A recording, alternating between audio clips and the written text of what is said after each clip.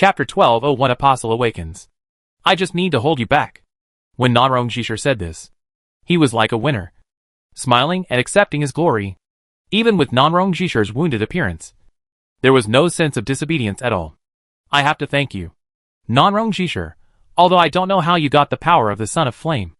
Thanks to you. Because of the resonance of that power, the time was shortened a lot.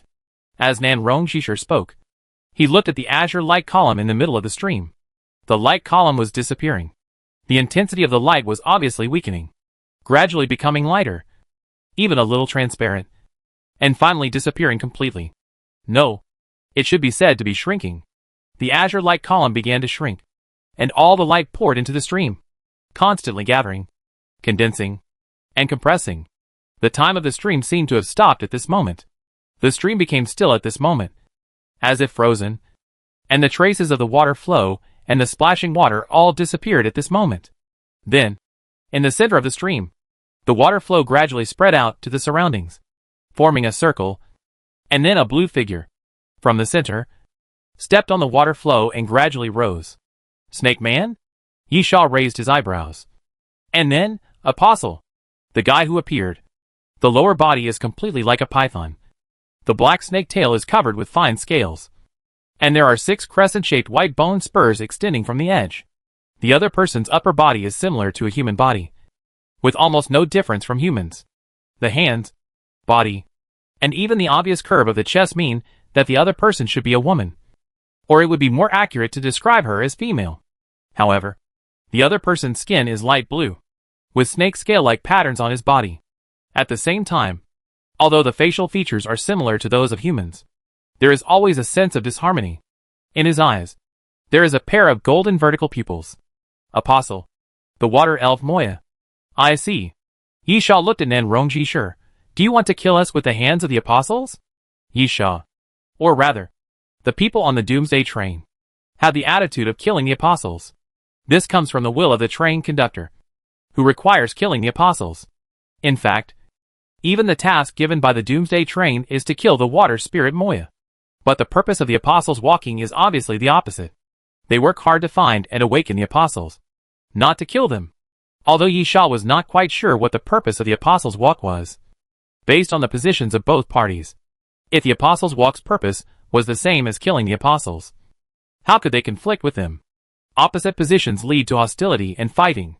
Judging from the current situation, it seems that Nanrongjishir and Hades have achieved their goals. But, so what? Yisha raised his head. That guy doesn't seem to have grown to the point of being a complete body. Are you sure it can kill us? Although the water spirit Moya appeared, the aura still did not reach the level of a complete form. Secondly, the somewhat inconsistent facial features, and the fact that there were only scales on the upper body, but no scales clearly indicated that the water spirit Moya had not yet grown to a complete form. As Yisha spoke, he raised his hand casually. A huge wind blade suddenly appeared in the air, and slashed in the direction of the water spirit Moya. The water spirit Moya suddenly turned around and roared. Ugh! Yisha groaned, covered his ears, and showed a painful expression on his face. At the same time, the wind blade that was swung out was shattered in the first time. The name of the water elf Moya can reflect the ability of the other party. So Yisha did not expect that the first attack of the water elf Moya was a sonic attack. This is really a headache. The sharp whistle attack, in addition to the physical pain and the constant tingling in the head, also makes people feel irritated. Shut up, Yisha shouted in a low voice. And a strong wind suddenly blew around, and the falling rain suddenly became violent. In the woods on the shore, the leaves swayed and made crackling sounds due to the impact of the rain, which seemed urgent and irritable. Wind and rain go together. The next moment, the wind and rain merged into one, and began to spin madly along the water elf Moya, wrapping the water elf Moya in it. Yisha suddenly stretched out his hand and grasped the void. The wind and rain that surrounded the water elf Moya suddenly gathered, compressed towards the water elf Moya, and attacked. The water spirit Moya let out a sharp whistle again, but this time it was not a sonic attack, but an emotional catharsis. Then, boom, boom, boom, the stream suddenly made a loud noise, and then one after another water column burst up from the stream surface, hitting the surging wind and rain around. Almost in an instant, the wind and clouds moved. The surging water column was cut into pieces by the wind, and the falling rain was washed away by the water column. The scattered water and the swirling wind made the gloomy weather look extremely violent. Yisha's pupils shrank, and the surging wind flow was compressed again. The rain blocked by the water column began to condense and gathered above the water spirit Moya, making the picture look particularly weird. The raindrops around were pattering, looking like the gentle drizzle in early spring, and the slight coolness made people feel comfortable. However, with the water spirit Moya as the center, the scene above was completely different. Storm. The clouds were extremely low, and there was a faint sound of thunder.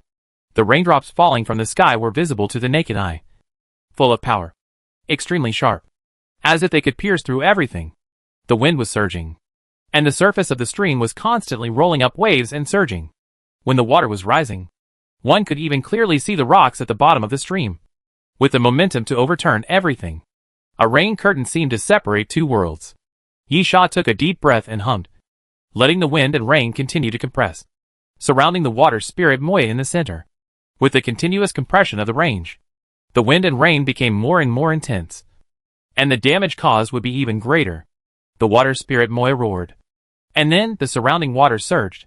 Manipulating water is obviously the ability of the water spirit Moya, but the current situation is not very favorable for the water spirit Moya. The stream is not magnificent, and the water that the water spirit Moya can manipulate is limited. At the same time, before the water spirit Moya reaches the complete form, it is obviously not qualified to compete with Yisha for the control of rain. Even so, the water spirit Moya still gathered all the streams around to fight against the storm. However, compared with the storm, the water column around the water spirit Moya is obviously weaker and not as magnificent as the storm. Chapter 1202 Chaos. Yisha's right hand finally clenched completely, and the violent wind and rain finally began to tighten, declaring war on the water spirit Moya. But at this moment, Yisha's pupils suddenly trembled violently. Asshole! Yisha couldn't help but curse. A gap appeared in the wind and rain. A gap appeared between the two worlds, just at the edge of the wind and rain. The wind and rain were torn apart, and a figure suddenly broke into the world created by Yisha, and then killed the water spirit Moya. Samuel. It was Samuel who tore a gap in the wind and rain, and then came to the water elf Moya, raised his fist, and hit the water elf Moya fiercely. Bang! Water splashed. In front of the water elf Moya, a large amount of water gushed out and collided with Samuel's fist. Yisha gritted his teeth and quickly looked in the direction of Nan Rongjishur, but found that Nan Rongjishur and Hades were supporting each other and had escaped far away. Is this your purpose? Yisha murmured, and finally guessed some of Nan Rongjishur's thoughts. In fact, it was a very simple idea. No matter how you think about it, Nan Rongjishur and Hades alone cannot fight against Yisha. Donlin and Samuel joined forces, especially in this storm. Yisha's strength has no limit. Even if Yisha is alone, it is enough to try to fight Nan Rongjishur and Hades at the same time. Not to mention Donlin and Samuel also arrived, and the three crew chiefs gathered here. So, how to break the alliance between Yisha, Donlin and Samuel? It's very simple. Just let the water spirit Moya appear. There is only one water spirit Moya, and there is only one person who can kill the water spirit Moya and complete the task. Yisha has roughly understood Nan Rongjishur's idea, but the problem is that this is an open plan. Even if Yisha guessed Nan Rongjishur's idea, can he abandon the water spirit Moya and give it to Samuel or Donlin? There is no second choice. Then, let's make things simpler. Yisha said in a low voice, just kill him. When there is only one person left alive, everything will become simpler. Boom! Accompanied by Yisha's low voice, a thunder suddenly sounded in the sky, and lightning flashed like a long dragon, breaking through the sky. Then the water around condensed and turned into a rain sword, falling downwards. Bang! Samuel smashed a water arrow released by the water elf Moya with a punch, then looked up and saw the huge rain sword falling, and immediately punched into the air. Prison dragon fist. Samuel took a deep breath. Dragon spear. Samuel punched the sky. Some white, crystal-like thing suddenly appeared in the air, spreading rapidly and turning into a spear. The tip of the spear was shaped like a dragon head, and it collided fiercely with the rain sword falling from the sky. With a loud bang, the dragon spear and the rain sword falling from the sky shattered at the same time. However, Yisha's attack was not over. After shattering the dragon's spear, the rain falling from the sky was still Yisha's attack. Puff! Samur was soaked by the rain and immediately spat out a mouthful of blood. The feeling of the rain falling on his body was like countless fists hitting him crazily. Yisha said coldly, "I told you guys to stay out of my way. Or I'll kill you all." Samur grinned, "Although I don't want to fight. I can't miss such an opportunity," Samur said as he swept his foot across. Crystallization appeared in the air again, and countless crystals appeared in the air, heading towards the water elf Mo. Surrounding the water elf Moya, the water spirit Moya screamed, and the water around him spun rapidly and spread out in all directions. But the moment it touched the crystal blocks, the water seemed to be frozen. Or, it should be said, that the water was sealed by the crystal blocks. It can be clearly seen that the crystal blocks sucked the water in, and there was obviously liquid flowing in the translucent crystal blocks. Samuel shouted in a low voice, "Seal!" Bang! Bang! Bang! The crystal blocks floating in the air crashed towards the water spirit Moya, hitting fiercely, and at the same time constantly stuck to the body of the water spirit Moya, restricting the water spirit Moya's movement. The next moment, Samuel launched another charge. Obviously, Samuel is an experienced type. He knows what he should do. The victory or defeat of this battle is not whether he kills Yisha or Yisha kills him, but who can kill the water spirit Moya first. In the sky, the huge rain sword condensed again and fell toward Samuel. At the same time, the storm circle created by Yisha had not yet dispersed, but continued to compress madly. The range was getting smaller and smaller. Heavy rain fell in the sky, and the hurricane was raging wildly. Since Samuel broke in, then crushed Samuel and the water elf Moya together. "Rock!" Looking at the rain sword falling from the sky, Samuel shouted in a low voice, and did not choose to retreat. While shouting, Samuel's body suddenly appeared a layer of rock-like color, and his body showed obvious signs of rockification. Samuel's muscles obviously became like stones pieced together. Bang! At the same time, the rain sword falling from the sky hit Samuel's body fiercely. Feeling the huge force coming, Samuel knelt on one knee, and could feel that Samuel was under great pressure. But, "Ah!" Samuel suddenly roared, and his muscles suddenly swelled up, making Samuel's bear-like body even more majestic. Samuel stood up again bit by bit, holding the rain sword falling from the sky, and stretched his arms to both sides. Crash! The rain sword was shaken into a piece of liquid by Samuel. But Samuel did not intend to fight back against Yisha, but suddenly accelerated and rushed to the side of the water elf Moya. Bang! Samuel swung his fist and hit the crystals hard. The crystal shattered, and the broken crystals directly pierced into the body of the water elf Moya. The water elf Moya howled in pain, and blue blood flowed down the broken crystals. Samuel's idea was very clear. That is, no matter how Yisha attacked him, he would kill the water elf Moya first. So, after a punch, Samuel raised his fist again without hesitation. And of course, the target was still the water elf Moya. Prison Dragon Fist. Samuel shouted angrily. Prison Dragon Piercing Fangs. Chapter 1203 Killing Intention. As Samuel raised his fist, the broken and scattered crystals around him quickly floated up again, no longer in pieces, but in the shape of a cone. As Samuel's fist blasted forward, the crystals quickly enveloped the water elf Moya. It was like a dragon opened its mouth, revealing its ferocious fangs. Those crystals were dragon teeth. As Samuel's fist, those dragon teeth were about to bite the water elf Moya madly. But at this moment, Gonlin's voice rang out. "Have you forgotten that I'm still here?" Splash. The stream suddenly splashed with water. And then the underworld wolf suddenly jumped out of the stream. And then in midair, the underworld wolf's body began to expand continuously. Soon, the underworld wolf became a huge monster over 2 meters tall, with its bloody mouth opened, biting forward fiercely, swallowing the blood crystal directly. And then a crack sound came from its mouth.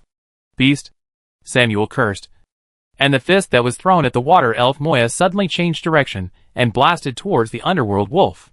But an eagle cry startled the sky.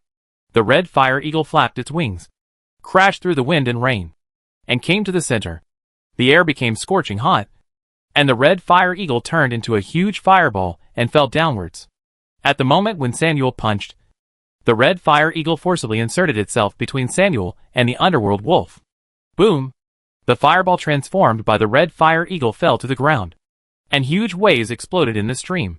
Even the land below the stream was hit by the red fire eagle, and a huge pit was smashed out. When the red fire eagle flapped its wings and flew up again, the water around it kept pouring into the deep pit, swirling and even forming a whirlpool. Samuel retreated to the back, and just as he stabilized his figure, the underworld wolf rushed over and hit Samuel's chest hard. "Rock!" Samuel shouted again. His muscles tensed, and he met the underworld wolf. He didn't even try to dodge, but directly hit it. With a bang, the man and the wolf collided with each other. What was surprising was that Samuel was not knocked away by the underworld wolf, but blocked the underworld wolf and fell down.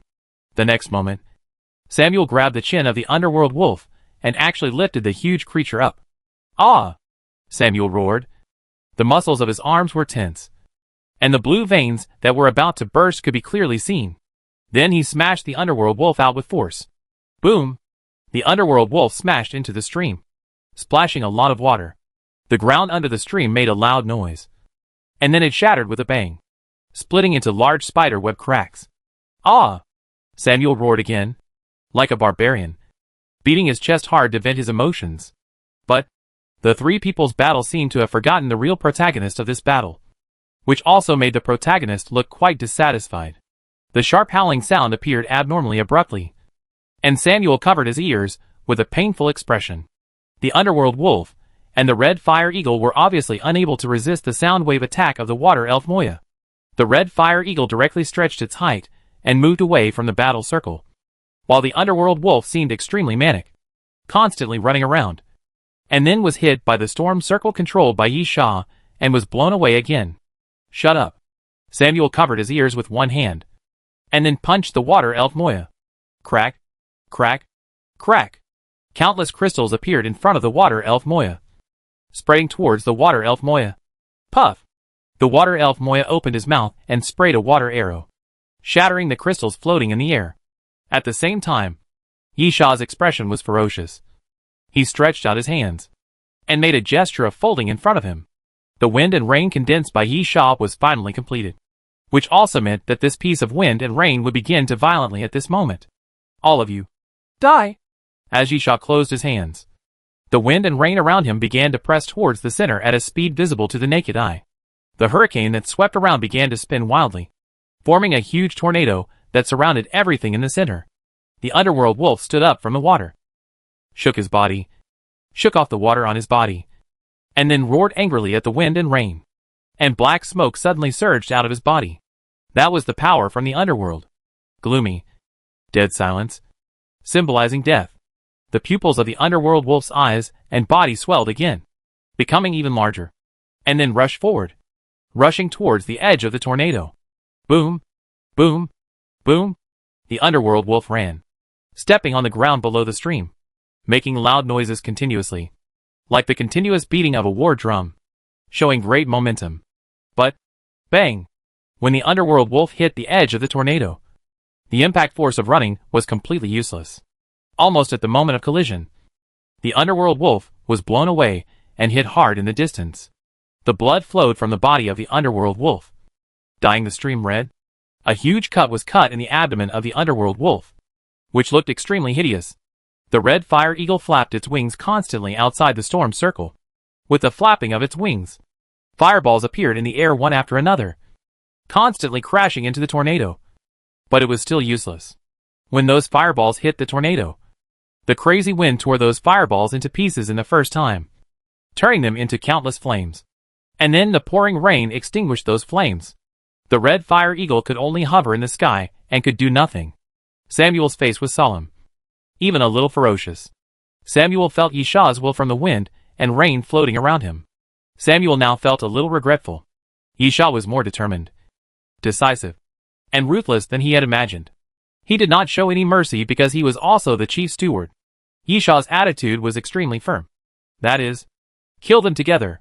Whether it was Samuel or the water elf Moya, or anyone in this storm circle, Yi Sha would tear them apart mercilessly. Of course, Samuel only somewhat regretted it. Even if he was given a chance to choose again, Samuel would still choose to take action. I believe no one would give up the opportunity to kill the apostle. As for now, of course, He would try his best. Prison Dragon Fist. Samuel raised his head and roared. His muscles tensed. And then punched the ground fiercely. Dead bones become a mountain. Bang! Samuel's fist slammed into the stream. And then the crystal blocks appeared again. But they were completely changed in shape. Crystal Skull. Countless crystal skulls. Chapter 1204, Growing Again. The skeletons that were transformed from crystal blocks did not have bodies, but skulls that piled up one by one. Like a small hill. Samuel hid in the Hill of Skulls, and tried to use the Hill of Skulls to resist the wind and rain that kept coming around. Too naive. Yisha smiled grimly, and clenched his fists even tighter. The wind and rain around them immediately became more violent, and the tornado continued to compress. And soon, it finally collided with the Skull Mountain. Crack! Crack! The moment those crystal skulls collided with the wind flow, cracks appeared continuously, and then they were crushed to pieces by the wind flow. The Skull Mountain did slow down the speed of the tornado. But that was all. Those skulls could not resist the invasion of the wind flow at all, and were constantly crushed into pieces. Samuel gritted his teeth and fought with all his might. If he gave up at this moment, Samuel could already imagine his fate. Even if he didn't die, he would be miserable. Prison Dragon Fist. When the top of the Skull Mountain was completely crushed, Samuel roared and punched upwards again. Prison Dragon Ceiling Coffin. Bang! A wave of air suddenly exploded in the air, hitting the surrounding wind and rain. And then countless crystal blocks appeared in the air again. The crystals quickly pieced together and turned into a huge western dragon. The wings behind it spread out, stirring up a violent wind, blowing away the surrounding wind and rain, and then roaring and slamming into it fiercely. Gap? Only one gap. Samuel said fiercely, as long as it can tear a gap, it will be enough. Yisha sneered, daydream. When the crystal dragon crashed into the rain curtain, its sharp claws and fangs really tore a gap in the rain curtain. The wind blades surrounding it kept cutting into the crystal dragon, leaving cuts one after another. But they could not break the crystal dragon's body. This gave Samuel hope. However, the moment Yisha opened his mouth, the broken rain curtain was quickly filled with rain again, and the crystal dragon seemed to hit a wall and was bounced away. The next moment, crack, crack, the rain falling from all sides became sharper. It could only leave marks on the crystal dragon's body, but now it began to pierce the crystal dragon's body. As the rain poured down, more and more cracks appeared on the bone dragon, and soon the dense cracks covered the whole body of the crystal dragon. Yisha shouted again, break it for me. In the sky, a stream of wind swept through, like a sharp sword, directly piercing the back of the crystal dragon, and then piercing the body of the crystal dragon. This blow also became the last straw that broke the camel's back. Snap, snap, snap. The crystal dragon's body was continuously cracked, and then it turned into a pile of fragments, like broken glass, scattered downwards. Die! With the shattering of the crystal dragon, there was nothing left to block the wind and rain. Almost in an instant, the tornado became thinner and thinner, and finally closed completely. Boom! A violent roar appeared at this moment. The earth trembled. The ground shook wildly. Not only the stream, but also the trees on both sides of the stream, and then fell one by one. Boom! Boom! Boom! The scattered wind flow raged around and fell into the stream, splitting the stream into two, being cut at least 100 meters apart. The wind flow fell on the shore, and the ground was chopped into pieces, with cracks several meters deep, densely packed and countless. Nanrong Jishur and Hades looked at everything in front of them, and they were also a little frightened. Hades couldn't help but said, the apostle won't really be killed. Nanrong Jishur bit his lips tightly, with an uncertain expression on his face. He took out a wooden sign from his arms and gently stroked it, then said, not yet. It should be able to withstand it. Boom! Just at this time, a column of water suddenly rushed up into the sky, colliding with the wind and rain around, and actually pushed those wind and rain away. The next moment, the azure-like column that everyone had seen before appeared again, rising from the wind and rain, like a barrier, blocking the wind and rain. Yisha's pupils shrank sharply, and he blurted out involuntarily, Water Elf Moya. It was unknown how long it had been, but the raging wind and rain finally gradually returned to normal, and the barrier formed by the azure-like column had dense cracks, and it seemed that it would collapse at any time, but it really held up. Slowly, The azure light column dimmed, turned into a small halo, and dispersed until it disappeared. A human figure emerged in the wind and rain. The water elf Moya slowly appeared in front of everyone again. Evolved. Or rather, grew up again. The water elf Moya's form did not change much. But there were some changes. The body became more complete, and fine scales grew on the scales on the upper body, covering the body and extending to the neck. The facial features that were originally somewhat inconsistent and not obvious became clear at this moment. If you only look at the face, it is clearly a human beauty. And the tail behind her has become thicker, and the scales exude a metallic luster. In the palm of the water spirit Moya, there was Samuel. Samuel's body was covered with wounds cut by the wind, and the flowing blood completely dyed him into a bloody man. Thanks to the name of the rock, Samuel was still alive, but he was completely unable to resist the water spirit Moya. He was grabbed by the head by the water spirit Moya and held in midair. The next moment, with a puff, a stream of water shot up from the stream, then quickly solidified and turned into an ice spear, piercing from Samuel's back, and then piercing out from Samuel's lower abdomen. Ah! A scream sounded. Samuel cried out in pain, and then blood continued to overflow from his mouth. The water elf Moya shook his hand and threw Samuel directly out, falling to the shore and rolling continuously. After dealing with Samuel, the water elf Moya suddenly opened his mouth.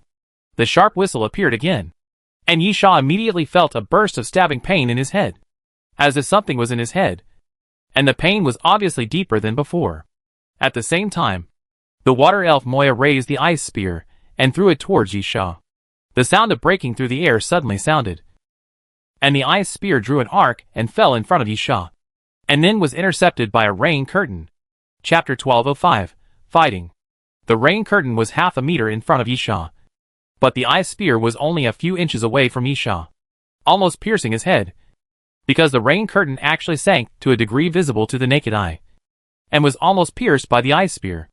At this time, a heat wave suddenly rolled up in the sky, and the body of the red fire eagle surged with red light. The raging fire appeared again, enveloping the body of the red fire eagle, making the red fire eagle look like a bright little sun. Then, under Gonlin's command, the red fire eagle swooped down from the sky, ready to take the opportunity to attack the water elf Moya. But at this moment, the water elf Moya suddenly turned around and spread his palms, and then a water ball was condensed by the water elf Moya. At the moment when the red fire eagle fell, the water elf Moya raised his hand fiercely and threw the water ball into the air. The water ball was not flying fast, but it rolled as it flew, getting bigger and bigger, and then hit the red fire eagle fiercely. Almost instantly, the flames on the red fire eagle were extinguished by the water ball, and then the red fire eagle fell from the sky, slamming into the ground with a bang. Gonlin frowned. The flames on the red fire eagle were not ordinary flames, but netherworld fires. Although they were not completely immune to water, they could not be easily extinguished with water. Normally, the water that was poured on the red fire eagle would only be evaporated by the red fire eagle's flames. In fact, in the midst of Yisha's violent storm, the flames on the red fire eagle never went out. So strong. Gonlin also clearly felt at this moment that compared with the previous time, due to the growth, the strength of the water spirit Moya was doubled.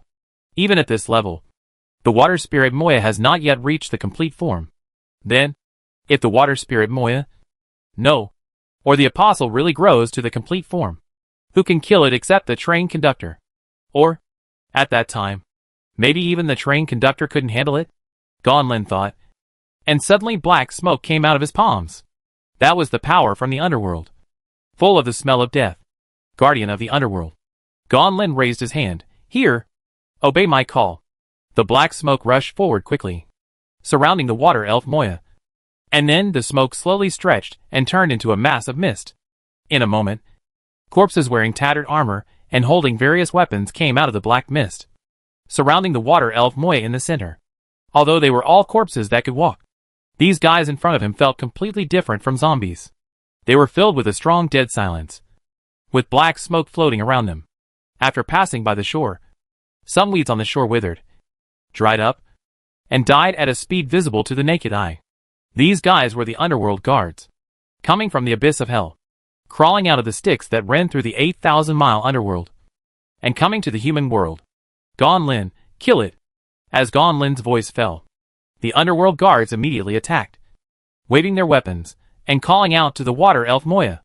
The water elf Moya casually extended his finger, and a water arrow shot out from the tip of his finger, hitting the head of a Hades guard, piercing through the head and leaving a bloody hole.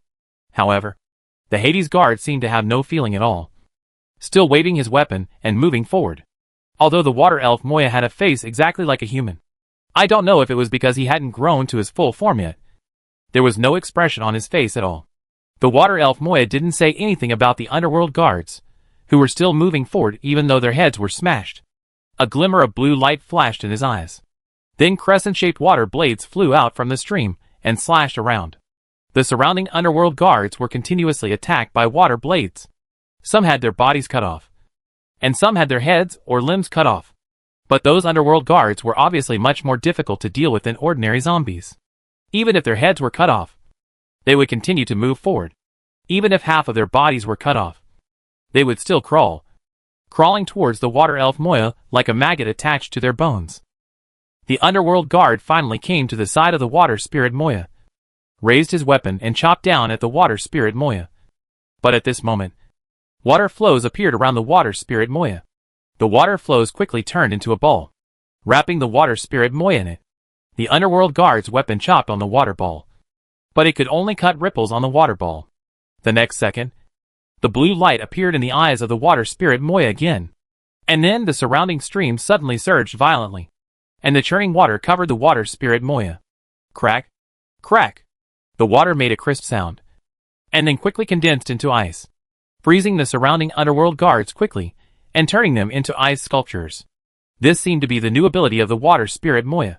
Previously, the water spirit Moya could only control the water flow, and could not use cold air to condense the water into ice. No, to be precise, it should not be cold air, because there was no sense of temperature drop around. The way the water spirit Moya made solid ice was not to use cold air to rapidly drop the temperature and then condense the water into ice. Rather, the form. In fact, it is still the ability to manipulate water, but with the growth of the water spirit Moya, this ability has been further improved. The water spirit Moya can even change the form of water by manipulating water, condensed into ice, or even vaporized water. The underworld guards, who were frozen into ice, are still not dead. Or in other words, they are dead themselves. Even the water spirit Moya can't kill them again. But after being frozen into ice sculptures, as long as the ice is not broken, those underworld guards will not be a threat to the water spirit Moya. And with the power of those underworld guards, it is obvious that they cannot break the ice. Gan Lin frowned and was about to change other methods to continue attacking. But at this time, Gan Lin felt the surging wind. Yi Sha attacked again. Yi Sha would not give up so easily. Not to mention that the ice spear thrown by the water elf Moya did not hurt him. However, Yi Sha felt a little tired. This was the sequelae caused to Yi Sha after using the power of the apostle. Otherwise, with Yi Sha's physical fitness, it would not be easy to feel tired, unless it was a fierce battle that lasted for several days. But this level obviously could not make Yi Sha compromise. The wind and rain around seem to be smaller. Things like weather are unpredictable. What Yi Sha can do is to try his best to kill the water elf Moya before the wind and rain stop. Chapter 1206, Forward without hesitation. The wind and rain around him gradually calmed down, but under Yi Sha's control, they became violent again. The raindrops floating in the sky began to gather, and then began to condense above the head of the water spirit Moya. Wind and rain go together, Yi Sha shouted in a low voice, then stretched out his hand and pressed it, and the wind and rain merged together, and then fell in the direction of the water spirit Moya. Strike with anger. The falling raindrops suddenly became sharp, like a sharp sword, stabbing towards the water spirit Moya. Seeing the raindrops covering and about to pierce the water elf Moya, the water elf Moya suddenly raised his head. At this moment, the blue light in the water elf Moya's eyes seemed to burst suddenly, appearing extremely dazzling. At the same time, the falling rain suddenly hung in the air. And then, bang, bang, bang. The sound of something exploding came from the sky, and the condensed raindrops exploded in all directions, turning into countless smaller water droplets falling downwards. Yi Sha felt a sharp pain in his head, and then his connection with the wind and rain was suddenly cut off at this moment. Yi Sha could no longer feel the rain floating in the sky. The feeling of being one with the wind and rain, and walking with the wind and rain, also suddenly disappeared at this moment. Damn it! Blood flowed from the corner of Yisha's mouth. But Yisha wiped it away casually, staring at the water spirit Moya with a ferocious expression. The water spirit Moya can control the rain. Rainwater is of course considered liquid water, which is within the control range of the water spirit Moya. However, the previous water spirit Moya was not strong enough, and Yisha's ability of 8-direction wind and rain could suppress the water spirit Moya, making it impossible for the water spirit Moya to control the rain falling from the sky. And now, Yisha can't suppress it. Maybe it's because of the feeling of fatigue that weakened Yisha's ability. Or maybe it's because the water spirit Moya grew again, so that the power of the water spirit Moya finally reached the point where it can fight against the 8-direction wind and rain. No matter which reason it is, Yisha doesn't care, because no matter what the reason is, the situation is obviously not favorable to Yisha. Yisha tried to regain control of the rain, and he was able to take it back. But just when Yisha wanted to reconnect with the rain and attack the water spirit Moya, the condensed rain sword shattered in an instant. This means that although Yisha can no longer suppress the water spirit Moya, the water spirit Moya can't suppress Yisha either. This is neither good nor bad news. Although wind and rain cannot blend, and losing the rain, even if Yisha can still control the wind flow, the effect of his ability will be reduced exponentially. But at least Yisha can ensure that the water spirit Moya can't use the falling rain to attack him. Of course, the water spirit Moya can still get the water he needs from the stream. Even if the water spirit Moya can change the form of the water at will, he can also separate the moisture in the air and use it for himself. But, so what? Yisha reached out and grasped the hilt of Jinluo Nanjiang. His voice slightly deep. I have other means. Yisha suddenly rushed forward, towards the position of the water spirit Moya, intending to rush directly into the stream. But at this moment, Nanrong Jishur and Hades suddenly appeared in front of Yisha. You've been watching the show for so long, and now you want to come out and make trouble? Yisha said sternly. Get out. Nanrong Jishur actually no longer has the strength to fight, so he is not to be feared. Hades is more troublesome. This guy broke his domain in the battle with Gon Lin and Samuel, and was also seriously injured. But he has not completely lost his fighting power like Nanrong Jishur. 2 blood-colored spears crossed in front of him, and Hades immediately took a fighting posture. At the same time, Yisha suddenly drew his sword. Yisha had no intention of wasting time with Hades. The sword fell on Nanjiang with a crisp sound, and then a sword light suddenly burst out from the tip of the sword. 24 bridges on a moonlit night. The sword light was cold, and the sword came out, and the sword light rushed to his face. Yisha only drew one sword, but at that moment, the sword light exploded and turned into 24 rays, like stars falling to the ground, stabbing towards Hades continuously. Hades had never fought with Yisha before, and he was also shocked when he saw the sword light overflowing. The fighting instinct saved Hades at this time. Almost unconsciously, when Hades saw the sword light rushing towards him, he raised his 2 guns and swung them forward. The 2 blood guns were obviously not ordinary items. When they swept forward, 2 red blood winds suddenly appeared, and blood-colored afterimages appeared behind the guns, meeting the sword light. Clang! Clang! The crisp sound of the clash continued to ring, and the sword light kept hitting Hades' 2 guns. Feeling the power from the sword light, Hades kept retreating. Then, puff! The first blood flower finally appeared. A sword light passed through the gap between the 2 guns and hit Hades' shoulder blade, creating a blood flower and smashing Hades' shoulder blade. And this was just the beginning. Puff! Puff! Puff! Hades' body was filled with the dull sound of the blade entering the flesh. His body kept retreating. Hades raised the blood gun and stabbed it into the ground fiercely. Then he leaned his back against the 2 guns to stabilize his body. There were blood holes all over Hades' body, and blood was constantly flowing down. Get lost, Yisha shouted, and raised his foot fiercely, sweeping Hades' waist and sending him flying. Regardless of Hades' life or death, Yisha had no intention of stopping, and continued to run forward, rushing into the stream, splashing water under his feet, and rushing towards the water elf Moya. A flash of sword light. Yisha came in front of the water elf Moya, raised his sword and stabbed, and the sphere condensed by the liquid appeared again, wrapping the body of the water elf Moya, trying to block Yisha's sword. But, The unparalleled effect of Jianluo Nanjiang was activated at this moment. The moment the water ball collided with the sword, it was cut by Jianluo Nanjiang. And then with a splash, it turned into countless water, liquid scattered on the ground. Jianluo Nanjiang chopped the water elf Moya firmly. And then a crisp metal collision sound rang out. The scales of the water elf Moya were obviously not for show, but from its own excellent defense. The water elf Moya opened his mouth and whistled again, then raised his hand, and a water ball appeared in his palm. He threw it forward with force, hit Yisha's chest and suddenly exploded, but also blasted Yisha away. However, Yisha's reaction was also very fast. His body flew backwards, and he stabbed Jianluo Nanjiang into the stream. After stabbing the ground below, he forced his body to stabilize. Chapter 1207 The Underworld Giant. Looks like we have to cooperate again? Ganlin came to Yisha and whispered. Yisha glanced at her, then, you should show some real skills. If you only rely on your dog and the bird, you'd better watch from the side. Ganlin smiled, then, I'll go first this time. Ganlin folded her hands together and looked ahead quietly, seemingly doing nothing. But Yisha could feel that Ganlin's aura had completely changed.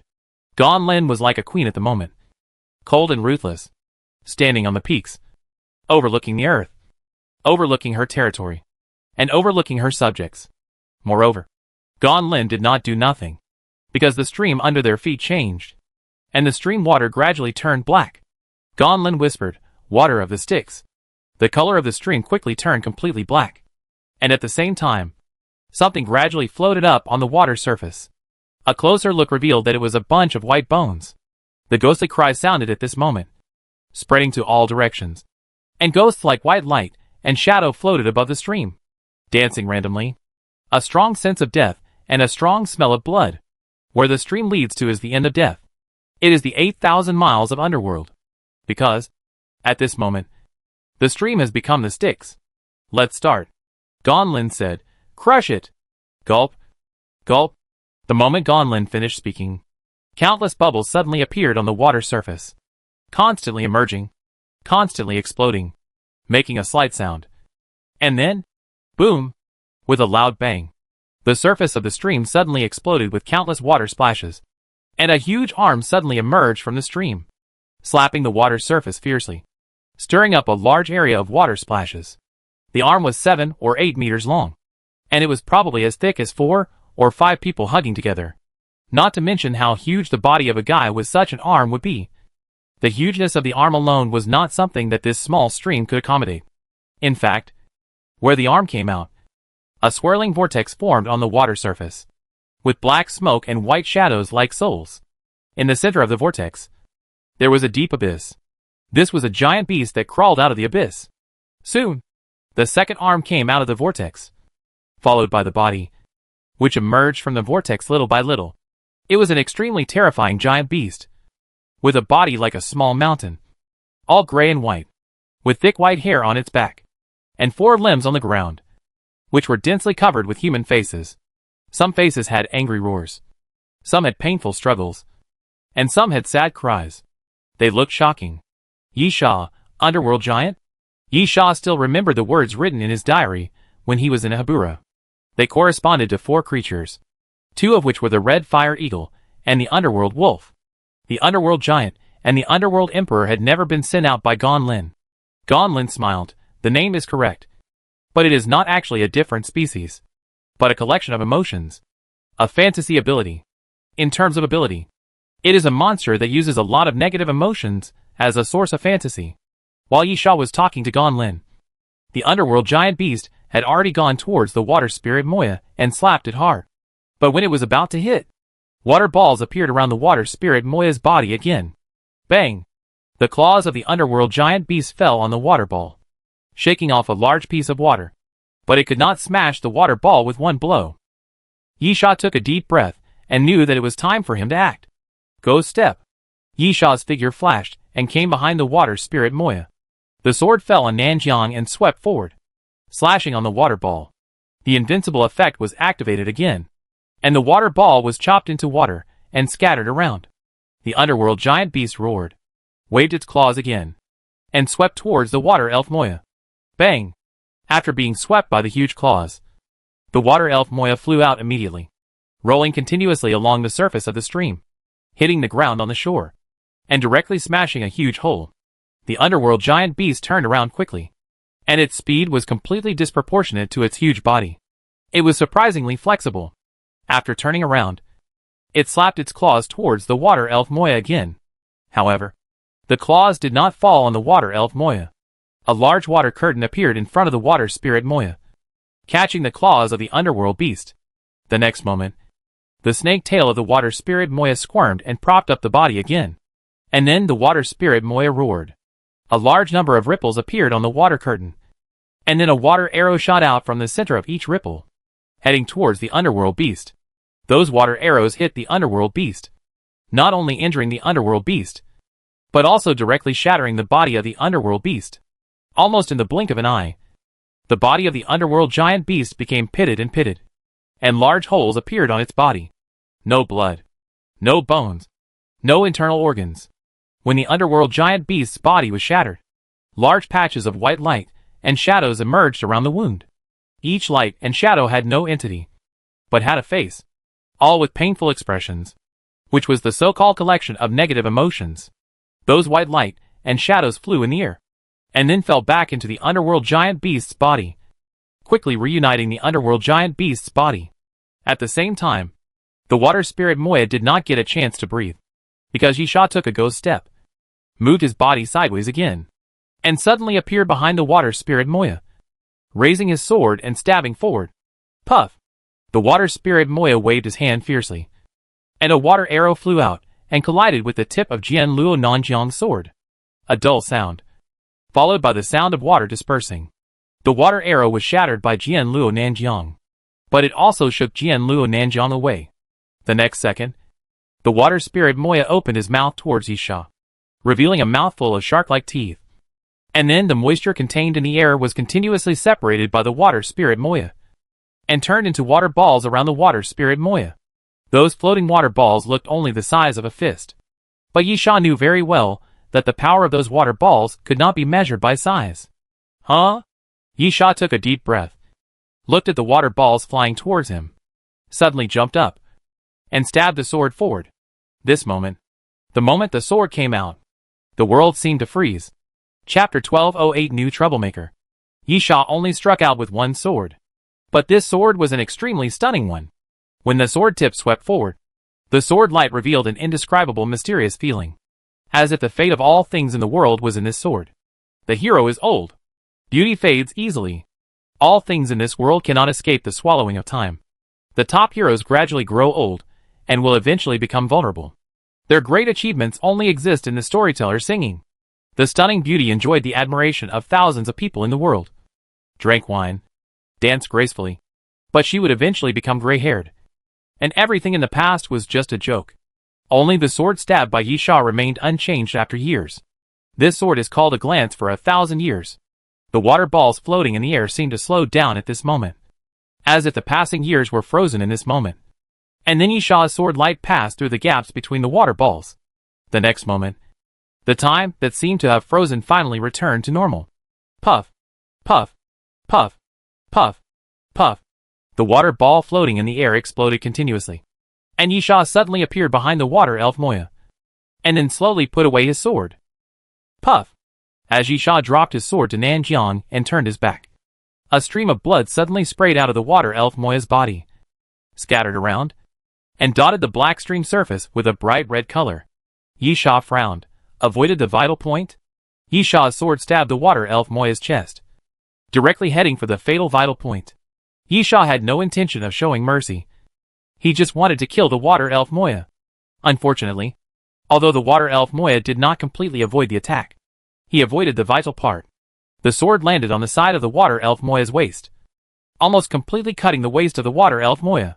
However, this degree is obviously not enough. According to Yisha, the apostle has a very strong body regeneration ability, and this degree of injury can still be recovered. Sure enough, as Yisha was thinking, tender flesh like cotton wool appeared on the waist of the water elf Moya, just like the son of flame at the beginning. And then the wound on the waist healed quickly under the wriggling of those tender flesh. Of course, it was not without any impact. Spending strength on healing would inevitably affect the growth of the water spirit Moya and slow down the growth rate. But no matter what, this level of damage could not kill the apostle. Meanwhile, at the moment of healing, the water spirit Moya turned around and looked at Yisha, showing an angry expression, and then screamed. Yisha felt a sharp pain in his head again, as if someone was holding a drill and drilling in his head non-stop, and his whole head was about to explode. Shut up.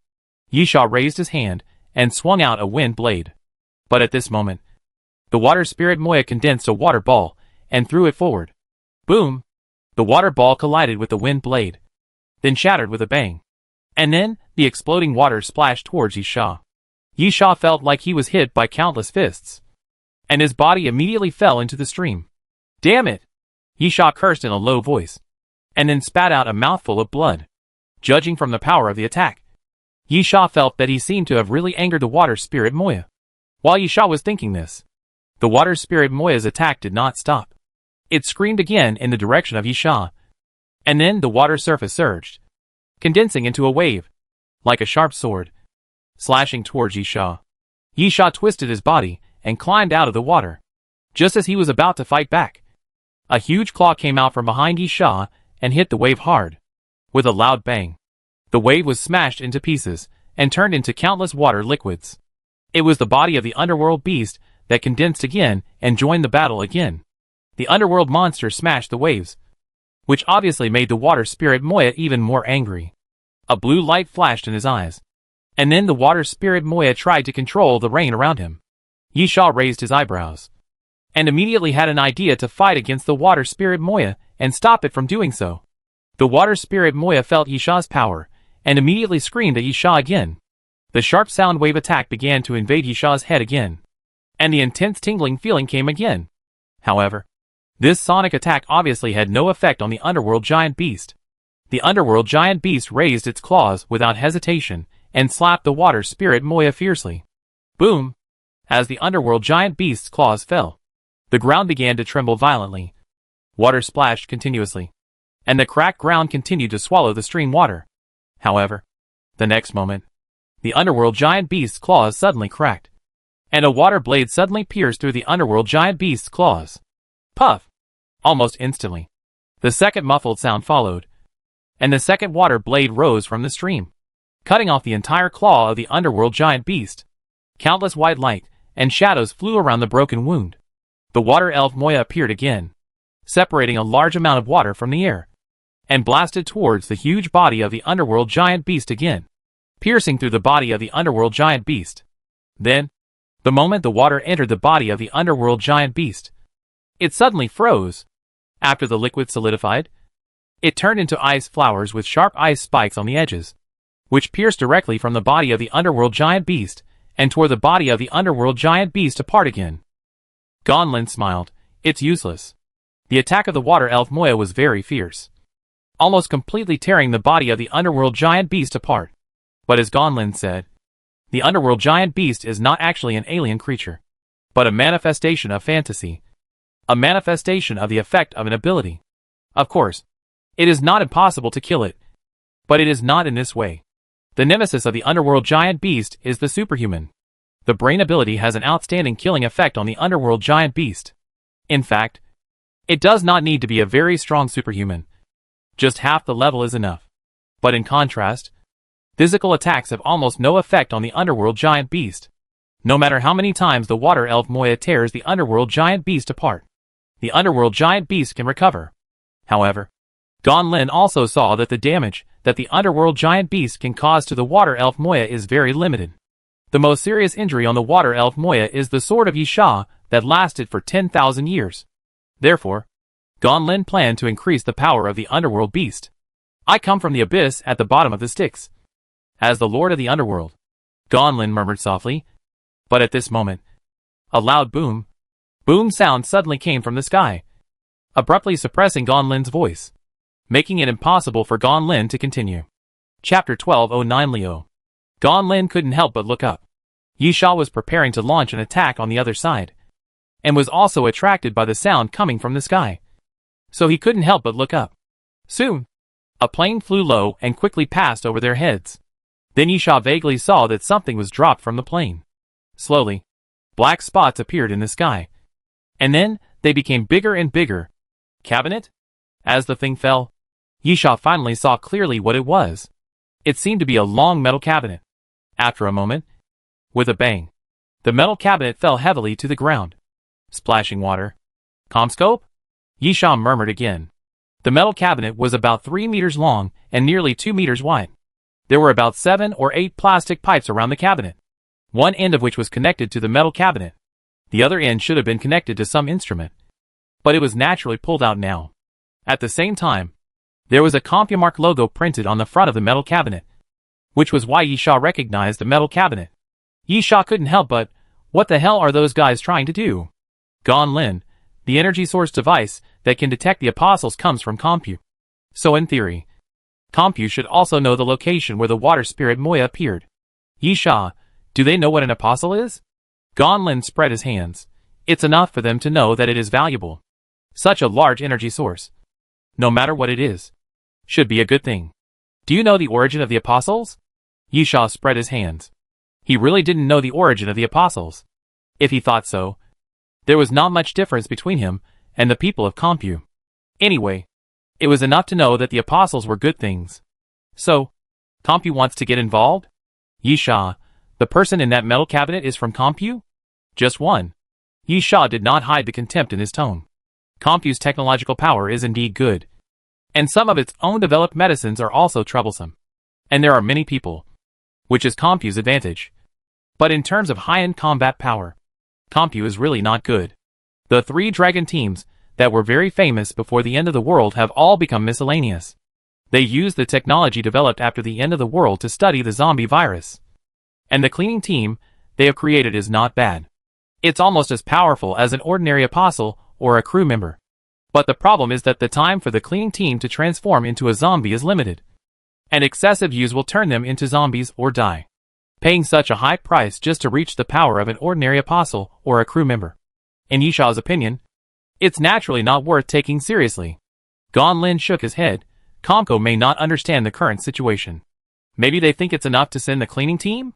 Yisha curled his lips in disdain again. Just at this moment, bang, bang, there was a sudden loud noise from the metal cabinet, as if something was struggling inside the cabinet. And then 2 fist marks suddenly appeared on the cabinet. Bang! After the 2 fist marks appeared, the third sound of hitting soon appeared. And then the metal plate of the cabinet flew out, and a claw suddenly poked out of the cabinet and rested on the edge of the cabinet. Slowly, the creature in the cabinet stood up. Yisha was stunned. Lion? Actually, it's not quite right to call it a lion, because the other party has a human-like body, and a lion's head. The body, arms, and thighs are completely human-shaped, but the palms are completely lion's palms, and the calves are completely the calves of wild animals, which is the so-called toe-walking style. It looks like the knees are reversed, and the soles of the feet are also completely lion claws. As for the head, it is completely a lion's head. Of course, there is also the golden lion hair, which is almost all over the body. There are 6 shocking scars on the left chest and right eye. Both places have 3 parallel scars, as if they were scratched by claws. When the guy completely walked out of the metal cabinet, Yisha saw a lion's tail behind his buttocks, which kept swinging left and right. Gonlin frowned. What is this? Is it a new thing made by Compu? It doesn't look like something made by the zombie virus. Yisha frowned, and suddenly heard a fatal voice in his head. Familiar feeling? Yisha, what do you mean? Fatal, you have fought with something similar before. Scorpio? Yisha immediately thought of the monster he encountered in the desert base, and then blurted out, then this guy is Leo? Gonlin glanced at Yisha. Do you know what this thing is? Yisha nodded. Probably. A crazy product made by a mad scientist. Although Yisha destroyed the experimental base and Scorpio died, most of the researchers in the experimental base ran away in advance because of the early exposure. Maybe escaping into the desert, or maybe taking a helicopter away. Of course, the most important thing is that because of the early exposure, Yisha was not able to intercept the research data on Scorpio. That is to say, if the experimental data is still in the hands of Compu, then Compu can indeed create a monster similar to Scorpio. As for how Yisha guessed that the other party was Leo, firstly, The appearance was too distinctive. Secondly, Yisha had seen the constellation map at the desert experimental base. And thirdly, thinking of Scorpio. These monsters should be codenamed after constellations. If there is Scorpio, there must be Leo. Don't be careless. Yisha, I've fought with similar things before. It's quite troublesome. At the same time, the monster that looked like Leo kept turning its body, looking very anxious. And there was a sense of violence in its eyes. This is obviously different from Scorpio. Scorpio is not very aggressive. When it appears, it is more like an ignorant baby. Of course, Scorpio is still a violent beast in its bones. A monster that is difficult to tame. But it is not directly expressed. The Leo in front of him was the opposite type. No matter who saw it, they would know that this guy was full of aggression. At this time, Leo seemed to have finally found his target, and suddenly rushed towards Yisha and Gonlin. Because Yisha and Gonlin were closest to him, Gonlin walked away gracefully, and naturally would not confront Leo in person, leaving this troublesome guy to Yisha. Yisha took a deep breath and said nothing. He watched Leo come to him, raised his fist and hit him, and punched him without hesitation. Chapter 1210 Strong. Bang! Yisha's fist collided with Leo. And then, Yisha's arm twisted at a strange angle, and was actually broken by Leo's punch. Then Yisha's body flew backwards, slid along the water for more than 10 meters, and directly hit the ground on the shore. Puff! After finally stabilizing his body, he felt a sharp pain in his arm. At the same time, Yisha felt that his internal organs were trembling, and he opened his mouth and spurted blood to the side. Gonlin, Nanrongjishur, and Hades also showed surprised expressions. With Yisha's strength, he was actually knocked away by a punch? It was not because of the wrestling match that Yisha was knocked away. It seems that Yisha can't resist Leo's strength at all. He was completely crushed and knocked away by Leo. Yisha's face was also ugly at this moment, because his finger bones and elbow bones were completely broken, which made Yisha's expression distorted, and because Yisha was also surprised. Leo, so strong. Although Yisha didn't use any ability and just punched to counterattack, Yisha's physical fitness was still quite terrifying.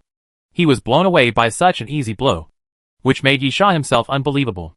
Gritting his teeth, Yisha immediately opened the waist bag on his waist and took out a needle gun with medicine on it. Yisha pointed it at his neck, pulled the trigger, and injected the medicine into his body. Although it is impossible to make the broken bones heal, at least the pain in the arm has been reduced a lot. At the same time, Gonlin had recovered from his surprise, with a clear alertness on his face, and a rare look of anger, and he glanced in the direction of the underworld beast. The underworld beast sensed Gonlin's will and changed its target without hesitation. It no longer went towards the water elf Moya, but charged towards Leo. Its huge body moved like a hill. The next moment, the underworld beast's huge claws suddenly raised and slapped down fiercely towards Leo. Leo raised his head, looking at the falling giant claw with a violent look, and raised his arm directly. Bang! There was a loud noise, and then the claw of the underworld beast was suspended in the air. Gonlin's pupil shrank suddenly. Next, Leo raised his arm directly, without using any ability. In a pure physical strength contest, Leo raised his hand casually, and blocked the giant claw of the underworld beast. Gonlin finally understood why Yisha was so easily blown away by a single blow. The power of the monster in front of him was too terrifying. After receiving the punch from the underworld giant, Leo suddenly exerted force to push away the claws of the underworld giant, and then jumped up. With one jump, Leo came directly in front of the underworld giant's head and punched out. Bang! With a loud bang, the underworld giant's body exploded as if it was stuffed with more than 10 tons of explosives. This time, the underworld giant's body was not only broken, but completely destroyed. Countless white shadows were flying wildly in the air. There seemed to be tens of thousands of them, covering the entire sky. Leo crushed the underworld beast with one punch, falling back into the stream. Leo looked around and searched for prey again, and finally set his sights on the water elf Moya, and then ran wildly. The water elf Moya opened his mouth and screamed to attack with sonic waves. Leo's running speed immediately slowed down, and he kept twisting his body, obviously affected by the sonic attack, and it seemed quite painful. But it was only for a moment. Roar! Leo suddenly opened his mouth and let out an angry lion roar. which actually suppressed the scream of the water elf Moya, and then continued to fly forward and rush towards the water elf Moya. The water elf Moya's mind moved, and the stream suddenly turned up, rolling up layers of waves, and then one after another water blades appeared continuously and slashed towards Leo. Bang, bang, bang. Leo seemed to have no other abilities. Its most powerful weapon was only one thing. That is, its fist. Leo kept raising his fist and punching forward, constantly smashing the water blades that attacked him. In a moment, Leo came to the water spirit Moya and punched forward again. It seemed like an ordinary punch, just stretching out his arm and fist. However, it was just such an ordinary punch, and water flowed around the body of the water spirit Moya, forming a sphere to wrap around the water spirit Moya for defense. A loud bang. Leo's fist directly pierced the water ball, then grabbed the neck of the water spirit Moya, lifted the water spirit Moya, and then smashed it down fiercely. Boom! Huge water waves rose up, like walls, and a loud noise came from the bottom of the stream. The ground shattered, and a circle of deep pits with a diameter of 5 or 6 meters appeared in the middle of the stream, even spreading to the shore. The broken ground directly embedded the water elf Moya. Blue blood continued to flow out from under the body of the water elf Moya. Obviously, this blow was also a heavy blow to the water elf Moya. The water elf Moya kept screaming, and then countless water balls suddenly appeared in the air and fell towards Leo. Boom, boom, boom. As the water balls continued to fall and hit Leo, a violent sound appeared again, and water splashed for a while. However, after a while, the water splashes dissipated, and Leo was still standing there. But the flesh and blood on his back was smashed, and it was a bloody mess. But this degree was obviously only a relatively serious skin injury for Leo. Roar! With a tearing roar, Leo endured the damage, then lifted the water elf Moya up, and then opened his bloody mouth and bit directly at the water elf Moya. Puff! Leo's sharp teeth pierced into the water elf Moya's shoulder, and then with a sudden force, he tore off one of the water elf Moya's arms. Blue blood spurted out from the water elf Moya's shoulder, and Leo bit off a piece of the arm, swallowed it into his mouth with meat and bones, and chewed it. Damn it! Nan Rong Jishur cursed, and regardless of the fact that his injuries had not recovered much, he rushed towards Leo at the same time as Hades. Yisha's goal, or the people on the Doomsday train, is of course to kill the water spirit Moya. If the water spirit Moya is killed by Leo, at most the mission will fail, and no reward will be obtained. But for the apostles, it is another matter. If the water spirit Moya dies, all their previous efforts will be in vain. Chapter 1211 Death of the Apostle. Nan Rong Jishur and Hades jumped up at the same time, one on the left and one on the right, attacking Leo. Leo didn't even look at the two people, and waved his arms directly. Bang! Bang! Leo's arm swept over the two people, and directly swept Nan Rong Jishur and Hades away, and then quickly gnawed the arm of the water elf Moya until the whole arm was swallowed into his stomach. Then Leo raised his head, opened his bloody mouth again, and bit towards the water elf Moya, this time aiming at the neck of the water elf Moya, intending to bite off the water elf Moya's head. The splashing blue blood quickly covered Leo, and at the same time, the stream under Leo's feet also gushed out water, covering Leo. Snap! Snap! The next moment, the water froze and froze Leo. The water spirit Moya tried to use the method he used to deal with the Hades guard to deal with Leo. But unfortunately, this method was effective against the Hades guard because the Hades guard could not break the ice created by the water spirit Moya. However, for Leo, crack! The ice that had just solidified shattered almost immediately. Leo spread his arms and shattered the ice. Roar! Leo roared, grabbed the other arm of the water elf Moya, and tore it off. The blue blood splashed around again. Leo threw the arm aside, then opened his mouth and bit the neck of the water elf Moya, constantly exerting force.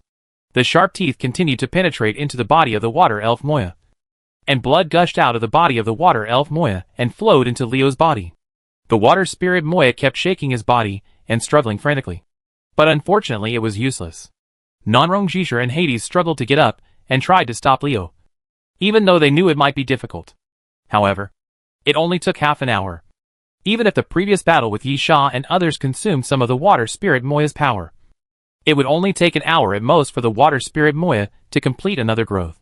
After this growth, the water spirit Moya will grow into a complete body, and his strength will increase several times. No, even more than 10 times. At that time, everything they have done will be rewarded. And if the water elf Moya dies at this moment, all their efforts will be in vain. We can't fail here. Nanrong Jishur gritted his teeth and said in a low voice, "Our guides have delayed the train conductor, making it impossible for the train conductor to leave the ruins of Atlantis. They may even all sacrifice for this. If they fail here, what is their sacrifice for? Moreover, this is a painful loss for us. The most important thing is that we have paid such a loss, and we have gained nothing." Hades didn't say anything, but nodded silently. The two stood up again and rushed towards Leo. They must stop everything from happening, even if they die here. Unfortunately, in their current state, they are not even qualified to sacrifice. And they can't even get close to Leo. Feeling Nanrong Jishur and Hades rushing towards him from behind, Leo didn't even have the intention to turn around. He just swung his arms back. And the strong wind he swung alone knocked the two away. Then, poof! Leo finally bit off the neck of the water elf Moya. With a crisp snap, the head of the water elf Moya fell off. The mission is over. The Doomsday train will start again in 48 hours. Please return to the Doomsday train as soon as possible. Almost at the same time, when the head of the water elf Moya fell off, a mysterious voice also appeared, announcing the time for the Doomsday train to start again. Obviously, the point of this mission is to kill the water spirit Moya. Although the water spirit Moya was not killed by anyone on the Doomsday train, it just means that there is no reward. When the water spirit Moya died, it meant that the mission was over. The headless body fell downwards and fell into the stream. And Leo also half crouched down and opened his mouth again to enjoy his food. But at this moment, 6 dragons flying, Yisha's voice sounded. And then Leo turned around and saw a blood dragon condensed by sword light coming towards him. To be honest, Yisha didn't expect Leo to be so strong. Otherwise, although Yisha couldn't take that punch, he could at least ensure that he would not be seriously injured. Yisha had many ways to dodge Leo's fist, such as Ghost Step. However, there are not so many results in this world. A wrong decision led to a wrong result. Yisha also made other decisions because of this. That is, give up the water spirit Moya. Having a broken arm, especially the right arm, although not fatal, has a great impact on Yisha. Losing his right hand will greatly weaken his combat power. The bad thing is that even with the potion and the regeneration ability, Yisha cannot restore the broken arm in a short time. In this state, Yisha knew that he could not resist Leo and kill the water spirit Moya. Fortunately, when Yisha found that Leo was completely tyrannical, he identified all targets as targets that needed to be killed, including the water spirit Moya. Therefore, Yisha made a decision in an instant, and let Leo fight with the water spirit Moya, no matter which side died. If Leo died, with the strength shown by Leo, the water spirit Moya would definitely be severely damaged, and then his chance would come. If the water spirit Moya died, it would be bad news for Yisha, because Yisha would not be able to complete the task and get the reward. However, Yisha still had a chance. Almost in the blink of an eye, the blood dragon came to Leo. Leo stood up without hesitation, then raised his fist and punched out. With a bang, Leo's fist hit the blood dragon's head, smashing it to pieces. However, the second blood dragon arrived soon. Leo roared, then took a step forward, still punching forward with a simple straight punch. Bang! Leo's fist hit the blood dragon again. At the moment the fist hit, the blood dragon transformed by the sword light seemed to a substance, and its body cracked into countless cracks. And then the body peeled off piece by piece. Then, the third blood dragon appeared, twisting its body in the air, baring its teeth and claws, grinning and showing its ferocious dragon teeth, and then biting Leo fiercely. Roar! With an angry roar, Leo raised his fist again and smashed the head of the third blood dragon hard. With a bang, the third blood dragon was smashed by Leo again.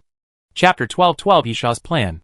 Yisha's face was slightly stern, but at this moment, the fourth blood dragon attacked Leo. This time, Leo did not have time to react and was hit by the blood dragon. With a bang, when the blood dragon hit Leo, there was a loud roar.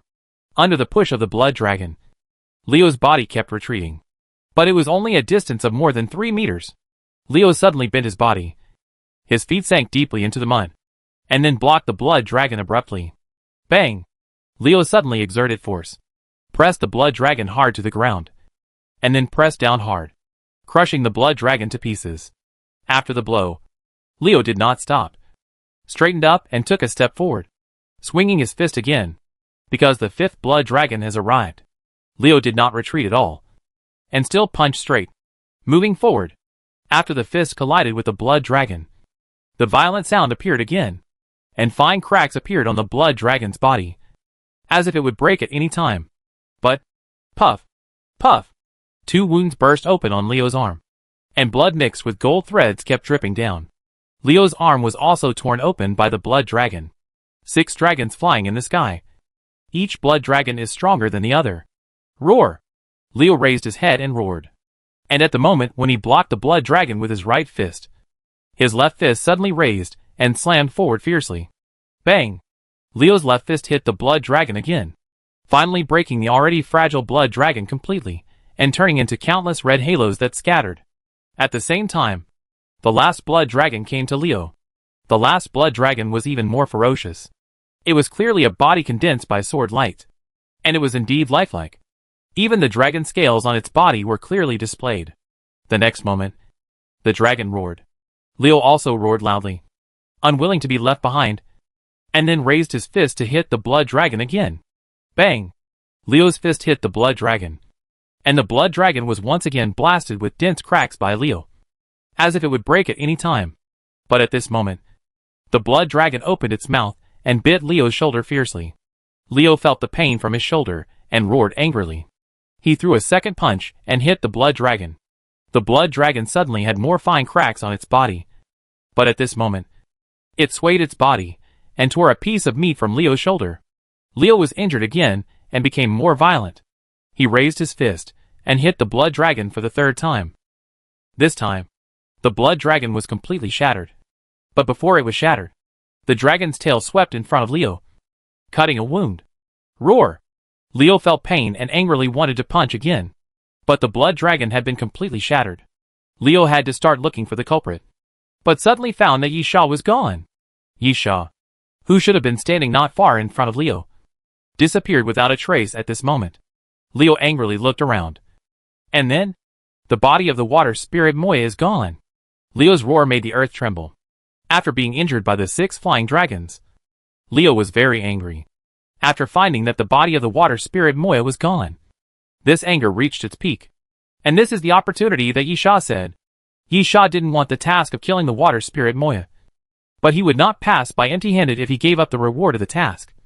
So Yisha wanted the body of the water spirit Moya, get the body of the water elf Moya, and then return to the Doomsday train. This is Yisha's chance. Bang, bang, bang. Leo hammered his chest frantically, and then his nose kept moving, as if searching for Yisha's trace through the smell, and then suddenly flew out to the west. On the other side, Nanrong Jishur watched Yisha and Leo leave one after another, supported his body with a sword, gritted his teeth and climbed up. The apostle is dead. We failed. Hades nodded silently on the side. Nanrong Jishur, the ending cannot be changed. It is useless for us to sigh. We must first inform the guide of the situation. There is no need to continue to delay the train conductor. Let them retreat immediately, if one can survive. Nanrong Jishur said this. He could not help but sigh. If one can survive. Nanrong Jishur helplessly said, count it as one. Hades, understood. I think you should still worry about whether you can survive first. At this time, Gonlin's voice suddenly rang out. Nanrong Jishur and Hades' expressions suddenly changed, and their faces instantly became solemn. Yisha and Leo ran away. But Gonlin is still here. They want the bodies of the apostles. Well, I actually want them too. Gonlin stretched out her fingers to lift the hair at her temples, looking charming and looking at Nanrong Jishur and Hades. But that's too dangerous. So, as a second choice, I think it's also good to get the bodies of the 2 saints. While Gonlin was talking, the underworld beast that was completely crushed by Leo finally recovered after some time. At this moment, it was moving its body, slowly coming to the shore, and standing behind Gonlin. Nanrong Jishur couldn't help but tighten his sword. But at this moment, Hades flashed and directly blocked Nanrong Jishur. Go! Hades said solemnly. Leave immediately. Nan Rongjishir gritted his teeth. You are seriously injured. You can't be her opponent. Hades, you are more seriously injured. Sacrificing one person is better than sacrificing two people. Besides, I may not lose. The power she uses is the same as mine, which comes from the power of death. We can fight. So, hurry up. I will catch up. Nan Rongjishir gritted his teeth, and his heart was tangled for a moment. But in the end, I'll wait for you in front. Wait a minute. Hades stretched out his hand. Give me my life card. Nan Rongjishir was about to speak, but was interrupted by Hades. I said I may not lose. Just in case.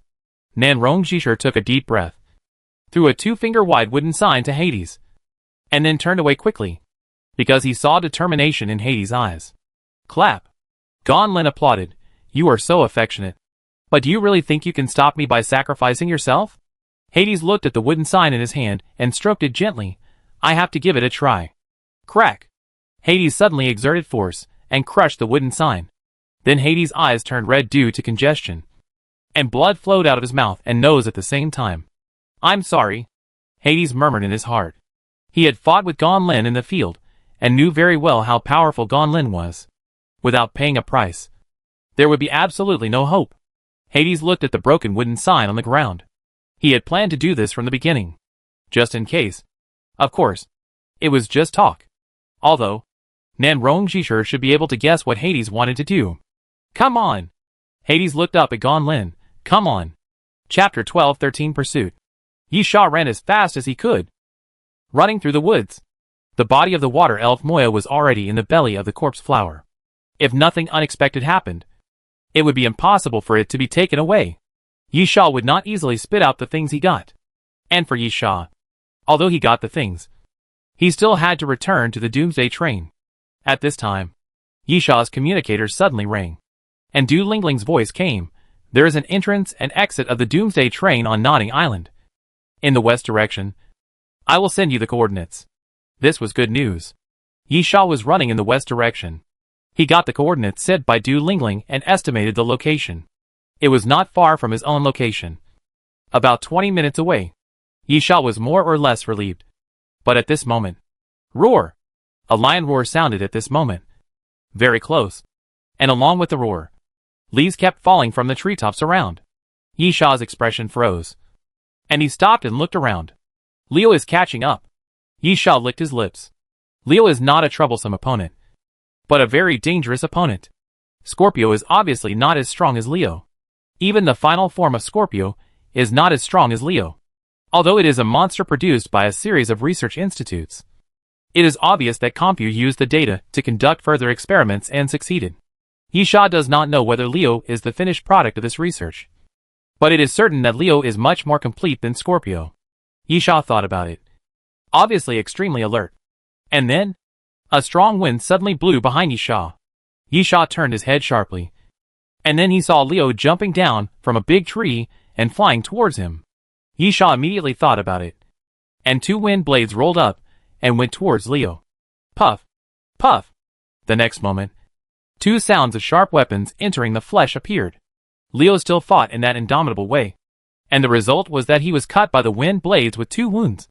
But when the blood flowed out, the 2 wounds healed at a speed visible to the naked eye.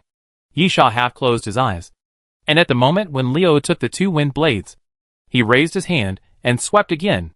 A rain sword was formed. The water spirit Moya was dead, and the rain falling around was much smaller than before. The wind and rain were about to stop, but at least they had not stopped yet, and the water spirit Moya would not compete with Yi Sha for the right to control the rain. Bang! Leo punched in the air, and with the punch, the rain sword was smashed to pieces. Then, there was a loud bang, and Leo fell to the ground, crushing the ground. Leo's arm was bloody and covered with tiny wounds, which were caused by the rain sword.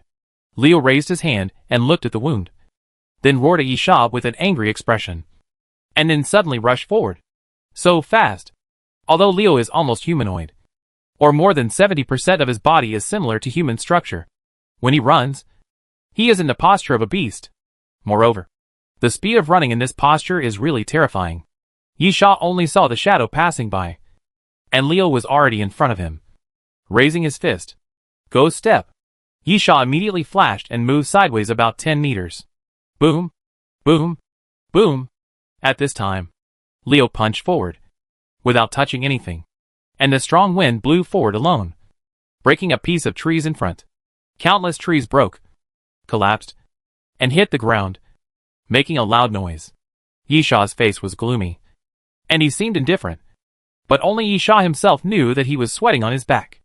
Leo doesn't seem to have many abilities, and his attack is purely fists. In Yisha's opinion, it's not that Leo doesn't use it, but that Leo has no other abilities.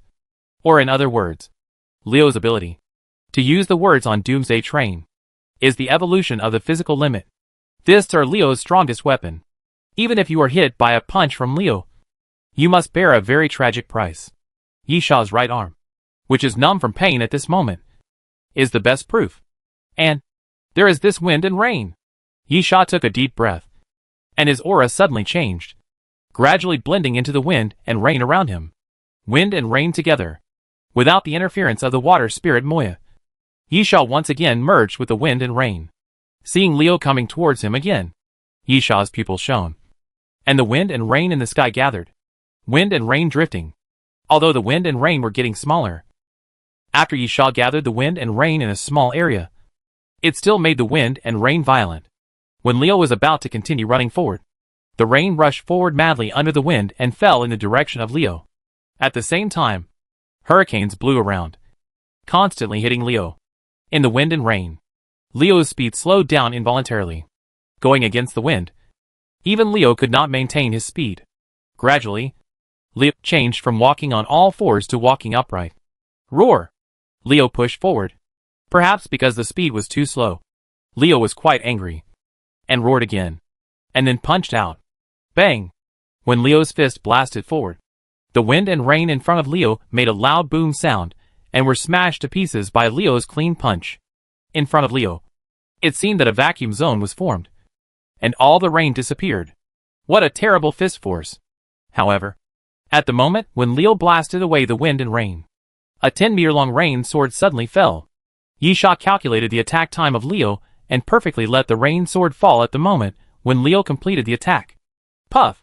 The rain sword pierced into Leo's chest, bringing out a blood flower. But when he wanted to go deeper, Leo roared, slapped his claws forward, and directly pressed the rain sword. Under the push of the rain sword, Leo kept retreating, and then suddenly exerted force, and with a splash, he crushed the rain sword into a large piece of water. Yisha shouted softly, "If one is not enough, then two. If two are not enough, then three. Until I kill you." As Yisha spoke, new rain swords were condensed by Yisha and kept falling towards Leo. Leo looked at the rain swords coming towards him continuously, and strangely did not punch in the direction of the rain swords, but punched the ground fiercely. Chapter 1214. Try your best. Boom! Boom! As Leo's fist hit the ground, a loud noise came from the ground immediately, and then countless cracks appeared with Leo's fist as the center, spreading wildly in all directions. At least 100 meters away, under the bombardment of Leo's fist, it was completely shattered. The place where Yisha stood was also covered.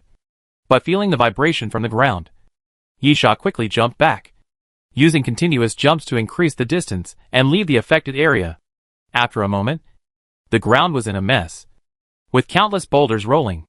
Leo grabbed a huge piece of broken rock and threw it into the sky with force, colliding with a rain sword and smashing it to pieces. 1, 2, 3.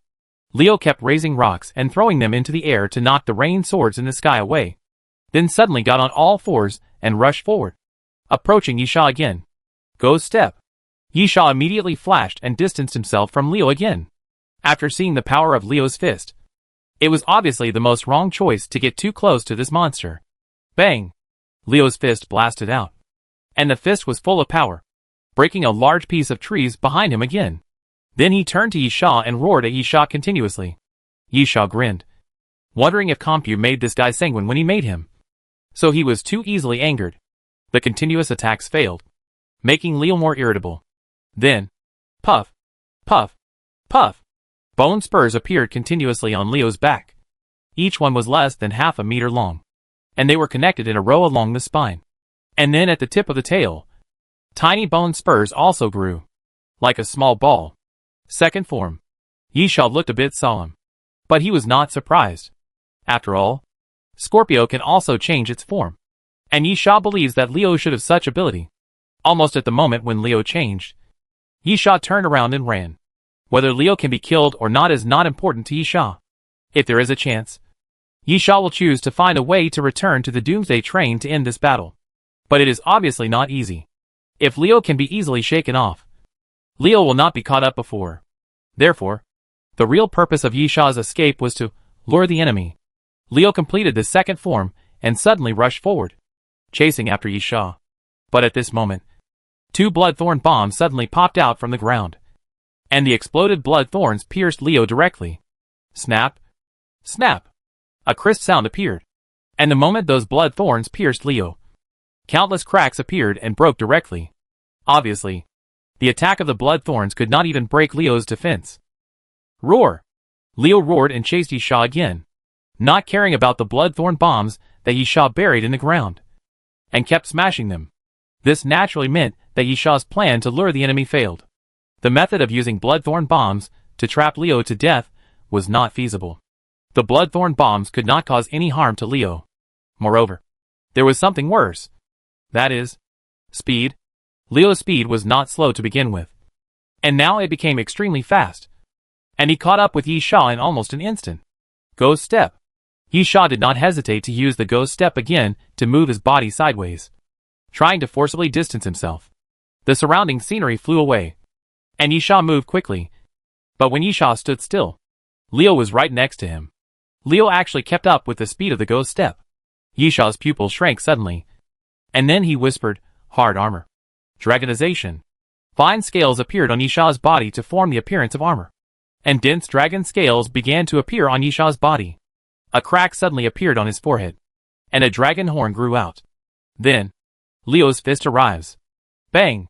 Yisha felt a huge force coming at him, and then his chest seemed to be hit by a heavy hammer, and the whole person flew backwards. Boom! Boom! Boom! Yisha's body flew backwards, and he didn't know how many trees and rocks he smashed. It took a while before he hit the ground hard. Puff! Yisha tilted his head and spit out blood. He felt as if all the bones in his body were broken. If he hadn't used the hard armor in time and entered the dragon state to strengthen his defense, Yisha felt that he would probably be dead now. Leo's already extremely terrifying punching power has obviously been greatly improved in the second form. Of course, there is also speed.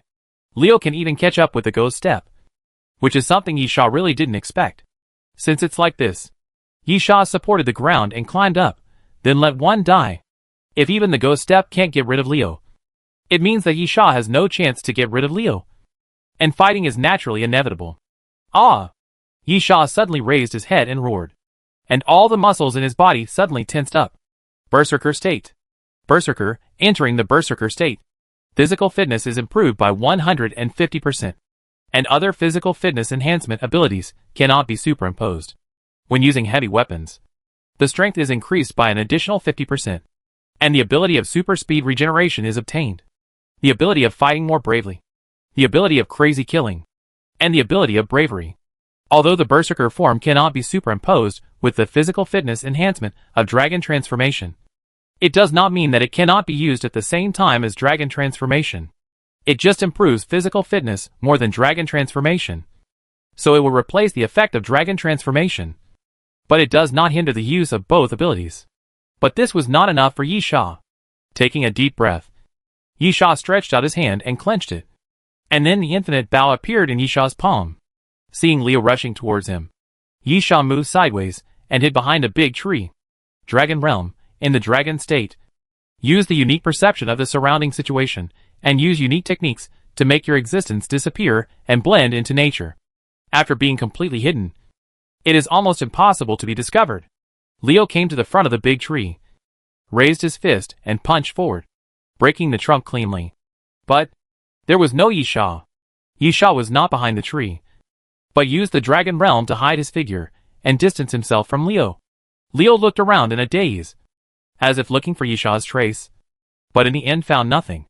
At the same time, Yisha, with his right arm unable to move freely, grabbed the bowstring with his teeth, and then exerted force. The bow was full. The next moment, an ordinary-looking iron arrow appeared on the bowstring. A divine punishment with one arrow. The iron arrow flew forward, spinning, bringing out a violent spiral of energy. Chapter 12:15 Tragic King. Leo is very sensitive. In the dragon state, if Yisha does not take any action, it is difficult for Leo to lock Yisha's position. But when Yisha takes action, Leo Beast will capture Yisha's position in the first time. With Leo's current speed, it is entirely possible to avoid the arrow of divine punishment. But Yisha knows very well that Leo will not do so, because so far Leo has hardly dodged it all. For Leo, the most trusted thing is its fist. No matter what it is, it will find a way to smash it. This is Leo's fighting method.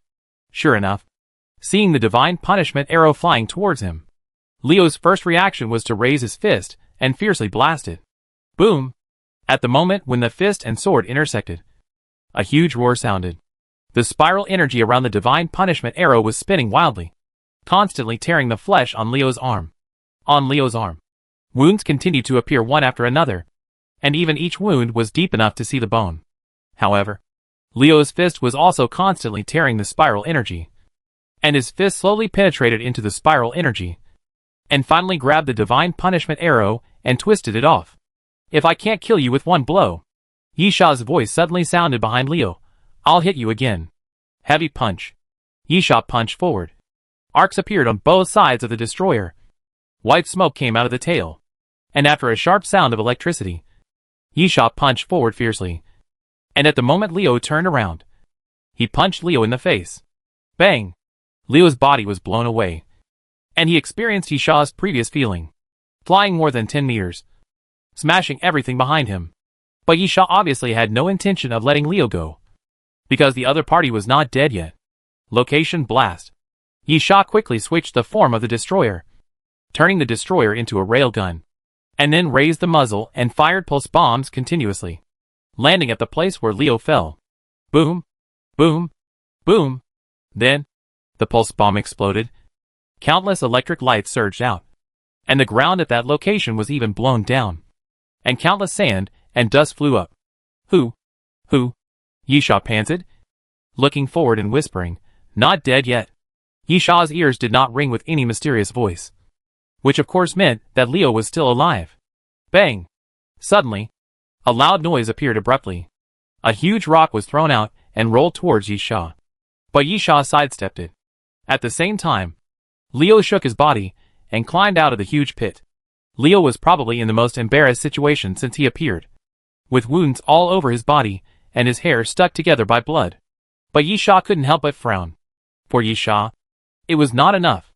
Although this level of injury looked serious, it did not cause fatal damage, especially since Leo had the ability to regenerate at high speed. This level of injury was just a relatively serious skin injury. Yisha handed over 3 trump cards, but it was not to tickle Leo. Yisha couldn't help but look at his right arm. Sure enough, the arm was broken, and the impact was still very large. Roar!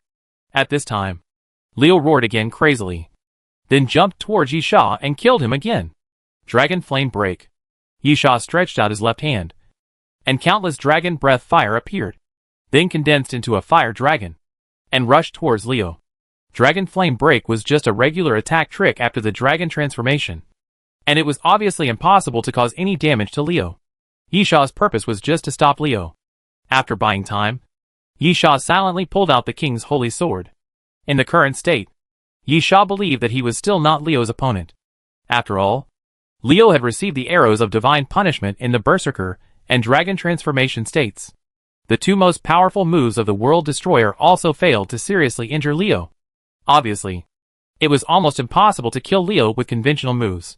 Yisha had anticipated his fate. If he continued like this, he would definitely die.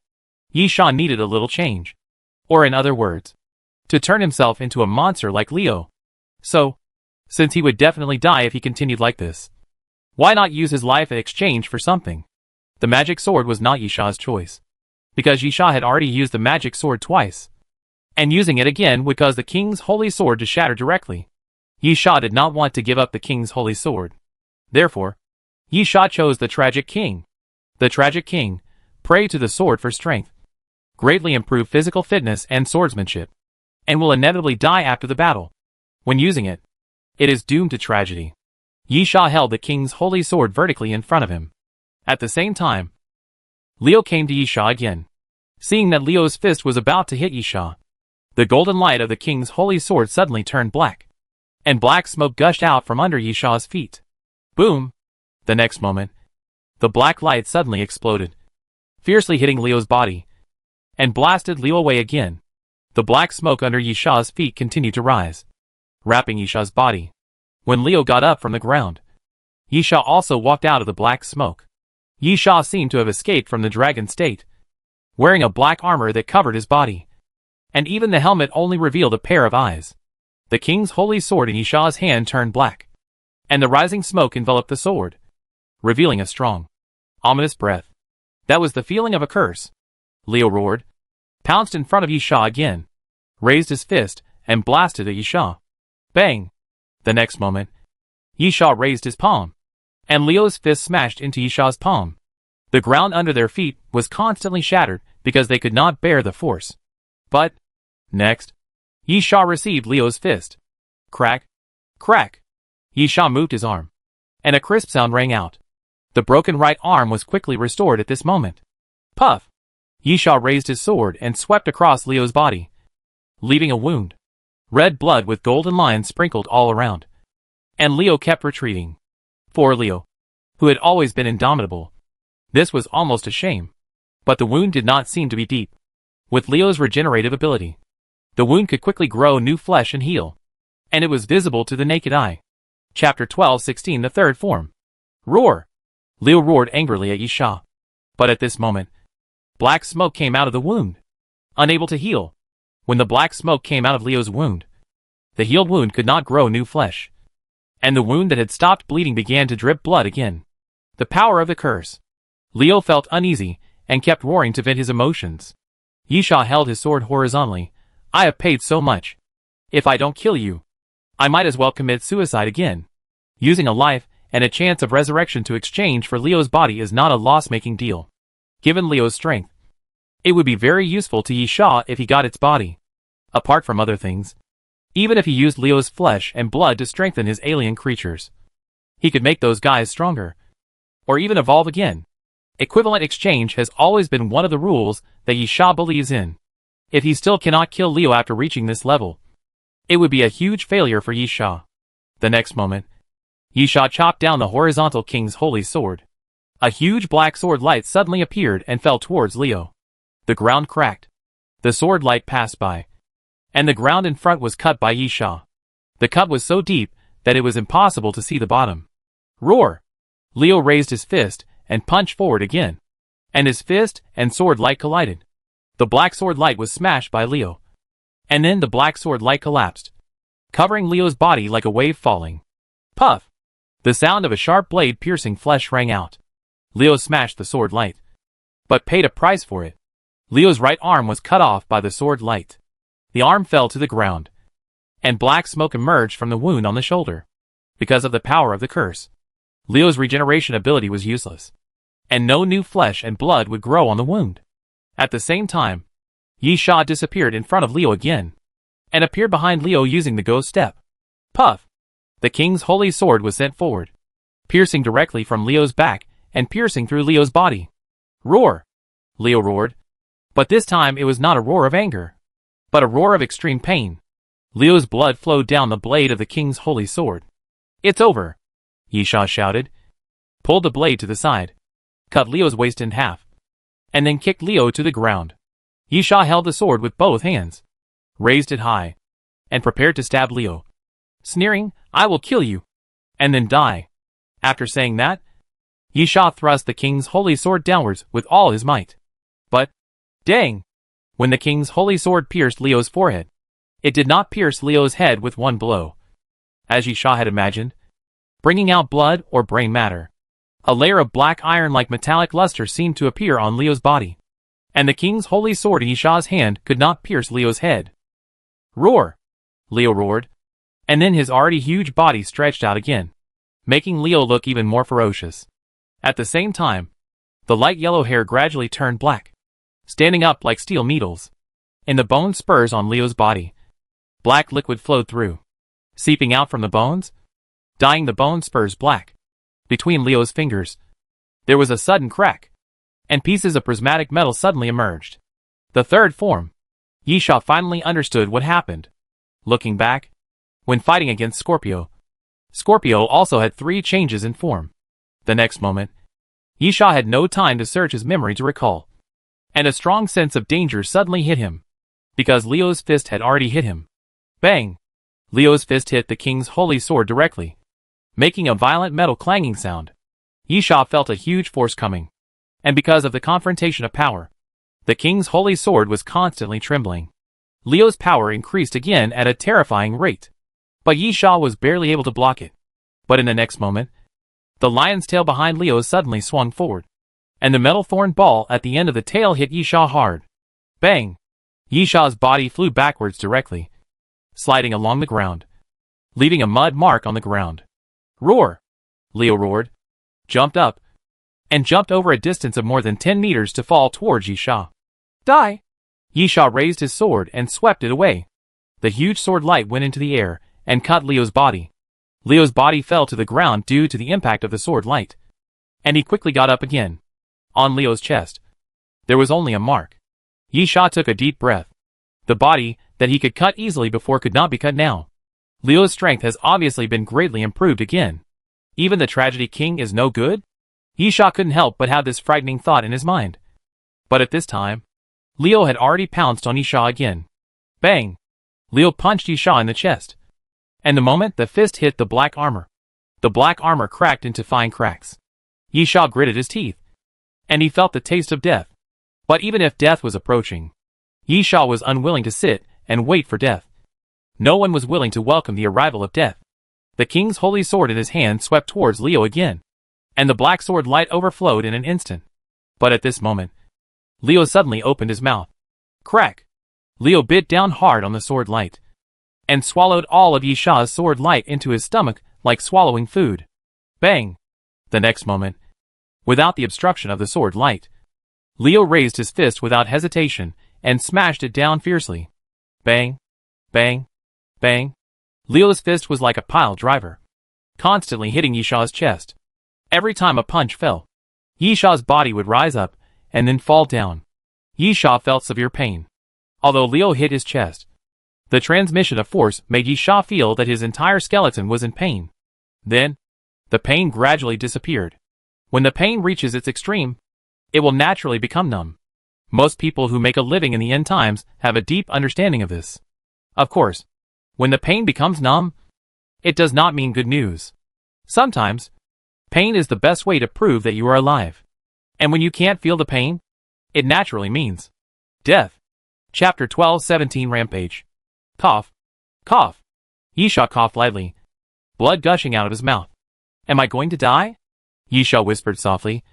Leo's fists continued to fall, and a piece of the armor in front of him had been broken. Although Yisha still had a chance to revive. But even if he could come back to life, the feeling of death was still terrible, and Yisha had to worry. Even if he came back to life, how to deal with Leo? Yisha's thoughts were somewhat scattered, and even a bit crazy. Finally, Yisha laughed at himself. Is this the feeling when facing death? I always think about some random things like recalling my life, as if I am attached to the world. Yisha thought so, and then found that the colorful world in front of him seemed to gradually turn black and white, and then from black and white to black. Everything became blurred, and with the blurred vision, Yisha's consciousness also began to blur and dissipate. Everything seemed to be still and dissipated at this moment, and life was coming to an end. Finally, he was going to die. Bang! Leo's fist fell again, and the armor on Yisha's chest broke into pieces with a crack. Leo's fist finally hit Yisha completely. Yisha's chest seemed to collapse, and his consciousness had already scattered. Almost instinctively, he coughed up blood from his mouth. Leo raised his fist again and held it tightly, twisting his knuckles and making a sound. Leo's blow was obviously more powerful than before, and he was ready to kill Yisha at this moment. But, at this moment, suddenly, Yisha, who was clearly on the verge of death, suddenly raised his left hand and grabbed Leo's head. Leo immediately struggled violently, and then slammed his fist down again. Snap! Yisha raised his right hand at this moment and firmly grasped Leo's fist. Leo growled and struggled to pull his fist back, but Yisha's palm was like an indestructible iron clamp, and could not be shaken at all. Suddenly, Yisha swung his hand violently, and Leo's body suddenly flew out, rolling continuously along a slope on the side, crashing and smashing to the bottom. All the trees, roots and rocks were smashed by Leo along the way. Yisha staggered and slowly got up from the ground. Yisha's eyes were lifeless, not like the eyes of a living person, but a dead person, or fainted. And on Yisha's chest, a faint light appeared, restrained, like liquid, flowing along Yisha's chest. There were red lines, like tattoos, printed on Yisha's chest. There was a tiny red gem at the intersection of the lines. At this moment, the red gem was emitting light, but the light was not emitted outward, but flowed along the lines. Fatal's voice sounded in Yisha's head, "Be awake. Don't lose yourself." Fatal coexisted with Yisha, and knew very well that Yisha was in a very violent state. What was more troublesome was that this violent feeling did not come from Yisha's emotions, because Yisha had lost consciousness. He called out with deadly efforts, trying to wake Yisha up and regain consciousness. Unfortunately, it was useless. Roar! At the same time, Leo stood up from the ground, roared angrily at Yisha, and then leaped forward and rushed towards Yisha. Bang! Leo swung his fist at Yisha, and the wind from his fist even knocked down all the surrounding trees, which fell down in all directions. But in the next moment, Yisha suddenly raised his hand and caught Leo's fist. Who? Yisha's mouth kept opening and closing, like sobbing or panting. And then Yisha's chest, which was crushed by Leo, suddenly swelled up at this time, and it was restored to its original state in an instant. At the same time, other wounds on Yisha's body appeared with tiny buds, which kept wriggling, and then new flesh like cotton wool kept flowing out from Yisha's wounds, helping Yisha's wounds to regenerate and heal quickly.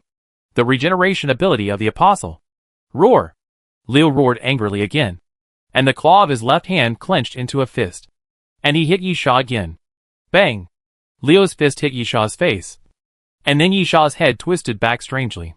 For a human body, the neck can never be twisted to this angle, because twisting to this angle must mean that the neck is broken. But, crack, crack, Yisha's neck twisted back quickly, as if there was no effect at all.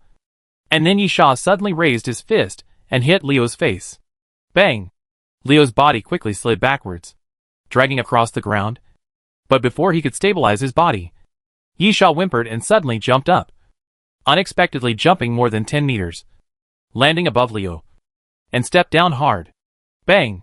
The loud roar appeared again, and as Yisha stepped down, the ground collapsed directly downwards, and countless rubbles were turned up around, and a huge pit with a diameter of nearly 30 meters appeared out of thin air. Ha! Yisha stepped on Leo's chest, pressed Leo to the ground, opened his mouth, and exhaled white air from both sides of his mouth. Then Yisha's pupils suddenly turned blood red. The next moment, Yisha grabbed Leo's arm and suddenly exerted force. Puff! Blood splattered. Leo's arm was directly torn off by Yisha, and then Yisha opened his mouth and bit it directly, biting off a piece of flesh from the broken arm. Yisha's mouth was bulging, filled with Leo's flesh and blood, and then Yisha's mouth kept squirming, making chewing sounds, and blood mixed with golden threads kept sliding down Yisha's chin. Leo cried out in pain. Anger made Leo look particularly ferocious, raised his left arm and clenched it into a fist, smashing it towards Yisha's head. Bang! Yisha raised his arm and blocked Leo's fist, then turned his head to the side and bit Leo's arm. As Yisha's teeth pierced in, blood flowed from Yisha's mouth again, and then with a sudden force, Yisha bit off a piece of flesh from Leo's palm again. Ah! Yisha suddenly raised his head and roared, then raised his fist and smashed it down on Leo's head. Bang! Bang! Bang! With each punch Yisha threw, Leo's head kept denting like a flattened piece of metal. Blood splattered, and the broken skull fragments rolled and fell to the side. Chapter 1218 The Power of the Apostle. You killed the war weapon, Leo. Apocalypse reward, 0 cell, metal type. The mysterious voice sounded, but Yisha seemed to be oblivious to it, and continued to raise his fist and hit Leo's head. Blood mixed with mincemeat continued to spread and splattered everywhere, when Leo's head completely turned into a pile of meat paste. And there was nothing left for Yisha to hit. Yisha suddenly lowered his head and bit Leo's chest, and began to eat Leo's body. The sound of chewing soon sounded. Fatal called out in Yisha's mind, "Enough. It's dead." Yisha ignored Fatal, and just ate Leo's body frantically. The next moment, black liquid emerged from Yisha's body and surged rapidly, trying to wrap up Yisha's body. Obviously, Fatal felt that calling was useless, and planned to forcibly take over Yisha's body to stop Yisha. However, the black liquid only lasted for a short moment. Yisha suddenly raised his head and roared, shattering the black liquid. The black liquid condensed again and returned to Yisha's body helplessly. Fatal yelled again, "Wake up! If you continue this rampage, your consciousness will eventually disappear. Losing consciousness is no different from death. Think about those zombies." Yisha couldn't hear Fatal's voice at all, and was still frantically gnawing at Leo's body. And then, Yisha heard a noise. 3 figures appeared in front of Yisha. 2 apostles walking, and 1 person on the Doomsday train. The 3 were chasing and fighting. "Ah!" Yisha suddenly raised his head and roared, and the roar attracted the attention of the 3 people. The next moment, Yisha suddenly jumped out. Yisha jumped directly over the top of the woods, and his speed was so fast that the 3 people felt the wind. But when they reacted, Yisha had already landed in front of an apostle. Yisha kicked the apostle with both feet, knocking him to the ground, and then his fist landed on the other's face. With just 1 punch, the apostle's head suddenly exploded, like a smashed watermelon. Yisha did not delay and rushed forward again, passing by another apostle. The apostle's eyes widened. A line of blood slowly appeared on his throat, and then his body fell backwards and fell to the ground with a plop. The attendant from the Doomsday train breathed a sigh of relief, approached Yisha, and smiled at him. "Brother, thank you." Before the man finished speaking, Yisha turned around and bit the other's neck. "Ah!" The man screamed in pain, and immediately picked up his weapon and chopped down at Yisha. And then, puff! Yisha put his 5 fingers together to form a hand knife, and pierced through the opponent's body with 1 blow, and then tore the opponent's body in half with both hands. Blood mist filled the air, and the strong smell of blood made Yisha look even crazier. Yisha staggered forward, as if looking for new prey. Fatal failed to take over Yisha's body, and could only anxiously, "Wake up! Wake up quickly! Do you want to become a monster and live like this forever?" Suddenly, Yisha stopped, which made Fatal feel happy. Finally regained consciousness? Unfortunately, Yisha's consciousness did not recover. But, Wednesday! Yisha's body was bent. His arms were hanging down, almost touching the ground, and he was completely silent. The side effect of the Tragedy King finally took effect. After the power he obtained dissipated, Yisha would pay with his life. This was the condition for using this ability. Even so, Fatal still seemed to feel relieved. Even if he did not regain consciousness, he could just die.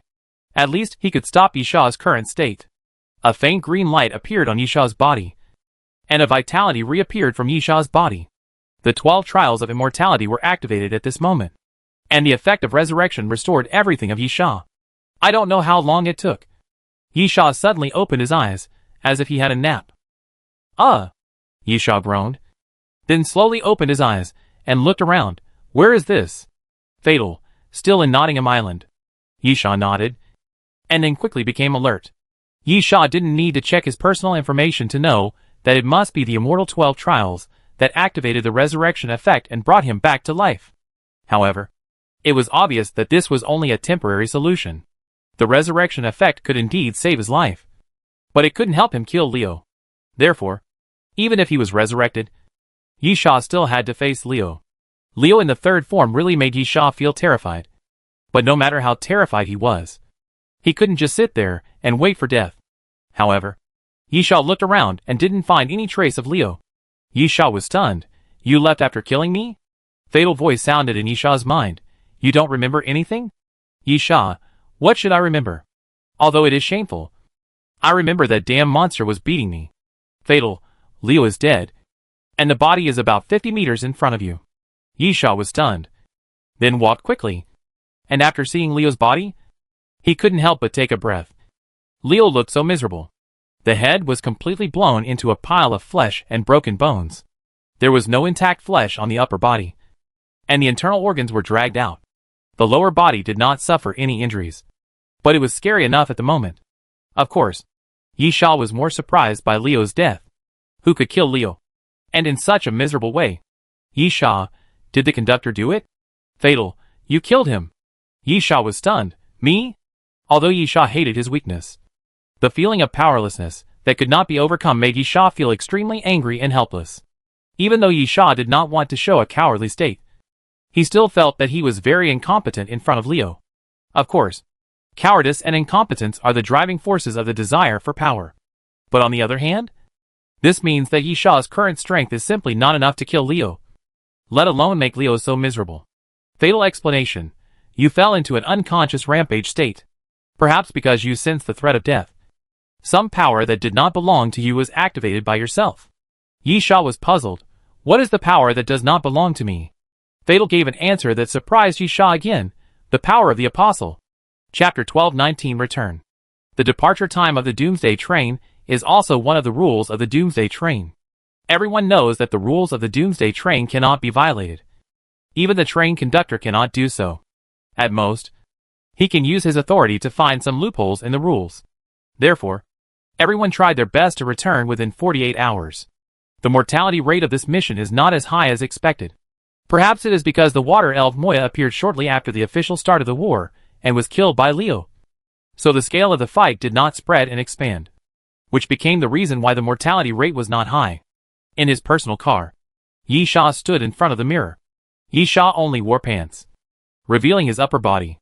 The lines of his muscles were very clear, as if they were outlined with a pen, but they did not feel too explosive or bulky.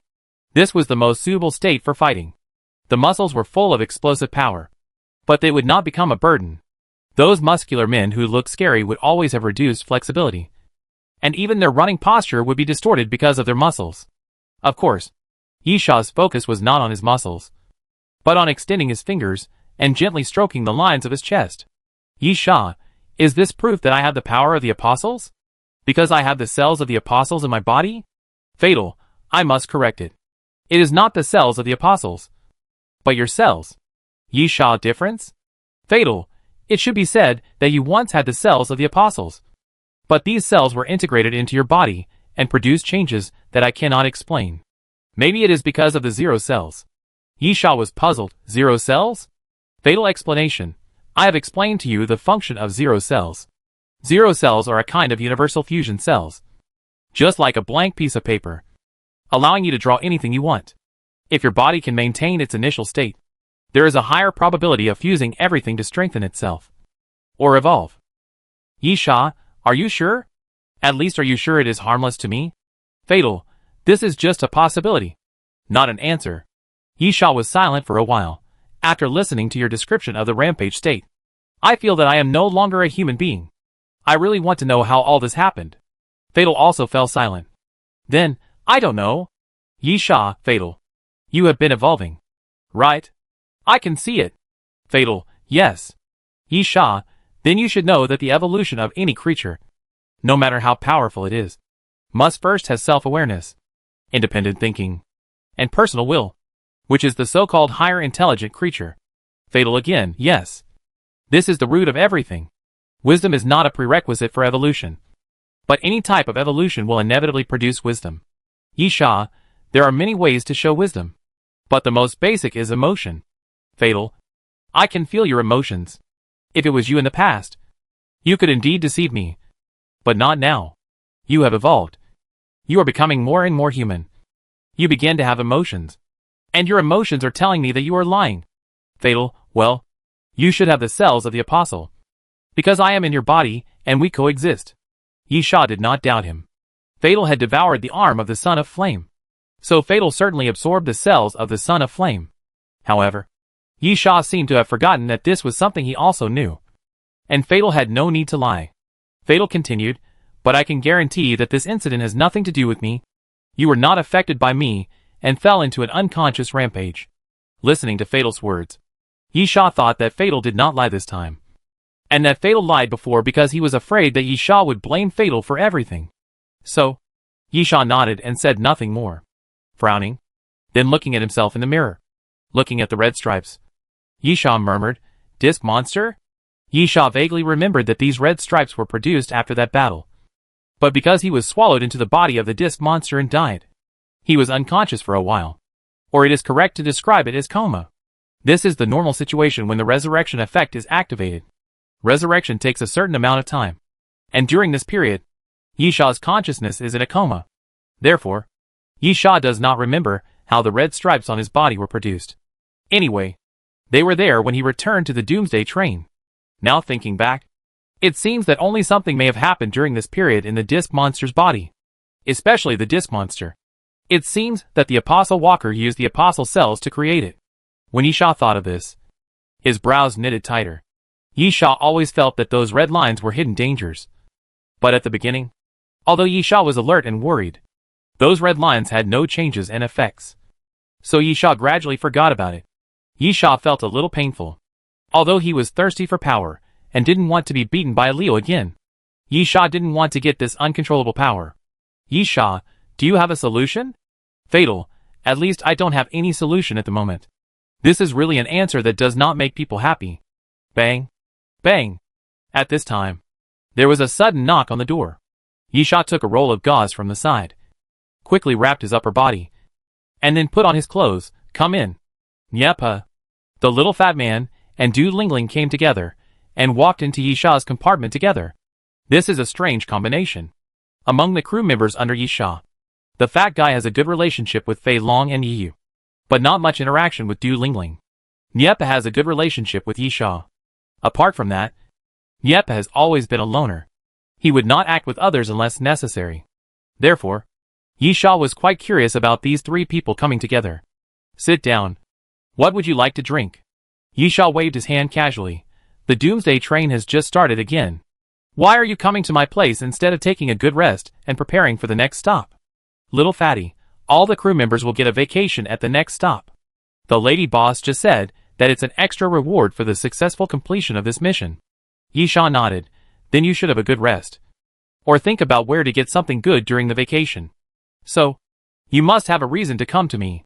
Right? Nyepa, of course. There is something. I heard that you got the King of Heaven. Chapter 1220 Self-Organized Market. Yisha nodded. Strictly speaking, I killed a saint's son. And if nothing unexpected happened, I should be the first one to be killed. So I have the right to choose first. Yisha placed a few glasses of ice water in front of the three people. Yisha continued, although you can choose that rifle. Do you need it? You have a set of rifles in Pluto. I don't think you need a new rifle. Firearms are special things. And they are different from abilities. No matter how many abilities you have, it is better to have more skills. But why do you need so many guns? Or it should be said that too many repetitions of the same type of weapons do not make much sense. And it does not refer to firearms alone. Yepa spread his hands. For people who play with guns, there is more or less a hobby of collecting guns. If you are interested, I think we can exchange them. Yisha recalled the three rewards. Then shook his head. I haven't found the boss lady yet, so I can't answer this question. Yepa nodded. If you choose the King of Heaven, then we can exchange them. And when I can pay enough, I will buy them from you. It is still exciting to be able to collect a set of galaxy weapons. Yisha nodded. Okay. Yisha turned to Du Lingling and the little fat man. Where are you two? What do you want to talk to me about? The little fat man. I'm here to tell you about the self-organized market. Yisha was puzzled. Self-organized market? The little fat man explained. The main opponent of this station is the apostles. And there are a lot of apostles. Everyone has gained a lot. But it may not be useful to everyone. So there is an urgent need to trade. Yisha nodded. The positioning of items on the Doomsday train is generally poor at present. It is difficult to trade. Or things that are difficult to trade will be thrown to the boss lady. But for the more valuable things, especially the things that are hard to buy in the dining car, everyone will trade. Because the interval between departures from each station is a few hours at least. And more than 10 hours at most. The time is not very abundant. And most of the trading time is during the holiday period. And it is carried out in the dining car. The specific opening time is determined by the number of people during the holiday period. This is a tacit rule that has nothing to do with the Doomsday train. Of course, Yi Sha thought that the reason why the little fat man came to tell him on purpose must not be that simple, and couldn't help but ask, "It's a big scale?" The little fat man nodded. This autonomous trading was proposed by Samuel. It is much more formal, and there are many people. Many people who originally planned to leave during the vacation chose to stay on the Doomsday train for the time being. Samuel? Yi Sha, is he still alive? Yi Sha remembered that Samuel was beaten by himself. And then, the water elf Moya hit him again. In this case, he still came back alive. That guy is really lucky. The little fat man, anyway. I came here for this matter. And then I met her when I came. After she heard about the self-organized market, she wanted to talk to you. Du Lingling nodded. First of all, we need to make sure. Will you participate? Me? Yi Sha thought for a while. I did get a lot of things. And I also have some inventory. And I was going to seek transactions. I have a large number of corpse flower seeds. Since there is an independent market, it will be much more convenient. Du Lingling, then, I think there are two issues to consider. Yi Sha, you say. Du Lingling. The first is Samuel's motivation. All the crew members under his name will participate. According to Samuel's proposal, the scale of this self-organized market is large, and will not be as chaotic as before. Therefore, those who don't have much stuff will jointly form a zone. And Samuel's crew members will also form a zone. Yi Sha thought, show your strength? How many good things you have on hand is also a display of strength. Samuel is the shortest-serving flight attendant. Even though he is a veteran flight attendant, he has indeed attracted some flight attendants who used to have a good relationship with him to become his own flight attendants.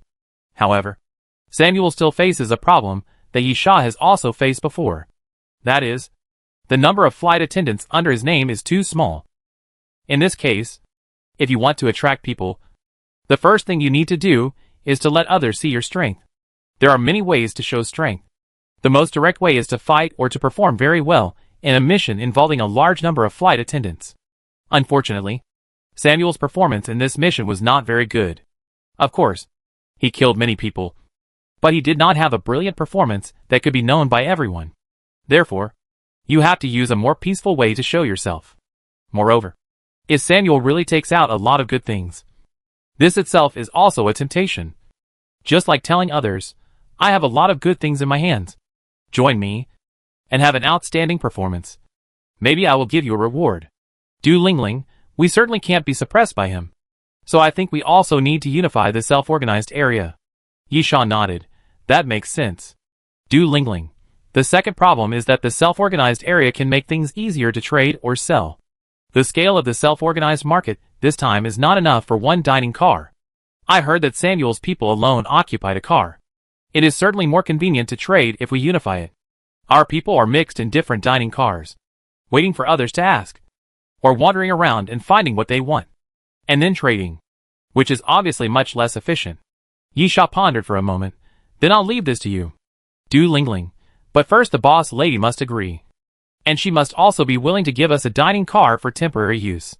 Yi Sha, this is not a problem. It doesn't make sense that Samuel can do it but I can't. So I will talk to the boss lady, and will not accept any rejection for any reason. Du Lingling thought for a while. Then I can do the rest. Yi Sha nodded. Do a good job. Since you are helping me, I will not be stingy. I will let the boss lady treat this as a task. And I will give you a reward afterwards. Du Lingling was not polite, and said directly, okay. Yi Sha then. Is there anything else? When will the self-organized market open? Little fatty. It will start tomorrow evening and is expected to last for about 5 to 7 days. Apart from that, there is really nothing else to do. Then we will leave first. Yi Sha nodded. Let's go together. I just need to go to a restaurant car. Yi Sha gained a lot from this mission.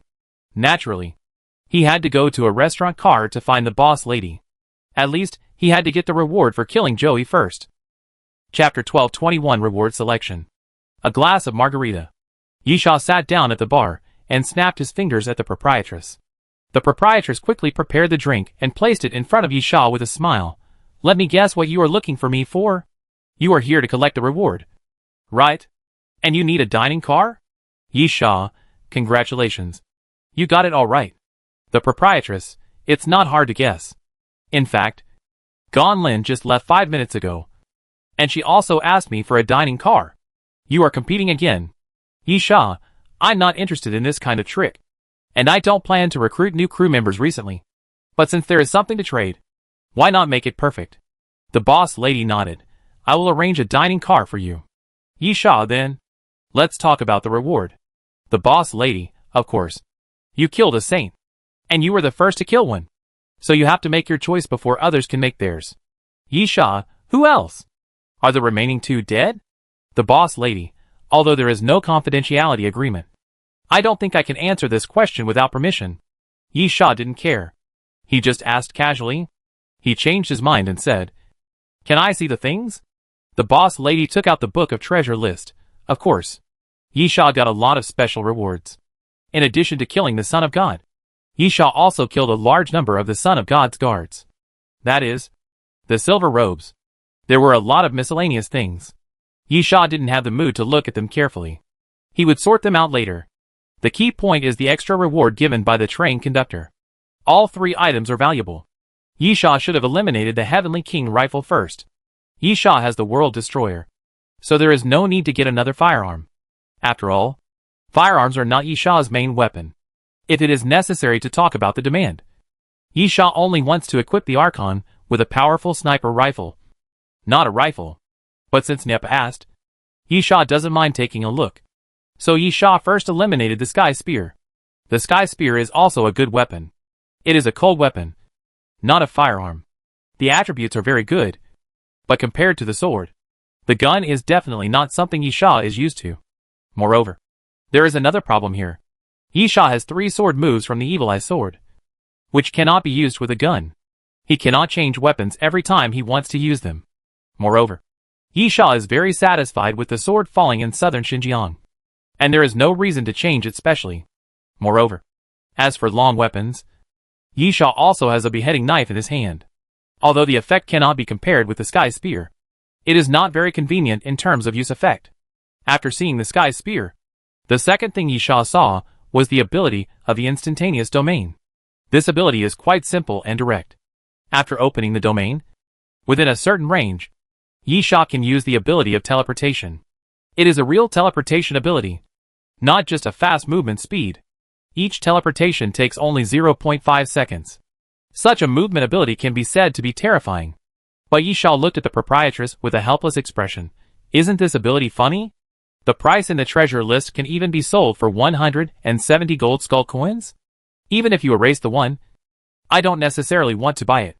Teleportation is the same as speed increase. Both are mobility abilities. So, what is the role of mobility?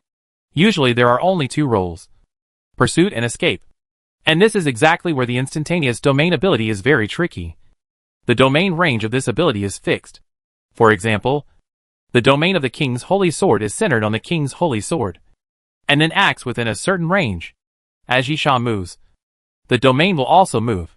But the domain range of the instantaneous domain ability is fixed, with a radius of 15 meters, and it cannot be changed after it is activated. So, what is the use of this ability? It can neither be used to escape nor to chase. Of course, teleportation during battle will cause a lot of trouble to the opponent, and it will be quite difficult for the opponent to hit the attack. But Ghost Step is a weakened version of teleportation. In this way, Yi Sha has no idea what the use of this ability is. In fact, Yi Sha thinks that it is useless for many people, and the usage restrictions are too much. Lady Boss, this is an upgrade ability. The Lady Boss pointed at the price while talking, and the price of 220 and 300 was marked below. Yi Sha, what's the difference? The Lady Boss first. The scope of the domain will be expanded. Secondly, the initial ability, instant movement, only affects you. But after upgrading, it also affects others. 3 people in the second stage, and 7 people in the third stage. Yi Sha showed a look of realization. It turned out to be a team ability. For a team to hunt powerful zombies or ancient species, coordinated movement is essential. If the domain is opened, the so-called movement will be infinitely close to perfection, or even perfect, because it is completely controlled by one person. There is no possibility of coordination errors. Secondly, it only takes 0.5 seconds to complete the positioning coordination, which is quite scary for the team's combat power. But it is still useless for Yi Sha.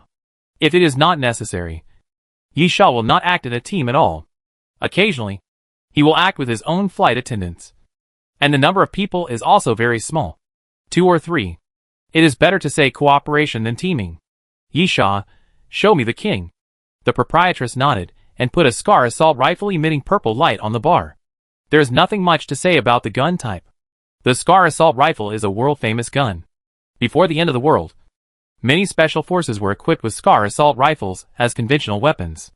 At the same time, the Scar assault rifle is divided into a light version and a heavy version, using 5.56 and 7.62 bullets respectively. The accuracy is very good, and grenades can be mounted externally. At the same time, depending on the equipped scope, there are also parts replacement and modification, which can be used as a small power light sniper rifle.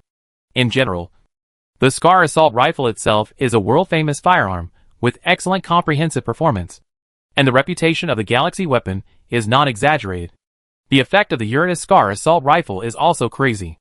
It uses fantasy bullets, can be switched between 2 calibers at will, can switch to sniper mode, and can be completed directly through fantasy materialization.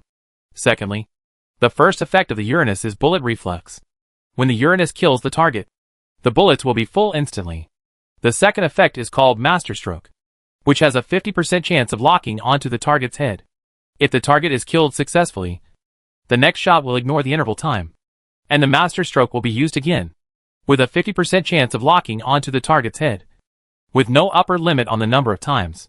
The last effect is Sensing Positioning, which uses thermal energy sensing to sense all other targets within the range of the King of Heaven within 180 seconds, and can allow bullets to penetrate 100% of the cover. Chapter 1222 White Dragon King.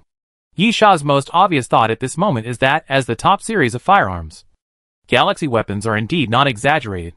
The bullet reflow effect seems useless at first glance, but if you think about it carefully, you will find that it is very useful.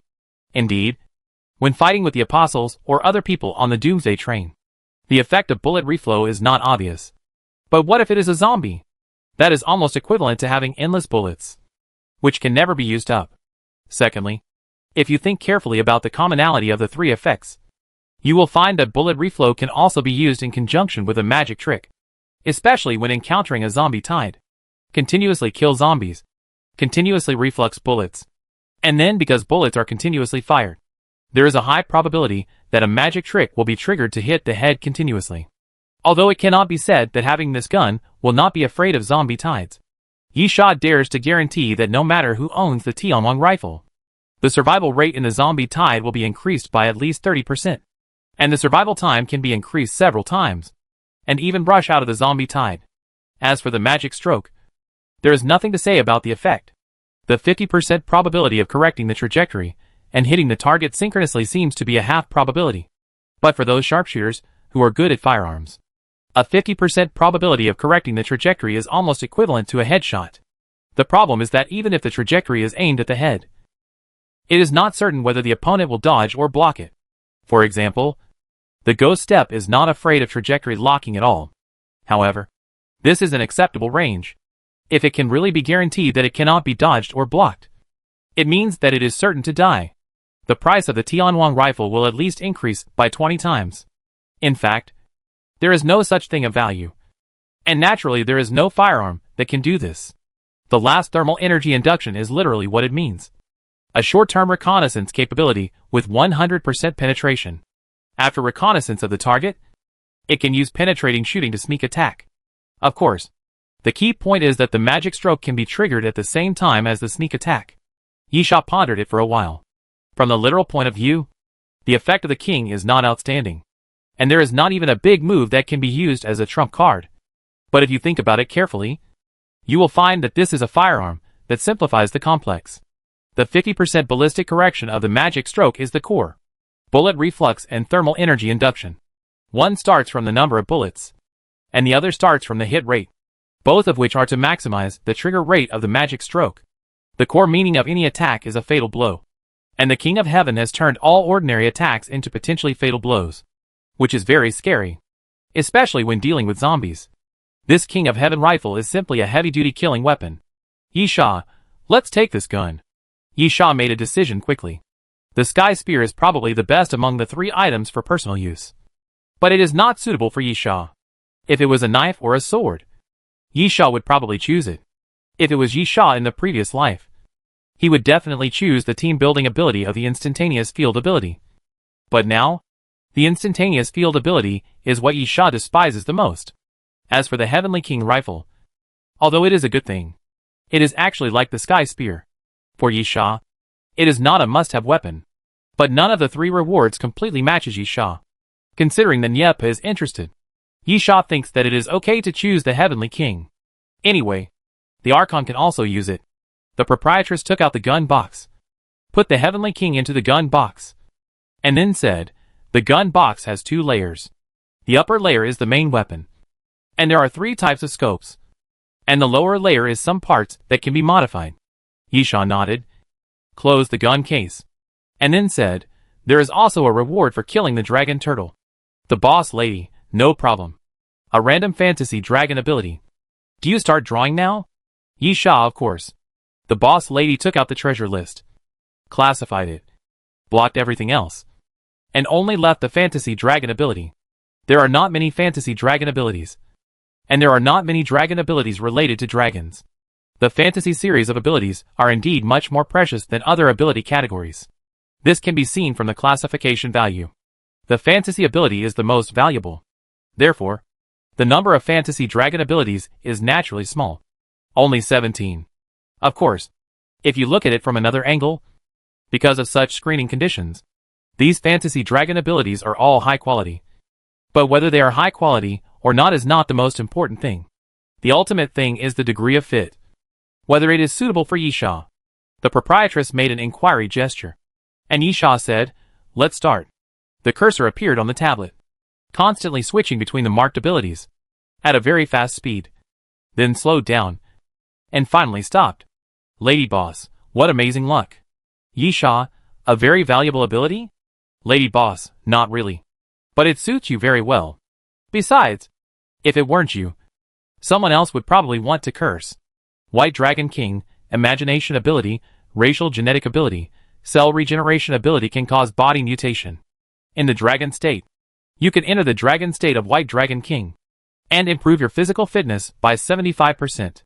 The duration is 60 minutes, and the interval between uses is 6 hours. Torrent, in the White Dragon King state, it strips moisture from the air and attacks the target. It can form a flaming torrent with Halong Yinpa to perform a double attack. Water Lord, use all water to create water elements to fight for you. You can only summon 2 water elements at a time, depending on the amount and purity of the water. The water elements that appear are guards, cavalry, and lords. They will break after 30 minutes. Broken water elements can be used to summon water dragon T soldiers. White Dragon Heavenly Might, self-centered, creates a domain. Within the domain, can affect the climate, turn sunny days into rainy days, or rainy days into sunny days. Lasts for 15 minutes. Use interval is 8 hours. When overlapped with Dragon Realm, the duration is extended to 30 minutes. Use interval is increased to 12 hours. White Dragon Roar, used to strengthen the Dragon Roar. When using the Dragon Roar, it will generate water flow to attack the target. Cannot be used alone. Lord of the Sea, can be used when entering the final Dragon Might state. After use, the final Dragon Might is extended to 60 seconds. In the ocean environment, arbitrarily drive the sea water to attack. Overturn the river and the sea. With infinite power. After seeing the effect of the White Dragon King, Yi Sha was first excited, then annoyed. The reason for his excitement was the White Dragon Heavenly Might field ability. He finally didn't have to rely on the weather for his livelihood, and could create a rainy environment by himself. What annoyed him was the ability of the Lord of the Sea. He had just returned from the seaside. If he had this ability at that time, he might have been able to kill Leo without relying on accidents. Chapter 1223 War Weapons. The Lady Boss, as you can see, the White Dragon King ability actually only requires 90 gold skull coins. Among the fantasy dragon abilities you can randomly obtain, the value is relatively low, and it is useless to most people, because to enter the White Dragon King state, the prerequisite is to enter the dragon state first. Yi Sha nodded. It was only because he randomly obtained this ability. If it were someone else, he would probably curse immediately. The effect of the White Dragon King looks extremely powerful. and compared to the effect, the price of 90 gold skull coins is too cheap. In Yisha's opinion, it would be no problem to double the price of the white dragon and sell it for 180 gold skull coins. However, if the prerequisite is dragon transformation, then it is another matter. This means that a huge amount of money must be spent to purchase dragon transformation, and it is mandatory, especially if there are not enough gold skull coins for the time being. The White Dragon King will become a decoration, which makes people feel that it is a pit. In other words, if it were someone else, it would probably take a long time to accumulate gold coins for this. And in order not to waste the White Dragon King's ability, they could only choose dragon transformation. Fortunately, since Yisha has the ability to transform into a dragon, all of this is not a problem. The various effects of the White Dragon King can be regarded as the strengthening and improvement of the dragon ability. The two are almost completely related. For Yisha, who has the ability to transform into a dragon, this is of course a good thing. Secondly, of course, the White Dragon's power can create rainy or sunny days at will, which is very useful for Yisha, because it can cooperate with the 8 directions wind and rain. As the lady boss said, although Yisha did not get the most valuable fantasy dragon ability, he got the most suitable one for himself. This time, the goddess of luck favored Yisha. In addition, Yisha discovered something very interesting. There are 4 other abilities of the same type as the White Dragon King, namely the Black Dragon King, the Evil Dragon King, the Dark Night Dragon King, and the Sky Dragon King, with similar effects and all based on the dragon transformation ability. Yisha, can I buy all of them? Of course. I mean, I have enough gold skull coins. Lady boss, of course. But you can't let the 5 abilities overlap at the same time. Simply put, when you are in the dragon transformation state and enter the White Dragon King state, you can't use the Black Dragon King, but you can switch it according to the different combat conditions. Yisha nodded to show his understanding.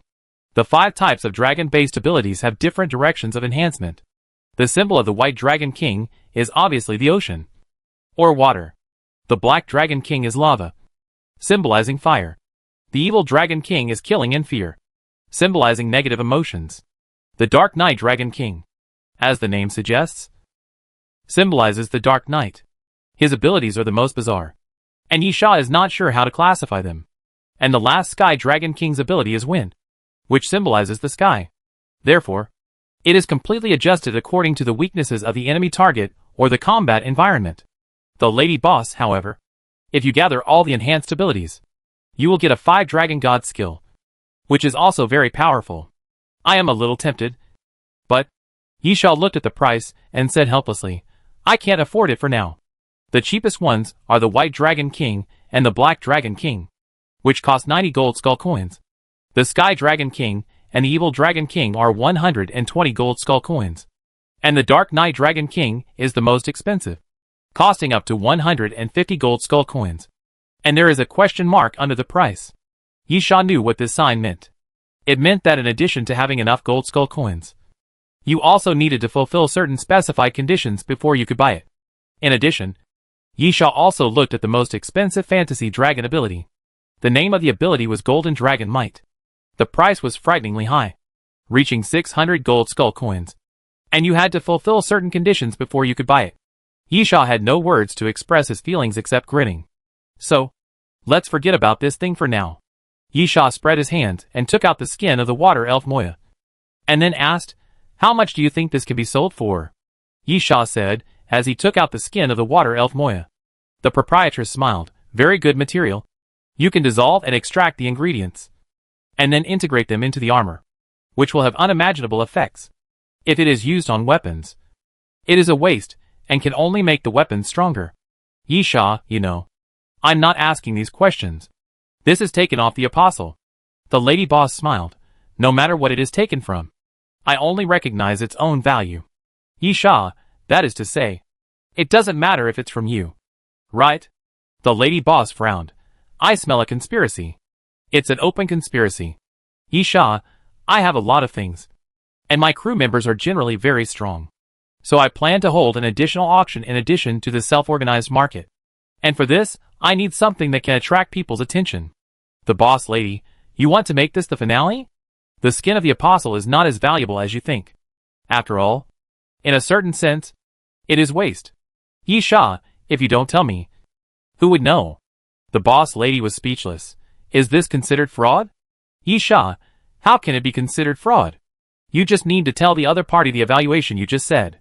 After all, it is a material classification. What can be made depends on the craftsmanship. And maybe some luck? The boss lady rolled her eyes. You have even thought of an excuse. What else can I say? Don't worry. If someone comes to ask me, I will only introduce it according to the rules, and won't say anything extra. Thank you. Yi Sha smiled. Then, finally, I have a very important thing to ask. Boss lady, you say. Yi Sha, about Leo. Boss lady, about its origin? Yi Sha nodded, yes. Boss lady, the origin is very simple. It is the latest war weapon made by Compu. And the code name is composed of the 12 constellations. Of course, as of now, Compu only has Leo. That's all? Yi Sha, before there was Scorpio. Now there is Leo. I don't think it's just that much. Especially since the war weapon you mentioned is very strong. I think it's definitely not lower than the deputy trained captain's combat power. Lady boss, it can only be said to be close to the deputy trained captain's level. As for Scorpio, according to the information I got, Scorpio is not a finished product, so it has no reference value. Especially as the beginning of this series of war weapons. Scorpio has a complete sample, and Compu may restart the production of Scorpio. Chapter 1224 Market Opening. Yi Sha, it's not important. What's important is that Computech has finally been able to make something terrifying. Are we just going to sit there and wait for death? Especially since there might be 10 more of these guys. If Scorpio remakes them, that would be 11. Lady boss, don't worry about it.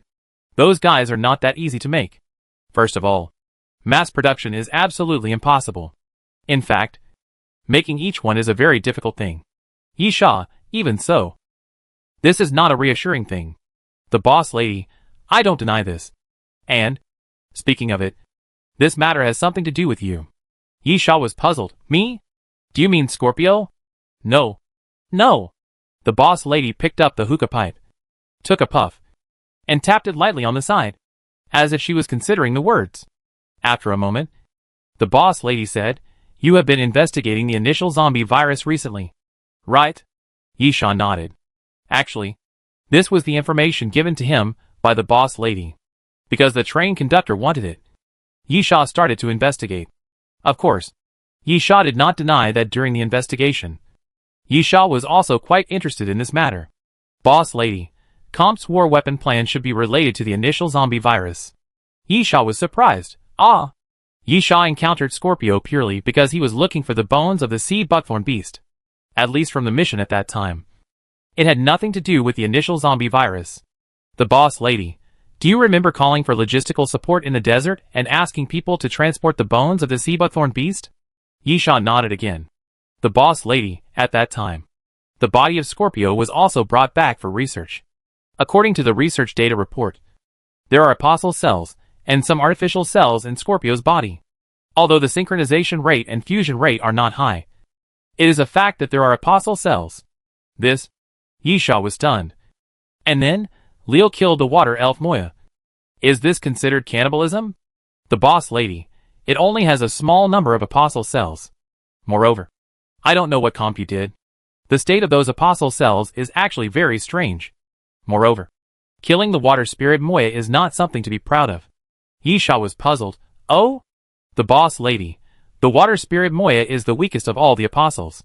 Even if he grows to a complete form, there is a certain possibility that he can be killed. Yi Sha, what about the last one? The boss lady, son of flame? That guy is a big trouble. If he successfully grows into a flame lord, he is still very terrifying. Among all the apostles, his combat power can be ranked in the upper middle. Yi Sha, so, now that the water spirit Moya is dead, the train conductor should be back. Right? The lady boss. Some of the best players in the Apostles' Walk tried to keep the train conductor from killing the water spirit Moya.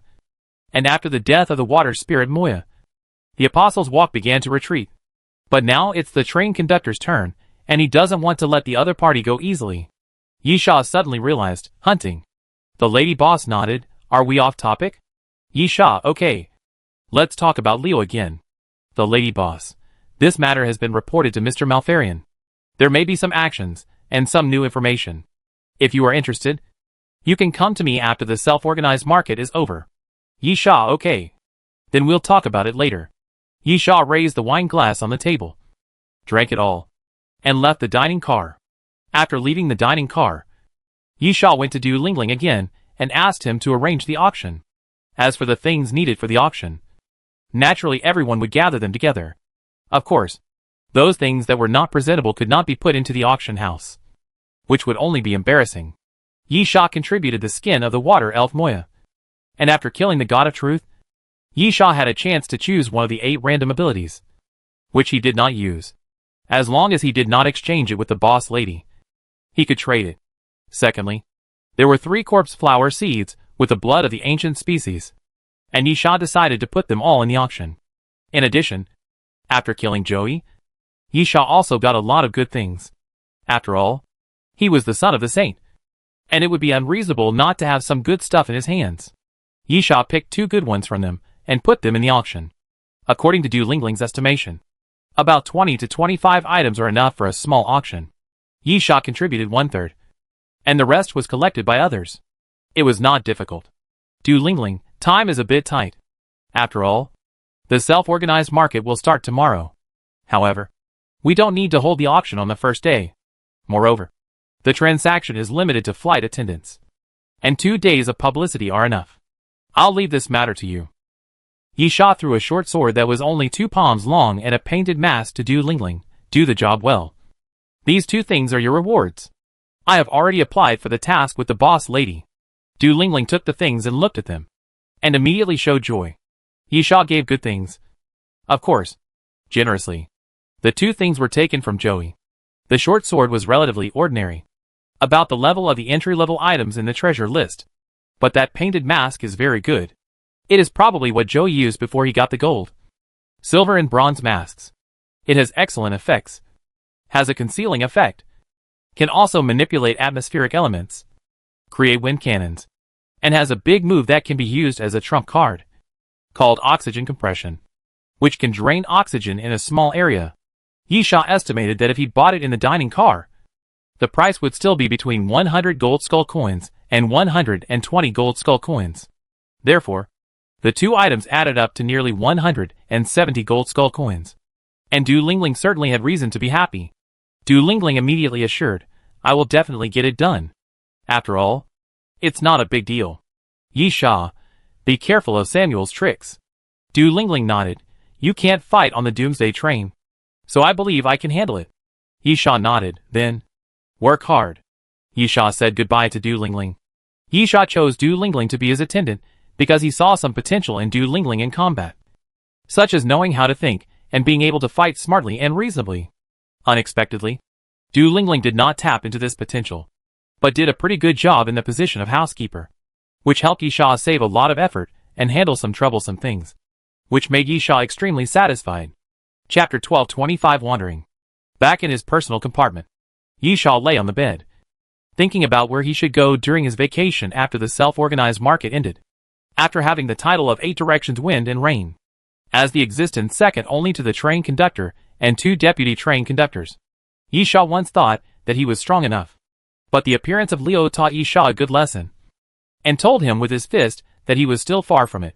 And it also made Yi Sha realize that if he only knew how to be satisfied with the status quo, the only outcome would be elimination. What is the way to avoid being eliminated? Of course, it is to keep getting stronger, stronger, and stronger. No words were spoken that night. On the second day of the holiday, the self-organized market was opened.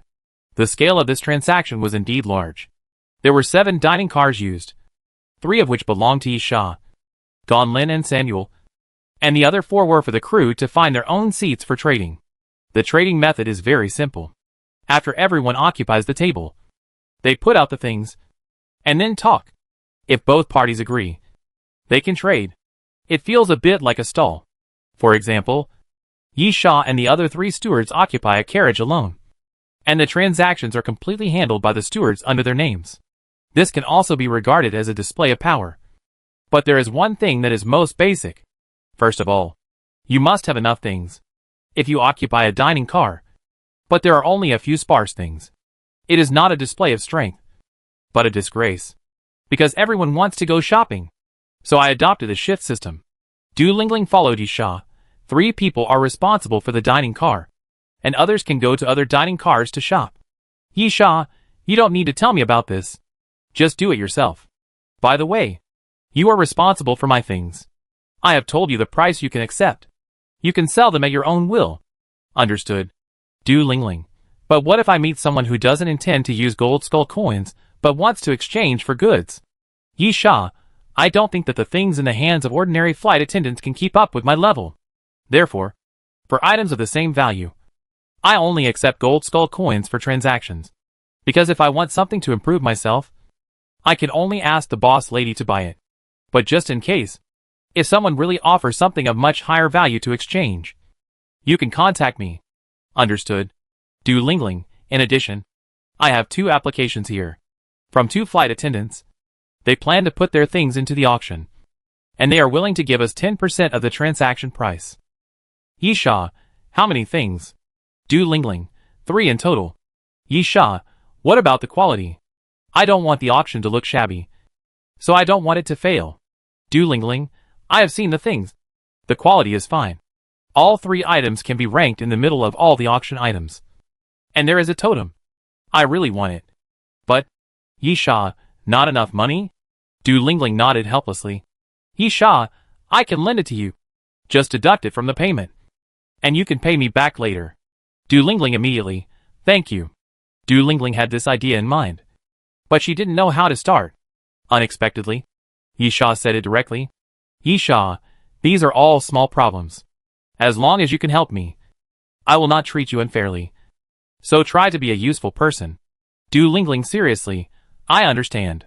Yisha, anyway, you can do whatever you want with this kind of thing. You can even decide the price of some items.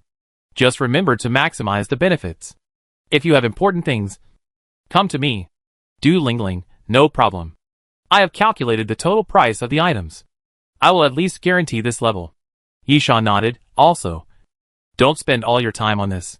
Go shopping when you have time to see if there is anything you need. If you really want it, but don't have enough money, I can lend it to you. Du Lingling nodded again. And Yisha said, that's it. I'll go somewhere else and you go ahead. Yisha never liked such troublesome things. It was not a question of whether he had the ability to do it well, but that he could not bear it. Moreover, Yisha did not think he could do better than Du Lingling. Therefore, it was very convenient for Yisha to have a housekeeper, so he could be a hands-off boss. Yisha strolled in other carriages. But after walking around the carriage composed of ordinary crew members twice, Yisha was left with disappointment. Because most of the things sold by those crew members were of a value that Yisha did not like. Yisha was interested in a few items, but he had to consider whether they were suitable for him. So he eliminated a large number of them. Finally, he found 1 or 2 items worth selling, but the other party asked him to exchange them for other items. This is understandable. After all, Yisha's standards are very high, and it is usually not worth selling such items directly, even if Yisha can offer a higher price than the boss lady. This is almost everyone's consensus.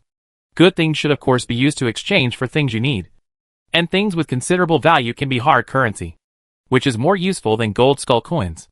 Therefore, the other party's transaction is fine. But from Yisha's perspective, what they consider to be good things is good in Yisha's eyes. But it doesn't matter if he has them. In this case, Yisha naturally cannot pay an equal price, or even an excess value to buy them. Sure enough, Yisha was helpless. Am I destined to be cheated by the boss lady? Compared to the trading market, the boss lady's place can actually better meet Yisha's needs. Yisha walked towards Gon Lin's carriage, and then entered Gon Lin's carriage. Yisha hadn't read anything yet, but he couldn't help but raise his eyebrows. There were a total of 18 people in the carriage, which meant that Gon Lin's crew had almost reached the upper limit of the number of people that a purser could recruit. It also meant that Gon Lin seemed to have surpassed Yisha without realizing it. Of course, in terms of position, although Yisha himself was not very interested in the purser's authority, and did not put much effort in this regard, the feeling of being overshadowed by someone was really not good. Moreover, in theory, the chief train attendant is the deputy train conductor, in addition to the necessary strength. It is also a hard condition to have at least a full quota of attendance. If you think about it this way, at least Gan Lin is one step ahead in this regard. Why do you have time to come to my place? At this time, Gan Lin's voice sounded, would you like to have a drink? The surrounding tables were occupied as booths. So Gan Lin sat at the bar and acted as the boss lady. Chapter 1226 Gan Lin and Samuel. Yisha sat down at the bar. You got the reward from the Son of God. Right? Gan Lin smiled. Why do you ask that? Yisha, I ran away at that time. And you are the only one who can kill Nanrong Jishur in Hades. Gan Lin, probably.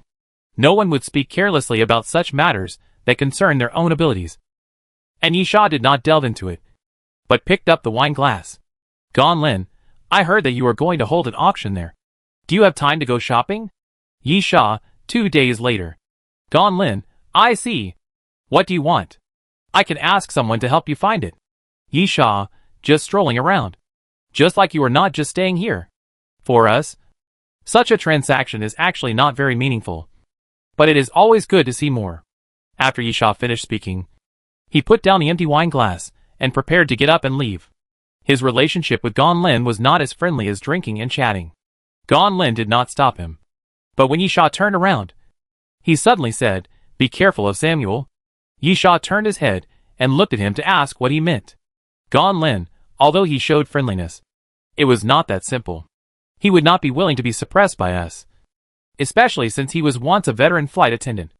In terms of qualifications, none of us are as good as him. Is it because of self-esteem? Of course. There are also interests. There is competition among flight attendants. Yisha, of course, I would not regard him as a good man. I am not so naive. I am curious about why you told me this. You should know that I cannot help but be wary of him. Gan Lin, Samuel and Jones have a very good relationship. And we can even say they are close friends. They knew each other before the apocalypse and have been friends for more than 10 years. After the apocalypse, they helped each other to board the Doomsday train and became crew members together. Yisha murmured, friendship? Yisha believes that friendship is the most fragile thing on the Doomsday train. It is very easy to defeat this kind of emotion. A piece of bread, a glass of water, an item, a zombie wave, or a life or death decision can all be used. For everyone. Betrayal and betrayal are no longer immoral behaviors that must be despised, let alone sins, but something that we are used to. Some things, even if you know they are wrong, no one can stop them. Without legal constraints and sanctions, you can only get used to them in the end. However, not all friendships are so fragile. Yisha thinks that he is a dark person, because in the last life and this life, he has experienced 2 apocalypses, and Yisha has seen too many dark things. Yisha knew very well that for most people, he was always the most important one. But even so, Yisha did not deny that there was always a good side to things. Even in the dark night, there was still the moon, which could bring a ray of light to the world. If it was true as Gan Lin said, the two had a friendship of almost 20 years. Yisha did not deny that this friendship still existed. Samuel was angry about Joan's death in his heart. But, Yisha looked at Gan Lin, what does that have to do with me? If Samuel wanted revenge, he should have found you. You killed Jones, and your current position was taken from Jones. Even your original crew was Jones's. Gan Lin, so, I know very well that he doesn't like me, and even hates me. Revenge is certainly possible. Yisha, then what? Gan Lin, don't you think there are too many flight attendants? I think 2 are enough. Yisha, are you talking to me about an alliance? Gan Lin smiled. You probably won't agree. Yisha, if that's the case, why are you still talking? Gan Lin, because you once said that if I don't stand on your side, then I'm on the enemy's side. And I also said that I remember every word you said firmly here. Gan Lin pointed to the position of his heart while speaking. Yisha frowned, not quite understanding what Gan Lin wanted to express. But Gan Lin seemed to have no intention of continuing to speak, and smiled again. Let's stop here today. I hope you can find something you like. Yisha's frown tightened.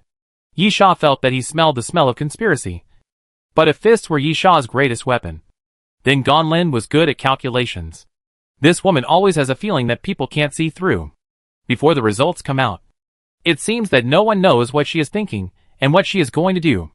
And these are all experiences that Yisha has experienced and summarized.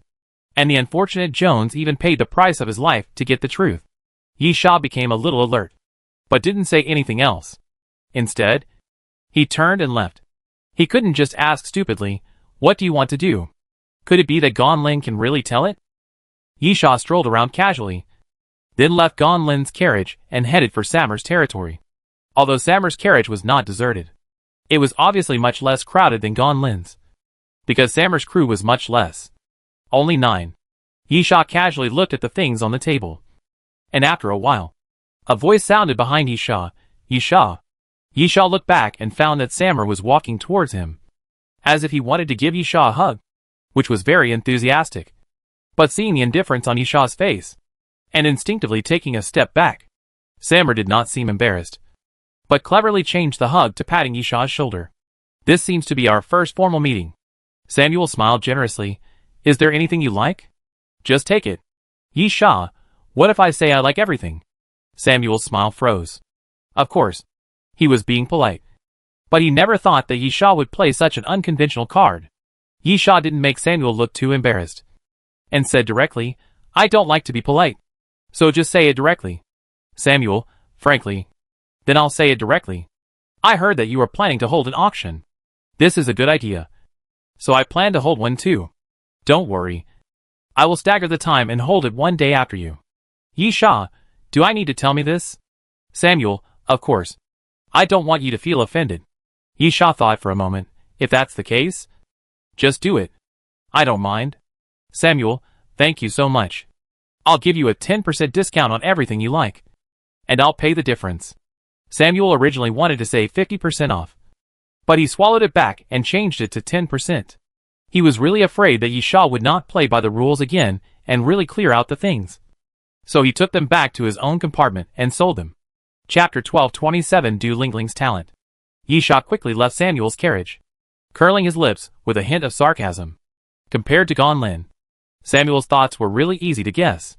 When Samuel said something to show his friendship, Yi Sha felt something was wrong.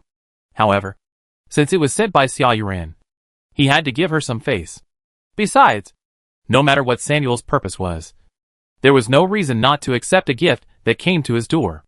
At the moment, Yi Sha had guessed about 70% of Samuel's purpose. This guy is most likely going to attack Gan Lin. He keeps showing goodwill to Yi Sha, based on these two aspects. The first aspect is to test the relationship between Yi Sha and Gan Lin. If the two are on the same side, Yi Sha will naturally not accept Samuel's goodwill. The second aspect is of course to really give gifts and express friendship. Yi Sha can roughly guess Samuel's thoughts. Samuel should not be naive enough to think that a little favor can make Yi Sha help him. But at least, he hopes that Yi Sha will stand on a neutral position and not help Gan Lin. To be honest, after meeting Gan Lin, and then meeting Samuel, Yi Sha really felt that Samuel's mind was very shallow. And most importantly, not smart enough. Of course, Yi Sha would stand in a neutral position to watch the show. Even if Samuel didn't give anything and didn't show goodwill to Yi Sha would do so, even without a doubt. If Samuel and Gan Lin really fight, who will be the biggest winner? Of course, it will be Yi Sha. The fight between the chief stewards has always existed. Yi Sha can only get the greatest benefit if he does not participate in it, because Yi Sha is the only one who has preserved his strength. In this case, why did Yi Sha want to participate? So, Yi Sha didn't understand why Samuel thought he might help Gan Lin. Did he lack the ability to control the overall situation and didn't see this? Or was it just to take precautions? In any case, no matter which one it was, it would not hurt Yi Sha. Let these two people fight, and he would just sit back and watch the fight. Back in his own car, the dining car where Yi Sha belonged was very lively. Here Yi Sha had to praise Du Lingling again. She was really a good helper. At least it seemed that she was doing a good job. Yi Sha's dining car did not have the most people and items among the 3 stewardesses, but it was obviously the most lively. Du Lingling used 2 methods to attract the stewards. The first method was a large number of corpse flower seeds, and the second method was of course an auction. As for the auction, because there was the skin of the water elf Moya, it attracted a lot of attention. But Du Lingling did not announce the auction items in advance. If you want to know the auction items, you must go to the dining car to get the auction item list. In this way, people gathered in Yi Sha's dining car. Well, since you have already entered the dining car, Will you take a look around the dining car after getting the auction list to see if there is anything you need? Yi Sha thinks that most people should take a look around. Secondly, Du Lingling used a very novel way to sell corpse flower seeds. Those corpse flower seeds were placed in a large empty space in the corner. Each corpse flower seed was hung with a stack of 2-finger white paper strips. The first one was a brief introduction to the seed. And then starting from the second page, everyone wrote down the price. And after writing, they sealed it with a sticker. Simply put, it is still an auction bidding method. But no one knows the price written by others. Because after writing, they use stickers to cover it. So, if you really want to buy a few corpse flower seeds you like, you must continue to pay attention. The best way is to find out the price written by others secretly, and then write a higher price based on the other party's price. In addition, Du Lingling uses a regular price turnover. That is, the corpse flower seeds will be sold at a price list every once in a while. The selling rules are as follows. When the sale starts, the highest bidder will definitely win first.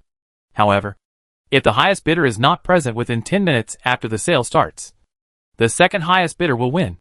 And so on.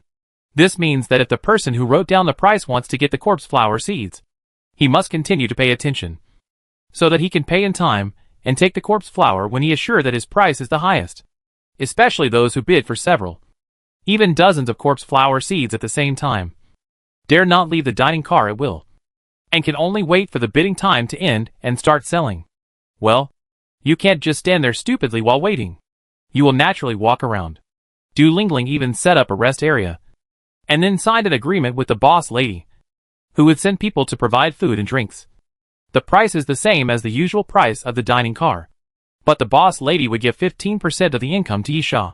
In this way, those people don't need to leave even if they are done shopping, but can wait in the rest area for the corpse flower seeds to be sold. In this way, Yi Sha's dining car is always the busiest section, with an astonishingly large flow of people. Although the flow of people cannot guarantee 100% conversion into transaction rate. However, the greater the flow of people, the higher the transaction rate. This is an indisputable fact. To form a transaction, there must be enough flow of people. Only when someone is watching can the transaction be possible. Yi Sha sat down at the bar, watching Du Lingling, who was busy, and then asked the bartender to bring him a glass of water. She is better than expected. Nyepa came over and sat down next to Yi Sha, at least in these things. She has shown considerable talent. If it was before the end of the world, she would probably be the kind of secretary that all bosses like. Yi Sha, that's right. My only thought now is that it would be unreasonable not to give her a raise. There are many ways to attract people. The most common ones are discounts, clearance, sales, and other eye-catching words. But it is obvious that Du Lingling did not use such inferior methods, especially the method of selling corpse flower seeds by bidding, which not only attracted a large number of people, but also increased the selling price. With competition, the price will naturally be high. Nyepa, of course. The fact that you can give her so many things to use is also the key. I didn't expect you to get so many corpse flower seeds. I'm afraid you will make a lot of money this time. The more you make, the faster you spend. Yi Sha, by the way, the Heavenly King is already in my hands. Nyepa showed a bit of joy. And then, can you exchange it with me? Otherwise, what do you want to exchange? Or how many gold skull coins do you plan to take? Or I can help you do something, and you can use that thing as a task reward. All are fine. No hurry. Yi Sha, I think that gun is actually quite good, but I'm not interested. So we can talk about it after the self-organized market is over. Nyepa nodded. Okay. Chapter 1228 Shinto Shufei. Captain of Flight? Yi Sha? Yi Sha and Nyepa were chatting casually. But at this moment, a voice suddenly sounded behind Yi Sha, attracting the attention of Yi Sha and Nyepa. Behind Yi Sha stood a man, who looked to be in his 20s or 30s, with a fair complexion. He should be the type with a very young face. But Yi Sha saw hostility on his face. This guy had a bad temper just by looking at his expression. Yi Sha, who are you? The other party introduced himself. My name is Shinto Shufei. Yi Sha nodded and motioned for the other party to continue. Shinto Shufei, I want to be your steward. Oh! Yi Sha was stunned. Reason? Reason? Shinto Shufei, because I think you are the strongest among the 3 stewards at present. If I have to choose, I would rather choose you. Moreover, you may not remember me, but we have participated in the same death carriage station. Yi Sha was stunned again. Then, Sakura City. Rank 3rd? Shinto Shufei raised his eyebrows. Yes. It's me. The Battle of the Death Carriage in Sakura City was a long time ago for Yi Sha. It's not certain that Yi Sha's memory is really that good. But double surnames are relatively rare. And Shinto is also a relatively uncommon type among double surnames. Because of this, it is more impressive. Yi Sha, I think you have a misunderstanding. I didn't ask you why you want to be my flight attendant. But why should I agree to you? The flight attendant and the flight attendant have a mutually beneficial relationship. What can you bring to me? Shinto Shufei sneered. Of course, it's because I'm strong enough. None of your men can compare to me. I can do everything they can do for you. And I can also do things they can't help you with. TSK. Yi Sha glared at Nyepa. Don't you have anything to say? Nyepa, what should I think? I can't beat him up. Fighting is not allowed on the Doomsday train. Besides, bragging is not against the law. You let me kill someone just because he brags. That's too cruel. Yi Sha spread his hands toward Shinto Shufei. Did you hear that? Shinto Shufei said fiercely. If it wasn't on the Doomsday train, I would have killed him. Yi Sha smiled. Why don't we wait until you kill him? And then we can talk? Shinto Shufei looked at Yi Sha coldly. You reject me? Yes. Yi Sha shrugged indifferently. Is there a problem? You will regret it. Shinto Shufei gritted his teeth. If you don't accept me, I can only become your enemy. After Shinto Shufei finished speaking, he turned around and left. Wait a minute. Yi Sha suddenly spoke up. Stopped Shinto Shufei, and held his chin and pondered for a while. Are you sure you want to be my flight attendant? Shinto Shufei, yes. Yi Sha, go find the boss lady. Remember what you said? If you can't do it, I will kick you out. Shinto Shufei nodded. Okay. Watching Shinto Shufei leave, Nyepa wondered, why did you suddenly change your mind? Yi Sha, this guy was sent by Gon Lin. Nyepa was stunned for a moment, then asked, why did you take him in? Yi Sha, of course I did. Why not? Rather than not knowing what that woman is up to. It's better to keep her by my side so I can observe her. If she doesn't work, it's also convenient to kill her. Nyepa, are you sure? Yi Sha, probably. Yi Sha only told Gon Lin that sentence, which summed up the meaning. That she is either a friend or an enemy. It always made Yi Sha feel weird when he heard it from Shinto Shufei. However, if it wasn't a coincidence, why did Shinto Shufei know this? Especially since Gon Lin had said something similar before. That means it was intentional? If so, then Gon Lin deliberately let Yi Sha figure out that Shinto Shufei was her man. Yi Sha felt a headache when he thought about this. That woman's mind was much harder to guess than Samuel's. Yi Sha thought about it, and said to Nyepa, don't observe. Just kill him directly. You can solve it? Nyepa, why did you suddenly change your mind? Yi Sha, I can't guess what Gon Lin is up to. To be on the safe side, no matter what she is planning, or whether Shinto Shufei is her man or not. If she is killed, Gon Lin's plan will naturally not be implemented. Nyepa thought for a while. Okay. I'll do it. Then, King of Heaven? Yi Sha rolled his eyes. You're too optimistic. This matter may not be that troublesome. If you don't plan to do it, I'll let you and Fei Long go. If it doesn't work, I'll do it myself. Nyepa, can I have some fun? Rent 2 stations? Yi Sha, deal. Yi Sha chatted with Nyepa for a while, then went back to his personal compartment to rest. Everyone was very enthusiastic about this self-organized transaction. But it didn't mean much to Yi Sha, or to the chief steward and the outstanding stewards, because it was difficult to trade for something satisfactory. Most people bartered, but they didn't have many choices. So they mainly sold, exchanged the things they didn't need, and then used the gold skull coins to buy things from the boss lady. After all, the other party has too high requirements for the things they like, and they don't like most things. So, Yi Sha simply didn't even attend the auction. After wandering around for a few days, he waited for the auction to end and Du Lingling to report to him. The income is very good. The total income. Stop. Yi Sha, just say my share. You can give them the statistics of others privately. Du Lingling, a total of 922 gold skull coins, including 485 ordinary corpse flower seeds, 190 gold skull coins from the skin of the water elf Moya, and the rest are from other things. Yi Sha was surprised. So many? Du Lingling, not bad. Mainly because the price of the corpse flower seeds exceeded the estimate by a lot. Yisha nodded. According to Yisha's own estimate, the acceptable price for all the corpse flower seeds was between 300 and 350. But Du Lingling raised the price a lot after bidding. As for the other items, the prices were similar to what Yisha had in mind. The most important thing was the skin of the water elf Moya, which was definitely a huge profit. That thing is the skin of the water elf Moya, although it is a very high-end material. But the upper limit of the price of consumables is naturally not high. Yisha is completely using the water elf Moya as a gimmick to promote the auction. Anyway, those who are willing will take the bait. But Yisha didn't expect to sell so much, and the price in his mind was around 100.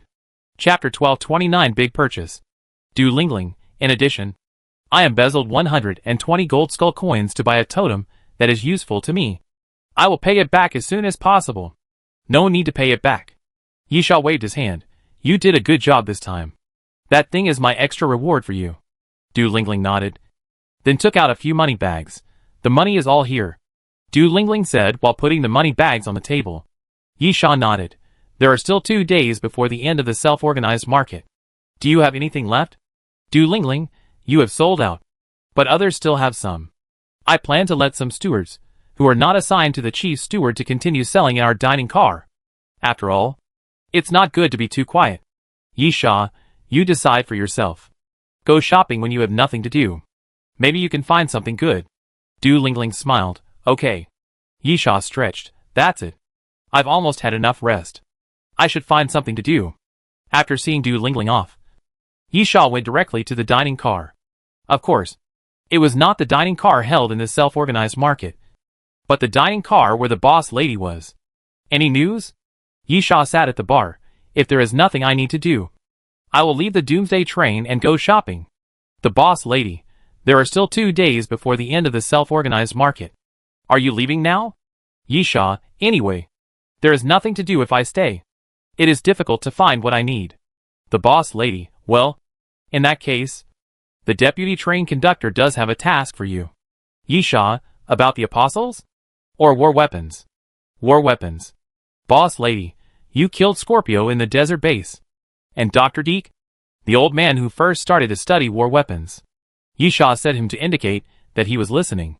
Boss lady, his students brought the research samples and information back to Compu's headquarters. Compu decided to continue the research. And his students were also very motivated and produced Leo.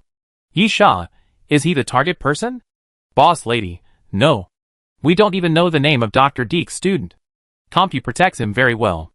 I can't get any information. The target of your mission this time is called Frank.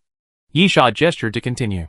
The lady boss, Frank, the commander of the Iron Fortress Guard of Compu, has the 7th and 12th cleanup teams under his name. He is a combination of a superhuman and an alien human, which is very rare. As the lady boss spoke, she placed a copy of Frank's personal information on the bar. Yisha flipped through it. It's detailed enough. Is it kidnapping again? The lady boss shook her head. According to the intelligence, before the development of Leo, Frank received a mission from Compu's headquarters. The specific mission is unknown, and it is likely related to the manufacture of Leo. Your mission is to find Frank. It doesn't matter whether to kidnap someone. The main task is to find out what his mission is. Yisha, as long as we know the steps of his mission, we can know the production process of Leo with a high probability. Or at least know a certain step. Right? Boss lady, yes. Of course. If you think it is more convenient to kidnap someone, you can bring him back. Yisha nodded. I understand. Boss lady continued. In addition, there will be certain support for this mission. After all, the Iron Fortress base where Frank is located is one of the bases still in operation of Compu Corporation. It is not easy to sneak in, and it is even more difficult to attack by force. Moreover, a strong attack cannot ensure that Frank will be captured successfully.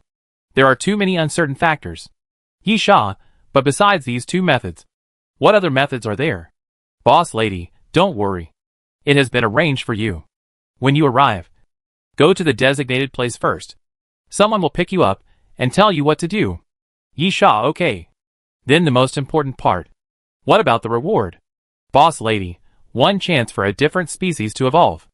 Yisha is puzzled. Huh? Boss lady, Mr. Malfarian has a very precious potion that can make any different plant evolve once. Yisha's eyes lit up. Deal. The boss lady. So, are you leaving now? I will arrange the entrance and exit for you. And there will be someone to pick you up. Wait a minute. Yisha, if you are not in a hurry. I want to buy some things first. I am very rich now. As Yisha said this, he threw the purse on the table, making a banging sound, proving that the purse was full of skull coins. The boss lady smiled. Of course there is no problem. It is my job. So, what do you want? Yisha, first. Add some conventional combat methods. I have a general idea. Please find me the skills of string control. And the remaining skills of the 16-element alloy ball. No problem. The boss lady. This is the skill page of string control. Yisha nodded and checked it out. String control is a very strange system ability. First of all, it is an ability. Secondly, it must have a designated string weapon to use. This ability itself has no effect, but it can learn a lot of string control skills. Yisha now has a huge amount of money in his hands, but it is obviously impossible to learn all the string playing skills. Besides, there are dozens of string playing skills sold by the boss lady, and it is meaningless to learn all of them, and they are simply not enough. Therefore, Yisha plans to selectively choose some to improve his conventional combat ability. String barrier. Use crisscrossing strings to create a barrier, which can make the strings hidden at night or in a dark environment, and can cause huge damage to the target running into the string barrier at high speed. Price: 15 gold skull coins. Rain spear. Releases a large number of strings, covering an area, and attacks continuously. Price: 10 gold skull coins. Cocoon.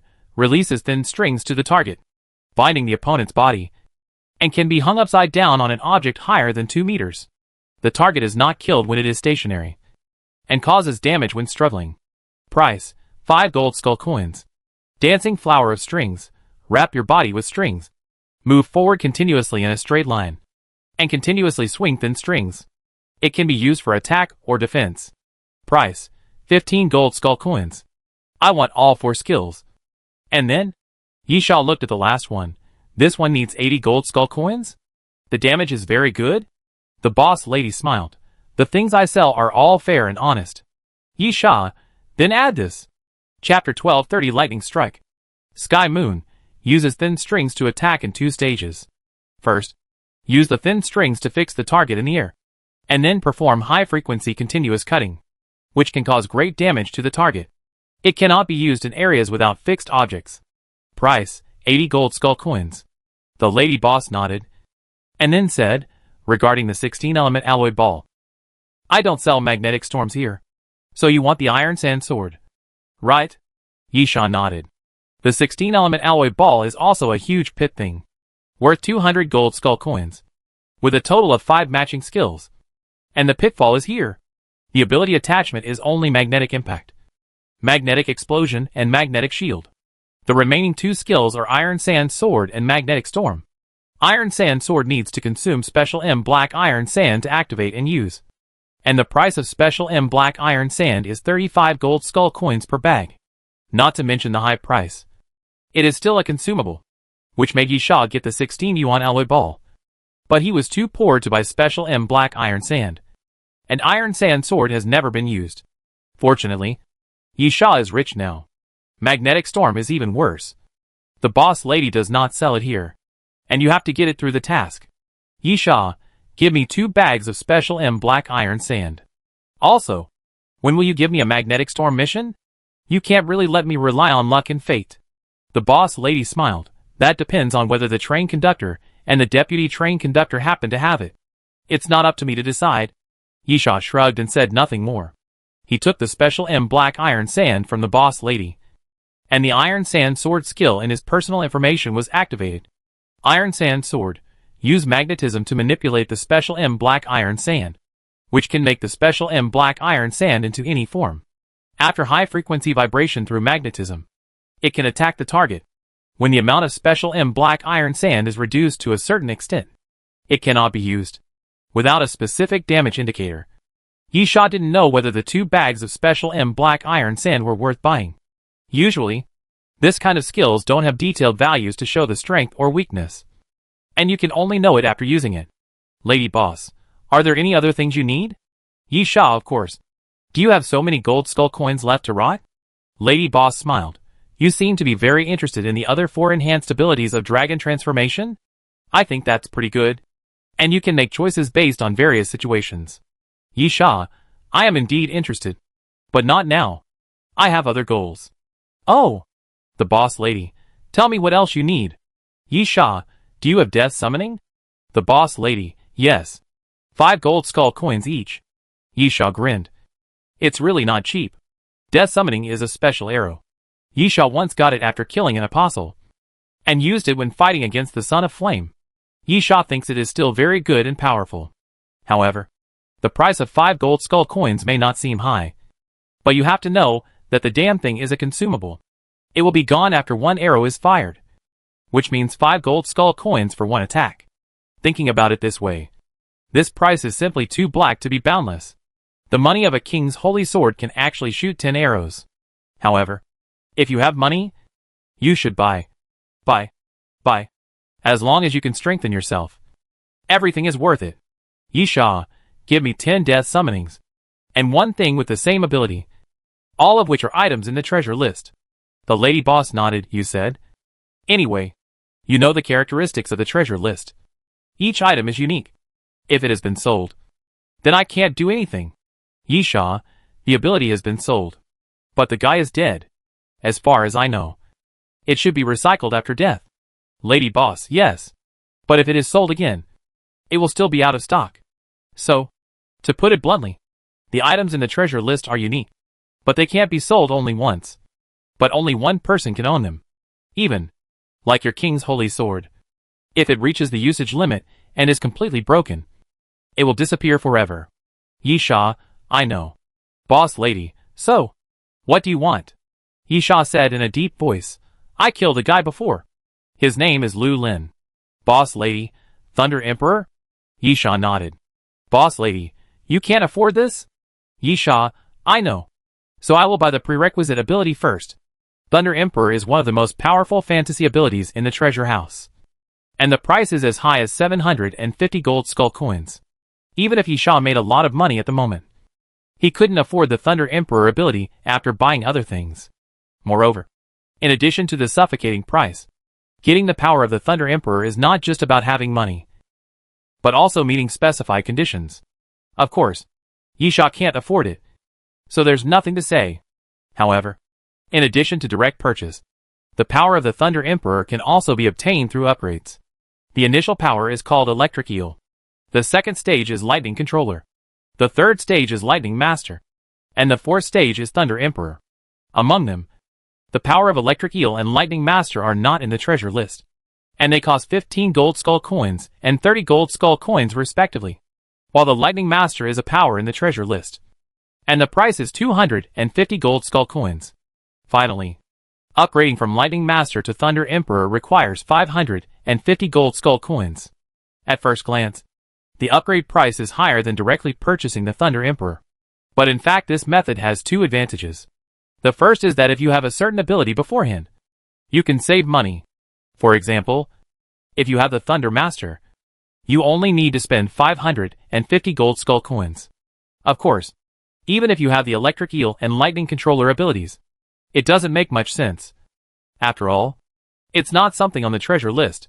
The second is that the Thunder Master is an ability on the treasure list and can be seized. After you have the Thunder Master ability, other people can only buy it in full and complete the specified conditions to get the Thunder Emperor ability, which is much more difficult. Lady Boss, so, you want to buy the ability of the Thunder Master? Yi Sha nodded, yes. This power is still very terrifying. And Yi Sha himself has experienced it. Because the Thunder Emperor LV Lin was killed by Yi Sha. Moreover, the Thunder Emperor is just a title. Not a title recognized by the Doomsday train. He called it himself, and was recognized by other crew members. The ability LV Lin had at that time was not the Thunder Emperor, but the Thunder Master. Even so, the destructive power of that ability is quite terrifying. And Yi Sha decided to buy it after careful consideration. Because, wind and rain in all directions. Using the Thunder Emperor ability in a windy and rainy climate, it is obvious that the power can be increased to a certain extent, and it can be coordinated with each other. Of course, the Thunder Master can also.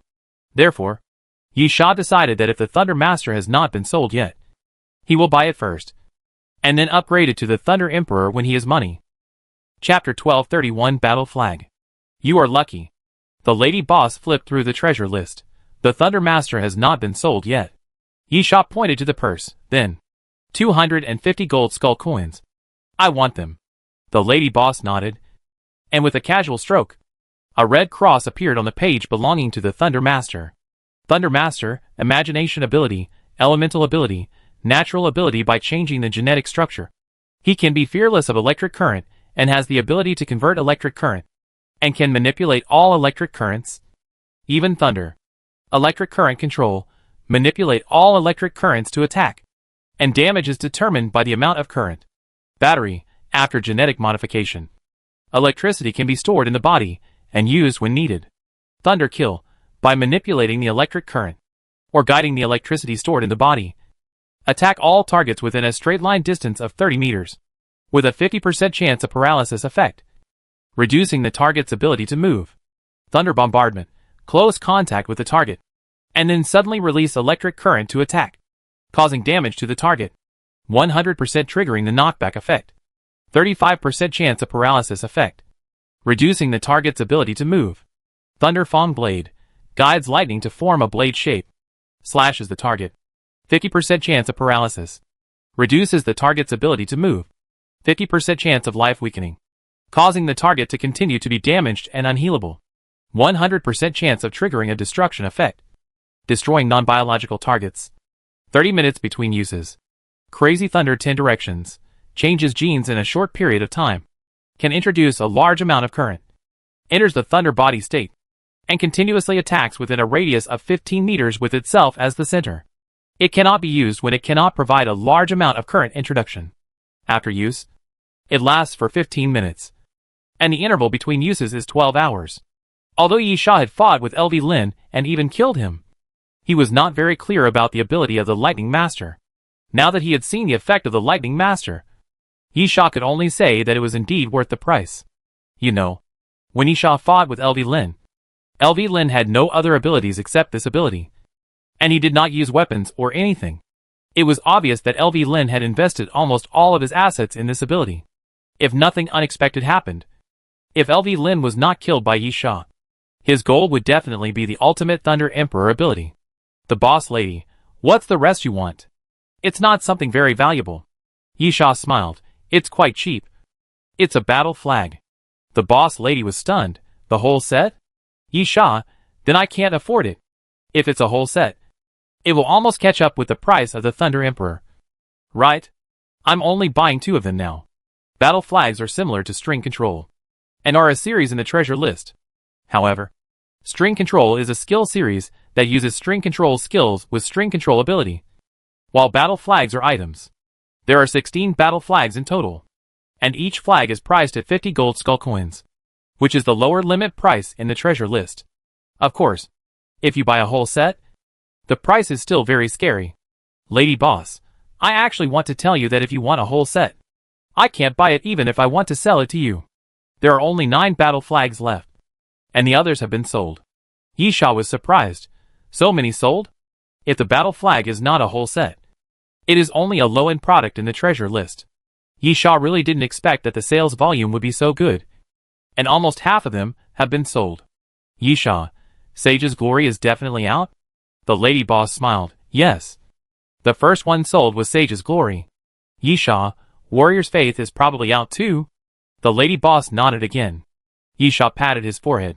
Although the Battle Flag series all had a unified price of 50 gold skull coins, they could still be distinguished more or less. Sage's Glory and Warrior's Faith were the most effective among them. Yi Sha, don't tell me that Dragon's Power and Scales are out too. The boss lady, that one is there. After all, it requires fantasy dragons and a large number of alien creatures to work, and most people do not meet the conditions. Yi Sha nodded. Give me Dragon Power Scale. And then is Bravest of the 3 armies still there? Boss lady, no Bravest of the 3 armies. Yi Sha was dissatisfied. All the good stuff has been sold? What about the power of life and death? Boss lady, that one is there. Yi Sha, Then we need these two battle flags. Dragon Power Scale, Fantasy Prop, Battle Flag, Benefit Prop after planting the flag. Within a radius of 35 meters. The Fantasy Dragon ability is enhanced by 10%. And all friendly alien creatures have dragon attributes. Duration, 30 minutes. Use interval 2 hours. Life and Death, Fantasy Item, Battle Flag, Benefit Item after planting the flag. Within a radius of 30 meters. The physical fitness of friendly targets is enhanced by 5%. And the physical fitness of enemy targets is weakened by 5%. The maximum number of targets affected is 10. The duration is 30 minutes. And the interval between uses is 2 hours. Dragon's Scale of Fury is what Yisha wanted. As for Life and Death, this is actually a team-based battle flag. The effect value is not outstanding, mainly because it can affect 10 targets. Therefore, it is not Yisha's first choice. However, all the battle flags that Yisha wanted were bought. As the tallest among the short men, he was considered to be quite good at deciding life and death. While thinking, Yisha opened his personal information. Yisha, human, male, 24 years old. Level, 5-star king. Privileges, member of the Dead Carriage. Character information query. Special personal carriage use rights. Crew chief access rights. Sea area access rights. Crew command rights. Temporary rental rights for conventional materials. Dispatch rights. E-level information query rights. Title, 8-sided storm. Position, flight attendant. Strength, 252. Physical fitness, 225. Agility, 238. Mental strength, 230. Number of skull coins, 312 gold. 5 silver. 7 bronze. Weapons carried, infinity bow, number of arrows, unlimited. Advanced tactics. Alaskan harpoon survival knife. Brilliant and shining king's holy sword. Night owl. Destroyer, ultimate form. Sword falling in southern frontier. Decapitation knife. King Scar assault rifle. Equipment carried, starry goggles. Seiko military boots. Eagle pattern pupil. Carrying props, stab-proof vest. Tactical gloves. Tactical belt. Red flame bomb. Colorful clouds covering the moon. Shining stars. Antidote. Shining sword. 16-element alloy ball. Battle flag, dragon's angry scales. Life and death. Death summons X10. Carrying puppets. Corpse flower, complete form. Space flower pot planting, Archon. Biochemical mechanical organism, mutant organism. Alien plant gene and plant virus carrier. Fatal, mutant organism, unknown organism. Symbiont. Little ancient cat, alien organism. Hybrid ancient species. Mastered skills. Advanced mixed martial arts mastery. Master archer mastery. Primary car structure mastery. Primary car mechanic mastery. Primary mechanic mastery. Primary biological gene mastery. Snake bite. Shock wave. Collapse. Wind chase. Dragon capture. Crane control, number of skills. 7. Sword skills. 6 dragons flying. 24 bridges on a moonlit night. 1 glance for 10,000 years. Mastered abilities. 12 trials of immortality. Hard armor, strength, berserker. Virus swallowing, small probability. Martial arts supreme. Bloodthorn. Intermediate fantasy enhancement. Bloodthorn bomb. Intermediate regeneration ability. 8-way wind and rain. Dragon transformation, white dragon king. Fantasy dragon gull. Magnetic control. Lightning strike. Warehouse. Holy demon blood bottle. Noah steel. Ancient civilization stone ball. Ancient civilization stone coffin. Ancient civilization stone flakes X2. Ancient civilization steel. Twin sawtooth sword blueprint. Magic armor, unidentified. Water spirit Moya corpse. Chapter 1232 corpse. In the personal information, Yisha is 1 year older, which makes Yisha sigh. In a blink of an eye. More than a year has passed since the end of the world. But it is just a sigh. Age is useless in the end of the world. And most people don't expect to die without illness. After reading the personal information, Yisha sighed. I still haven't broken through to the king. This time, Yisha made a big purchase. In order to improve his strength at all costs, he invested a lot of gold skull coins. Naturally, Yisha also expected that he could enter the extraordinary level. Unfortunately, even with the White Dragon King and Lightning Strike, 2 abilities that can greatly improve combat power, it still couldn't help Yisha pass this threshold. Of course. The boss lady. The threshold of the extraordinary realm is not so easy to pass. After all, reaching the extraordinary level means that you are qualified to challenge the position of deputy train conductor. Yi Sha nodded. The rest of the money will wait for next time. Maybe, if I save enough money, I will also get the other 4 enhanced forms of the dragon ability. However, that is a matter for later. Let's talk about the task first. The boss lady. The first destination is an abandoned town called Nokanla Town, about 1,500 meters outside the Iron Fortress. Someone will pick you up there. Yi Sha, can't you just take me to the town? Boss lady, I'm sorry. That's not possible. Yi Sha was puzzled. Huh? Boss lady, I don't know how to explain it. Just understand that some energy sources will become unstable when they are seriously disturbed. And then no one knows what will happen. Yi Sha, the entrance and exit are the energy source? The boss lady, you can understand it this way. Starting from that abandoned town, the surrounding areas are under the control of Compu Corporation. There is a large-scale magnetic interference, which has a serious impact on the establishment of the entrance and exit. Therefore, we can only go to the periphery. Yi Sha, okay. I understand. The boss lady took out a waste bag and handed it to Yi Sha.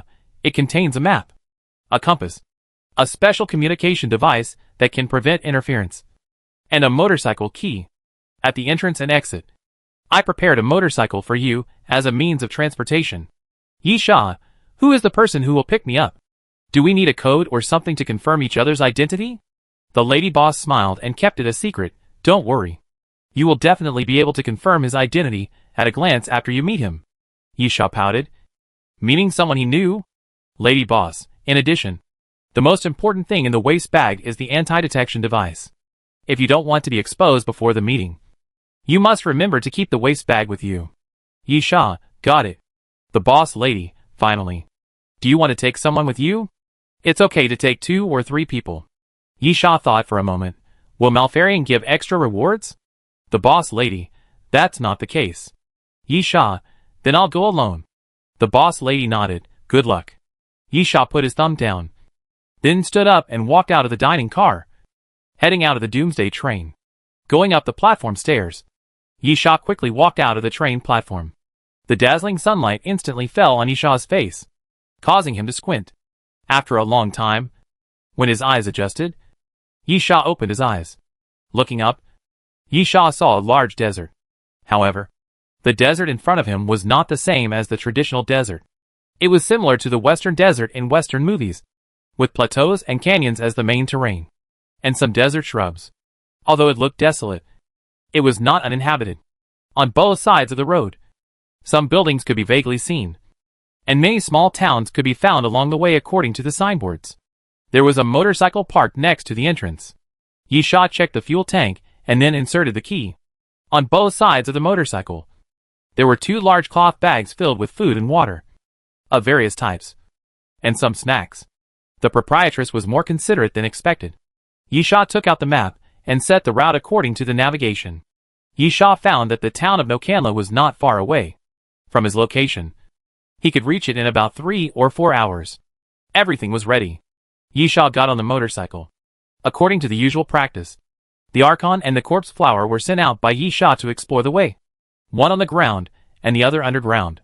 With 2 explorations, generally nothing could be hidden from them. Yi Sha got on the motorcycle and drove forward. There are usually few zombies in desert areas. Even though this desert is not as desolate as imagined, it is not a crowded area after all. So the number of zombies will not be too many, or even none at all. The reason is simple. This is the activity area of Compu. For Compu, zombies are not just monsters, but also experimental samples. In Compu's experiments, zombies are needed as samples for anything related to the zombie virus.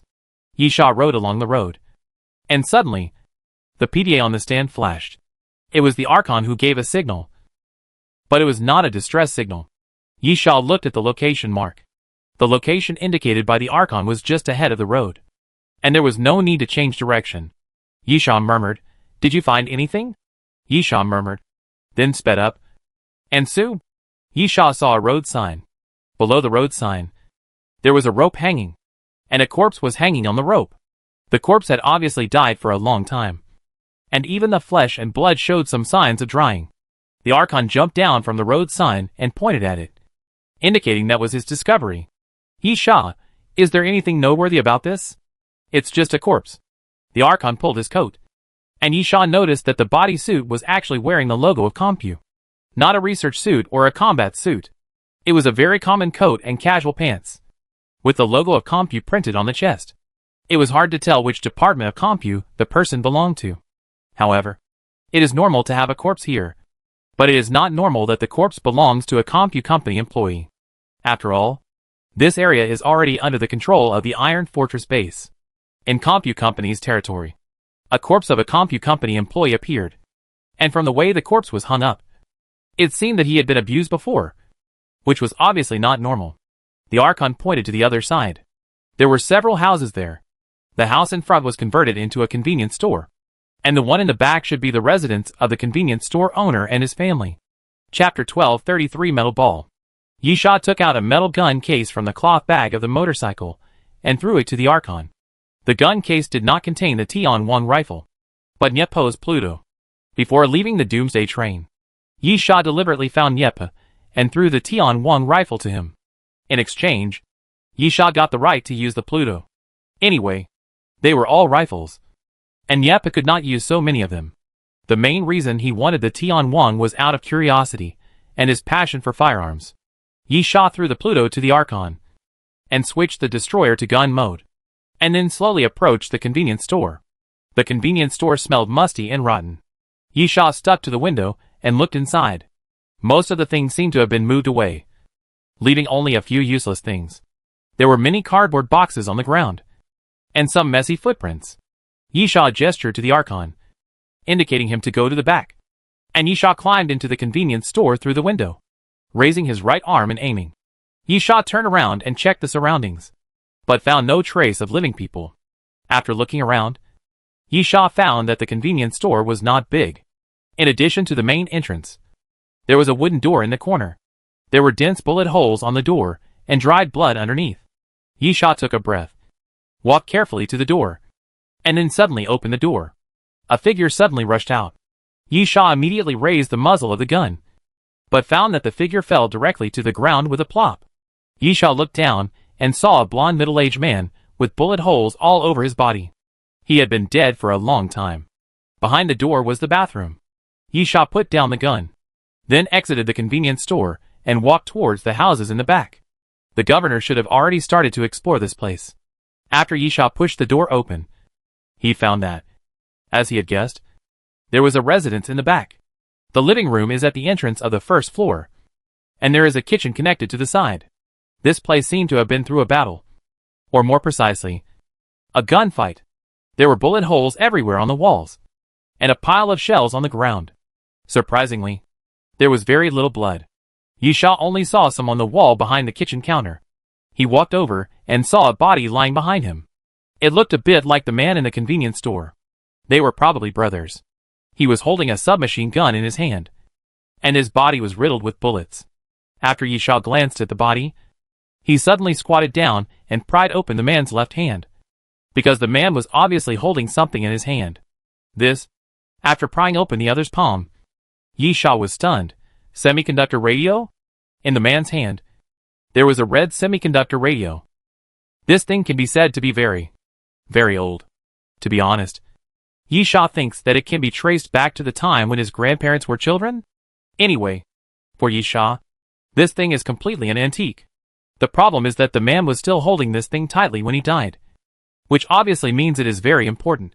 Yi Sha fiddled with it casually and found that there was still power, so he started to tune the frequency. Of course, there was no sound on most channels, but after tuning the channel for a while, a Sha sound suddenly came from the radio.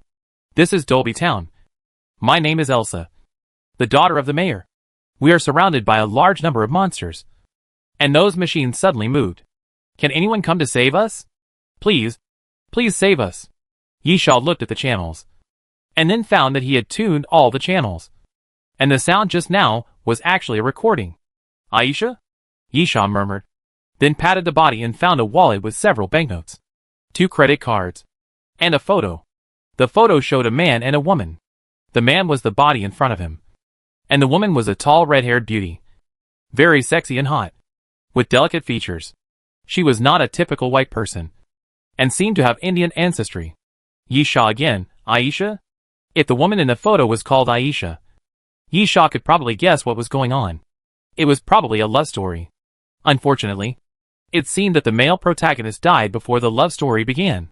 Thump, thump, thump. At this time, gunshots were heard outside the house. And at the same time, the PDA on Yi Sha's way sent out the Archon's warning signal. Yi Sha raised his eyebrows. The Archon seemed to be fighting with something. Yi Sha immediately walked towards the door, intending to check the situation. But just as he reached the door, thump, thump, thump, the crisp sound of gunfire suddenly rang out. The wall around the door frame was smashed. Countless wood chips flew. Yi Sha hugged his head and quickly returned to the house. Yi Sha sat down next to the window, with the windowsill just above his head. When the sound of the shooting stopped, Yi Sha looked up and was stunned. The people who shot Yi Sha were not from Compu, nor were they zombies. Yi Sha didn't know how to describe what was in front of him. It felt like a pile of scrap metal. In fact, Yi Sha's feeling was correct. What appeared in front of Yi Sha was an irregular metal ball. And this metal ball seemed to be pieced together with various metals. Or, to be more direct, it was pieced together with various things made of metal. Yi Sha could vaguely see some of the objects, such as wrenches, hangers, steel pipes, and even a disassembled microwave oven, because Yi Sha saw the lid of the microwave oven stuck to the back of the metal ball. At the top of the metal ball, there were 2 gun barrels, which looked like the barrels of AKM assault rifles. With the sweeping, many shells would fall out from the bottom of the metal ball. What the hell is this? Yi Sha murmured. A mechanical zombie? Looking at a moving metal ball, Yi Sha instinctively thought of mechanical zombies. But it felt different. Mechanical zombies still have biological parts, just combined with machinery. And this thing in front of him, is it obviously a metal ball made up of a bunch of miscellaneous things? A few question marks flashed through Yi Sha's mind, but he quickly stopped thinking about it. Anyway, no matter what it is, since it is aggressive, just kill it first. While the opponent seemed to be reloading bullets, Yi Sha suddenly stood up and raised the destroyer. Clang, clang. The gun barrel at the fingertips fired bullets continuously, hitting the metal ball, and then swept away golden sparks. Yi Sha was a little surprised that the bullets of the destroyer were useless. Although the metal ball looked messy, its defense was much higher than Yi Sha imagined. Chapter 1234 Metal Giant. At this time, the metal ball seemed to have reloaded bullets and shot at Yi Sha again, with flames spitting out of the muzzle and bullets continuously shooting towards the window. The walls of the house were made of wood and could not stop the bullets at all. Yi Sha immediately bent over and moved sideways to avoid the bullets. Then, Yi Sha found that the metal ball could actually move. About 2.5 meters above the ground. He didn't know what method it used, but it could actually float in the air and move horizontally. Damn it! Yi Sha cursed, then took out a metal bar from the colorful cloud and threw it out. Hiss! Hiss! Accompanied by the sound, the smoke quickly drifted away, covering a large area in front of the house. Yi Sha turned over and rolled out from the window on the other side of the living room. But as soon as he landed, the gunshots continued to sound. But they were not aimed at Yi Sha's position. It seems to be something like a lens, as a field of view, rather than a sensing device. Yi Sha murmured in a low voice and made a judgment. If it was a sensor device, the smoke would obviously be useless. But if it was similar to human vision, it could be blocked by the smoke. Yi Sha determined the position of the metal ball by the sound of the gunshot, and then ran rapidly to the side. Railgun form. Yi Sha raised his arm, and the sound of mechanical rotation sounded in the destroyer, and it quickly turned into a gun barrel. The next moment, Yi Sha rushed out of the smoke and fired to the side. 2 pulse bombs were fired continuously, sliding along the ground, falling one after the other under the metal ball, and then emitting blue light. Positioning explosion. Boom! Boom! The 2 pulse bombs exploded almost at the same time. And then, the metal ball was blown away, turning into a pile of parts, scattered in all directions. Yi Sha walked over, and saw that the metal ball was really a pile of messy metals. Yi Sha saw screws, nails, metal pieces. Anyway, anything made of metal seemed to be able to be put together. In addition, Yisha also saw a large number of bullets. The metal ball should be hollow. And these bullets are inside the metal ball. I just don't know how to load them automatically. In particular, Yisha did not find any pieces of meat or biological parts. From this point of view, this thing does not look like a mechanical zombie. And it feels a bit strange. Two. At this time, the sound of gunfire rang again. Yisha remembered that the Archon seemed to be still fighting, and immediately ran towards the back of the house following the sound of gunfire. After arriving at the back of the house, there were many metal products scattered on the ground, which were obviously smashed by the Archon. At the same time, the Archon was still exchanging fire with 3 metal balls. The 3 metal balls were similar to the one that Yisha smashed, but not exactly the same, because they were pieced together with different metal products. Yisha didn't care about that. He joined the battle first, while the 3 metal balls were shooting at the Archon. He raised his arm and fired pulse bombs again and again. The pulse bombs drew an arc in the air and fell forward, and one of them directly stuck to the metal ball. Boom! Accompanied by the explosion of blue light like electric current. The metal ball was shattered, and countless metal parts scattered in all directions. The Archon immediately rushed out from the back of the building, raised the Pluto rifle, and fired wildly at a metal ball, completely shattering it. On the other side, the pulse bomb exploded continuously, but did not destroy the remaining metal ball. Yisha simply stepped forward quickly, and pulled out a thin string from the ring in his hand. Rain of guns. The strings flew into the air, then suddenly scattered, falling like white raindrops, completely smashing the metal ball. Looking at the scattered parts, Yisha said, "What are these things? Where did they come from?" The Archon pointed to the side, and Yisha found a big pit not far away. He walked over, and saw that it was full of various metal garbage, like discarded home appliances or something. Yisha said, "Where did they come from?" The Archon nodded. Yisha touched his chin and murmured, "Strange. Moving metal? But it doesn't look like a machine made by Computech. It looks like a bunch of metal garbage put together. Robots existed before the end of the world, and they are not uncommon. But they are still in the stage of continuous research and development and improvement. They can't do all kinds of things for humans like in the movies. However, after the end of the world, Computech has made many things based on robot research. For example, the early arbitrators were based on robot manufacturing technology, mixed with biological parts, and then used zombie viruses to make the biological parts work, controlled by electronic chips. In a sense, because they are semi-mechanical, it is not completely wrong to call them robots. After that, mechanical zombies were also born based on this kind of experimental transformation research. However, this kind of purely mechanized machine is generally used in defense facilities, such as the laser cannons and sentry machine guns that can be often seen in the base of the Comp Corporation. They actually look like robots with alternative shapes and can automatically lock and shoot. But in fact, it can only be regarded as a defensive machine. Yisha has never seen a machine like those metal balls that can move autonomously and attack actively. And at the same time, there is no biological part. Clang. Clang. Yisha was wondering what those metal balls were. Suddenly, a sound of metal collision came into Yisha's ears, which made Yisha come back to his senses. Looking at the big pit full of metal garbage, Yisha suddenly widened his eyes. The metal in the big pit actually moved by itself, as if there was a suction force constantly pulling, sucking all the surrounding metal garbage in. Soon, as the metal garbage piled up together, it became larger and larger, and slowly formed a human figure. Then a human-shaped giant made of metal garbage, 7 or 8 meters tall, stood up from the garbage pit. What the hell? Yisha was stunned. What the hell is this? At the same time, the metal giant stood up from the ground, raised his fist, and smashed down at Yisha fiercely. Ghost step. Yisha's figure flashed and immediately disappeared from the spot. The metal giant's fist hit the ground fiercely, making a loud noise.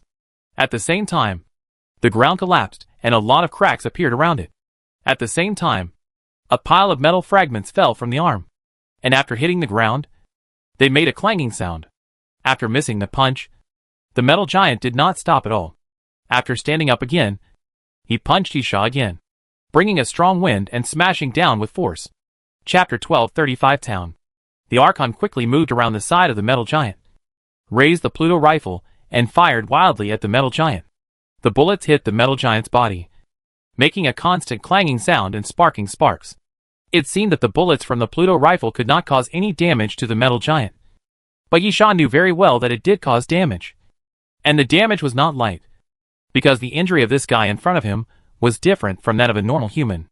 The way the metal giant was injured was that metal fragments kept falling from his body.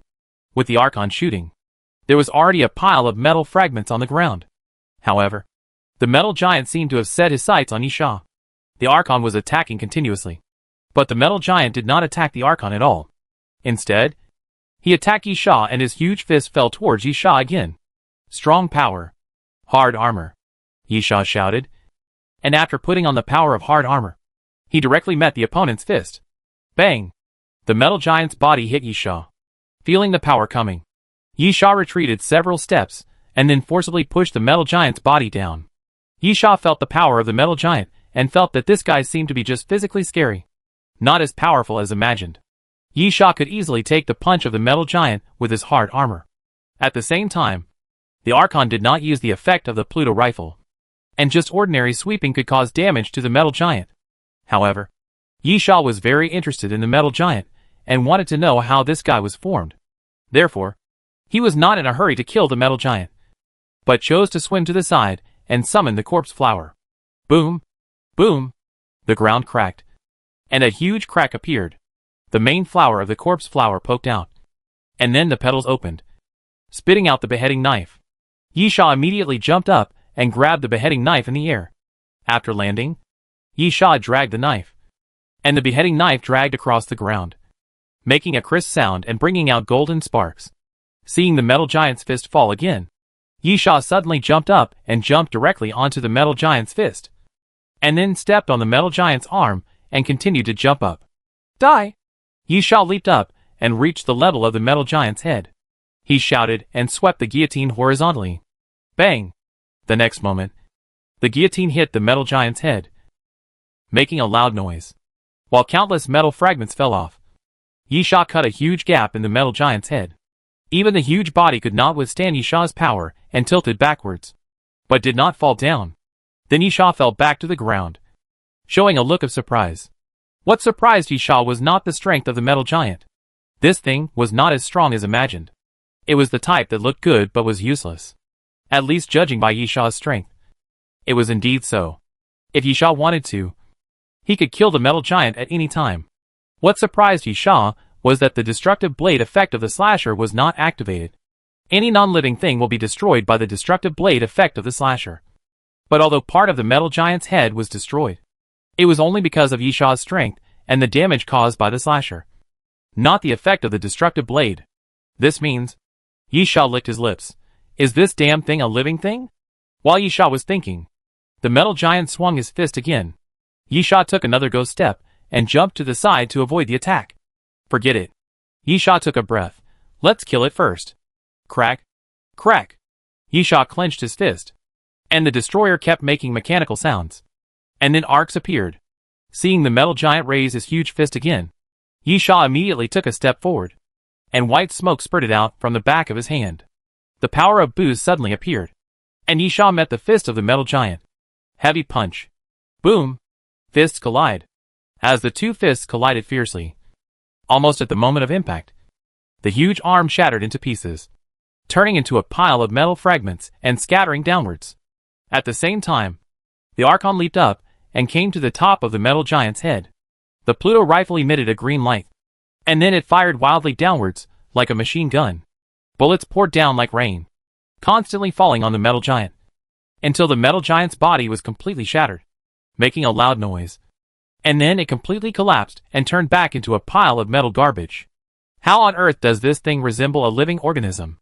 Yisha looked at the pile of metal garbage, wondering, could it be that after the zombies of the apocalypse, alien creatures have begun to invade the earth? Yisha was quite curious about these metals that could assemble and move by themselves. But after carefully examining the pile of metal garbage, it was really just ordinary metal garbage. Nothing special at all. After looking at it for a while, Yisha still didn't understand it, so he simply ignored it, returned to the front of the convenience store, got on the motorcycle again, and continued to head towards the destination. the town of Nokamla. Then, Yisha discovered that those metal monsters were not isolated cases. Similar things are everywhere in the desert, but they are in different shapes. Things as big as metal giants are rare. But there are many smaller metal monsters, like metal balls, metal cylinders, and metal cubes floating in the wilderness. If you are far away, there is no problem. But if you are close, you will actively attack, which is a bit like zombies. As for the distance, Yisha made a simple estimate, and it will attack if you are close to 15 meters to 25 meters. Knowing this feature, it was much easier. Yisha would try to avoid it as much as possible. If it didn't work, the Archon would clean it up in advance, because there was no benefit in killing these things. In fact, Yisha also found another strange place. There was no mysterious voice prompt at all. This was also quite strange. Even for some strange things, the mysterious voice would use unknown to prompt, such as Yisha had encountered unknown zombies before. This time, there was no prompt at all. Yisha felt that this place was really strange. But because it was far from endangering his life, Yisha did not go out of his way to find the proprietress to ask. Soon, according to the navigation route, the town of Nokamla appeared in front of Yisha. This is an abandoned town. Standing at the entrance of the town, looking at the mottled walls of the building, you can feel this. The streets are full of vehicles, unusually deserted, and there are no zombies, because they have all been cleared by the people of Comp Corporation. Chapter 1236 Contact Person. Walking into the town, Yisha found something terrible. This place was much bigger than he had imagined. And Yisha actually forgot to ask where the contact point was. I still have to ask about this, Yisha murmured. He didn't want to visit the whole town. But at this moment, Yisha's eyes suddenly swept across a building near the entrance, and found a simple train head carved in the corner of the door. Yisha raised his eyebrows, gave up contacting the proprietress, and walked directly towards the building, and pushed the door open. The moment he entered the door, a gun was thrust out from the side, pointing at Yisha's head. But at the same time, the barrel of the Pluto gun stretched out from behind Yisha's waist and pressed against the other party's waist. Misunderstanding. The other party smiled and took the gun away. One of us. Yisha looked sideways. It's you. Dolan smiled. I didn't expect you to come here. Are you alone? Yisha nodded, and at the same time understood why the proprietress said that Yisha could recognize the other party as soon as he saw her. Yisha and Dolan have some connections. First of all, Dolan was tied back to the Doomsday train by Yisha and Nyepa, and then became a crew member. At the same time, they also cooperated in the subsequent battle against the Son of Flame. Dolan put the pistol back into the holster. Come in and talk. Dolan pulled Yisha into the door, then looked around, and then closed the door. Yisha, do we need to be so careful? Isn't this an abandoned town? It's true to say it's abandoned, but it's not accurate.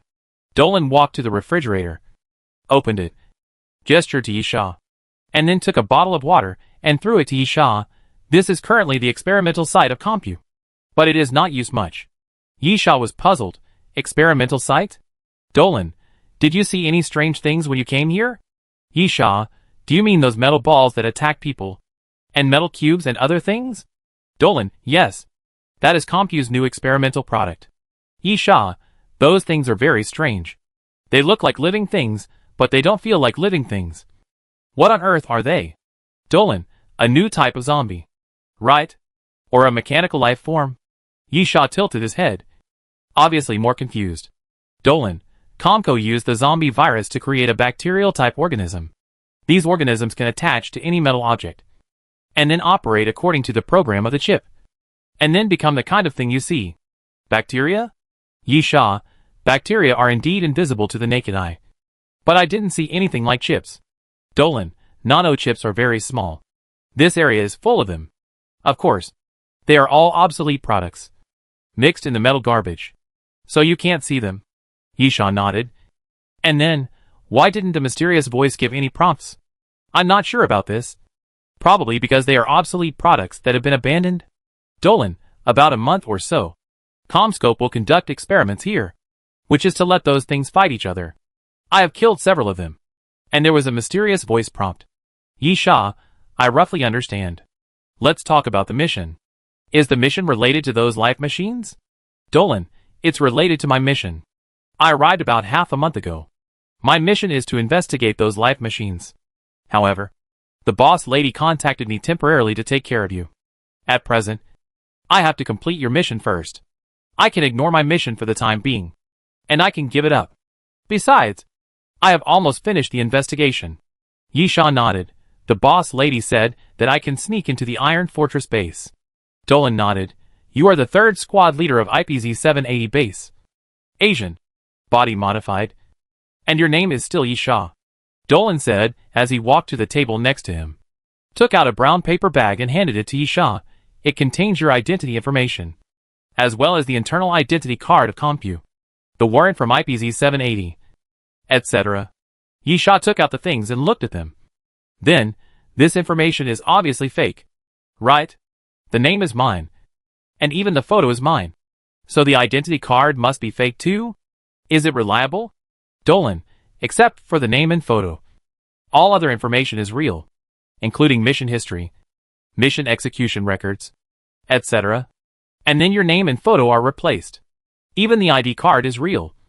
Only these two items are replaced. Yisha invasion? Dolan, I don't know about this. Anyway, that's what the boss lady said. And it was a Compu company who delivered the things. Yisha raised his eyebrows. Compu company people? What kind of people? Dolan, he was wearing a white coat of a researcher from Computech. His age was unknown. He wore a mask and a hat.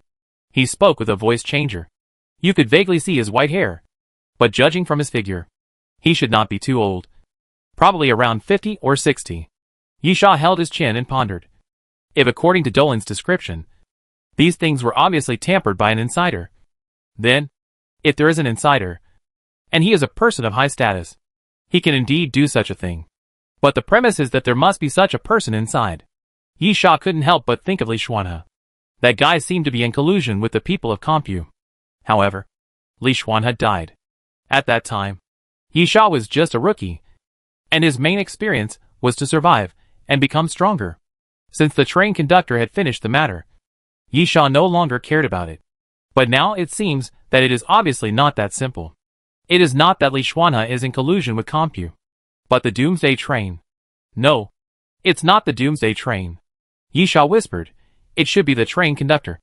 But since there are people in Compu, why is he so angry about Li Xuanhe's collusion with Compu? Or is it because Li Xuanhe did something behind the train conductor's back? Hello.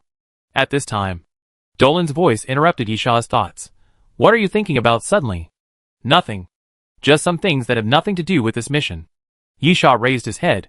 Let's continue talking about the mission? Dolan nodded. Okay. Yisha, then. Will you go to the Iron Fortress base with me? Of course. Dolan took out another document. The boss lady also got my identity information. According to the information, I am your adjutant. So this should mean that I want to go with you. Yisha grinned. Okay. Then the first thing is to sneak into the Iron Fortress base. And then clarify the goal, which is to find an opportunity to kidnap Frank. And then leave. Chapter 1237 Experimental Field. Kidnapping? Dolan wondered. Isn't our mission to get information from the other party? Yisha explained. The most troublesome part of this kind of mission is how to pry open the other party's mouth. Moreover, even if you really pry it open, you can't 100% guarantee that the other party is telling the truth. In order to ensure that the mission can be completed smoothly, you have to find a way to verify whether the other party is lying and how true it is. So, don't you think it's troublesome? Dolan suddenly realized so. Just take the person back to the Doomsday train? Yisha, yes. Rather than taking the risk of mission failure with intelligence that we don't know if it's true or not. It's better to bring the person back. As for how the boss lady pried the other person's mouth open, what does it have to do with us? Anyway, our mission is completed. Dolan nodded. Just like when they brought me back to the Doomsday train? Yisha grinned. Your specifications are much higher. The conductor ordered you to be brought back. Not because of any intelligence, but because he wanted you directly. Dolan nodded again. Don't worry. I don't mean to pursue it. After all, coming to Doomsday train is like opening the door to a new world for me. I am quite satisfied with my current life. Yisha, it doesn't matter. Do you think I'm afraid of you pursuing it? Dolan smiled. Let's continue talking about the mission.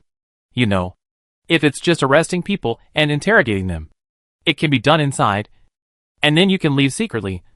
But it's not easy to bring a living person, or a living person who refuses to cooperate. Yisha, we can only see after we get in. We can always come up with a solution. Plans are not set in stone, but change according to the situation. Dolan, that makes sense. Yisha, when do we go to the Iron Fortress base? Dolan, anytime is fine. But you'd better memorize the information. Especially the information about the warrant. The general content is to escort a sample to the Iron Fortress base. This sample will help the research of life-form machinery. Yisha nodded. I understand. Then, we will rest here tonight. I will memorize the information, and then go to the Iron Fortress base tomorrow. Okay. Dolan nodded. Do you need something to eat? I still have a lot of stock here. Yisha, whatever. I'll go upstairs first. Dolan nodded. Please. Yisha went up to the second floor. This building is an ordinary residence with some rooms on the second floor. After Yisha randomly found one, he sat by the window and looked through the information. After a while, Dolan brought food. A cream macaroni and a simple soup made of dried goods. Dolan, I'm next door. Call me if you need anything. After watching Dolan leave, Yisha patted the waste bag behind him. Come out to work. The little ancient cat poked its head out and scratched its fur lazily with its claws. Recently, the little ancient cat has become more and more lazy, and the sleep time has become longer and longer, even to the terrifying level of nearly 20 hours a day. However, Yisha asked Fatal, and Fatal said that this is normal. Although most of the Son of Flame's arms were fatal, Yisha tore off a few pieces of meat and fed them to the little ancient cat. The long sleep now is the process of the little ancient cat absorbing the power of the apostle, because it is not strong enough. It is quite difficult to absorb the flesh and blood of the apostle. Therefore, the little ancient cat chose to hibernate to save physical strength and energy. The hibernation state can allow the little ancient cat to better absorb the power of the apostle. After waking up the little ancient cat knew what Yisha wanted it to do. It jumped onto the table, sniffed the food carefully, and then licked it with its tongue to show its attitude. Yisha smiled. Go back to sleep. The little ancient cat does not need to eat at present, and the power of the apostle is enough to replenish everything its body needs. The reason why Yisha called the little ancient cat out was, of course, to let it test poison. As for Duolon, Yisha was always worried. After all, it was him and Yepa who kidnapped Duolon back to the Doomsday train. Although Duolon said that he was very satisfied with his current life and did not express any dissatisfaction. Who can tell clearly about such things? The human heart is the most difficult to guess and see through, and it is not eternal. As for testing poison, this is the ability of the little ancient cat. Through the sense of smell, the little ancient cat can distinguish most toxic substances. After little ancient cat's identification, Yisha could basically eat without worry. After eating, Yisha began to look through the information and memorize everything, so that he could avoid revealing any flaws after sneaking into the Iron Fortress base. It was almost midnight before Yisha closed the information. He was confident that there would be no problem in telling everything in the information. Stretching, Yisha looked at the time and prepared to go to bed to recuperate. After arriving at the Iron Fortress base tomorrow, the mission would officially begin. However, just as Yisha fell asleep on the bed and was about to close his eyes, he suddenly felt the bed vibrate slightly. The feeling was so slight that Yisha wondered if it was an illusion. After getting up again, Yisha pulled out a strand of hair and placed it on the edge of the bed.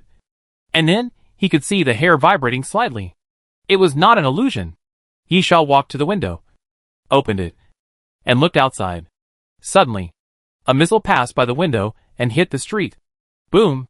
A huge roar suddenly sounded, and then the ground exploded, turning up countless boulders, with flames scattered around and burning fiercely.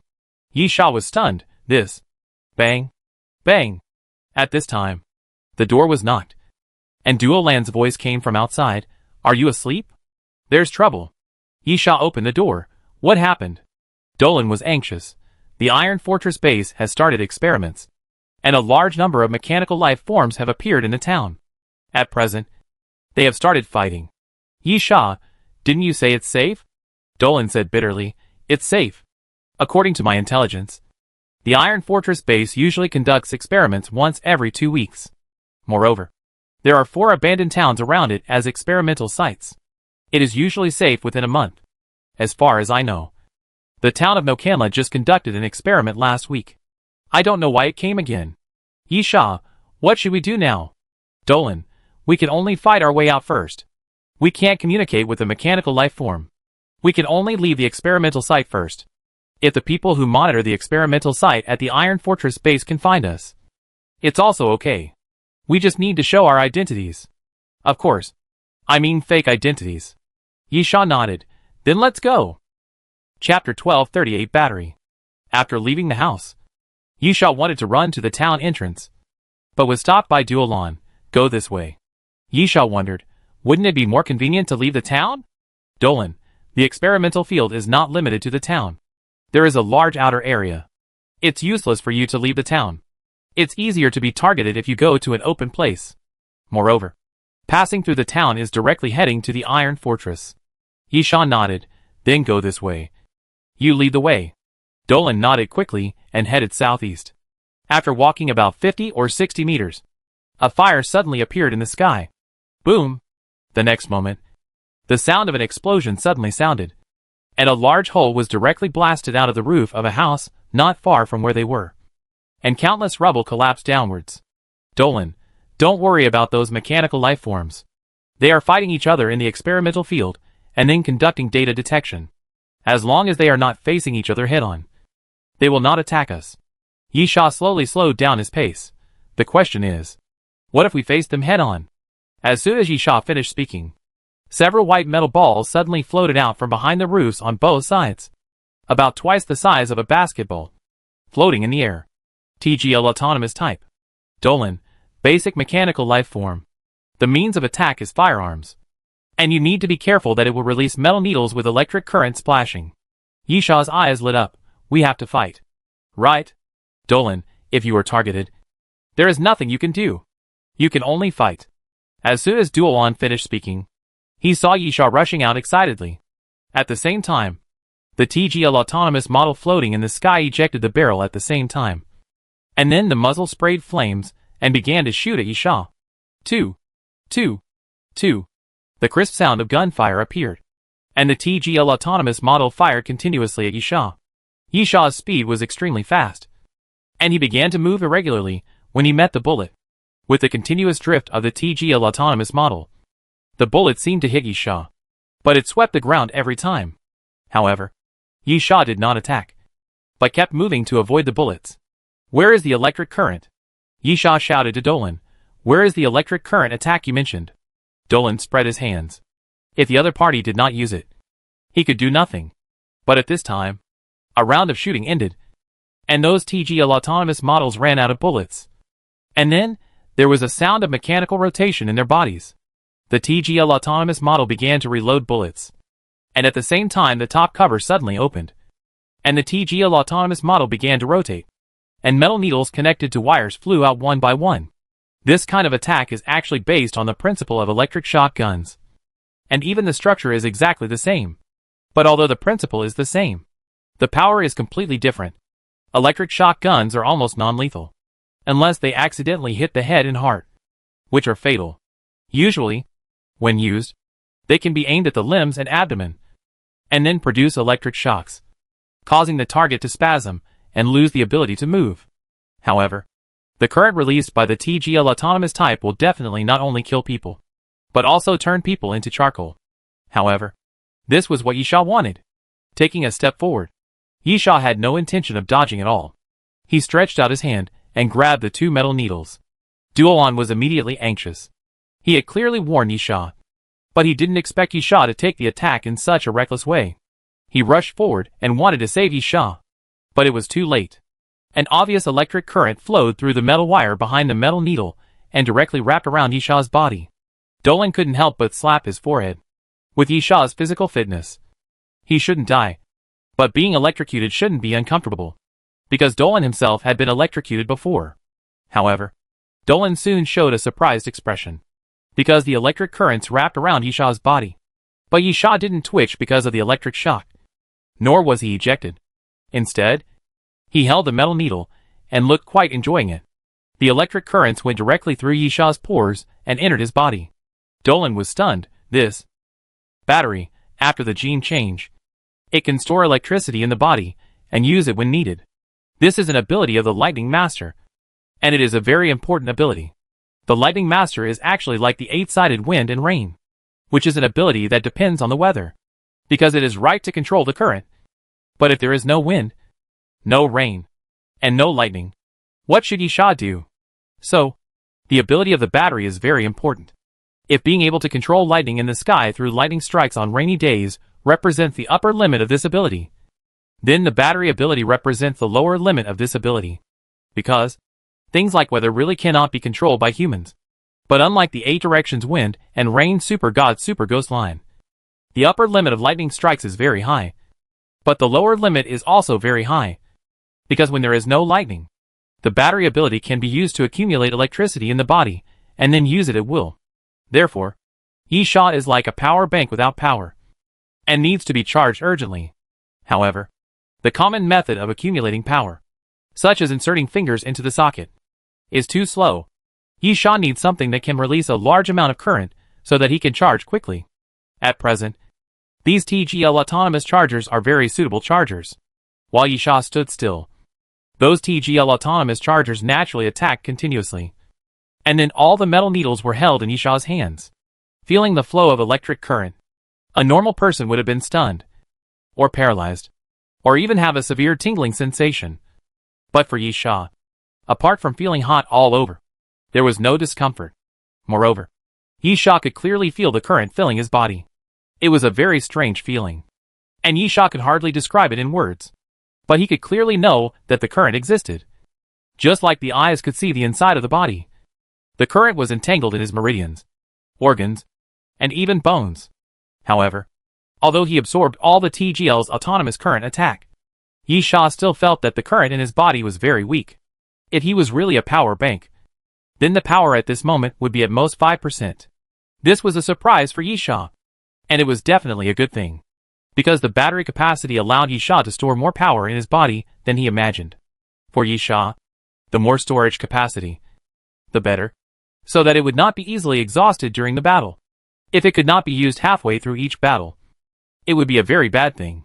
Or every time the battle ended, he had to find a way to charge, which was also very troublesome. Chapter 1239 Dr. Davis. However, the large capacity seems to be embarrassing. Until those TGL autonomous models stopped shocking, Yisha found that the power accumulated in the battery barely reached 6% or 7%, which was obviously far from being fully charged. It seems that it is not easy to fully charge the power bank. Yisha sighed, then looked at the TGL autonomous model. In addition, since you can't provide electricity, you should be destroyed. The moment Yisha finished speaking, gunshots suddenly rang out. But it was not the TGL autonomous vehicles that fired, but the Archon, who suddenly appeared on the roof on the side, raised his gun and shot at the TGL autonomous vehicles. In the blink of an eye, 2 TGL autonomous vehicles exploded. Yisha immediately rushed forward, flicked his fingertips, and the silver-white thin strings flew out from the string rings, and then twisted into a strand. Piercing gun. The thin strings condensed into a gun shape, swept forward, and pierced the TGL autonomous vehicles continuously. Boom, boom, boom. As the TGL autonomous type exploded, a roar sounded in the air, and fireballs exploded continuously. And at the same time a mysterious voice suddenly sounded. You killed the TGL autonomous type. Cumulative number 1. You killed the TGL autonomous type. Cumulative number 2. Compared with the metal balls seen before, the TGL autonomous type was obviously more formal, with uniform specifications and an alloy surface. It was obviously a carefully manufactured metal sphere. And the mysterious voice also appeared. Sure enough, there is no prompt for the discarded products. Only the formal life machine with the model and name can have the mysterious prompt. Yisha thought so, and then looked at the metal fragments on the ground. It was unlucky that he didn't get any rewards. Dolan came forward. You can absorb electricity? Is that your new ability? Yisha nodded. I guess so. Dolan said seriously. Try not to use it. Do you remember the content of the information? You are a Comp Corps soldier who has been genetically modified and transformed by the zombie virus. It's okay to use the ability that relies solely on physical fitness to fight, or the ability that the body has alienated. But this kind of ability may be suspected. Yisha nodded. That makes sense. Dolan, we also have to be careful about weapons. Yisha, no problem with this. I have this. Yisha shook the World Destroyer, which was a completely technological weapon, very much like something made by Compu. Apart from that, it was basically unusable on alien creatures. But there was no problem with the Archon. The Archon itself was derived from the Arbiter, and the Arbiter was a research project made by Compu. Dolan, then let's go quickly. Fighting can easily attract other mechanical life forms. Yisha nodded. Then, what are you going to do? It's not convenient for you to show your abilities. Right? Dolan, I pretend to be a superhuman. It's not difficult for me. I can do some basic abilities of superhumans, such as perception and mental movement. Yisha nodded. Dolan's abilities are very strange. Most of them come from himself, not Doomsday Train. It described as evolution. Dolan is obviously an outlier among the evolvers. Dolan's evolution method is more advanced than superhumans and alien humans. To fight completely in the way of superhumans, Dolan will definitely be weakened. But if he just pretends to be a superhuman, it will not be a problem for Dolan. Meanwhile, Iron Fortress Base. Number 2 Control Panel. In the huge disk hall, there are densely packed screens around, monitoring everything. And on the control panel, there are dozens of researchers in uniforms busy. Suddenly, a researcher frowned and picked up the microphone beside him. Dr. Davis, there are some problems in the number 2 experimental site. You'd better come and take a look in person. As soon as the man finished speaking, a rough voice came from the loudspeaker in front of him. Muvrin, can't you even do this? I just need you to monitor the experimental site and give me the statistical data. Do you need me to go there in person? Do you know that I am calculating a very important data? Muvlin was embarrassed. Dr. Davis, I'm sorry to bother you. The data acquisition in the experimental field is going smoothly. But there was an accident outside the experiment. Dr. Davis, what accident? Muvlin, 2 humans broke into the number 2 experimental field. Dr. Davis was impatient. So what? Let them die. Muvlin interrupted helplessly. Dr. Davis, now it's not a question of whether they will die, but that they killed a lot of our experimental subjects. At least 20 TGL autonomous models have been eliminated, as well as 3 mechanical Leopard XS, 3 Fatal Euro initial models, and even 1 Battle Angel 2. One of the main test models this time. Dr. Davis was choked up for a moment before he said, I'll be there right away. Although Dr. Davis looked irritable, he was a man of action.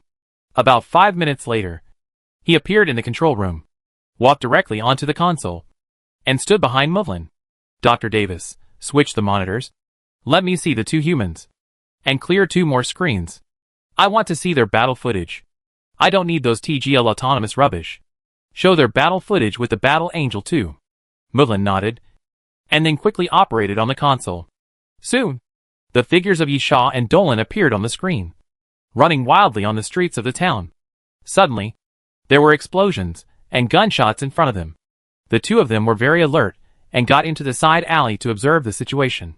Because he was not in the battle, Dr. Davis had no interest in staring at the 2 men, and quickly turned his attention to the battle footage recorded on the side. In the picture, Yisha was fighting with a humanoid machine. The body of the humanoid machine was painted red, with wings made of metal sheets on its back and a floating metal halo on its head, like an angel in the legend. Unfortunately, this angel was obviously a fake. Under the surprised eyes of Dr. Davis, Yisha used only 1.5 minutes to blast the so-called angel into a pile of scrap metal. And Yisha was not even hurt. Interesting. Dr. Davis, how many Battle Angel 2s are there in the experimental field now? Muvlin, 9. Dr. Davis, what about the Battle Angel X Enhanced? Muvlin, all 3 are still intact. Dr. Davis, send all 9 Battle Angel 2s. And assign a Battle Angel X Enhanced nearby to besiege the 2 people. Chapter 1240 Battle Angel 2. This? Muvlin hesitated. Dr. Davis, this may not be a good idea. Dr. Davis raised his eyebrows, clearly showing an unhappy expression. You seem to have forgotten who is in charge here. Muvlin wiped his sweat. Dr. Davis, I am not going against your will, but I just remembered that the headquarters sent a mission order 2 days ago. 2 people from the IPZ-780 base are coming here to deliver a document that will help the research of mechanical life forms. Dr. Davis was stunned. Are they from IPZ-780? Muvlin, it's not clear. I haven't seen them. But according to the warrant from the headquarters, there are indeed 2 people. And if they are them, they should have identity cards in their hands. Dr. Davis thought for a while, switched the attack command, reduced the level to A2, and don't kill them. Mudlin was anxious. Doctor, this won't work. Right? What if they are really sent by IPZ-780? And judging from the time point, it is really possible. Didn't I say I won't kill them? Dr. Davis said nonchalantly. What's the point of always using test subjects for experiments? Frank, that bastard, actually used the excuse that he is not a researcher to not listen to me and refuse to help me with the experiment. Mudlin thought, if you want people to risk their lives with those mechanical life forms, they will only help you with the experiment if their heads are caught in the door. However, Mudlin also knew that Dr. Davis was a talent that the headquarters valued very much. And he was a typical crazy scientist. The transformation of the Dragon Warrior was a plan he proposed, and he participated in it as the second in command. Moreover, Dr. Davis is a well-known advocate of live experiments. Life is not worth mentioning in the eyes of this doctor. Moreover, he can do anything to complete the experiment. Okay, I know my limits. Dr. Davis, if the opponent can't hold on, immediately terminate the attack order. Besides, if something really happens, I will take care of it. What are you worried about? Mudlin helplessly, okay. Mudlin gave a few instructions to the people around him, and immediately operated on the console. Yisha and Dolan are still walking in the town. This town is bigger than Yisha imagined, and it is more lively than he imagined. Yisha, how long will it take to get out of the experimental area? Dolan, about 3 or 4 kilometers after leaving the town. There was a huge factory that was converted into a base. Yisha, it should be quite a distance. But the problem is that these things are really troublesome and always appear suddenly. Dolan, if they are conducting experiments, then this place is full of mechanical life forms. We can only find a way to leave the town first. Yisha nodded. But at this moment, on the roof of the building on the side, the Archon knocked on the roof, attracting Yisha's attention, and then pointed forward. Yisha looked up and saw some figures gradually appearing in the air under the night sky.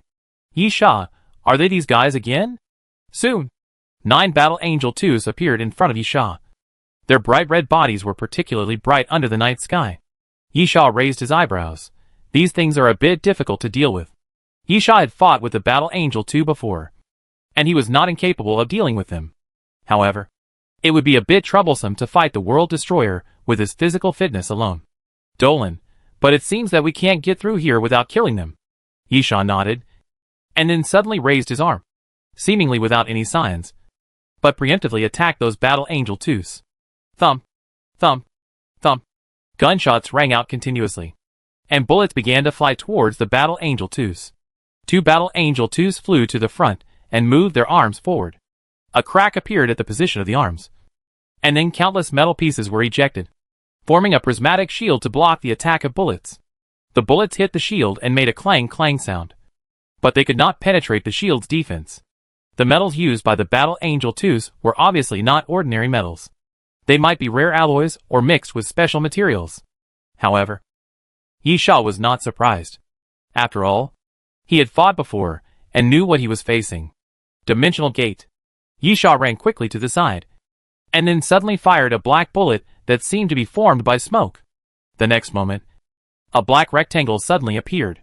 The door frame was condensed by black smoke. Inside the door was a void of chaos, and nothing could be seen clearly. Dimensional Gate. Fire a special bullet to create a dimensional gate at the target point. The bullet can pass through the second far gate and shoot. The dimensional gate lasts for 15 minutes, and the use interval is 120 minutes. There was the first dimensional door, and naturally there was the second and third. As Yisha continued to fire special bullets, dimensional doors surrounded the Battle Angel 2s, appearing continuously and surrounding them. Then, Yisha quickly changed the magazine and fired madly at a dimensional door. Bullets entered the dimensional door, and then flew out madly from the dimensional doors around them, with no pattern at all, and they were densely packed. The Battle Angel 2s continued to use their shields to block the bullets, but soon found that they could not block them at all, because after the bullets passed through the dimensional gate, even though the Battle Angel 2s were controlled by programs, their computing power was not comparable to that of humans, and they could not calculate the correct trajectory at all. The sound of ding-dong-dong continued to sound, and the bullets kept hitting the Battle Angel 2s, splashing golden sparks on their bodies. But this was obviously not enough. Although it could not be said that there was no damage at all. The damage caused to the Battle Angel 2s was obviously limited. However, Yisha's goal was not to kill all the Battle Angel 2s with bullets alone. The bullets and the Dimension Gate were just a draw to make the Battle Angel 2s focus on the Dimension Gate. Then, Railgun form.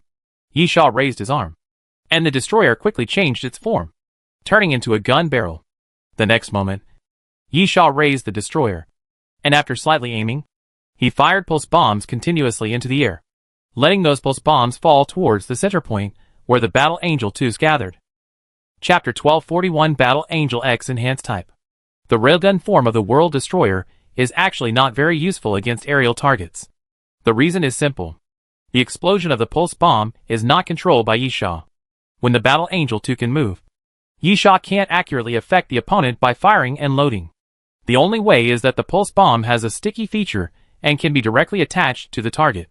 But the problem is that Yisha fired all the pulse bombs at the center. In this way, those Battle Angel 2s don't even need to dodge. They just need to wait for the pulse bombs to fall. And the pulse bombs don't have a large range. However, Yisha is not fighting alone. Seeing that the pulse bombs were about to fall from the sky, Dolan suddenly raised his hand, and the pulse bombs were suspended in the air. Object manipulation similar to superhuman. The next moment, the pulse bombs exploded, and several pulse bombs exploded at the same time. Positioning blasting. Positioning blasting. Designate a location for guidance, and let up to 6 pulse bombs overlap in one area for detonation. Positioning blasting cannot designate air targets, because so-called designation, in fact, is just auxiliary aiming for firing. Therefore, even if it is a ground target, Yisha still has the mastery of the Master Archer, and can only guarantee that the positioning blasting can be triggered. It is almost difficult to ensure that 6 pulse bombs overlap in one area. However, with Dolan's control, it was another matter. Those pulse bombs seemed to be fixed in the air by invisible lines, completely overlapping in one area. Boom! Boom! Then, those pulse bombs exploded at the same time, and the sky was filled with dazzling blue light. Almost in an instant, all 9 Battle Angel 2s exploded. They were not damaged, but completely shattered, turning into a pile of metal parts scattered on the ground. The largest wreckage was even only the size of a palm. You killed Battle Angel 2. Cumulative number, 2. You killed Battle Angel 2. Cumulative number, 3. Dr. Davis looked at the battle on the screen and murmured, "Is there one superhuman? It's more interesting. This way, we can also test the data of mechanical life forms when facing brain capabilities. Hey, how long will it take for Battle Angel X Enhanced to arrive?" Movlin, Battle Angel X Enhanced is a little far away. It will take some time. About a minute and a half. Dr. Davis, hurry up. Control the other mechanical life forms in the area. Don't let them disturb this battle. Movlin nodded, understood. On the other side, Yisha looked at the scattered Battle Angel 2s, although they are mechanical life forms. If we look at them by the standards of life forms, their intelligence is not as high as we imagine. Dolan nodded. Although Yisha's tactics are very effective, they do not have much technical content and are relatively simple and direct. If the Battle Angel 2 has a relatively normal human intelligence level, although it may not be able to resist the combination of Yisha and Dolan, it should not be to the extent of total destruction. But Yisha, Compu seems to have obtained some amazing weapons this time. Judging from the current situation, these mechanical life forms seem to be able to be mass-produced. Dolan, this may be the reason why these mechanical life forms are not very intelligent. Because of their low intelligence, they are easier to control. Yisha talked to Dolan. And then, they suddenly looked up into the air. A figure suddenly appeared in front of them. Those things again? Yisha grinned. Why do they feel endless? However, there seems to be only one this time? As soon as Yisha finished speaking, there was a whistling sound in the air. And then 2 missiles appeared and fell towards Yisha's position. Move! Yisha shouted softly. And he and Dolan moved aside on the left and right. Boom! Boom! The sound of explosion suddenly appeared, and the street was blown to pieces. In the flames and smoke, the opponent's figure slowly emerged. Huh? Yisha tilted his head. This guy seems to be different from the previous one. The black metal body, The head looks like a medieval helmet, and the wings behind are also different from the previous Battle Angel too, although it is still made of metal sheets. It is a fan-shaped metal sheet that is more like a feather, and it is not completely fitted. When it is shaken, there will be a sound of metal collision. At the same time, Yisha saw a mechanical lifeform using a melee weapon for the first time, because the opponent held a purple-black prismatic shield in his left hand and a gun in his right hand, or a combination of a gun and a knife. The gun is in the shape of a pistol, but it is very huge, about 1 meter long, and like the shield, it is purple-black all over, and under the muzzle, there is a silver blade about half a meter long, which can obviously be used as a knife. Battle Angel X Enhanced. Suddenly, Battle Angel X Enhanced raised the giant pistol and aimed at Yisha. Almost instinctively, Yisha reacted quickly and jumped to the right. Bang! The huge gunshot shook the eardrums, and Yisha couldn't help but grin. In Yisha's opinion, that was not a pistol, but a sound that could only be made by a cannon.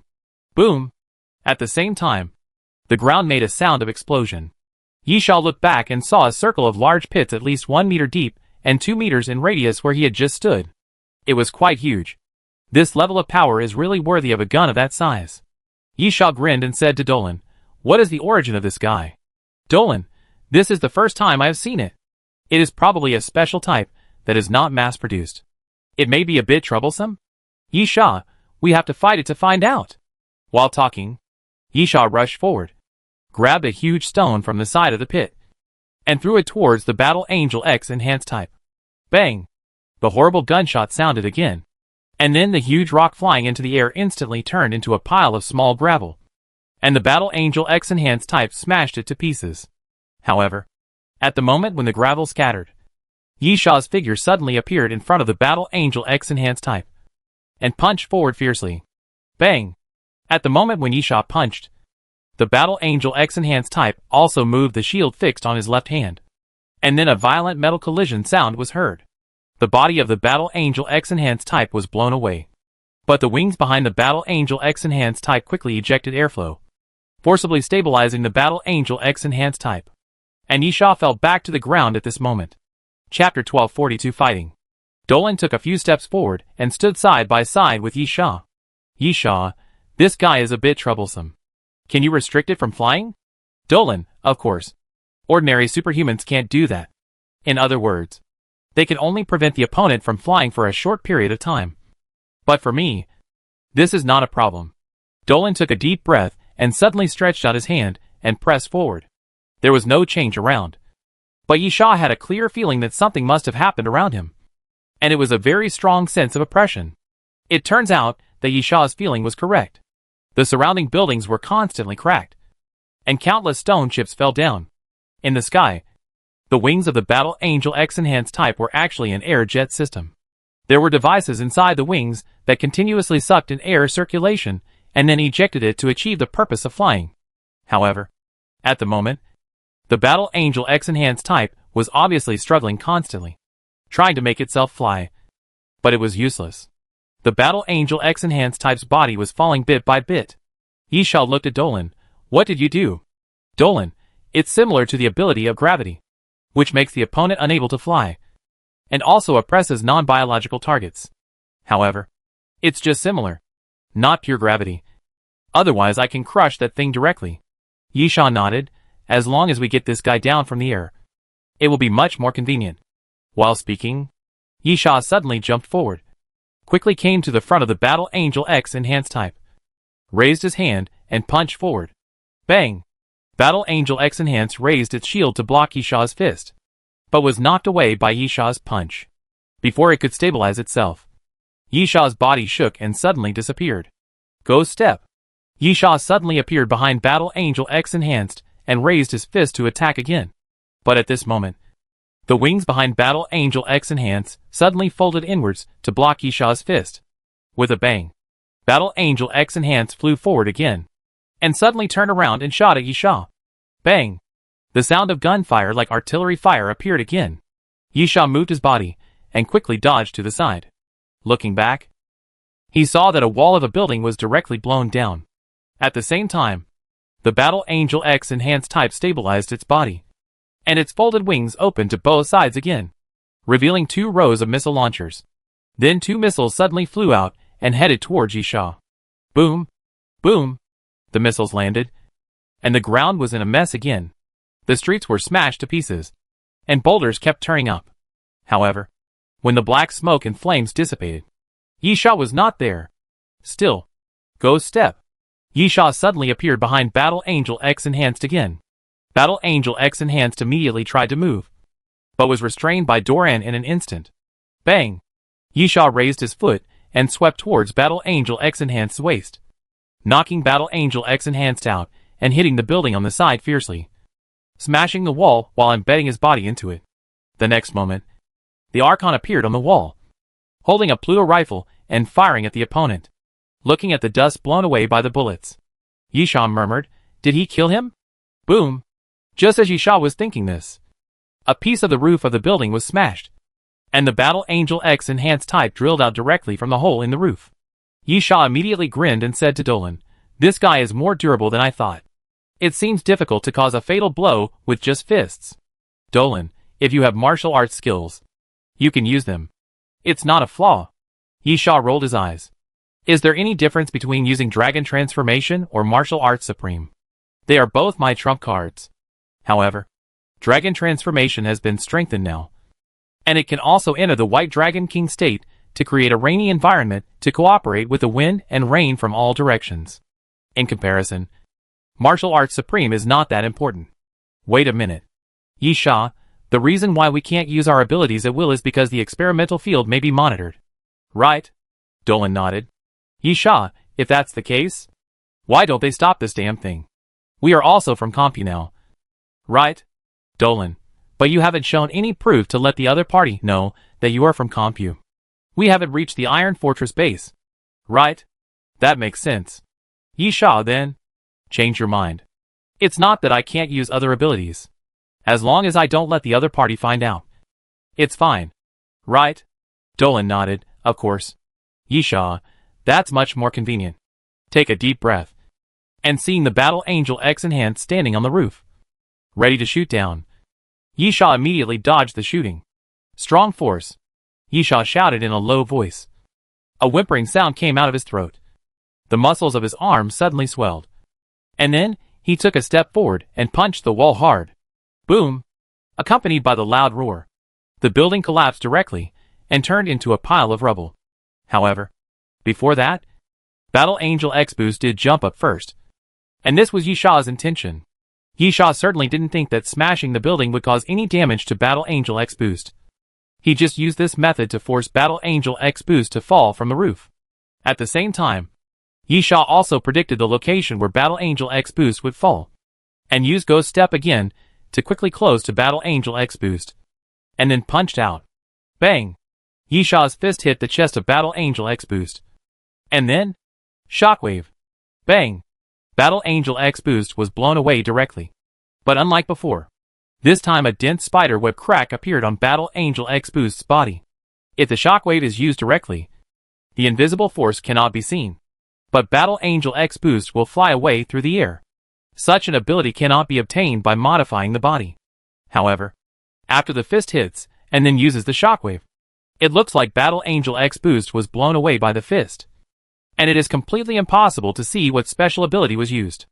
At the same time, after sending Battle Angel X Boost flying, Yisha rushed forward again without waiting for Battle Angel X Boost to get up, and rushed directly to Battle Angel X Boost. Bang! At the moment when Battle Angel X Boost was about to get up, Yisha's fist suddenly fell, hitting Battle Angel X Boost's face hard, and blasting Battle Angel X Boost's head to the ground. Chapter 1243, The First Form of the Great Snake. Bang! Bang! Bang! As Yisha continued to punch, the head of the Battle Angel X Enhanced model continued to hit the ground, until a piece of the front was finally shattered, and Yisha's entire fist was embedded in the head of the Battle Angel X Enhanced model. Call! Yisha took a deep breath, and then a current flowed from Yisha's fingertips and rushed into the body of the Battle Angel X Enhanced model. In a moment, wisps of black smoke came out of the body of the Battle Angel X Enhanced model, and it completely stopped moving. You have killed Battle Angel X Enhanced. Cumulative number 1. The ability of lightning is very effective for mechanical life forms. Through the flow of electric current, it can kill the life bacteria of mechanical life forms, or directly burn the internal chip with electric current, which can also prevent the opponent from continuing to act. However, in order to prevent exposure, this ability cannot be displayed. Otherwise, Yisha's lightning ability is actually the nemesis of most mechanical life forms. But now Yisha directly blasted his fist into the body of Battle Angel X Enhanced, and no one could see the current flowing from Yisha's fingertips. No matter if there were surveillance cameras around or aerial photography in the sky, or even if Compu used a small satellite to monitor the test site, they could not find out how Yisha killed the Battle Angel X Enhanced. Yisha stood up and shook his fist, finally killed it. Dolan walked up and pinned his Compu ID card on himself. We made a mistake. We should have done this earlier. If the people at the Iron Fortress base were monitoring the test site, they should have helped us. Yisha nodded and hung his ID card on his chest. Iron Fortress base. Control console. Mudlin looked at Dr. Davis and spread his hands. Doctor, I think you did something troublesome. They hung up the ID card, which means they may have guessed that the Battle Angels were under our control. So what? Dr. Davis didn't care, even if I really killed them. Would the headquarters blame me? No, it won't, because my value is much higher than these two guys. Only valuable people are qualified to live. People without value will die. And living is a waste of food anyway. Mudlin, but I think this matter should stop here, so that everything before can be understood as a misunderstanding. If it continues, there may be unpredictable consequences. IPZ-780 base will not give up. Dr. Davis thought for a while. Well, anyway, we have obtained some good data. Those Battle Angels are still too stupid. Maybe we should improve their intelligence appropriately? Mudlin looked at Dr. Davis, who was lost in thought, and reminded him carefully. So, should we send a helicopter to pick them up? Dr. Davis said impatiently. What does that have to do with me? Just watch it yourself. By the way, send the data fluctuations of the Battle Angel X Enhanced type fighting with these two people to my mailbox. Okay, Doctor. Mudlin agreed, and then said to the people around him, contact Mr. Frank and ask him to send an armed helicopter to pick them up. Boom! At this moment, there was a sudden explosion on the screen, and then a large piece of fire appeared on the screen. Mudlin was startled and looked at the screen.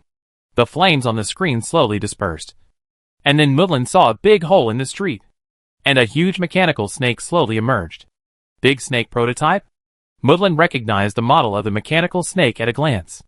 This was the mechanical life form that they had temporarily opened the experimental field to test. And it was also a new model that they had made last week. What the hell? Mudlin shouted immediately. Isn't this area blocked and not used as an activity area? Why is the big snake prototype there? A researcher's forehead was covered with cold sweat. Something went wrong. The control connection of the first model of the Orochi has been disconnected. Although it can still receive signals, it cannot issue commands. Mudlin immediately operated on the console. Tell me the data. Another person next to Mudlin. The signal reception is smooth, but all 12 command signals have been rejected. The chip operation rate is 78%. The function is 99%. The life response of the organism is 100%. And the basic data is normal. But the synchronization rate is only 17%. And the main control chip has completely lost its function. Damn it. Mudlin cursed. With such a low synchronization rate, it can't even forcibly cut off the function. Was there a mistake in the production? Or was there an error in the program setting? Interesting. Dr. Davis was very interested. The Great Orochi prototype is attacking those two people. Even if we can't control it, it is a good opportunity to obtain combat data. Moreover, we have a reasonable excuse to attack, because the Great Orochi prototype has lost control. Mudlin said seriously. Dr. Davis, this matter can't be joked about. The combat power setting of the Great Orochi prototype is much higher than that of the Battle Angel X Enhanced type. Those two people may die. Even if you don't care about their lives, you have to consider that they have the data we need. Dr. Davis, didn't you ask Frank to send a helicopter? If they can't hold on, there's nothing we can do. This is a research accident. If they can hold on until the helicopter arrives, we'll take them back. Mudlin smacked his lips and wanted to say something, but finally swallowed it back, because this was indeed the most appropriate approach at the moment. At the same time, Nokala Town, East 12th Street. Yisha was running fast. And behind Yisha was an extremely terrifying metal giant snake. The metal snake's body reached a length of 15 meters and a height of 4 or 5 meters. It was extremely huge. As it passed through the street, the ground was constantly shattered, cracked, and even collapsed downwards. Yisha listened to the movement behind him, and suddenly turned around and lifted the destroyer. The destroyer had switched to the railgun form. As Yisha fired, pulse bombs were fired one after another. Even Yisha didn't need to aim. The huge body of the great snake's first form directly filled the entire street. As long as he fired pulse bombs backwards, those pulse bombs would definitely stick to the great snake's first form. But, boom, boom, the pulse bombs sounded continuously. But they did not cause much damage to the great snake's first form. They only caused some dents on the metal armor plate of the great snake's first form. Chapter 1244 Pursuit. Yisha's face was a little solemn. Although he had experienced many battles before, Yisha just felt that it was a bit troublesome. Because Yisha thought that as long as he showed his true ability, he could easily defeat the opponent. It was just to cover up that Yisha was not convenient to be serious. At present, the snake was in its initial form, which was really a bit troublesome. Yisha even saw 3 pulse bombs overlapping in an area, triggering the positioning explosion. But it only lifted the armor plate, and there was a second layer of protection under the armor plate. This means that a targeted explosion only destroyed the surface damage of the first form of the great snake, and it was only a part of the position. Dolan ran on the other side, running on the roof. He could run away, but he faced the same problem. That is, he could not pretend to be a superhuman. One of Dolan's own abilities is almost instant movement, even faster than Yisha's Son of Wind ability. But that is obviously not an ability that a superhuman should have. Yisha, this thing really can't be killed with fists, and its physical defense is very high. Dolan, do you want to use electric current? Yisha sighed. I don't want to be exposed before the mission begins. Forget it. Let's fight first and see. Yisha suddenly slid and stood in the middle of the street, watching the snake chasing after him coldly. Suddenly, Yisha's momentum suddenly changed. Heaven and earth. The supreme martial arts. Yisha took a deep breath, stepped forward with his left foot, and made a starting move in Chakwan. I hope the dark power is useful. Yisha murmured. The martial arts supreme's moves are very useful, but they are not yet a killing move. Strictly speaking, the martial arts supreme's killing moves are actually the bright force and the dark force. The bright force can enhance the power of the moves, but relatively speaking, the dark force is more useful, because the dark force is hard to defend against and can directly destroy the body. The dark force is effective for all organisms, but mechanical life forms may be an exception, because the opponent is obviously very different from the traditional life forms. For example, the opponent has no organs, and the body is completely mechanical. Of course, the dark force can also destroy the internal structure, but just like an instrument, if the key parts are damaged, it may collapse. But if it is some unimportant parts, it may continue to operate. This makes the dark force not necessarily easy to use. But Yisha still decided to give it a try. Taking a deep breath, when the snake rushed to him, Yisha timed it. Suddenly jumped above the head of the snake, and then slapped the head of the snake with a palm. A black thunder. With a killing move of Paigwa palm, Yisha pressed his palm hard on the head of the great snake Chuzukuxing, and then sent the dark force into the head of the great snake Chuzukuxing. It can be seen that there is a palm print on the head of the great snake Chuzukuxing, and a concave part, and Yisha vaguely heard the sound of metal collision in the head of the great snake Chuzukuxing. This means that the damage of the dark force does exist. But in the next moment, the great snake Chuzukuxing suddenly raised his head and threw Yisha away. Yisha landed on the ground, his face slightly grim. The dark power did not have a fatal effect. At the same time, the great snake first form showed an angry state. Although it looked like a metal thing, the great snake first form was indeed a living being. Just a weird artificial life form. Even if it had no wisdom, it still had the most basic anger emotion. The huge body suddenly twisted. And as the great snake first form's body twisted, the surrounding buildings continued to collapse. In front of the huge body of the great snake first form, those houses were vulnerable. When the house collapsed, Dolan jumped down from the roof, and then waved his hand. And the broken stones and wooden boards flew up and smashed towards the first form of the snake. It must be said that Dolan really played a superhuman very thoroughly. His actions were very similar to the brain attack of a superhuman, and the effect was basically similar. However, according to Dolan himself, his ability was possessed since birth, and the concept of superhuman should not have existed at that time. Moreover, Dolan didn't know what the so-called brain power felt like. Anyway, he could use this ability without limit, and there was no state of brain exhaustion. In some ways, Dolan's ability in this aspect can be regarded as a bugged version of superhuman. Yisha also sighed for this. Dolan's innate superpowers were too abnormal. Occasionally, Yisha seemed to feel that he could understand the train conductor's feelings of wanting Dolan. In terms of potential, Dolan is really outstanding. However, the impact of the rocks did not have any other good effects on the great snake's initial form. Apart from the bang sound of the body, it did not suffer any injuries. Yisha had a headache, under the condition of limited strength. It was obviously not an easy task to kill the great snake's initial form. Although using other abilities might not necessarily be monitored, there was always a chance of something happening. Yisha suddenly asked, if we don't use abilities, what about weapons? Dolan, for example? Yisha, my sword can break through all armor. So if I use that sword, it will be no problem to break through the outer armor, no matter how many layers of defense this damn guy has. Dolan, but that would be worse than using the ability. If you use electric current to attack directly, people might think that this thing is leaking electricity. While the two were talking, the great snake's first form launched another attack, and a crack appeared on its back, with small holes inside. Suddenly, countless metal snakes that were only an arm's length were ejected. After landing, the metal snakes immediately swam away and attacked Yisha and Dolan.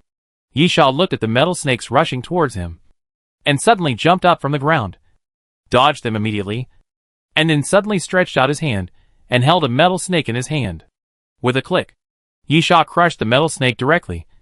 But at this moment, boom, when the metal snake was crushed, there was a roar, and then a fireball exploded in front of Yisha. In the flames, Yisha's body slid backwards, with some charred black on his body. But he was not hurt. Be careful. Yisha, these guys will explode. Dolan, I saw it. At the same time, the snake opened its mouth, and there were 6 Vulcan Gatling guns in its mouth, forming a circle, and then it rotated rapidly. Chapter 1245 Blast and Kill. Blast, blast, blast. The Vulcan Gatling gun is the most famous and crazy machine gun, and when 6 barrels of the Vulcan Gatling gun fire at the same time, it is really terrifying.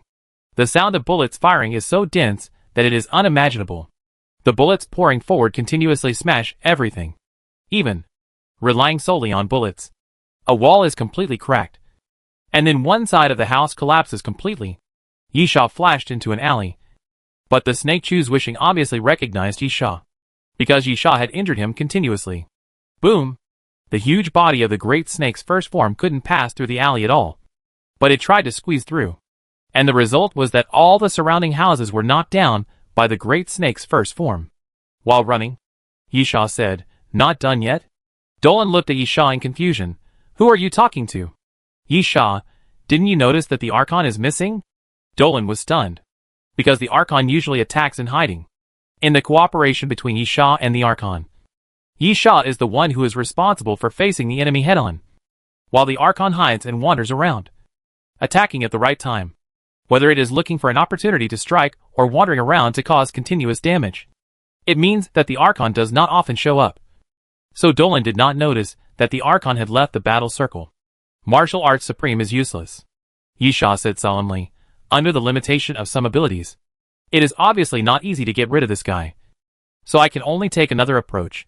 Dolan was puzzled. What approach? Yisha, as long as we make sure that the Iron Fortress base is not monitoring us. Or more directly, let them not monitor us and monitor this area. I can attack without restraint. Right? Iron Fortress base. Control panel. As Yisha was talking, Mudlin suddenly found that the screen in front of him suddenly went dark. Damn it. Mudlin cursed, and instinctively checked the image transmission signal.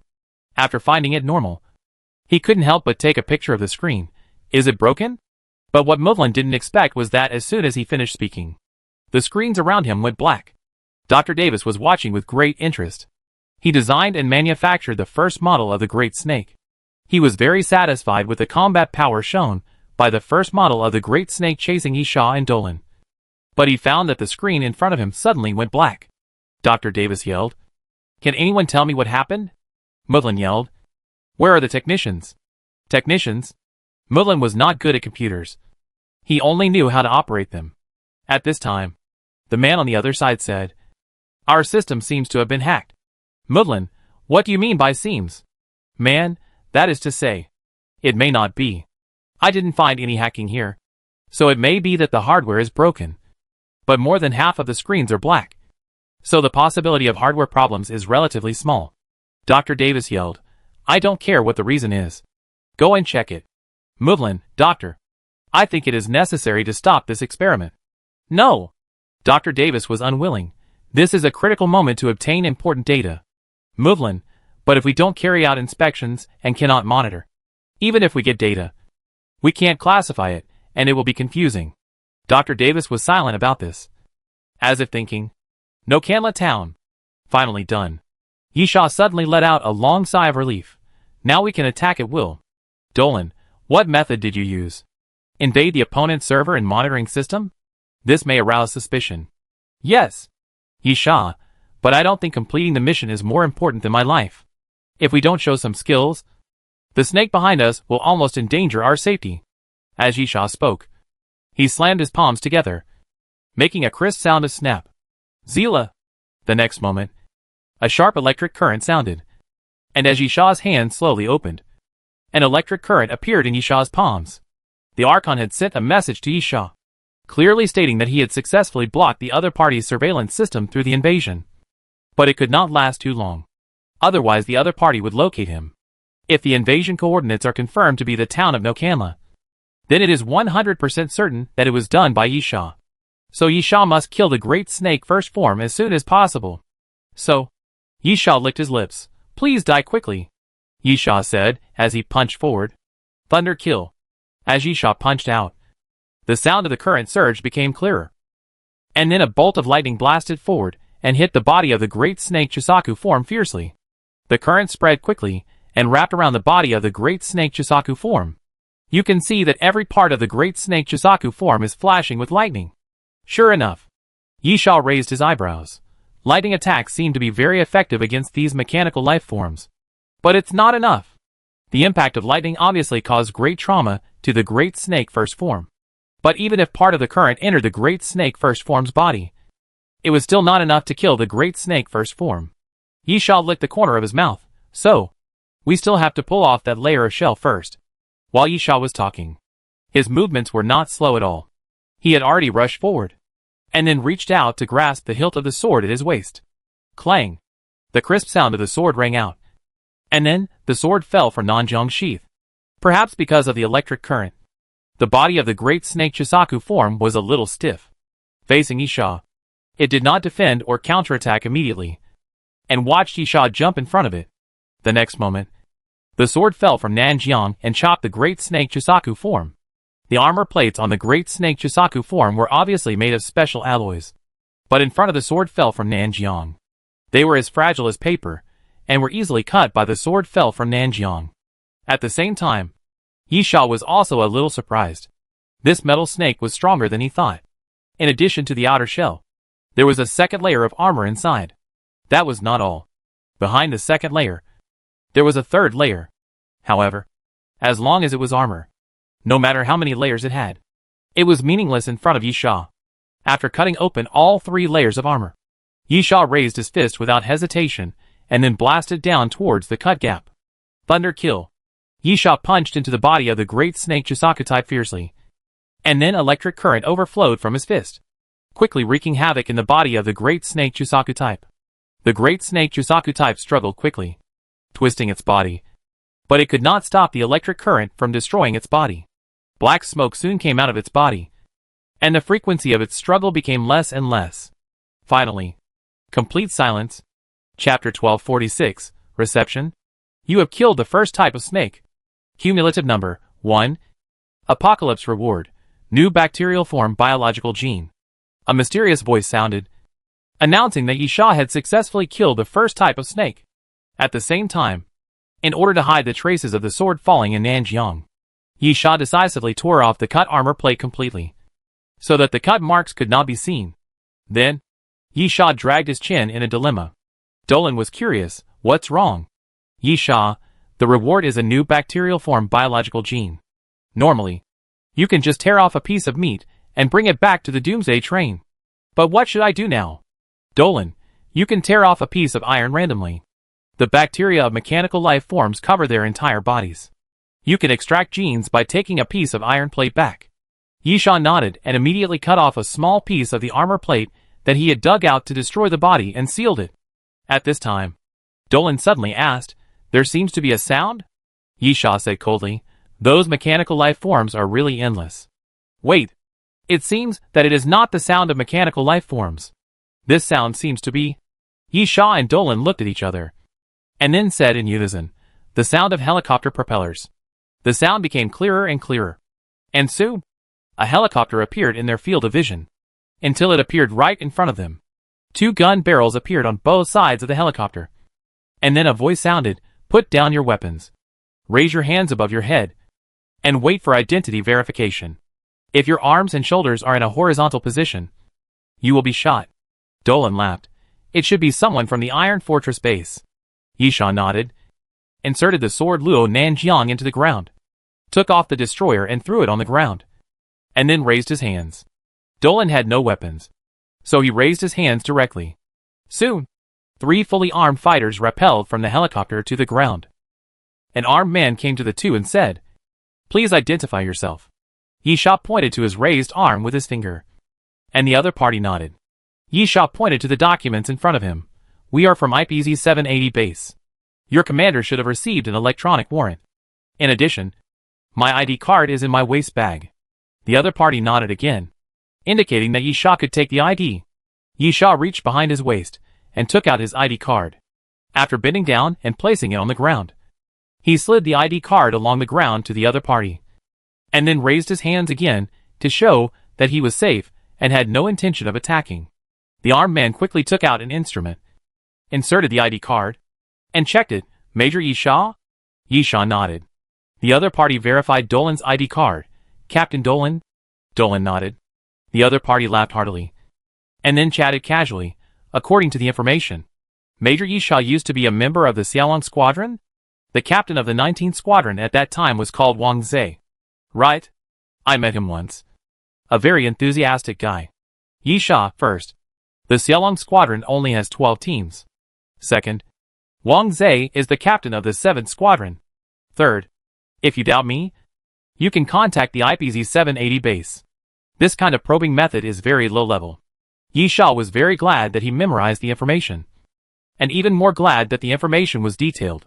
According to the information, Yi Sha once served in the 5th Squadron of the Xiaolong Squadron. After all, Yi Sha has an Asian face, and everyone knows that the Xiaolong Squad is composed entirely of Asians. So setting the identity of the Xiaolong Squad can increase the authenticity of the information. At the same time, in order to avoid the other party from verifying from this aspect, the information even contains very detailed information about the Xiaolong Squad, including the captains and vice-captains of each team, even the commander, and some important figures who have served in the Xiaoxiong Squad. The armed man smiled and pulled down his hood, and stretched out his hand to Yi Sha. "Iron Fortress Base. Deputy Commander of the base. Dessler." Yi Sha extended his hand and shook hands with the other party. "Formally introduce myself. IPZ-780 base Captain Yi Sha. This is my deputy Dolan. Dessler, anyway. Let's get on the helicopter first." The helicopter lowered the rope ladder, and after several people boarded, the helicopter quickly turned around. It is not suitable to talk in the helicopter because of the noise. Conversation requires very loud voices, so several people tacitly did not speak. Soon, the so-called Iron Fortress base appeared in front of Yi Sha. To be honest, Yi Sha was a little surprised, because this place did not look like a base at all. This is a very large factory. There is a wall built in front of it, and many defense facilities are placed on the wall. There is also an electric fence in front. It is a base. But Yi Sha thought it would not be that simple. This kind of defense can only defend against ordinary zombies. What surprised Yi Sha was that this factory was really huge. There were building materials such as steel bars piled up everywhere in the factory. The factory building had been completely demolished except for the front. It was a huge building of about 10 floors, half of which was demolished. The front wall was completely gone, and exposed steel bars could be seen everywhere. At the same time, on the right side of the building, there was a very terrifying giant demolition machine, almost as tall as the building. The chassis looked like an excavator, but it had a total of 6 mechanical arms. The 6 mechanical arms were the excavator's digging hand, the huge gear saw blade, and the circular clamp hand, 2 of each type. The helicopter quickly landed on the roof. Dessler was the first to get off the helicopter. Let me first confirm the purpose of your coming here. Yi Sha, escorting a research sample. I'm not sure about the details, but it's stated in the mission warrant, so your commander should know. Then, I'll take you to see Commander Frank and Dr. Davis. Dessler, Frank is responsible for the security measures of this base, as well as everything related to military personnel, while Dr. Davis is in charge of the experimental projects. Yi Sha nodded. I understand. Dessler continued. Commander Frank is very cheerful, and he has also served in the Raptors, so he can be considered one of our own. But when you meet Dr. Davis, you need to be cautious. He is a bit... Dessler pointed to his head while speaking. Dessler, he is a bit neurotic and has a bad temper. So, if the things you are transporting are related to the research project, he will probably ask you questions. Be careful when you answer and don't annoy him. Yi Sha, don't worry. I will answer truthfully if I know something. There is nothing I can do if I don't know something. I am a combatant, not a researcher. If he asks something I don't understand at all, I can't answer it. Right? Dessler smiled. Yes. In short, just be careful to deal with him. Come with me first. I have to contact those 2 first. Chapter 1247 Entering the Base. I heard that the Xiaolong team is very skilled. Are you Chinese? I heard that your Chinese martial arts are amazing. I don't know much about Chinese martial arts, although I am indeed Chinese. Yi Sha was helpless, but one of the more advanced realms is called hitting people like hanging paintings, which means that you can blast people out and hang them on the wall like a painting. Dessler was more enthusiastic than Yi Sha imagined. Or, to put it more bluntly, this guy was a bit self-acquainted and a chatterbox, which didn't match his mighty appearance at all. Although Yi Sha didn't mind chatting with the other party and getting closer to him so that he could carry out the mission in the fortress base later, if he kept talking like a fly, Yi Sha would want to punch Dessler.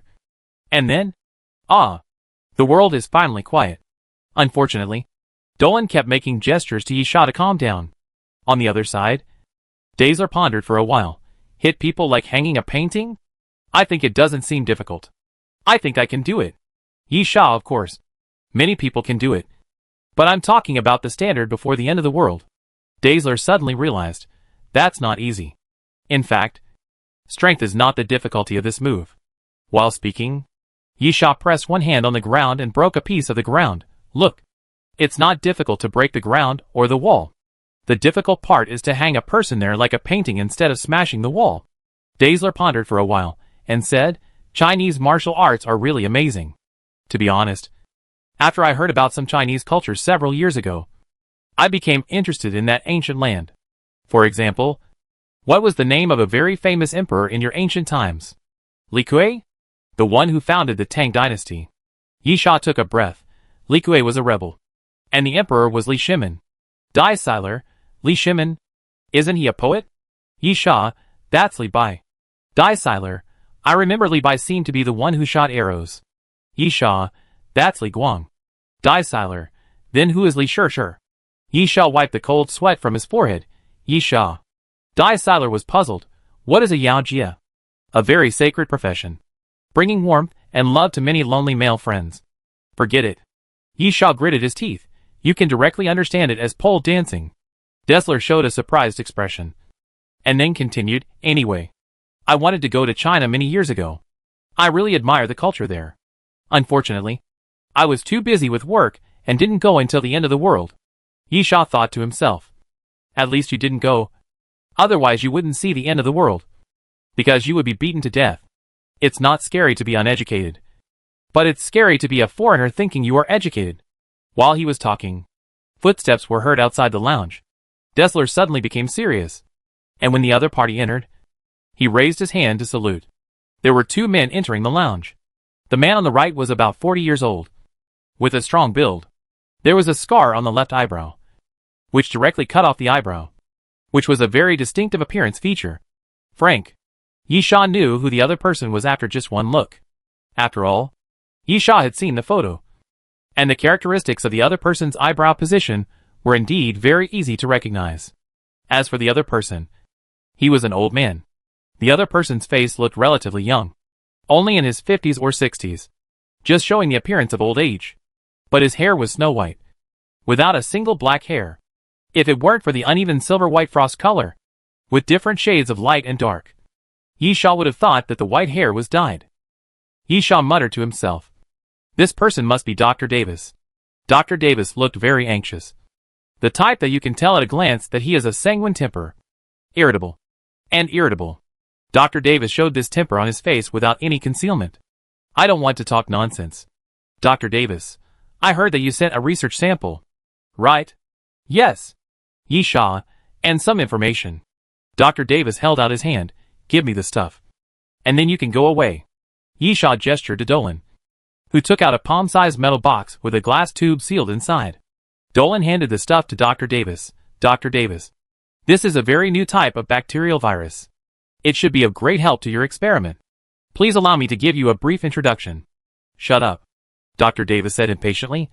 "Do I need you to tell me this?" Dr. Davis said, as he picked up the bottle and took a look.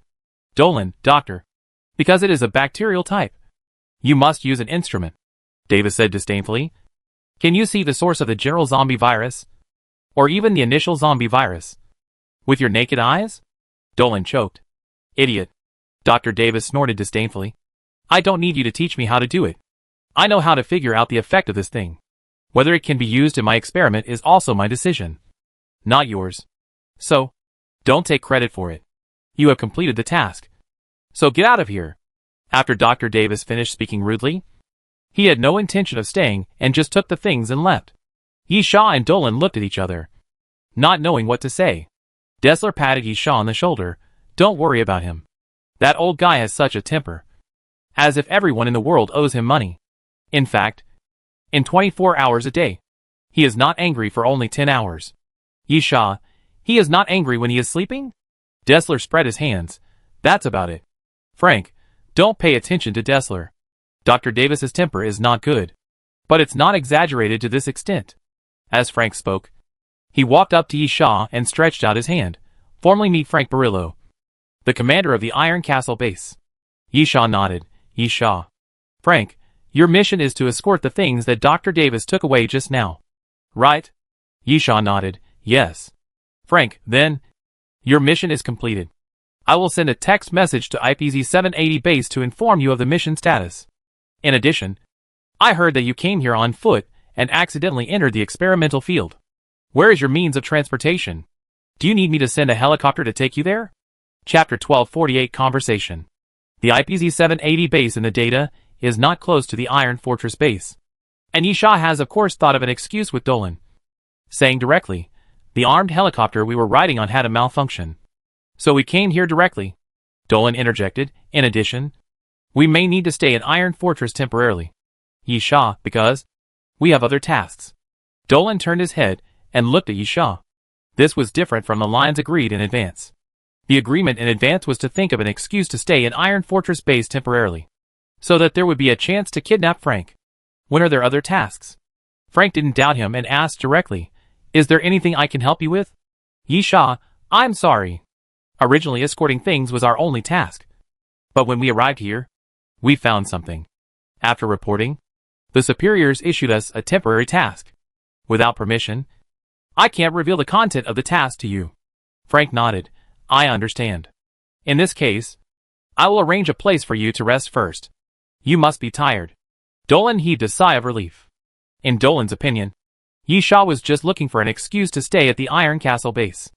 However, Dolan did not quite understand why Yi Sha changed the excuse temporarily. They had previously imagined another excuse. At the same time, Frank talked to Dessler for a few words. Dessler smiled and said, "Come on, my friend. I will take you to a place to rest." Yi Sha smiled and nodded. "Okay." Frank did not go with him. Dessler took Yisha and Dolan away and walked in the base. Although the base looks like a huge abandoned factory from the outside, the inside does look like a steel base. The narrow passage, the floor, the ceiling, and the walls are all inlaid with high-density alloys. At the same time, Yisha can feel that something is hidden in some places. Probably technological traps or something like that. Things like laser cutting plates and sentry machine guns. But how should I put it? Yisha feels that this base is like a semi-finished product. Because after walking for a while, Yisha saw an empty area with only supporting metal pillars and some building materials piled up. If he continued to walk forward, there should be the location of the outer wall. Of course, there is no wall there now. It is empty. Standing on the edge, you can see the steel bars piercing through the building. And the ground below. The cold wind blows, making people want to shiver. Dessler chatted with Yisha non-stop. But this guy was actually very vigilant. He was not deliberately targeting Yisha and Dolan. But it was an instinct. He would talk to Yisha about anything. Everything in the world. And Dessler seemed to be very interested. But he just didn't talk about anything related to the base. This is an instinctive state of physical and mental protection. Dessler's duty is to protect this base. So he will instinctively avoid mentioning anything about the base. Yisha was smart enough not to ask. Given Dessler's state, if Yisha asked relevant questions, he would definitely arouse suspicion. We're here. After a while, Dessler took Yisha and Dolan to 2 rooms. You can live here. Yisha looked around and found a very good independent single room, which even had a bathroom. Yisha, this doesn't seem to be where the base's combatants live. Daisila smiled. There are multi-person rooms there. You are guests after all. We can't let you squeeze in with others. Right? This area is where researchers rest. But there are many redundant rooms. Yisha nodded. I understand. We may have to stay here for 3 to 5 days. There is something I want to tell you in advance. Daisila, you tell me. Yisha, we need some permissions. Don't worry. Don't be so vigilant. I don't need any permissions in the base. And I don't need access to some important areas in the base. I just need the permission to enter and exit the base at will. Dessler was puzzled. In and out of the base? Yisha, yes. We have to do some investigations nearby. This is the temporary mission we received. So we may need to go in and out of the base every day. Dessler suddenly realized, that's not a problem. Let me arrange an armed helicopter for you. You can go in and out every day by armed helicopter. This is more convenient. Yisha, I'm really grateful. Dessler nodded. Then I will arrange the specific things for you later. You can rest first. If you are hungry, pick up the communication device in the room and dial 1175. Or go to the end of the corridor and take the elevator to the 3rd floor. Or enter 03 on the communicator and contact me directly. Yisha nodded. Okay. Don't worry. We can handle it. In fact, all bases are similar. Dessler smiled. Okay.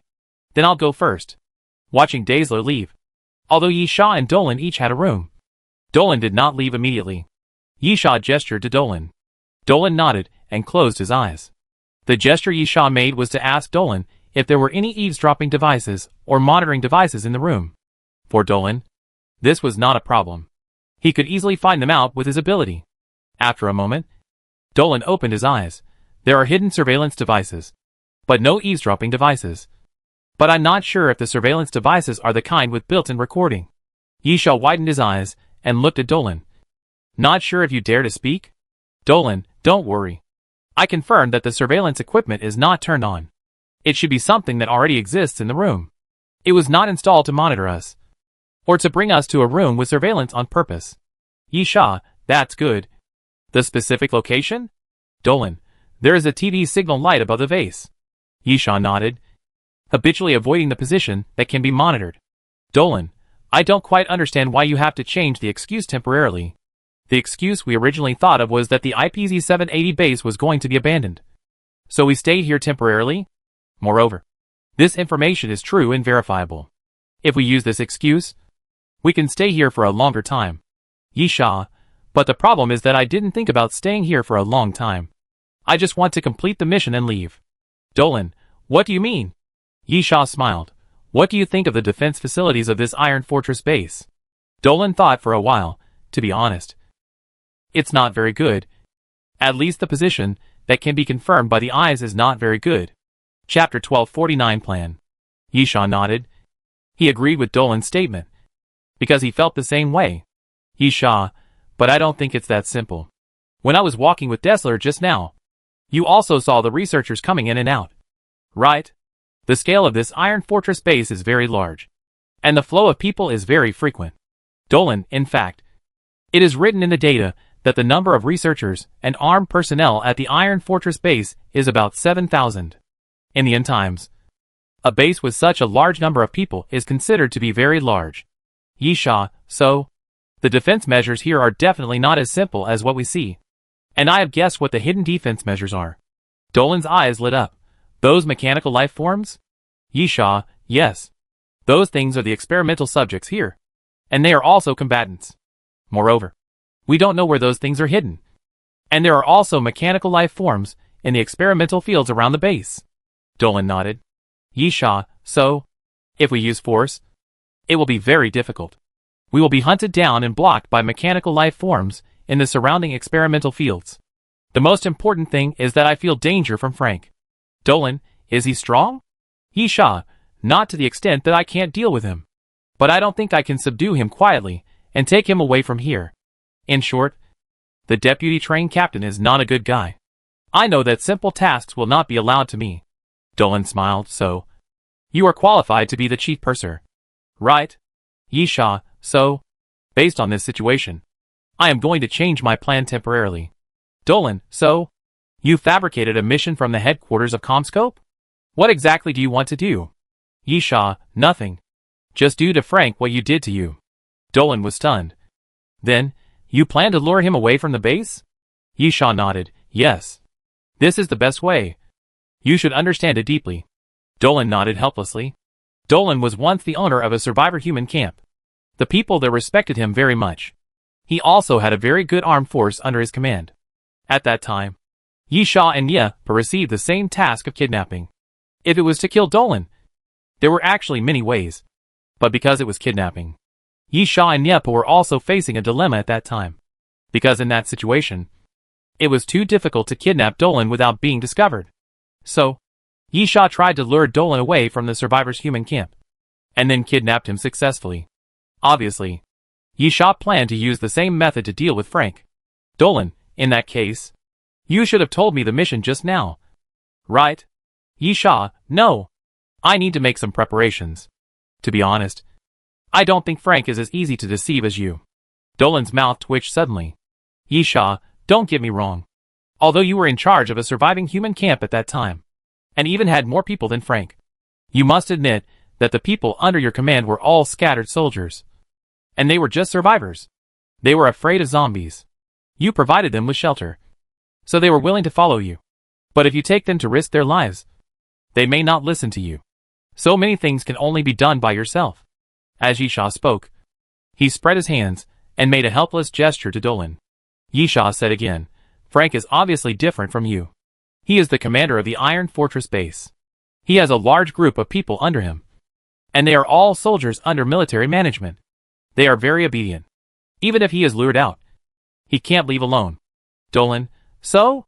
What should I do? Yisha, don't worry. I have a plan. As Yisha spoke, he pointed to his head. Yisha, to be honest, I often use my fists to solve problems, because in many cases, my fists are enough to deal with everything. But in fact, I prefer to use my brain. Anyway, Yisha had his own team in his previous life and served as a commander. Yisha always felt that his brain was pretty good.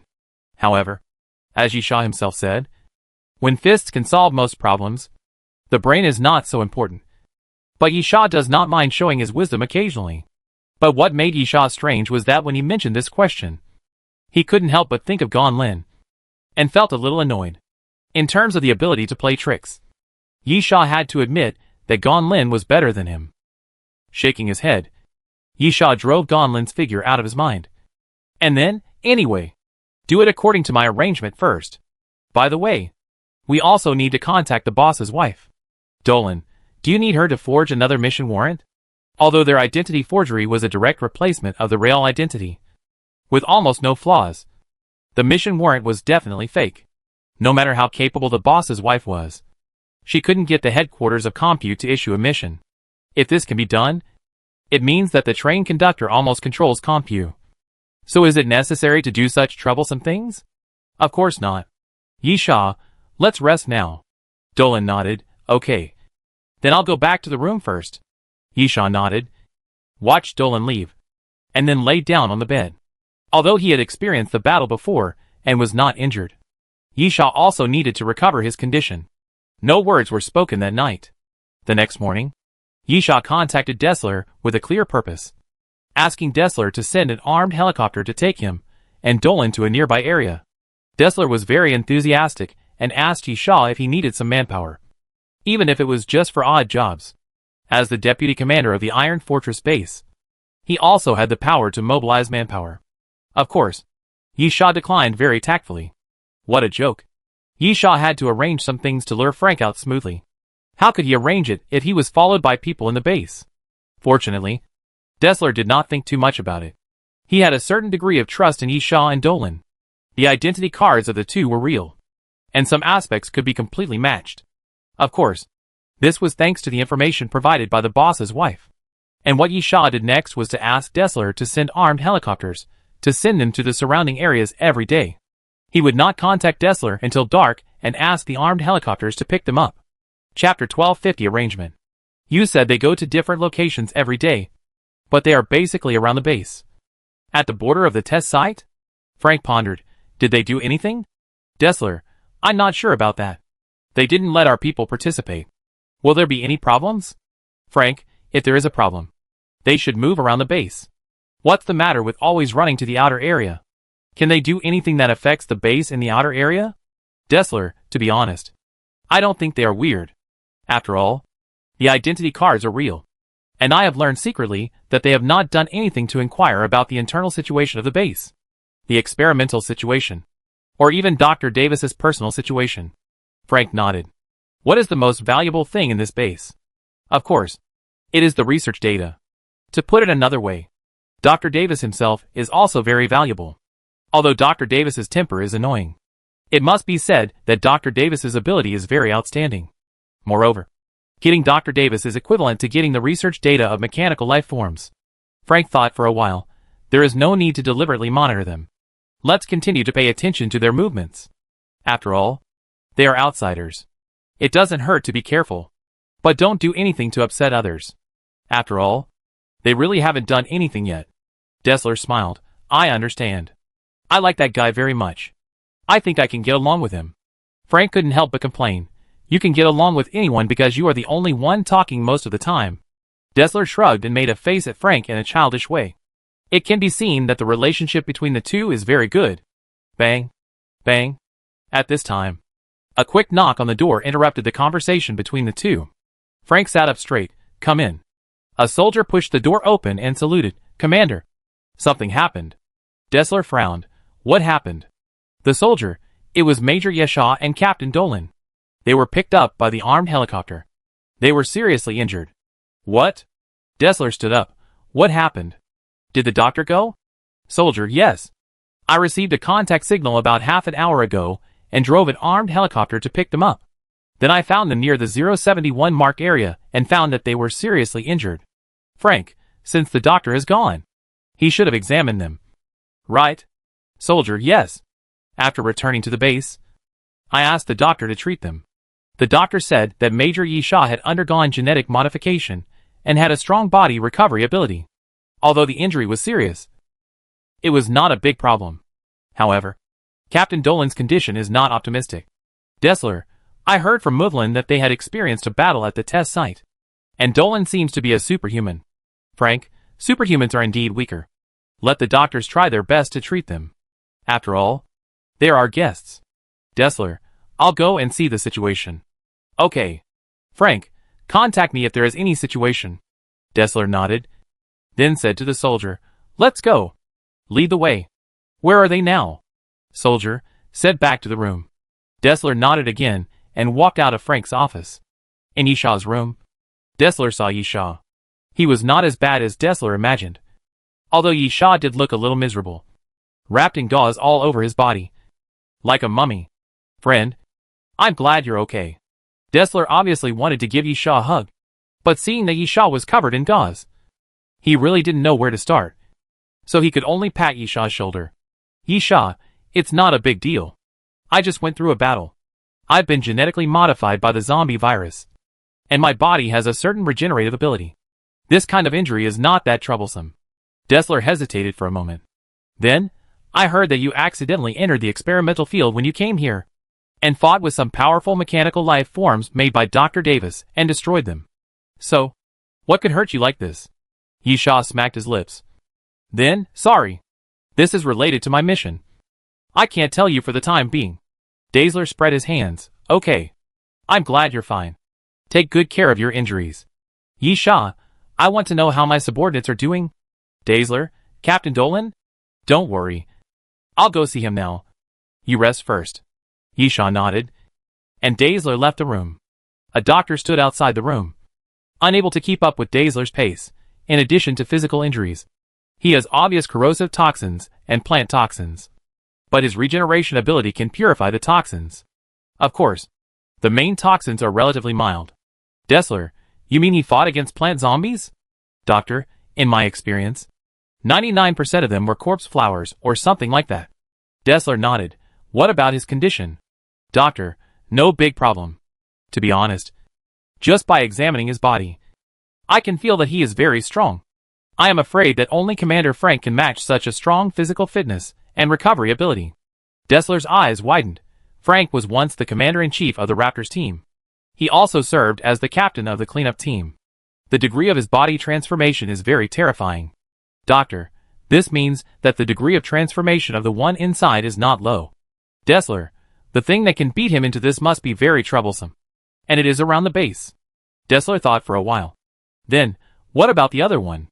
Doctor, the superhuman is not very optimistic. I treated him, but he is still in a semi-comatose state. Whether he can survive depends on his will to survive. I can't make any guarantees. Dessler, is he unable to communicate now? Doctor, there is no definition of semi-coma in the classification of consciousness disorders in medicine. Semi-coma means shallow coma. So, it is possible to try to make him awake with external stimulation. But it is not guaranteed to work. And it is dangerous. Dessler, forget it. Let me take a look first. Dessler said as he entered Duolan's room. Duolan obviously looked worse than Yisha. He had many external injuries on his body. He was lying on the bed, obviously in a coma, with a pale face and no blood color. Doctor, he has a lot of blood loss. But I can basically treat the external injuries. The main thing is that the toxins in his body are very strong and cannot be cleared in a short time. I need a long time to help him clear the toxins. If he can survive, he can survive, but he may die before I can clear the toxins. Dessler nodded, indicating that he understood. Chapter 1251 Getting Started. I'm sorry. Dessler returned to Yisha's room and made an apologetic expression. Captain Dolan is not in good condition. Yisha's face was gloomy. I actually guessed it. Don't be like this, my friend. Dessler comforted. We have very good doctors here, and I will provide any medical materials. So don't worry. He can survive. Yisha nodded. Dessler, I think I need your help. Dessler, you tell me. As long as I can do it. Yisha, it's about the mission. My mission is not yet completed. My dignity does not allow me to fail, especially when my comrades are still seriously injured. Dessler did not agree directly. After all, this is not a matter of friendship. Besides, the real commander of this fortress base is Frank. Yisha continued, of course. I will not tell you the content of the mission directly, but I will ask my base commander for instructions. Or I may report directly to the headquarters. What I mean is that after getting permission, I hope you can send someone to help me. Of course. That's no problem. Dessler, if there is a mission warrant, I'd be happy to help you. To be honest, I don't know how strong you are, but a researcher named Mudlin watched your fight in the experimental field and asked me to pick you up. He said you are very strong, and the thing that can hurt you to this extent exists near our base. I'm actually very uncomfortable. Dessler's chatterbox nature was revealed again, and he didn't stop chattering until Yisha deliberately showed a tired expression. Dessler, anyway, you should take a rest first. Yisha nodded. Okay. I am indeed a little tired. Watching Dessler leave, Yisha winked at the Archon, indicating that they could proceed with the next plan. They should have successfully deceived the other party. The Archon did not say anything, but there was a faint light flashing in his eyes, which meant that the mechanical part of the Archon's body was working. Dessler did not have too many doubts. After leaving Yisha's room, he went to find Frank and told him what Yisha said truthfully. Frank thought for a moment. I don't completely trust them, but they didn't show anything unusual. And according to what you said, they were seriously injured? Dessler, it's true that they are seriously injured. Yisha is better. He has undergone genetic modification and should be able to recover. The other one is a bit troublesome. Frank nodded. Even if there is a problem, it shouldn't be to such an extent. With such a serious injury, what else can you do? Let's wait and see. If there is a mission warrant, we should certainly help. Dessler, I think so too. On the other hand, the forged mission warrant had been prepared long ago. Of course, with the help of the boss's wife. It had to be quite authentic and flawless.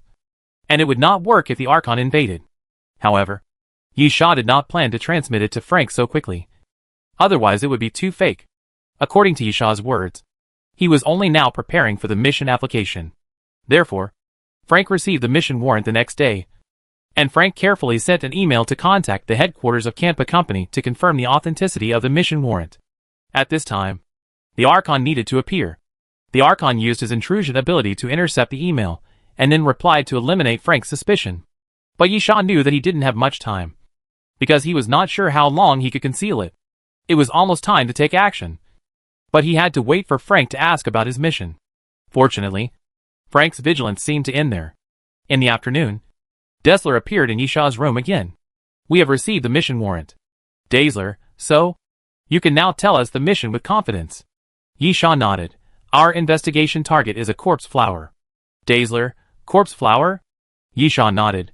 This is actually an accident. When we were escorting the items, we passed by the fortress base and found the corpse flower. The corpse flower was obviously different. Dessler became interested. How is it different? Yisha, the corpse flower may have undergone some mutations, or evolution. We found that the corpse flower can eat metal scraps, and at the same time, it can spit out cold air. Dessler pondered for a moment. Interesting. Yisha, you should know that plant zombies created by plant viruses are first afraid of fire. And secondly, cold is also effective against plant zombies. Therefore, it is not normal for the corpse flower itself to be able to spit out cold air. In addition, the body shape of the corpse flower is also terrifying, and its appearance is very unique, as if it has merged the blood of ancient species. Dessler nodded. So, what does the headquarters need you to do? Yisha, the headquarters hopes that we can bring the living corpse flower back. Of course, this is more difficult. So extracting the genetic components is also possible. In other words, it is no problem to kill it. Dessler, okay. I understand roughly. There is such a troublesome thing hanging around the base. Frank and I are not very reassured. We will find it out and kill it. No. Yisha, I want to go with you. Dessler frowned. How are your injuries? Yisha, I've recovered well. My basic mobility is fine. At the same time, I've fought with that corpse flower before, and I know some of its attack patterns. Even if I just stand by and remind it, it will be helpful. Yisha and Dessler looked at each other, and when their eyes met, Yisha tried to make himself look more sincere. Yisha said seriously, besides, that bastard hurt Dolan like this. Do you understand how angry I am now? My comrade is lying next to me, and I don't know whether he is dead or alive. Shouldn't I do anything? No. I can't do it. I must solve that thing. From the perspective of the members of the Doomsday train, Yisha's words will only make people sneer. There are too many cases of sending so-called comrades to die in order to survive. But these words are very useful to Dessler, because Dessler was a soldier before the end of the world and belonged to the armed forces of Kampa Company. Compared with other feelings, the most important thing between soldiers is the friendship of comrades. Because the one who can protect your back is always your comrade. Of course, how much of this kind of feeling is left after being worn away by the cruelty of the end of the world? Yisha can't say for sure. This is a matter of difference from person to person. Human nature is not absolute. Just like there will always be good people and bad people in this world. But the cruelty of the end of the world exposes many dark sides. But it is undeniable that Yisha's words made Dessler unable to refute. Chapter 1252 Searching for the Corpse Flower. Frank acted quickly.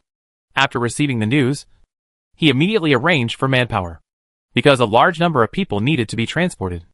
A transport helicopter was used this time. There were 24 people in total, including Frank and Dessler, and 25 people including Isha. They took the helicopter directly to the periphery of the base's experimental area. Frank spread out the map. This is the distribution of the surrounding areas, starting from 001 and all the way to 095 area. Simple markings were made. Where is the corpse flower wandering? Yisha pointed at the map, from 069 to 075. It should be the main activity area of the corpse flower. Dessler was curious. I once saw a corpse flower that seemed to be fixed in one position and could not move. Of course, the offensive vines can. Yisha explained. That was a weaker corpse flower that had not even grown fully. The corpse flower we need to find is obviously not that simple. Its rhizomes can move, and it can survive as long as it does not leave the soil. Frank, but the range is still a bit large. Yisha, don't worry. I have mastered some of the opponent's action patterns. I am not just sightseeing these days. Frank nodded. Then this position is almost right. Let's move and let the helicopter descend. Yisha whispered. Can the people you brought with you do it? The corpse flower is very powerful. Ordinary soldiers are just going to die. Don't worry. Dessler smiled. They are all Tianlong warriors. And in order to deal with the corpse flower, they have also changed their weapons and equipment. Moreover, it is mainly Frank and I who take action, and they form an encirclement to assist and support. Yisha, replacing equipment means loading flamethrowers or something like that. Correct. Dessler, that's what plant zombies fear the most. In addition, each person also brought 6 incendiary bombs. Enough to give the corpse flower a hard time. In fact, you were not convenient to reveal the mission before. But you can ask me for some supplies. Bring some incendiary bombs or something. Frank couldn't help interrupting. Dessler, stop talking nonsense. Frank and Dessler are old friends. This guy is good at everything. But he is really too talkative. He often quarrels and gives people a headache. Especially since there is no one to take care of the door. Dolan is still lying in bed. Saying this now is just rubbing salt into Yisha's wounds. Of course, Yisha didn't care at all, provided that Dolan was really lying on the bed. The helicopter slowly landed, and the three of them separated their heads. Because of the noise, it was impossible to hear what they were saying unless they got so close. As the helicopter landed, Yisha took the lead and jumped off the helicopter. Suddenly walked to the side and looked at the ground. Frank and Dessler came up. What's going on? Yisha, we are lucky. We found something as soon as we came down. Yisha pointed down at the ground while talking. Dessler, this seems to be a trace of corrosion? Yisha, correct. The corpse flower can secrete a corrosive solution, and the vines will leave such traces when dragged across the ground. While talking, Yisha pushed aside a piece of sand and picked up a piece of succulent-like debris. Look! Yisha, this is a fragment that fell off the vine due to friction when dragging. Dessler, it seems that our luck is really good. Yisha snapped his fingers, and the Archon came to Yisha's side. Yisha, go ahead and scout according to the traces. If you have any news, please contact me at any time. The Archon nodded in agreement, and then quickly moved forward. Dessler, is it okay? Yisha, don't worry. It's absolutely okay.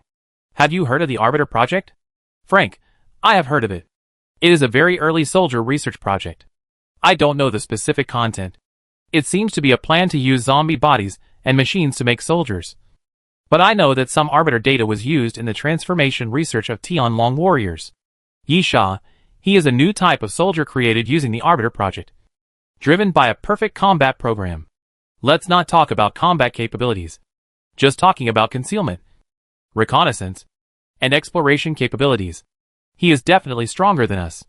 After all, there are some things that the human brain and the program cannot compare. Frank, in that case, let's go, and we will follow the trail, Frank said, while shouting to give orders behind him, and then set off. Fortress base, rest area, room. The doctor checked the data of the medical instrument and replaced a new drip bottle for Dolan.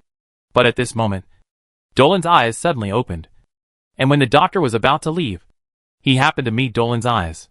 After a short moment of daze, the doctor excitedly said, "Are you awake? Don't move. I'll check you. Or tell me. Can you speak now? If you can, Nod. If not, shake your head. The doctor was halfway through his words, and Dolan suddenly stretched out his hand and grabbed the doctor's neck, then slowly stood up and pressed the doctor on the bed. Thank you for your care these days, Dolan. For this reason, I should spare your life. But I can't rest assured if you are alive. So I'm sorry. Crack. Dolan twisted his wrist hard, and the doctor's neck made a crisp sound, and his pupils suddenly dilated, and then quickly changed color, becoming lifeless. Dolan turned the doctor's body to the side, facing the wall, and then took the blanket to cover the other person, and then inserted the instrument and the injection needle of the drip bottle into the doctor's body, and then walked to the door. The injuries on Dolan's body were not fake, but they were not as serious as imagined. External injuries are easy to deal with. After injuring yourself, you can immediately inject a cell activation agent to recover. Anyway, it is not a fatal injury, and the toxins are the key to death. However, those toxins come from the corpse flower, and that corpse flower belongs to Yisha. Yisha has a way to poison Dolan, and of course, he also has a way to detoxify. Therefore, when the doctor examined Dolan, he was indeed dying. But Yisha could help Dolan remove the toxins in his body at any time and let Dolan recover. As for the reason for doing this deliberately, of course, it was to keep Dolan at the base. There were two reasons for Dolan to stay. The first was to further let Frank and Dessler trust them. Leaving one person at the base would make them feel more at ease subconsciously, just like a hostage. The second reason for Dolan to stay was that Yisha temporarily modified the mission. The person they wanted to kidnap was not only Frank, but Yisha also wanted to bring Dr. Davis back to the Doomsday train. Chapter 1253. The battle begins.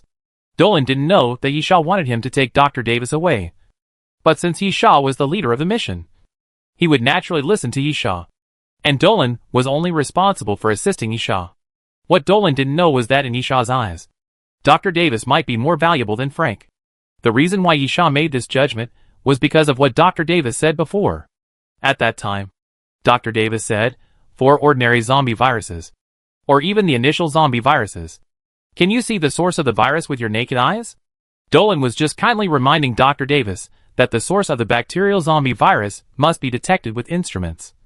But Dr. Davis responded with disdain. This reflects Dr. Davis's bad temper. But Yisha saw more information from this sentence. First, Dr. Davis mentioned the initial zombie virus. Normally, for the earliest spread of viruses, people are accustomed to calling them general viruses, the initial viruses, the earliest viruses, etc., instead of the initial zombie virus. Of course, under normal circumstances, due to slips of the tongue or when the subdivision of zombie viruses is not clear, some people use the term initial zombie virus to refer to the earliest virus that spread. However, as a researcher affiliated with Computech, Dr. Davis is still an expert and should not make such a mistake. Secondly, Dr. Davis also mentioned the general zombie virus at the time. This means that Dr. Davis instinctively distinguished the general zombie virus from the initial zombie virus, which also means that Dr. Davis knew the difference between the two. Even among Compu, not many people knew the difference between the initial zombie virus and the general virus, especially since Dr. Davis mentioned the source of the virus.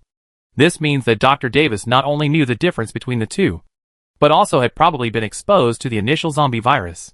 This was a big discovery for Yisha. So another reason why Yisha left Dolan alone was to hunt down Dr. Davis. Thinking of this, Yisha couldn't help but glance at Frank and Dessler. The two strongest people in the base were right next to him, so it shouldn't be a problem for Dolan to hunt down Dr. Davis. But at this moment, the PDA in Yisha's hand suddenly vibrated. Yisha picked up the PDA and took a look. The Archon has found something. Just ahead. Frank immediately shouted, "Everyone is on alert. Use the second formation." Yisha and the other two took the lead and walked forward about 500 meters. After crossing a hillside, a large area of metal garbage appeared. Dessler took out the map and looked at it. This is the number 2 garbage dump. And has the temperature dropped? Frank nodded. It's lower. Yisha, that corpse flower can release cold air. Look at the garbage piles around. There is frost on the metals. And there are traces of corrosive liquid here. Frank, go forward carefully. Daishal said to Yisha, your injury is not healed yet. Retreat. Yisha did not refuse. Nodded and retreated to the side. Daishal pulled out a steel wrist guard, put it on his arm, and a blade popped out from the front. Moving forward cautiously, he soon entered the central area. Yisha looked around, quietly picked up the headset that could communicate with the Archon, and put it on his ear. Yisha whispered, "Let the corpse flower act." Not long after Yisha finished speaking, boom! Suddenly, a violent noise appeared without warning. And then a garbage mountain on the side collapsed. And then a vine suddenly sprang out. Bang! The vine directly penetrated the center of the team and launched an attack, sweeping away the two Tianlong warriors who followed. The moment a Tianlong warrior landed, before he even had time to react, the ground beneath him made another loud noise, and a vine suddenly sprang out from the ground, piercing the body of the Tianlong warrior. Frank quickly commanded, "Open up space immediately. Pay attention to the surroundings. Especially pay attention to the underground." The Tianlong warriors who followed Frank were indeed well trained. They did not panic because they suffered a loss of personnel at the first time, but remained calm and quickly made way for the surroundings. Dazzler looked around quickly. Is it just vines? Where is the main body? Where is the main body? Yisha shouted. The main body is underground and will not show up so easily. Attack the vines first to injure them, and then force the main body out. I see. Dazzler, then let me cut these things off. Dazzler looked around quickly, and then rushed towards the pile of metal garbage around him. Found you. Dazzler raised his arm, and threw two grenades. Boom! Boom! The roar of the explosion suddenly sounded, and the huge fireball suddenly exploded. The garbage mountain made a sound of metal collision, and then collapsed forward, in the flames and black smoke. The corpse flower vine suddenly rushed out and attacked Dazzler. Dazzler sneered and suddenly swung his arm. Dazzler's speed was surprisingly fast.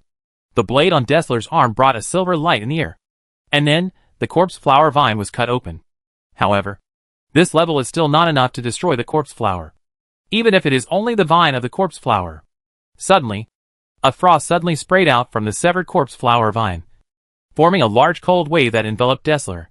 Dazzler was shocked, but reacted very quickly, retreating to the side and keeping a distance from the corpse flower. Then looking back, Dazzler saw a large piece of frost on the ground, and at the same time, a very thin layer of frost appeared on his clothes. Interesting. Dazzler, this guy can really release cold waves. Yisha, do you think I'm joking? Dazzler, of course not. But I still find it amazing after seeing it. Frank, don't take it lightly. Hold that guy back. And the others form a circle. Dazzler, no problem. Dazzler said as he ran quickly forward. And the corpse flower vine that was cut off by Dazzler also began to wriggle rapidly at this moment. With a puff, a large amount of juice suddenly spurted out of the wound, and the vine that was cut off by Dazzler grew out again. What a strong regeneration ability. Dazzler grinned. I want to see if you can keep regenerating like this. Chapter 1254 Fierce Fight. After Dazzler finished speaking, he quickly approached the corpse flower vine again, waving the blade on his arm. Dazzler attacked the corpse flower vine again, and after leaping up, he chopped down at the corpse flower vine. However, before that, countless spikes suddenly grew on the corpse flower vine and flew towards Dazzler. Dazzler's pupils shrank, and he immediately raised his hand. The metal wrist guard continuously ejected blades, forming a circle, which became like a round shield. Clang! Clang! The spikes kept hitting the shield, making crisp sounds. However, the sound of flesh being torn apart followed. The round shield was not big enough to block all the spikes. All Dazzler could do was to protect the vital parts as much as possible. Looking at the spikes stuck in his body, Dazzler pulled him off. This guy is indeed a bit difficult to deal with. At the same time, the Tianlong warriors had surrounded the corpse flower vine. There was a big hole under the backpack on their backs, and inside was naturally the typical metal backpack equipped by the Tianlong warriors.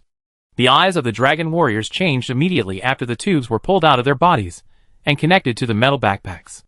The mechanical power brought them vitality, or in other words, made them stronger. Frank, burn it. Several dragon warriors picked up flamethrowers, quickly approached the corpse flower vine, and began to spray flames. The flames fell on the corpse flower vine and immediately burned. The corpse flower vine showed pain, dancing continuously, as if struggling, slapping the ground, trying to extinguish the flames. However, it is obviously very difficult to put out the flames in this way when the flamethrower is continuously spewing flames. Frank said in a deep voice, burn the first one first, and then wait for the second and third ones to appear. Yisha's voice sounded faintly. I'm afraid it's a bit difficult. The vines of the corpse flower are more than you think. Boom, boom, boom. The moment Yisha finished speaking, there were continuous loud noises all around. The ground was shaking continuously. And then one by one, thick vines of the corpse flower drilled out from the ground. 1, 2, 3. 16 corpse flower vines appeared, each of which was so thick that 2 or 3 people had to hold it together. And the length reached about 7 or 8 meters. No matter how you looked at it, it was a huge monster.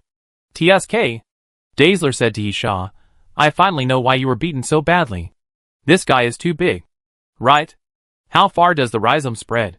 Judging from the size of the vine, it should be at least 100 meters. Who knows? Yisha, if necessary, I can also join the battle. Not yet. Dazzler shouted, Hey, Frank, I have to be serious.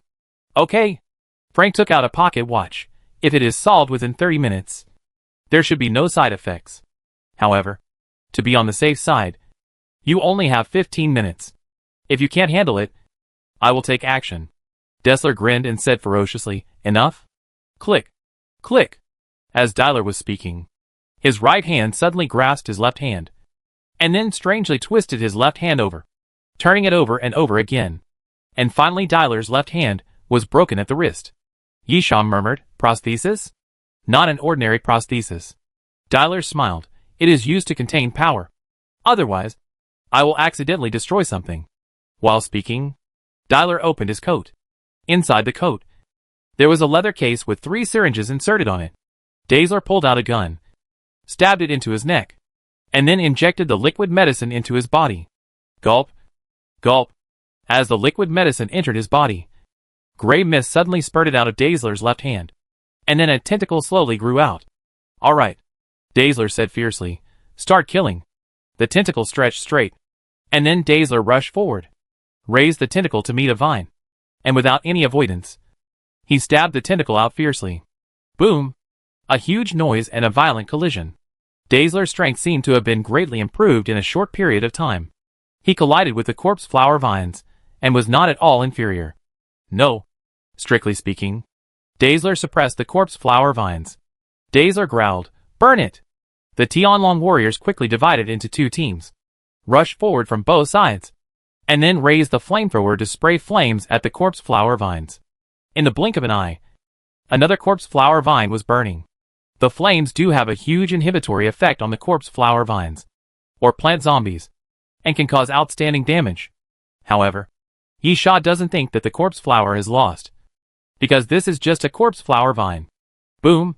Boom! The burning corpse flower vine kept struggling and swung around. Dazzler flashed and ran quickly. The tentacles of his left hand kept extending, and then locked the vine tightly. It seems that Dazzler's tentacle is not afraid of the burning of flames at all. However, other corpse flower vines are also coming at a high speed. The garbage mountain piled up by discarded metals around was constantly knocked down, and the corpse flower vines seemed extremely violent. When they came to the outside of the encirclement, the corpse flower vine swept across with a fierce blow, sweeping away a large number of Tianlong warriors. Troublesome guy. Dazzler grinned, but I didn't think it would be so easy to deal with it. As Dazzler spoke, he took out the second syringe, stabbed it into his neck again without hesitation, and then injected the liquid. A large amount of gray mist emerged from Dazzler's left hand again, and then the tentacles of his left hand became huge, and began to split continuously, turning into countless roots, spreading wildly in all directions. Dazzler's tentacles were like fists, hitting the corpse flower vines that surged around. A pure collision of power and power. Dazzler's power was still enough to overpower the corpse flower. At the same time, the tentacles were like snakes, constantly entwining the corpse flower vines and tightly binding them. Incendiary bombs! Dazzler shouted loudly, and the Tianlong warriors, who were swept down by the corpse flower vines, quickly stood up, took out incendiary bombs, and then fired. Bang! Bang! Bang! As the incendiary bombs fell on the corpse flower vines, large areas of flames began to spread, and the corpse flower vines continued to burn, or were forced away by the surging flames. Chapter 1255. Second target. Please stop going forward. The experimental area is just beyond this.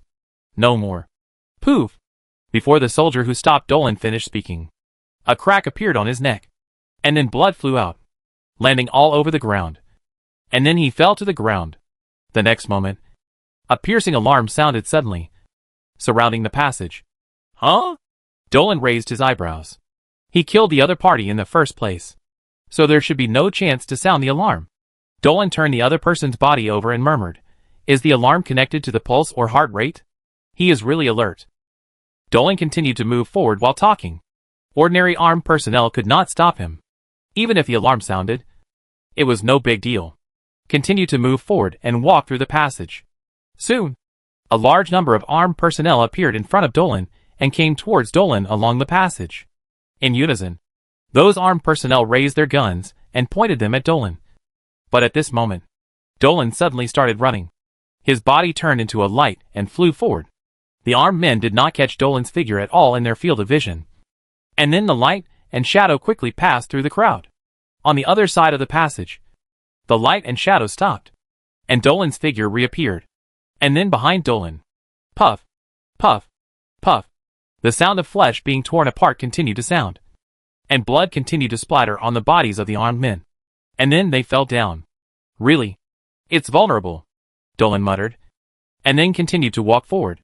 Iron Fortress Base. Laboratory number 1. Mudlin entered the laboratory and looked at Dr. Davis, who was still fiddling with the mechanical life form. Anxiously, "Doctor, why are you still doing this? Didn't you hear the alarm?" "I heard it." Dr. Davis didn't care. "So what?" "Don't bother me. There is only one last step to test the synchronization rate. This time I developed a very powerful new mechanical life form." Mudlin seemed even more anxious.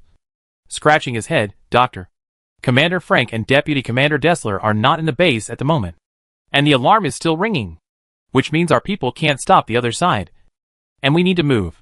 Dr. Davis, you go first. Don't worry about me." Bang! At this time, a loud noise appeared, and then the heavy-looking metal door collapsed.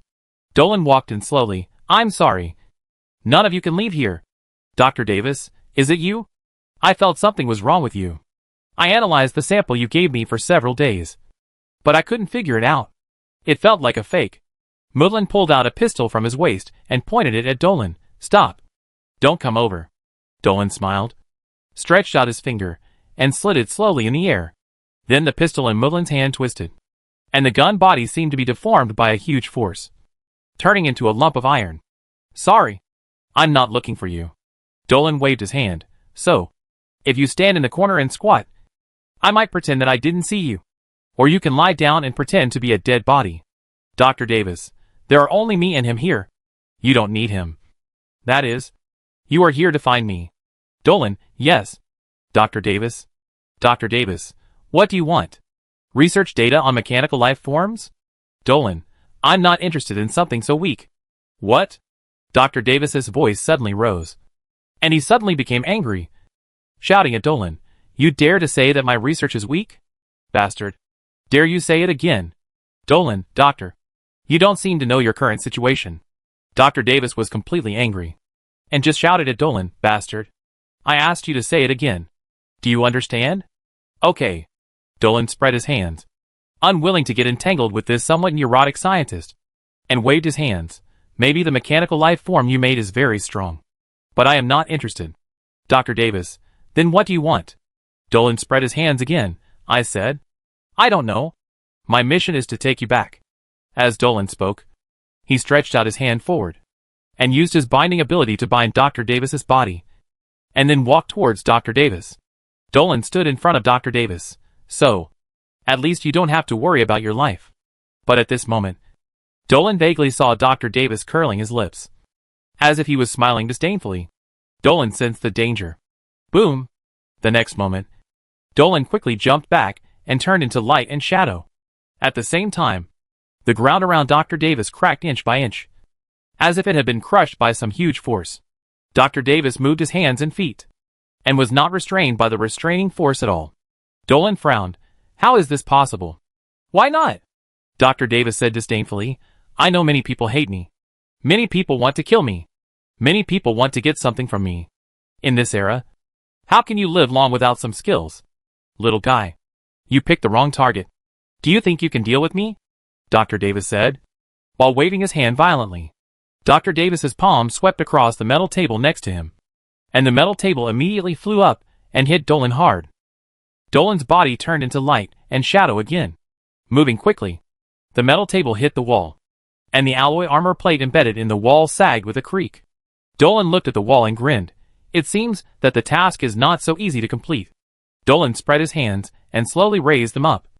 And then the things around Dolan slowly floated up. Brain ability? Dr. Davis showed a disdainful expression again. It's useless to me. As Dr. Davis spoke, he reached out and grabbed his head, then slowly tore off his scalp bit by bit. No blood. The scene should have looked very bloody. But Dr. Davis tore off his scalp without shedding any blood. When Dr. Davis tore off his scalp, what was exposed was a glass cover.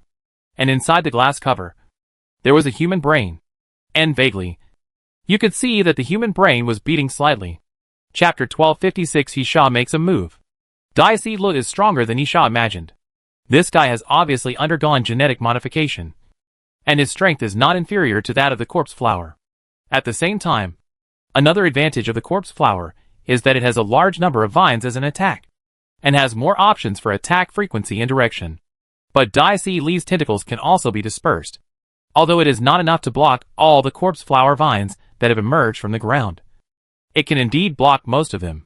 The most important point is that Daisy Li brought 3 medicines to stimulate his body, and he has only used 2 of them so far, and the last one is not used. Moreover, the flamethrowers and incendiary bombs prepared by the Tianlong warriors also caused great damage to the corpse flower. The damage suffered by the corpse flower was obviously not small. This situation was a bit different from Yisha's plan. Yisha wanted the corpse flower to consume Frank first, and then attack at the right opportunity. The current problem was that Frank did not attack at all, and the damage suffered by the corpse flower was higher than Yisha's estimate. Since he did not attack, there was no so-called consumption. However, it was not without cost. The consumption strategy was still effective. At least it consumed Dyler. Moreover, more than half of the Tianlong warriors were killed or injured, and the injured ones were completely incapable of fighting. This means that Yisha's plan has not failed. But there is a certain degree of deviation, which is acceptable. After all, no plan can be executed 100% perfectly. Many times, the process is not important, but the result is absolute. Puff! At this time, a muffled sound appeared in the air again, and Dyler cut off another corpse flower vine.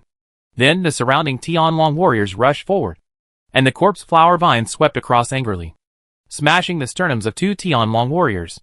However, more Tianlong warriors rushed up from the back, picked up flamethrowers, and attacked the wounds of the corpse flower vines. After using flames to attack the wounds were burned to a char, and the corpse flower vines could not regenerate easily. Not bad. Dyler shouted, kill a few more vines, and this guy's body will be unable to bear it and will appear. While talking, Dyler ran forward and rushed towards the remaining corpse flower vines. However, at this moment, Dyler suddenly felt a strong wind coming from behind him. Dessler turned around suddenly and blocked his tentacles in front of him. And then a flying arrow hit the dancing tentacles. With a bang, the spiral energy carried by the arrow crushed Dessler's tentacles. Dessler turned around, his face showing anger, and then became surprised, because Dessler saw Yisha holding a bow in his hand. Why? Dessler looked at Yisha. What's going on? Yisha, this is troublesome to explain, but I can use one sentence to let you understand what's going on. Sorry, I'm not from Compu. Dessler was stunned for a moment, then angrily said, so that's it. The Revolutionary Army. Sorry. No. Yisha, I'm not interested in explaining my origins. It doesn't matter anyway. What's important is that we have been preparing for so long. It's time for Dolan to start, so I should also finish it. When Yisha finished speaking, the corpse flower vines fell from behind. Dessler quickly avoided it, but the corpse flower vines cleverly changed from sweeping to smashing, and crashed into the surrounding Tianlong warriors. 2 Tianlong warriors were swept away by the blow, and they kept coughing up blood. The Archon also suddenly opened fire at this time, shooting continuously. This corpse flower actually obeys your orders. Dessler's pupils shrank sharply, but it doesn't matter. I will destroy it soon. Destroy? Are you overthinking it? Yisha smiled. Let them see what despair is. Boom! Boom! The ground suddenly shook violently, and the surrounding garbage mountains kept falling down. Huge cracks appeared on the ground. And then one by one, corpse flower vines kept drilling out from the ground. A dense patch. About 40 or 50 vines. The 16 corpse flower vines were just appetizers. Yisha smiled. Now is the beginning. And then? Yisha stretched out his hand and pressed it lightly. Experienced despair. And then death. Yisha, now is the real battle. Boom. Boom. Boom. The dancing corpse flower vines kept falling down. And those Tianlong warriors kept raising flamethrowers and spraying at the surrounding corpse flower vines. But, useless. When the flames were ejected, a large amount of cold air surged from the corpse flower vines, forcibly suppressing the flames. Obviously, the cold wave formed by the cold air of the corpse flower vines was more terrifying. Dazzler gritted his teeth, pulled out the third syringe, and stabbed his neck hard. But, suddenly, Dazzler felt a wind passing in front of him. And Yisha suddenly moved at least 15 meters and appeared in front of Dazzler.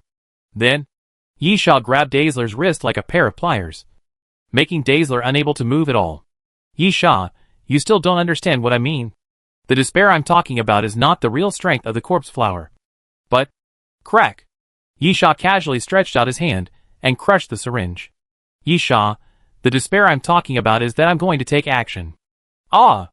Dazzler roared loudly, and the tentacles of his left hand surged wildly, then wrapped around Yisha, quickly wrapped around Yisha's body, and tied Yisha tightly. Useless. Yisha's arm suddenly exerted force, and then countless cracks appeared on Dazzler's tentacles, and then exploded around. Blood mixed with meat scattered on the ground. Yisha tilted his head, although when you chattered, I had the urge to punch you to death. But frankly, I don't hate you. So get out of here. I'm not targeting you. You can be thankful that you are still alive. Dazzler obviously didn't hear what Yisha was saying, but raised his right fist angrily and hit Yisha in the face. Anger is a terrible thing, Yisha, because it makes people lose their minds. Bang! Yisha suddenly raised his leg and kicked Dazzler's waist hard, sweeping Dazzler away. Dazzler hit the bottom of the hill hard, smashing a large area of the ground. His face turned red, and then he spit out a mouthful of blood and turned pale in an instant. Dazzler felt pain all over his body and couldn't move. He knew that he had broken some bones, but he didn't know how many bones he had. Anyway, the number of broken bones was enough for him to be unable to stand up again. Chapter 1257, Whole Body Turned into Corpse. Yisha dealt with Dazzler and walked towards Frank. You are very calm. While speaking, Yisha raised his hand to the side, and a current shot out from Yisha's palm. A Tianlong warrior who was about to attack Yisha was hit by the current before he could do anything. The feeling of paralysis spread throughout the body instantly. Especially the current had an excellent effect on the Tianlong warrior. The Tianlong warrior had mechanical parts in his body, which could be completely destroyed by the current, and could also cause higher damage. The Tianlong warrior was lying on the ground, twitching, with electric arcs constantly appearing on his body, making crackling sounds, but he had completely lost his ability to fight. The other Tianlong warriors wanted to gather around Yisha, but before that, the corpse flower vines moved violently, like a big snake, knocking those Tianlong warriors away. Frank looked at Yisha. I am not calm. But compared to you, what scares me more is that you have successfully impersonated the personnel of IPZ-780 base. I have verified it through multiple verifications, and found no flaws. So, if it is the Revolutionary Army, I think it is more normal. They do have some internal resources of the company. But you rejected this. Yisha smiled. After all, Compu is a large company. How could everyone be loyal? Frank rolled up his sleeves. That's right. Then, can you satisfy my curiosity? Why me? Frank's curiosity is certainly justified. Compu has many things that can interest people, including various types of zombie viruses developed, a lot of research materials, and even a large amount of precious materials. However, Frank is not among them. If we were to ask what the most valuable thing in the fortress base is, it would probably be the research data on mechanical life forms, and the knowledge that Dr. Davis and he so-called possessed. As for Frank, even Frank himself knew that he was just an armed personnel, at most a relatively strong armed personnel, and he didn't have much value at all. Yisha, although I can satisfy your curiosity, I'm too lazy to explain such a troublesome thing. Anyway, you can rest assured. What I need is you alive. Not dead. Frank, in that case, things seem to become simple. The moment Frank finished speaking, he suddenly pulled out the dagger from his waist and stabbed it towards his throat. Yishaw's pupils shrank. Ghost step. When the dagger was about to stab Frank's throat, Yishaw suddenly appeared in front of Frank, grabbed Frank's arm, and stopped this guy from committing suicide. However, Frank was obviously just faking it. No one likes to die and become a pile of dry bones. Almost at the moment when Yishaw grabbed Frank's arm, Frank's left hand pulled out another dagger from his waist and attacked Yishaw. I guessed you would use this trick. Yishaw looked at the dagger and showed disdain. Suddenly, a large amount of silver-white fine lines spurted out from the string ring. String dancing flower. String dancing flower. Wrap your body with strings. Move forward in a straight line. And swing the thin strings continuously. It can be used for attack or defense. The dancing strings is the most balanced skill among the string control abilities purchased by Yishaw, which can be used for both attack and defense. At the moment when the dagger stabbed at Yishaw, the thin threads that spewed out from the string's ring quickly wrapped around Yishaw's body and continued to surround him. Clang! Frank's dagger stabbed the thin threads, making a crisp sound. Frank didn't feel like he had stabbed something like a thread, but rather a piece of hard iron. At the same time, after Yishaw blocked the attack, his ankle suddenly turned and he pressed towards Frank. At this moment, Yishaw seemed to look very beautiful. This word made Yishaw hate it, because men should never be described as beautiful. But it was indeed the most suitable word to describe the current scene. Yishaw's fingers hooked the two ends of the thin wire, and then he kept rotating his body, moving his feet, and his hands kept dancing through the rotation. It felt like dancing, and as Yishaw danced, those thin wires were controlled by Yishaw's fingers and kept swinging around, drawing silver arcs in the air.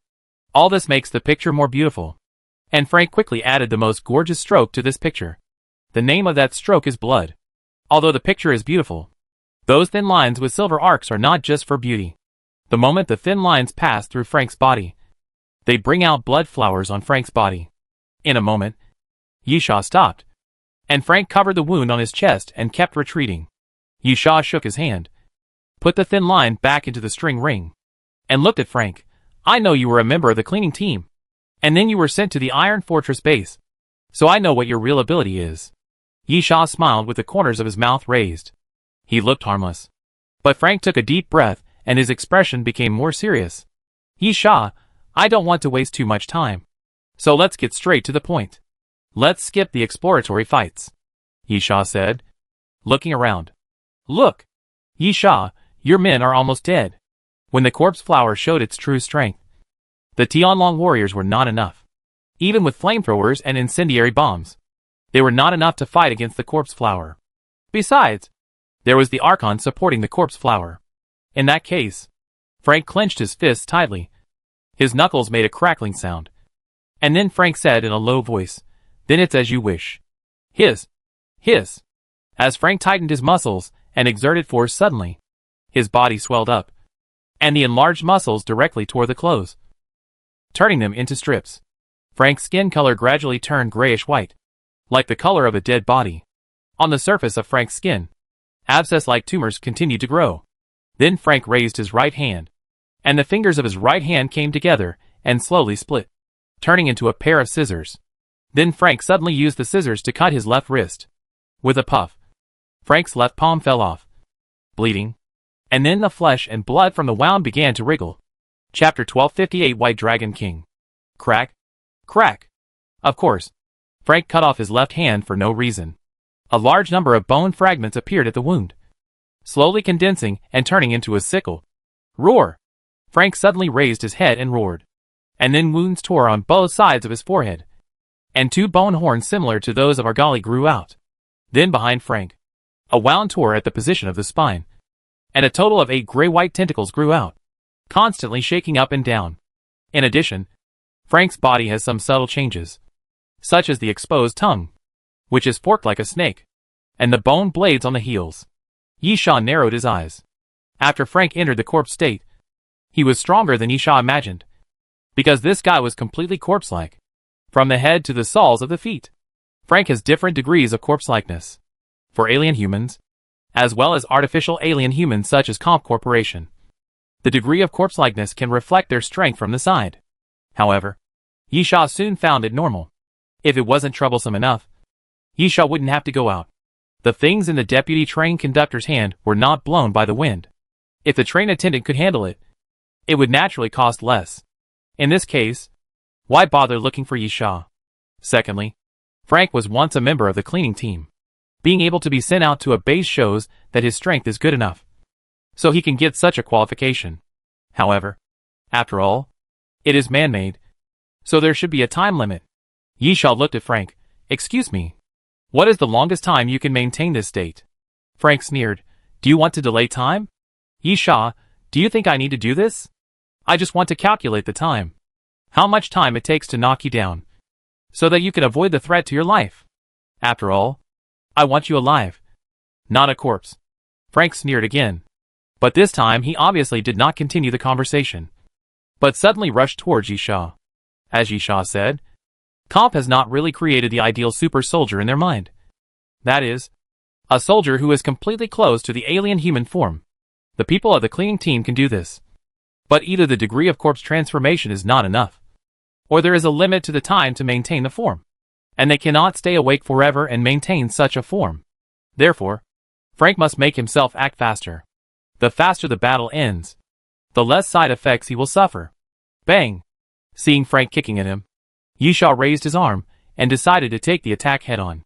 The next moment, Yisha felt a huge force coming from his palm, pushing him out continuously, and then before the force of the attack continued to hit, Yisha's figure flashed and moved to the side using the ghost step. Your strength and speed are both very good. Yisha glanced at Frank. Besides, you are covered with weapons all over your body. It seems that the level of casual play is not enough to take you down in a short time. So, Yisha's body suddenly bent, and then the pores on his body continued to expand, spilling blood bit by bit. And then fine dragon scales emerged from Yisha's body. On Yisha's forehead, the dragon horn suddenly pierced Yisha's body. Dragonization. Frank's attack did not stop. At the moment when Yisha was about to enter the dragonization state, Frank had turned around and rushed towards Yisha again. After leaping up, he raised the bone sickle on his arm and chopped down at Yisha. Get out of here! Yisha spread his hands. A stream of dragon fire gushed out from his palms, and then threw it towards Frank. With a loud bang, Frank was hit head-on. But he was not seriously hurt. He was just temporarily forced away. Not enough. It needs to be stronger. Yisha took a deep breath. White Dragon King. A layer of light appeared on Yisha's body, which was overflowing from the dragon scales, covering all the dragon scales. And then at a speed visible to the naked eye, those dragon scales were changing. The dragon scales are fan-shaped, and at this moment, they are slowly stretching and gradually turning white, appearing finer and more delicate, making Yisha's body look more like a dragon. Puff, puff. Behind Yisha, a pair of white wings suddenly grew out, spread out to both sides, and constantly flapped up and down, just like the legendary Yinglong. Frank licked his mouth. So you are a monster like me. Monster is not a nice word. Yisha, then. If you want to be a monster, at least you should be a powerful enough monster. Yisha said, as he stretched out his hand. Torrents of water. The water in the air was quickly stripped out by Yisha, turning into clumps, and then quickly reshaped into water arrows, flying towards Frank. Frank was very fast, and while running towards Yisha, he kept moving his body left and right to avoid the flying water arrows. Yisha grinned. Water Lord. Snap! Yisha snapped his fingers, and the moisture in the air was stripped out again, and then quickly condensed into a water mass. This time, the water mass was obviously much larger than before, reaching half a person's height. And then in the center of the water mass, 3 crescent-shaped cracks suddenly appeared, and on both sides of the water mass, the surging water turned into 2 thin human arms. Water Lord. Use all water to create water elements to fight for yourself. At most, you can summon 2 water elements at a time, according to the amount and purity of the water. The water elements that appear are guards, cavalry and lords. They will break after 30 minutes. Broken water elements can be used to summon water dragon T soldiers. Yisha muttered. Is it just the level of guards? The guards are the weakest water elements in this move. But Yisha can guess the reason. After all, this is a desert, and the environment is not very friendly to the White Dragon King's ability. The environment here is too dry, and the humidity is low, which means it is difficult to absorb a large amount of water. While Yisha was thinking, two groups of water element guards had already rushed forward. Bang! Frank punched without hesitation and smashed the body of the water element guard. However, when the body of the specific water element guard was smashed, it suddenly turned into a large amount of viscous liquid and sprinkled directly on Frank's body. Damn it! Frank was angry. What the hell is this? After covering Frank's body, the viscous liquid continued to stretch, change its shape, connect with each other, and stick tightly to Frank's body, binding Frank. Chapter 1259 Inquiry. Yisha smiled. Although the environment here was not very suitable for the White Dragon King to perform. However, the White Dragon King's ability was an enhanced ability of dragonization. Dragonization itself was not a weak ability. What would happen if the White Dragon King's ability was added to it? If this level of ability became weak just because the environment was not suitable, then Yisha felt that his gold skull coins were not worth spending. At least if he threw them into the water, he would hear a sound. Therefore, even the weakest water element guard was enough to give Frank a hard time. Roar! Frank roared angrily, constantly tearing off the water on his body, or crushing it, but it had no effect. After the water was torn into pieces, it was still water, and it just gathered together again. From the beginning to the end, it was firmly attached to Frank's body and never left. At the same time, another water element guard had taken the opportunity to come behind Frank, and its body kept twisting and changing, turning into a javelin, and directly pierced Frank's body. Ah! Frank roared in pain, shaking his body constantly. A shocking blood hole was pierced through the place where his shoulder and chest were connected. However, after Frank turned into a corpse, he obviously also had a considerable degree of regeneration ability. The wound continued to heal and regenerate rapidly, and soon only a scar was left. What a troublesome guy. Yisha raised his right palm again, and countless water balls condensed around Yisha. Floods pierce, Yisha shouted, and those water balls turned into water arrows again and flew towards Frank. Boom, boom, boom. There were loud crashes at Frank's location, and then dust flew up, covering Frank. After a while, an angry roar emerged from the dust, and then Frank rushed out of the dust. Frank did not completely get rid of the restraints of the water element guard, but just resisted with his strong body, and then rushed towards Yisha. Obviously, Frank chose to capture the thief and the king when he could not break free from the water element guard, and directly attack Yisha. Yisha grinned. It seems that these means of attack are not enough. If you want to give up directly, it seems that something stronger is needed. Yisha watched Frank rushing to him, and he had no intention of avoiding him, but chose to meet him. It is unwise to compete with Frank in strength, even if Yisha's physical fitness has been strengthened to a terrifying level. The most intuitive power brought by the corpse transformation is the extremely terrifying physical fitness. In a simple battle of strength, Yisha does not have an advantage. However, Yisha had a lot of things in his hands. Click, click. Yisha raised his right arm, and then the sound of mechanical rotation was heard in the destroyer. Some arcs appeared from both sides of the destroyer's gloves, forming a line and crackling. The next moment, a hissing sound came from behind the destroyer, and then a large amount of white smoke surged out. Yisha clearly felt the power of the boost, then took a step forward, and took advantage of the momentum to punch forward fiercely. Bang! Fists collide. When the two fists collided, Frank's arm bone made a crisp cracking sound, and then the elbow suddenly tore, and a bone pierced out. Ah! Frank screamed loudly, grabbing his arm and retreating continuously. But at this moment, Yisha stepped forward and punched Frank in the lower abdomen. Cough! Frank's roar was forcibly swallowed back, and he opened his mouth and spurted out a large mouthful of blood, and then knelt on the ground. Yisha grabbed Frank's hair and raised his fist. Do you want me to beat you until you can't maintain your corpse form? Or do you want to get rid of it yourself? Believe me, I'm very measured and I guarantee that I can do this without killing you.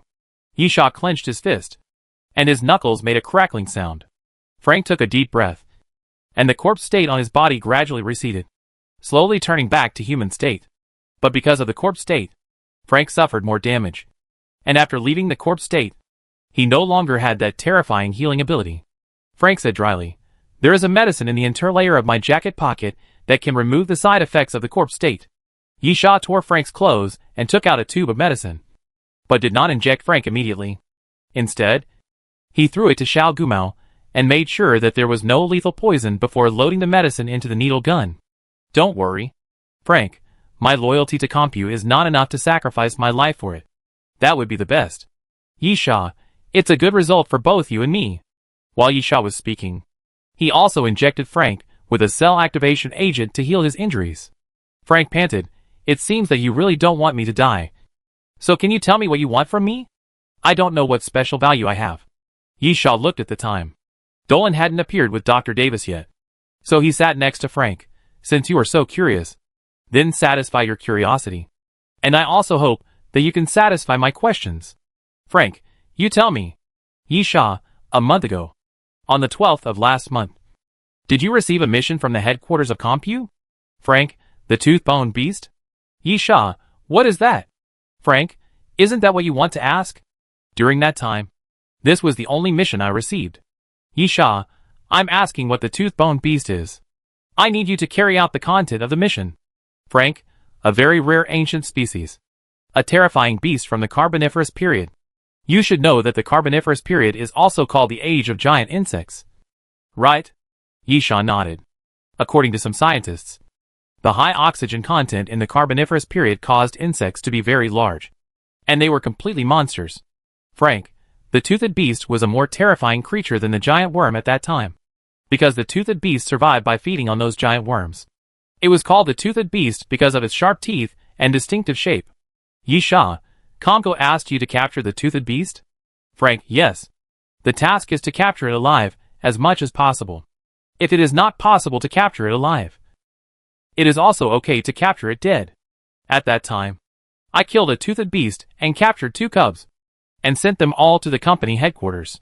Yisha, is it that simple? Frank, I don't think there is anything wrong with this matter, and I don't understand the value of this task. Now I should be the one who feels confused and strange. Chapter 1260. Dr. Davis arrives. Yisha dragged his chin and pondered for a moment, not knowing how to explain this. If Frank was telling the truth, then the mission he was talking about was indeed nothing special, and could even be said to be a very routine mission. In the end times, what is the purpose of Compu spending resources to train armed forces? The first is naturally defense and protection. Defense against the invasion of zombies, and the survivors' human camps, including the current Revolutionary Army, who often trouble Compu in order to survive, because they hold a lot of resources in the end times. Secondly, it is to escort supplies, some important items, etc. In the end times, transportation is inconvenient, and there are a lot of dangers during the escort, so armed personnel are naturally needed. The second is hunting. Of course, Compu needs materials for research. The most basic zombies are certain. In many cases, some specific mutant zombies and ancient species are needed, so these armed personnel are needed to hunt. The third is exploration. Some places occupied by zombies, or abandoned, or collectively called dangerous places, but those places have what Compu needs, so armed personnel are needed. Of course, there are some other odd jobs, but the main ones are these 3 categories. According to Frank's description, there is really nothing special about the task you received. At most, the tooth-bone beast is an ancient species, a very rare category, and it happened to appear near the fortress base. So, Frank took on this task. Nothing more. But this is strange. Is hunting tooth-bone beasts related to the research of Leo? Anyway, Yisha can't see it. Of course, it doesn't mean that Frank is telling the truth. Yisha thought for a while and said to Frank, "No matter what, you have to come with me." Frank was angry. "I am telling the truth. Yisha, let me tell you this. I am responsible for taking you back. Whether you are telling the truth or how to identify whether the information you provide is useful to us is not my business." Frank suddenly realized, combatant? Yisha, you can understand it this way. I am just a combatant like you. I am only responsible for completing the mission. I don't care about other things. Frank thought about it, and then decisively shut up. Frank played a similar role in Compu, accepting tasks and executing them. It was that simple. The process was not important, and the reason for the task was not important. If Yisha was telling the truth, then Frank felt that there was nothing to say to Yisha. The executor could not make the decision. Only the decision maker could. So it would be a waste of words to say more to Yisha. Frank stopped talking. And Yisha was happy to be quiet. So he sat aside and rested with his back against a rock. This rest lasted for 4 or 5 hours until dark. Yisha opened his half-closed eyes, showing a trace of anxiety and impatience, and then rummaged through the backpacks of the Tianlong warriors, found some food, and threw some to Frank. Frank had recovered a lot, and took the food. You are waiting for your companions, right? The guy named Dolan is not seriously injured at all. You used some method to deceive the doctor. Or the doctor is your man. Yisha, yes. There is nothing to hide. Yisha and Dolan worked together, and arrived at the Bastion base. Frank knew it. Now Yisha was waiting alone. Of course. Waiting for Dolan. Frank again. Is he doing something in the base? Yisha glanced at Frank. You asked too many questions. Frank, you don't need to tell me. I can guess. If he doesn't plan to do anything in the base, he can find a way to slip out after we leave. He should have arrived by now. Yisha, why don't you guess what he is doing? Frank, Dr. Davis. Or the core data of the mechanical life form. I can't think of anything else valuable in the base. Yisha, okay. You guessed right. Now just shut up and wait quietly. Frank, I think you are wasting your time. Your companions can't come. Yisha glanced at Frank. I don't like beating around the bush. Frank, okay. Let's be direct. Do you think I'm the strongest person in the Bastion? No. I'm not. Dr. Davis is. Then neurotic mad scientist is the strongest person in the Bastion. So, your companions are probably doomed. So, you better take me away quickly. Yisha, this doesn't sound like something you should say. Shouldn't you be looking forward to such a situation? Then someone will come to save you. Save me? Frank grinned. Don't be ridiculous. That guy is a lunatic. He doesn't care if I live or die. If he comes, the most likely thing is to kill me too. In this way, he will have good body research materials. It's not easy to find a guy like me who can be transformed into a corpse. Yisha shrugged, not making any comment. Frank seemed a little anxious and continued, I am telling the truth. If this matter is reported back to the headquarters, I will no longer be trusted. Therefore, if Davis finds me, my fate may be worse than if you take me away. Yisha, it doesn't matter whether you are telling the truth or a lie. If he comes to find me, Shah. As Yisha was talking, the ground at his feet suddenly cracked, and then a small corpse flower vine emerged from the ground and kept shaking. Yisha frowned. Is he really here? Duolon actually failed? Yisha had never seen Duolon truly show his fighting ability. But Yisha knew very well that Duolon was very strong. Duolon was already an outlier before the end of the world. His innate superpowers made people feel terrified. After the end of the world, Duolon's superpowers can give him a better foundation and potential than ordinary people. In fact, Duolon was a crew member as soon as he boarded the Doomsday train. Moreover, through the Doomsday train, Duolon's growth rate was also very terrifying, far exceeding that of others. Yisha didn't really believe that Dolan would be unable to kill Dr. Davis. At this time, the corpse flower vine drew a circle on the ground, and the vine quickly spun around the circle. Very huge? Yisha was stunned for a moment. He knew that the corpse flower vine's action meant that the approaching object was very huge. Frank on the side took a deep breath. That guy is here as expected. Chapter 1261 Giant Mechanical Lifeform. Yisha looked at Frank in confusion. What do you mean? Frank, you will see it soon. Yisha did see it soon. But instead of using the word see, Yisha felt that here would be more accurate. Before seeing the other party, Yisha heard the sound first. The ground was shaking. The ground was shaking very slightly, and it was only vaguely felt. And then the feeling became clearer and clearer. This means that the other party is approaching. Yisha was a little puzzled. Isn't it Dr. Davis? Even if Dolan failed, Dr. Davis came over, and there wouldn't be such a big commotion. However, Yisha thought about it, and soon thought of a possibility. Mechanical life form. Dr. Davis came with his army of mechanical life forms.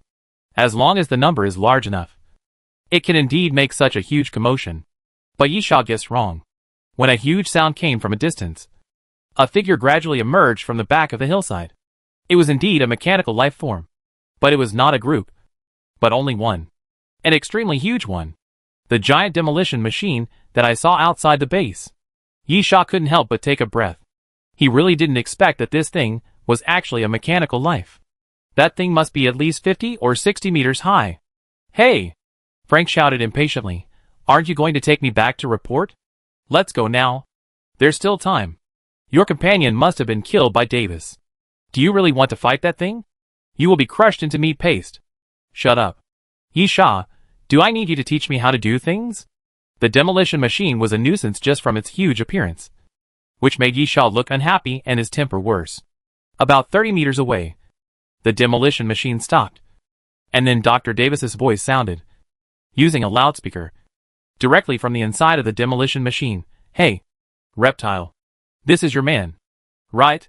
The demolition machine raised a mechanical arm, and at the front of the mechanical arm was a huge iron clamp, with an iron chain hanging on the iron clamp. And Dolan was tied to the lower end of the iron chain. Dolan shouted to Yi Sha, sorry. My ability is not very useful against this kind of iron lump. Yi Sha, at least from the looks of you, you won't die for a while. Dr. Davis's voice sounded again. That's enough of the reminiscence. You will be the same as him soon. Yi Sha sneered. Just for lying on this pair of scrap metal? Dr. Davis snorted.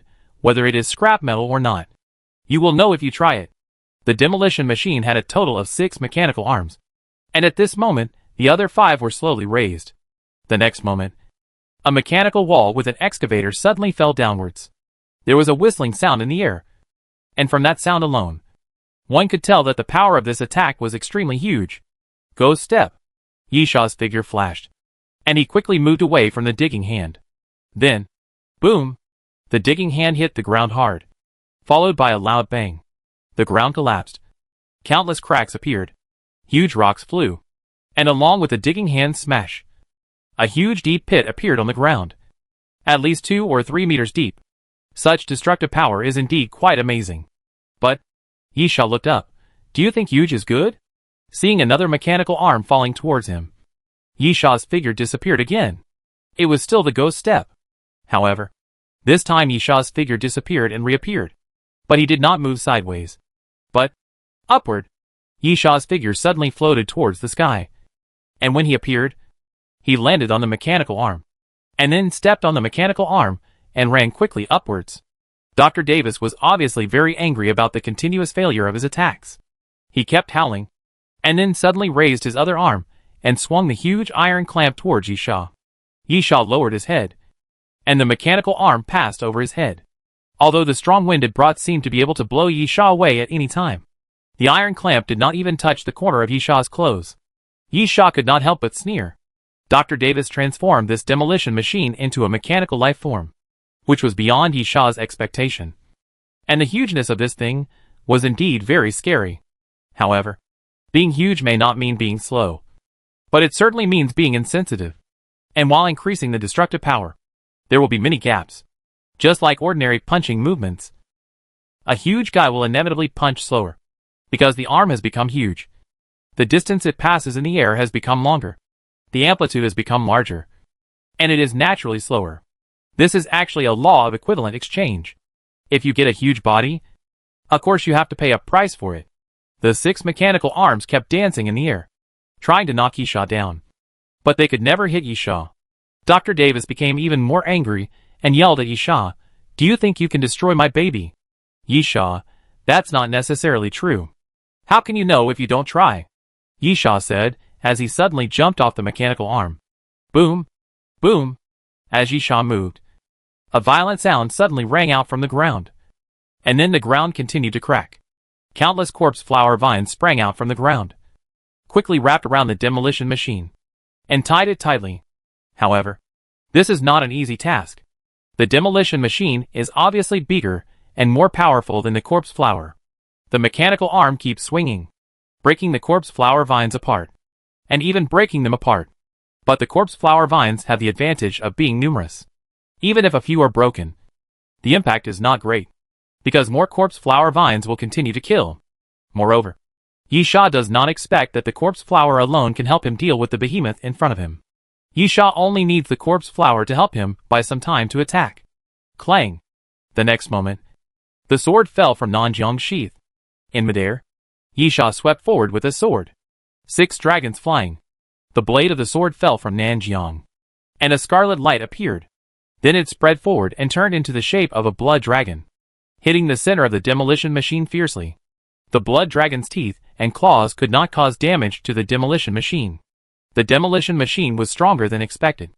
However, the impact force existed, along with the impact of the blood dragon. The bottom of the demolition machine made a clear creaking sound, and the body involuntarily tilted back a little. Chapter 1262 Confrontation. Yisha's face was grim. Soon, the second blood dragon flew out and hit the center of the demolition machine. The demolition machine shook more obviously, but it still did not fall down. However, the machine became more tilted, and at this time, the third blood dragon had arrived. Crunch! The third blood dragon hit the demolition machine again. The steel plate made a harsh twisting sound at the location where it hit, and then it obviously sank downwards. Damn it! Dr. Davis roared angrily. What did you do? Yisha sneered, because the fourth blood dragon had already rushed to the front of the demolition machine. Boom! With another loud roar, the demolition machine finally fell to the ground. It is conceivable how terrifying the sound of its huge body hitting the ground was. Then, the fifth and sixth blood dragons fell in succession, hitting the demolition machine fiercely, and then broke into pieces, turning into circles of red halos, and completely dissipated. Yisha grinned. It was really difficult to completely destroy the demolition machine.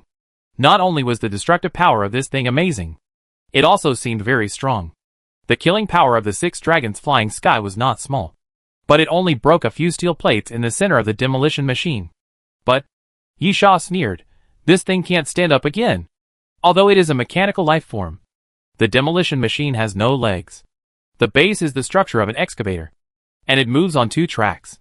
After collapsing like this, the demolition machine can no longer stand up unless it is lifted up by a crane.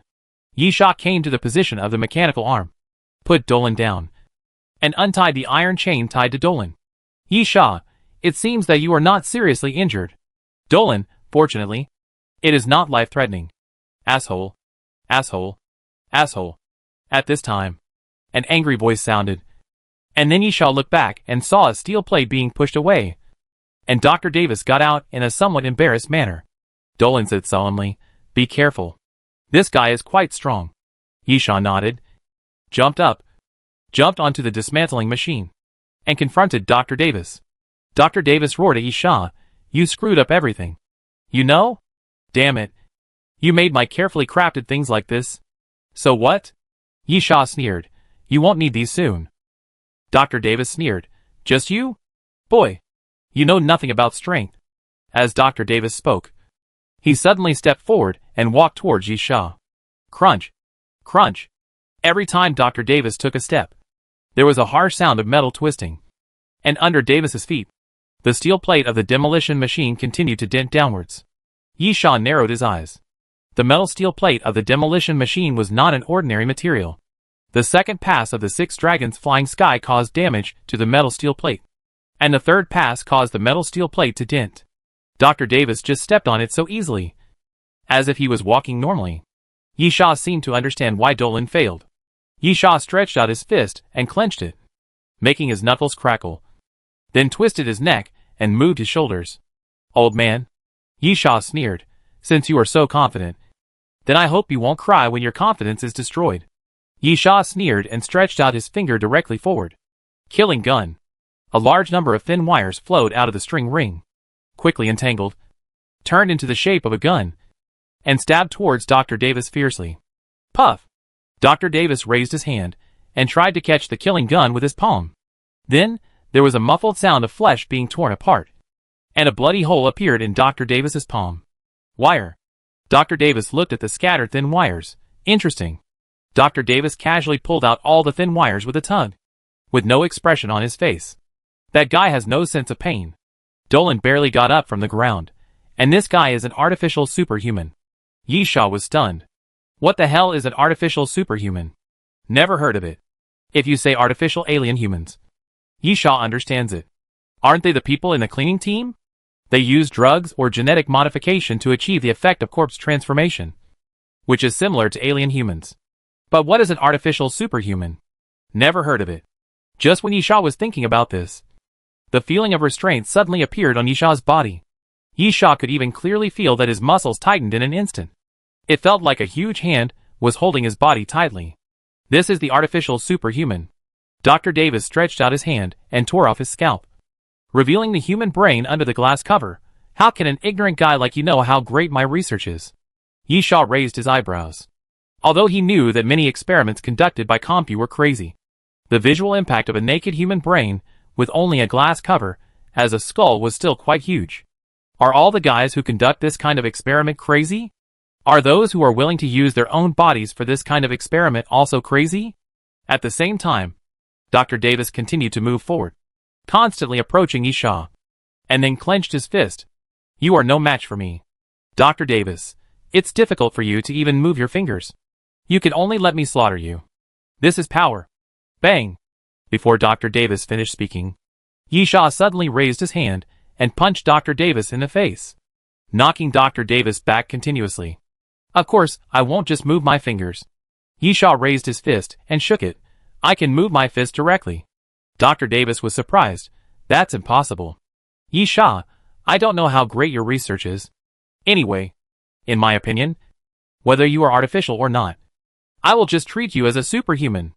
On the contrary, why do you think you can beat me just because you are a superhuman? Yishaw said, as he swung his hand again. Countless thin threads gushed out from the string ring and then entangled Dr. Davis crazily. Ah! Dr. Davis roared angrily, waving his arms left and right, trying to get rid of the thin wires. But it didn't work. As soon as Dr. Davis waved some of the thin wires away, new thin wires kept coming up and entangled Dr. Davis's body. In the blink of an eye, the thin wires circled around Dr. Davis's body, tying him up into an elliptical sphere. Chapter 1263 Fierce Fight. Chrysalis releases thin strings to the target, restraining the opponent's body, and can be hung upside down on an object higher than 2 meters. The target is not killed when it is stationary, but it will be hurt when struggling. Ah! Ah! Dr. Davis seemed to be furious, roaring continuously, and then constantly exerting force to break free from the restraints of those thin strings. However, red blood soon seeped out from the gaps in the thin strings. The chrysalis trick actually does not have direct killing effects. It is mainly used to hunt and restrain targets. However, if the target actively struggles and tries to break free, it is another matter, because those thin threads are very sharp, and they will get tighter and tighter as you struggle. Yishaw grinned. This thing is not so easy to get rid of.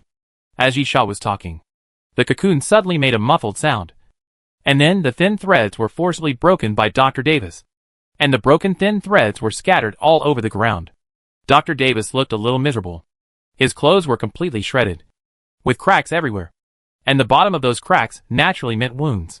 Blood continued to flow, dyeing Dr. Davis's clothes red. However, it seemed to be just a superficial wound. Although Dr. Davis had more wounds, there were no fatal wounds. At the same time, Yishaw found that Dr. Davis's wounds were wriggling, and the flesh and blood were slowly healing at a speed visible to the naked eye. Even the flowing blood was drying up quickly. Dolan shouted, "The old guy's body has also been genetically modified. It is very powerful, and has the ability to regenerate at a high speed. Yishaw, you should have said this earlier." "Ha!" At this time, Dr. Davis shouted, and without waiting for his wound to fully recover, he flew towards Yishaw and punched him hard. Bang! Yishaw raised his palm and caught Dr. Davis's fist, feeling the power coming from his palm. Yishaw felt okay. Dr. Davis was able to have this level of power, and it was obvious that he had undergone body transformation. However, this level of physical fitness is not terrible. In fact, Yishaw felt that Frank seemed to be a little stronger than Dr. Davis if he only felt the strength. However, at this moment, a crack suddenly appeared on Dr. Davis's forearm, and a sharp bone spur pierced out diagonally and pierced into Yishaw's ribs. Yishaw's expression twisted, and then he chopped the bone spur with a knife, cut it off, and then kicked Dr. Davis away. "Can you change the shape of bones at will?" Yishaw murmured, watching Dr. Davis rushing towards him again in anger, and punched him without hesitation. Strong force. Yishaw's arm muscle swelled, and when he collided with Dr. Davis's fist, very short bone spurs suddenly appeared on Dr. Davis's fist. However, the moment the two fists collided, those bone spurs were smashed by Yishaw, And then Yishaw's fist hit Dr. Davis hard, knocking Dr. Davis away again. Huh? Yishaw exhaled and walked towards Dr. Davis, who fell to the ground. But at this moment, Dolan suddenly shouted loudly, "Don't get close to him." At the moment Dolan shouted, a large number of bone spurs suddenly emerged from behind Dr. Davis. Those bone spurs seemed to be soft, twisted, and stabbed towards Yishaw crazily. Yishaw's pupil shrank, and he quickly stepped back. Even so, those bone spurs still left some wounds when they passed around Yishaw's body. Dr. Davis got up from the ground with a hideous look on his face. Shaking his body, his eyes turned blood red. "That guy's true form is not human." Dolan shouted loudly, "By the way, he can attack from underground."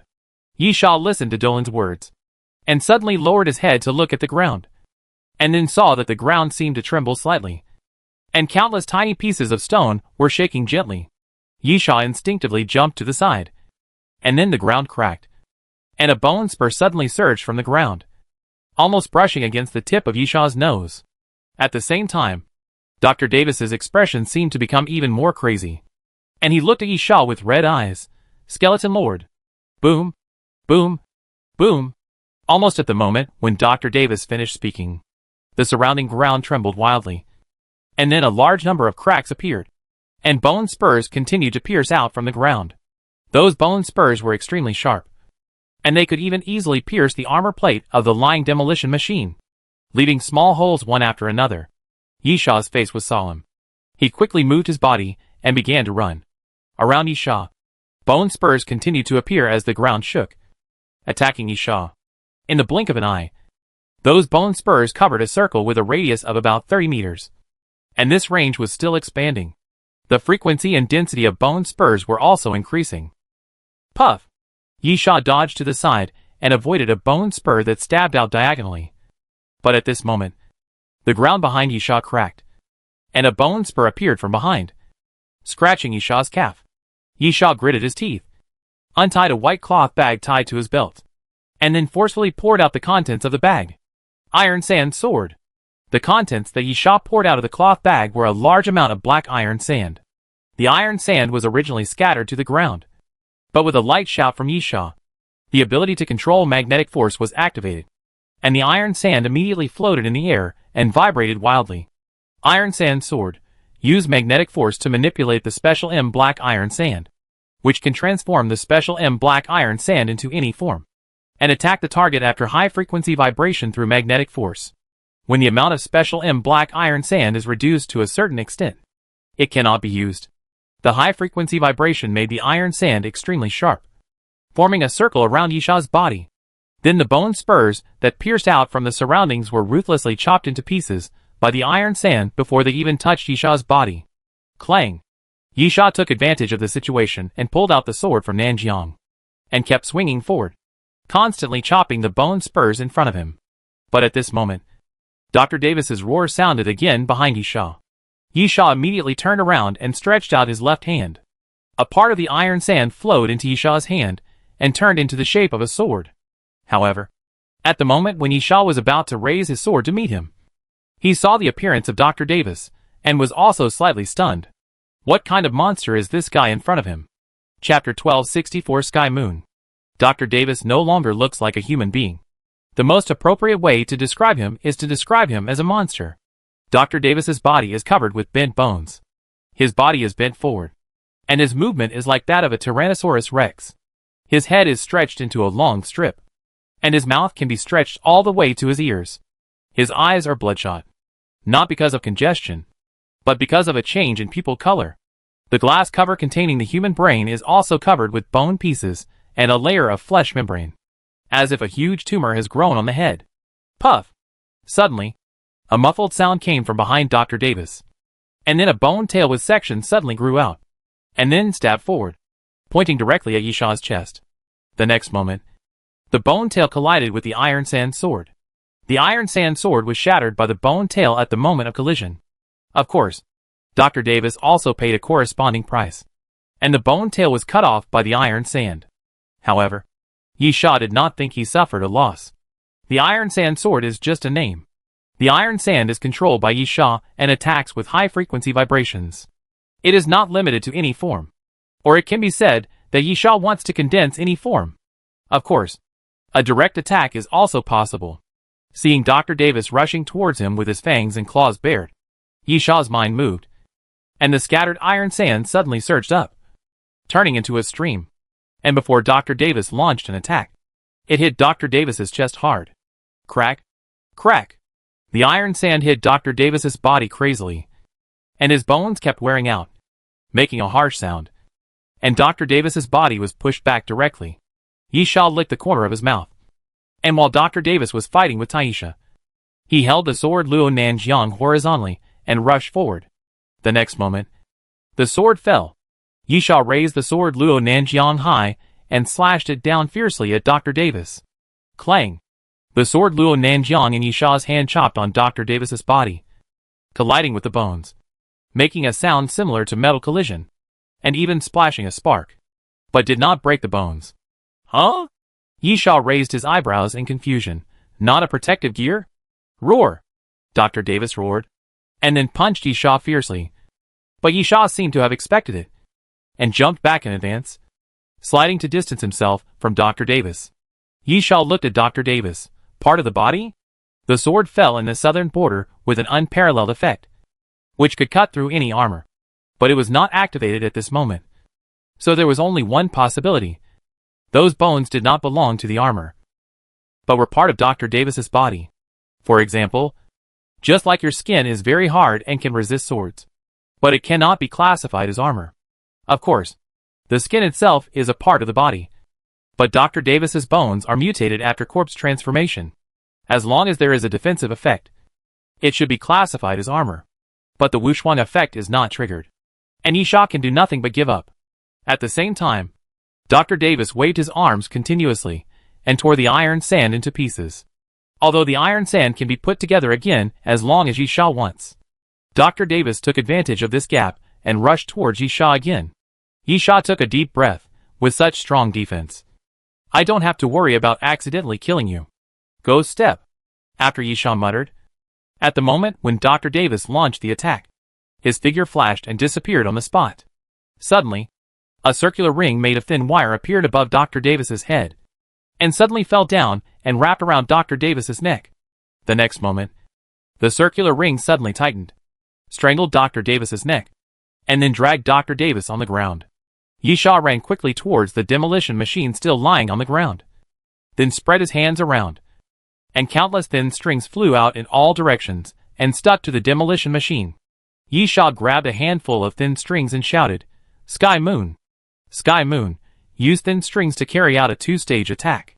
First, use the thin strings to fix the target in the air, and then perform high-frequency continuous cutting, which can cause great damage to the target. It cannot be used in areas without fixed objects." As Yisha tightened the thin wires, Dr. Davis was hung up by the thin wires wrapped around the demolition machine. Roar! Dr. Davis roared, and the bone tail behind him suddenly stretched and stabbed down to the ground. Boom! Boom! Boom! The lethality of the bone tail was quite extraordinary. Every time it stabbed downward, it could pierce deep pits in the ground and splash stone chips. Even Yisha did not dare to let the bone tail hit him easily. Although he would not die, he would definitely be seriously injured. It was better to avoid such an attack. At the same time, as Yisha continued to move, the thin wires in the air gradually became crisscrossed by wrapping around various parts of the demolition machinery. Then, ah! Dr. Davis suddenly wailed in pain. Under Yisha's control, the crisscrossing thin wires kept moving and tightening, cutting Dr. Davis's body madly. Even though the white bones seemed extremely hard, cracks still appeared one after another. Moreover, the bone seemed to be part of Dr. Davis's body. The wound was very narrow, and not deep enough to reach Dr. Davis's skin. It just cut the surface of the bones. But sticky yellow-brown viscous liquid flowed out of those bones, like bone marrow. And from Dr. Davis's expression, it can be seen that destroying those bones seems to have caused Dr. Davis considerable damage. But Yisha took a deep breath. Not enough. Yisha didn't want to kill Dr. Davis, because he still had some questions to ask. But this level of damage was obviously not enough to calm Dr. Davis down. Yisha shook his hand violently, fixed the thin wires on the mechanical arm of the dismantling machine, so that Dr. Davis continued to be tied up, and then ran forward and jumped up. 24 bridges on a moonlit night. Yishaw's eyes suddenly became cold, and it felt as if he was not fighting, but standing with his hands behind his back in the silent and deserted night, looking at the bright moon and stream, drinking a glass of turbid wine to drink up the warmth and coldness of the world. The next moment, 24 cold sword lights surged out from the tip of Jian Luo Nanjiang's sword at the same time, stabbing Dr. Davis's body continuously, madly, and endlessly. Chapter 1265, Who Knows Nothing About Power. Bang, bang, bang. 24 sword lights continuously hit Dr. Davis's body, but there was no sound of a sharp weapon piercing the body, but a sound similar to a heavy object hitting. Then Dr. Davis's bones continued to break, and each sword could leave a crack about the size of a fist on Dr. Davis's body, all over Dr. Davis's body. So, after 24 sword lights, all the bones in Dr. Davis's body were broken, and no one was intact. Even so, Dr. Davis was still roaring crazily. While enduring the attacks, Dr. Davis was still increasing his strength. The next moment, Dr. Davis finally broke the thin line wrapped around his body and fell from the air. You can still move? Yishaw smacked his lips, showing some surprise at Dr. Davis's defensive ability. He could withstand so many attacks from him and still be alive and kicking. Let's not talk about other aspects for now, but the defensive power is almost close to the apostle level. However, the surprise lasted only for a moment. The moment Dr. Davis fell from the air, Yishaw immediately flashed and suddenly appeared below Dr. Davis with a ghost step. Yishaw clenched his fist, then take another punch and try it. Strong power. After Yishaw clenched his fist, his arm suddenly became 2 circles thicker, and at the same time, jumping arcs appeared on both sides of the destroyer. As Dr. Davis fell, Yishaw took advantage of the situation and punched out. Heavy punch. Bang! Dr. Davis fell from the air, and there was no foothold for him to exert force. So Yishaw's fist hit Dr. Davis hard. The next moment, Dr. Davis's body flew backwards and hit the demolition machine behind him. A piece of armor plate was dented, embedding Dr. Davis's body inside. Yishaw walked up to Dr. Davis, raised his fist, and hit him again. Bang! Bang! Bang! Yishaw's fists fell continuously. I know nothing about power. Will you kill me? Yishaw said disdainfully while punching Dr. Davis. And then with a crack, the bones covering Dr. Davis's face were finally smashed by Yishaw's punch, and turned into a pile of bone fragments scattered. The skin on Dr. Davis's face was scratched by the broken bones, and completely stained red by the bright red blood. Yishaw taunted, Old man, do you know what power is now? Who can kill who? Ah! Dr. Davis roared again, struggled to his feet in anger, and tried to pounce on Yishaw. But at this moment, Z-Law. A sharp electric current sounded in Yishaw's palm, and then the blue current wrapped around Yishaw's arm. Thunder boom. Thunder boom, closely contact the target. Then suddenly release an electric current to attack, causing damage to the target. 100% triggering the knockback effect. 35% probability of paralysis effect, reducing the target's ability to move. Yishaw punched Dr. Davis hard in the chest, and the armor plate behind Dr. Davis was torn in an instant. Then Dr. Davis's body fell into the interior of the demolition machine, with circles of electric arcs wrapped around his body. Yishaw said disdainfully, I hope the paralysis can make you more sober. Ignorant guy. Dr. Davis struggled, but because of his injuries and paralysis, he couldn't even move his fingers. In the end, the bones wrapped in his body were like dried in the wind, cracking continuously, and finally turned into fragments. Dr. Davis turned back into human form, but he was covered in blood and looked very miserable. Yishaw dragged Dr. Davis out of the demolition machine and took out a cell activation potion. I have a healing potion in my hand. If you don't want to die, how about we make a deal? Dr. Davis, what do you want? Yishaw, the initial zombie virus. Dr. Davis was stunned for a moment, then laughed. I have been guessing your purpose, but I didn't expect you to want that thing. Yishaw, then, can you give it to me? Dr. Davis restrained his smile. Sorry, I don't have it. Well, I'm not surprised. Yishaw, I want information. All the information about the initial zombie virus. Dr. Davis, I don't know. Yishaw, this is very meaningless. Why do you have to accept some torture before you are willing to tell it? You will feel pain. I will waste a lot of energy, and it will not benefit anyone. Dr. Davis laughed. Why do you think I know the original zombie virus? Yi Sha, your tone doesn't mean to hide this at all. So why bother talking nonsense? Dr. Davis, you are not an ordinary person. Yi Sha, this is nonsense. Ordinary people can't beat you like this. Dr. Davis, you know that's not what I mean. I'm curious about where your power comes from. The Revolutionary Army? No. That group of ants who don't see the light don't have such ability at all. So, are you a faction within the company? Do you obey Wayne Astaire or Adam's will? Are you a new type of warrior they created? Sorry. Yi Sha, your guess is wrong. I am not from Computech. And I have nothing to do with Computech. Dr. Davis's eyes suddenly lit up, and he became excited. But it caused his wound to hurt, and he kept coughing up blood. Dr. Davis, I have seen some people who have some magical powers that cannot be explained by science. Tell me, are you the same as them? Where is your mask? Where is your mask? Yi Sha was stunned. Apostle Walk? Dr. Davis excitedly, is this your code name? Yi Sha, sorry. I guessed wrong again. I am still not in the same group with those guys, who are afraid of the light, and like to cover their faces with masks. Dr. Davis was anxious. Then who are you? Doctor, did you get something wrong? Now I am asking questions. Yi Sha thought for a while. In short, you seem to be very interested in my origins? Dr. Davis's eyes sparkled. I am interested in everything unknown and unpredictable. You really feel like a mad scientist. Yi Sha, then. Let's redefine the deal. Yi Sha pointed at Frank as he spoke. My mission this time is to take him back. Yi Sha, if you are willing to answer my questions honestly, I can take you away with me. By then, your curiosity can be fully satisfied. How about it? Chapter 1266 Transaction. Dr. Davis, okay. What do you want to know about the zombie virus? Yi Sha, everything. I want to know everything. Everything about the initial zombie virus. Dr. Davis thought for a while. Do you know how Computech started? Yi Sha was stunned. He really didn't know. Computech was founded a long time ago. Older than Yi Sha. When Yi Sha was born, Computech was already there. Furthermore, it is true that Compu is very famous.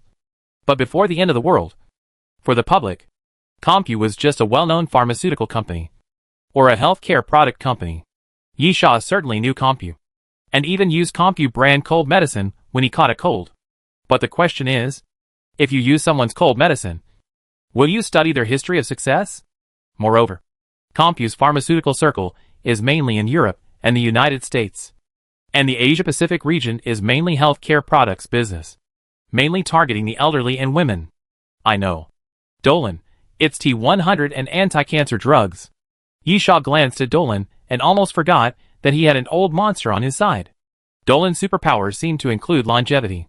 He lived longer than ordinary humans, and was much older than he looked. Dolan stepped forward. Anti-cancer drugs are the key to Compu's reputation. According to data, Compu's anti-cancer drugs are 35% to 40% more effective than various anti-cancer drugs on the market. This is a very scary data. Compu has also won many R&D awards for this.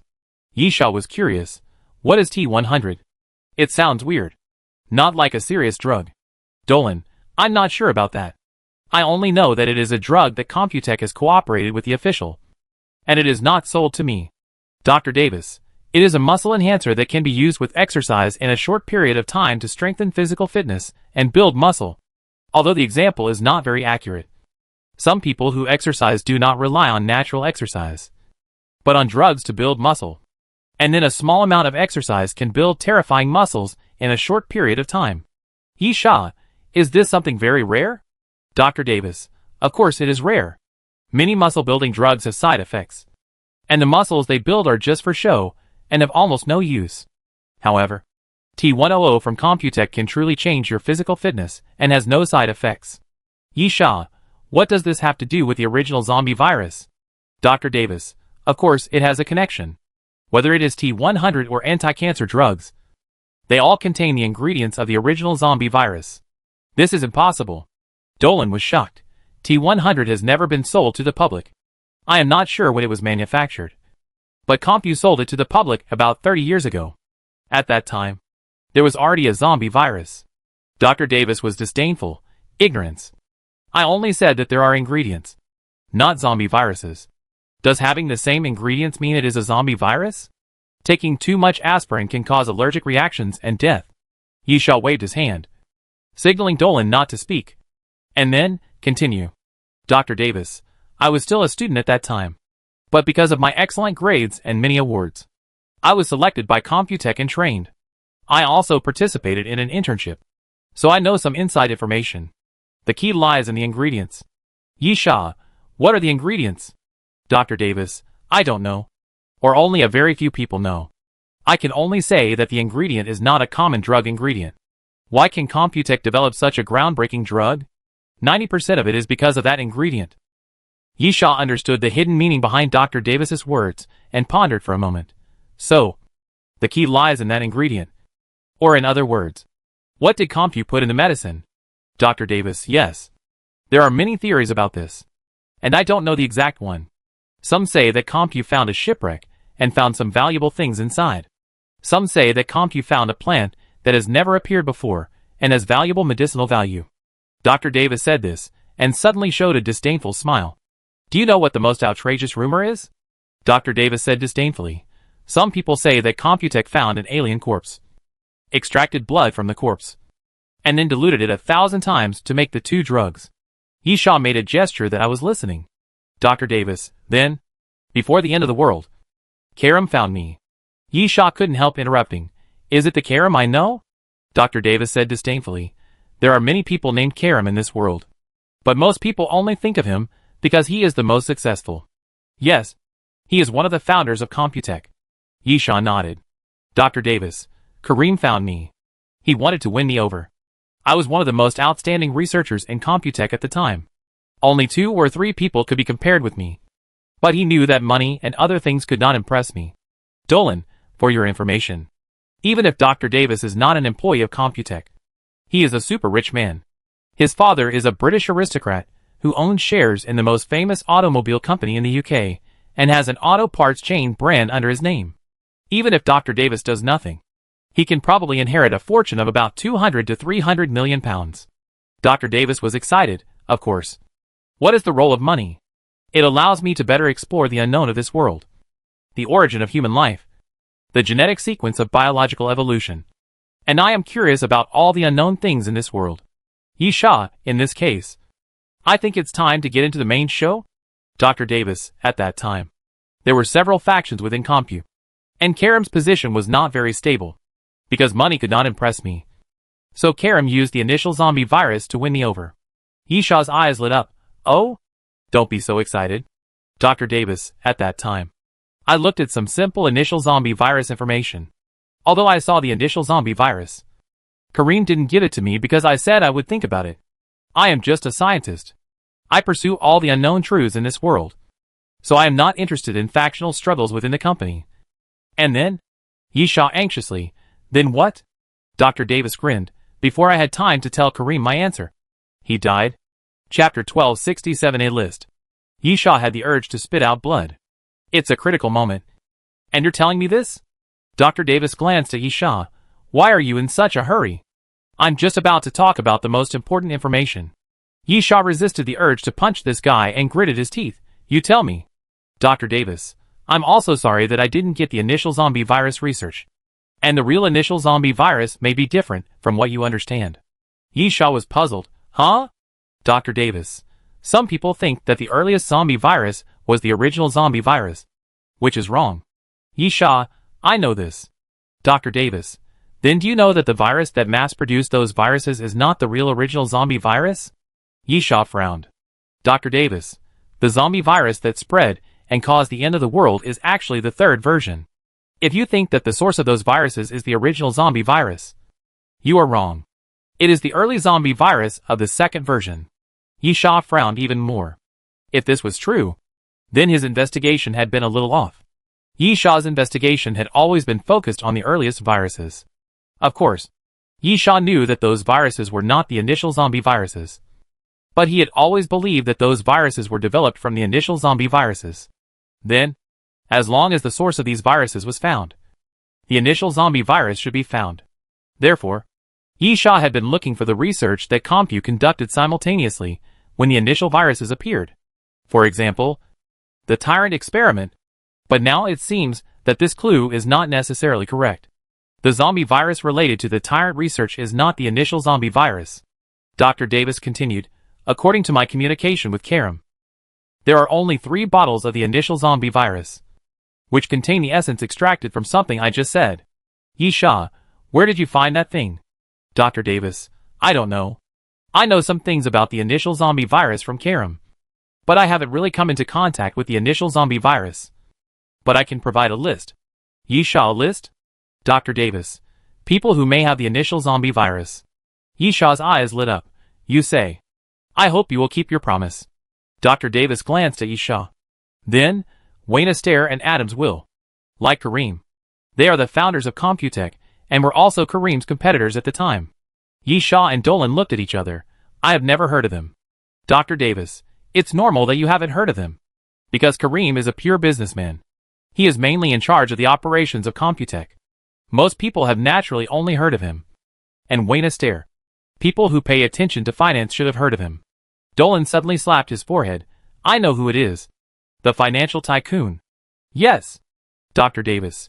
He is a banker who mainly invests in finance, but also makes some other investments, such as CompuWare, where he was the largest shareholder at the time. Yi Sha, what about the other one? Dr. Davis. Adams Will is a pure scientist, and one of the few researchers in CompuWare who could be compared with me at the time. He was also Karam's original collaborator, and the founder of CompuWare. Yi Sha, one of them killed Kareem, and took the initial zombie virus. Dr. Davis, yes. The 2 of them are the most likely. At that time, Computech was not stable. The 3 major factions referred to these 3 creators.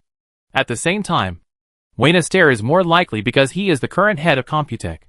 Adams Will is relatively a pure scientist, and has a very deep friendship with Kareem. Yi Sha gently rubbed his knuckles. Are there any more? Dr. Davis, there are 2 more. One is Sessions Directo, and the other is a woman named Martha Miller. Dolan, I know Martha Miller. She is Kareem's wife. Dr. Davis, strictly speaking, they are lovers. They are not married. Dolan was surprised. The whole world thinks they are husband and wife. Dr. Davis, that doesn't matter. Anyway, she is an ambitious woman. She was with Kareem for money and power. At the same time, she was also one of the leaders of Computech at the time. She and Kareem were the leaders of the same faction. Kareem died, but she was still alive, which is an abnormal thing in itself. Yi Sha, then what about the other one? Sessions? Dr. Davis, he is not from Computech. He is from the military. Yi Sha was puzzled. The military? Dr. Davis, the most important point in the history of Computech's rise is the support of the military. Or official support. Sessions is the representative of the military. But how should I put it? He is a greedy guy. On the one hand, he used Karam's support to gain power in the military. And on the other hand, he made some shady deals with Karam in private, and finally used these deals to threaten Karam. When Dr. Davis mentioned Sessions, he obviously looked very ashamed. Although Yi Sha also felt that this guy was indeed immoral. According to Dr. Davis's description, the guy named Sessions was not just greedy, but he took advantage of the boss, and then blackmailed the boss again. This was a person who didn't even care about the most basic moral integrity and face. Dr. Davis, of course, there is no military department at the moment. But Sessions is still alive, and is currently Wayne Astaire's left arm and right arm. But everyone knows what kind of guy Sessions is. I think Wayne Astaire should have made a deal with Sessions. Yi Sha, the content of the transaction is likely to involve the initial zombie virus? Yes. Dr. Davis, Sessions also knows about the initial zombie virus, and has a private deal with Kareem. So he doesn't need to tell the military about the initial zombie virus. Of course, the condition is a large sum of money. Yi Sha pondered for a moment. Then, I am very satisfied with the information you provided. I will take you back. But I don't guarantee your life safety. In other words, after taking you back, if other people want to kill you, I can't control it, let alone care. Do you understand? Chapter 1268 Return. Although Yi Sha used an interrogative sentence, it was obvious that his tone was unquestionable. Dr. Davis was too lazy to bother, and just kept silent. Yi Sha asked Dolan, is there any way to limit this guy's ability? Dolan, it will take at most 6 hours to go back from here. Don't worry about him. Right? Can he recover from his injuries within 6 hours? Yi Sha thought about it, and it made sense. But Dr. Davis was relatively dangerous, so Yi Sha was particularly cautious. Dr. Davis was full of excitement and curiosity. The 6 hours rekindled his interest. 6 hours doesn't allow you to go very far, unless the other party has a plane to pick you up. Apart from this possibility, Dr. Davis is very familiar with this area and knows very well that no matter which direction you go, there won't be anything in 6 hours. Yi Sha didn't notice Dr. Davis's expression. Even if he did, he wouldn't care. He had already got the information he wanted. The next thing to do was to bring Dr. Davis back to the Doomsday train. And then, that was all. Yi Sha had no business caring about how the lady boss dealt with Dr. Davis. And he didn't want to. Yi Sha carried Dr. Davis. Dolan carried Rick Hank. And then, they identified the direction and started walking. Dolan, we need a car. Dr. Davis interrupted. Just find a garbage dump. There must be a vehicle that can still be driven. Or it can be repaired and used. Yi Sha, you'd better shut up. It doesn't matter whether there is a car or not. The threat here is the Bastion base. And the 2 strongest guys in the Bastion base have been carried on their shoulders. Yi Sha's mentality is still quite relaxed. Even if he walks back to the Doomsday train, it's okay. Of course, this takes more time. It took about 10 hours for Yi Sha and Dolan to return to the Doomsday train. When they entered the Doomsday train platform, like a space transfer, Frank and Dr. Davis were like bumpkins who had never seen the world. They opened their mouths in surprise, and even stuffed their fists in. Yi Sha curled his lips. It was not surprising that everyone who entered the Doomsday train platform for the first time was like this. In his previous life, when Yi Sha first entered the Doomsday train platform, it was not much better. He walked to the side of the Doomsday train and smiled and spread his hands. Welcome to the Doomsday train. Yi Sha raised his hand, and the train door was sensed and suddenly opened. Dr. Davis couldn't help but ask, what exactly is this place? Yi Sha, I'm too lazy to explain such a troublesome thing. So let others explain it. Now follow me first. Yi Sha entered the carriage and went directly to the dining car, pressing Frank directly on the bar. Frank did not resist. He was defeated in the first place. And now it seemed that he had arrived at the enemy's base camp. So he had no intention of resisting and lay there honestly. Yi Sha said to the boss lady, the mission is completed. Where is the stuff? Boss lady, why are you in such a hurry? When have I ever given you less rewards? Huh? Whose is this? While talking, the boss lady looked at Dr. Davis. The boss lady was not surprised that Yi Sha brought Frank back directly. Yi Sha was now an experienced person, and knew that the most thankless part of this kind of mission was the so-called true or false intelligence. Instead of bringing intelligence back, it was better to just kidnap the person back directly. But what's the point of bringing one more person back? Yi Sha laughed dryly. This is a gift. No extra reward is needed. The boss lady rolled her eyes wildly. You still want an extra reward? That's a nice thought. Yi Sha, anyway, this is what happened. I brought him back. How do you get him to tell you about Leo? It depends on your ability. Dr. Davis suddenly said, you want to know about Leo? Do you need research materials? Yi Sha looked at Dr. Davis sideways. Dr. Davis looked proud. You might as well ask me instead of asking him. Yi Sha, what do you know?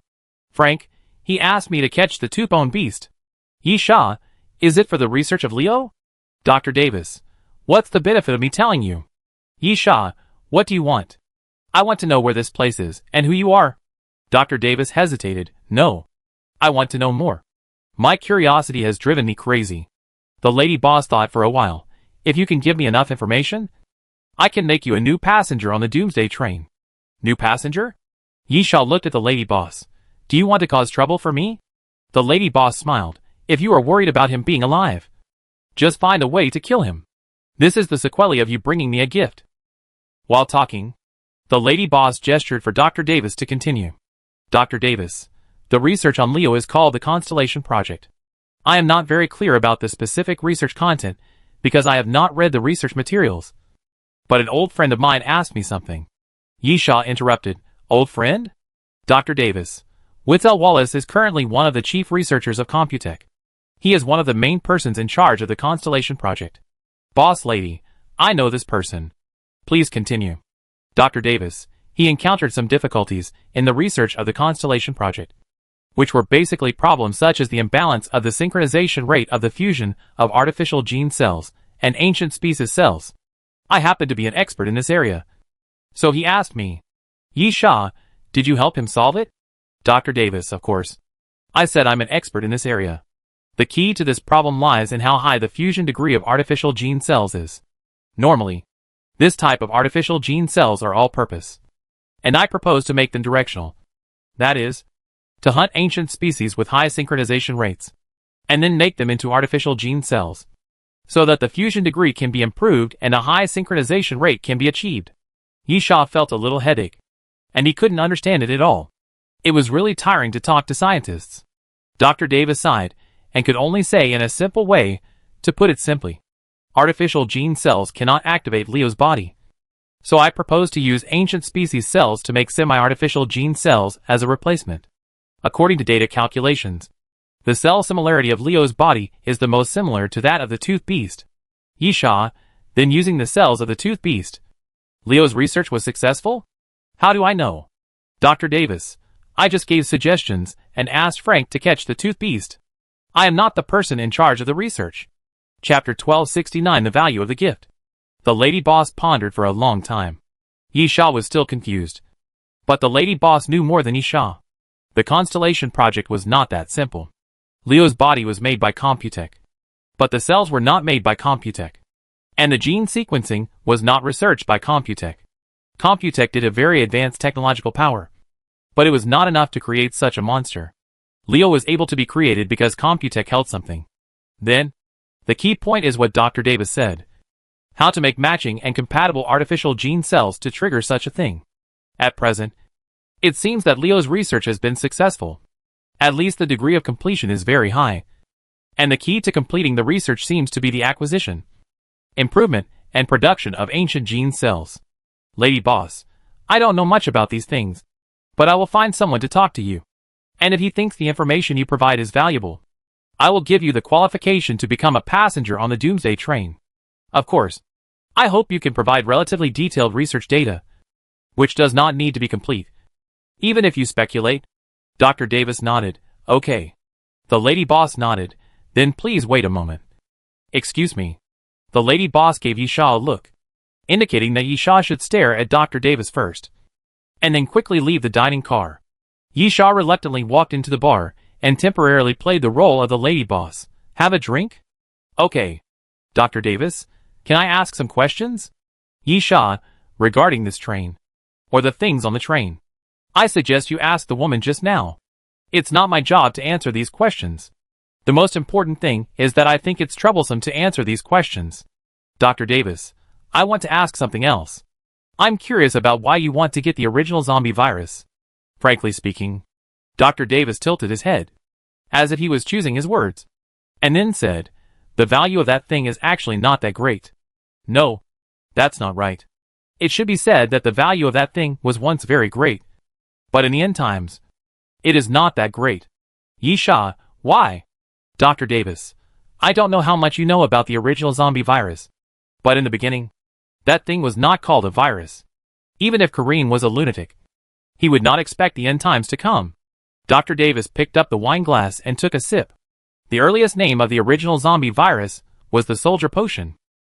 Dr. Davis, according to Kareem, this potion can create immortal warriors who are tireless, have no sense of pain, and have strong combat capabilities. Yi Sha smiled. Zombies fit these characteristics very well. Dr. Davis, but this is an accident after all. No one would have thought of creating something like zombies at first. So, imagine, if these conditions are met and zombies are not created. How much value would such a potion have? Yi Sha thought for a moment. It feels like owning the whole world. Dr. Davis, yes. If there is an army made of the soldier potion, it is equivalent to having the strongest land army on the surface. You can imagine what will happen to Compu when this potion appears. It will either be won over by the whole world or destroyed by the whole world. Yi Sha, if it is the former, then money, status, power, everything. Dr. Davis, of course. All of these have become a bubble. Facts have proved that the initial zombie virus cannot create the strongest soldiers, but zombies. Secondly, after the end of the world, the zombie virus has been constantly mutated, and many different categories have appeared. Even in terms of the effect of creating zombies, the initial zombie virus is not the best. Yi Sha, so, You can't figure out why we need to look for the original zombie virus? Dr. Davis said frankly, yes. If you want to do research in this area, many new zombie viruses are more valuable. Even the mechanical life forms I made can be said to be evolved mechanical zombies, which are much more valuable than the original zombie virus. Yisha, I can understand your doubts. But my answer is I don't know. In fact, what you are curious about is also what I am curious about. Dr. Davis remained silent, and it was unclear whether he believed Yisha or thought that Yisha would not say anything. At this time, the proprietress returned to the dining car and gestured to Frank and Dr. Davis. Please go this way. After walking through the passage, someone is waiting for you in the room at the end. Just go straight there. Dr. Davis put down his glass and walked directly out of the dining car. Frank looked more like a follower, following behind Dr. Davis honestly. It seems that we have made a mistake this time. The lady boss said to Yisha, this Frank doesn't seem to have much value. But the gift you brought back for me is very valuable. No. It can even be said to be of great value. Maybe? Yisha smiled. But if you want to use this as an excuse to shirk the reward, I won't agree. You can't do without it.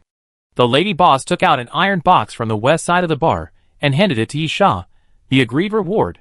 Yisha opened the box, and inside was a needle gun, a test tube for injection, and a bottle of medicine. The proprietress, first inject, then take the medicine. Take 1/3 of the medicine each time, and take it 12 hours apart. By continuously activating the medicinal properties, you can ensure the evolution of any alien creature, but not the direction of evolution. Yisha nodded, took the box, and put it away. Yisha, anything else? The proprietress, nothing for now. In that case, I'll leave first. Yisha left the dining car and returned to his personal compartment.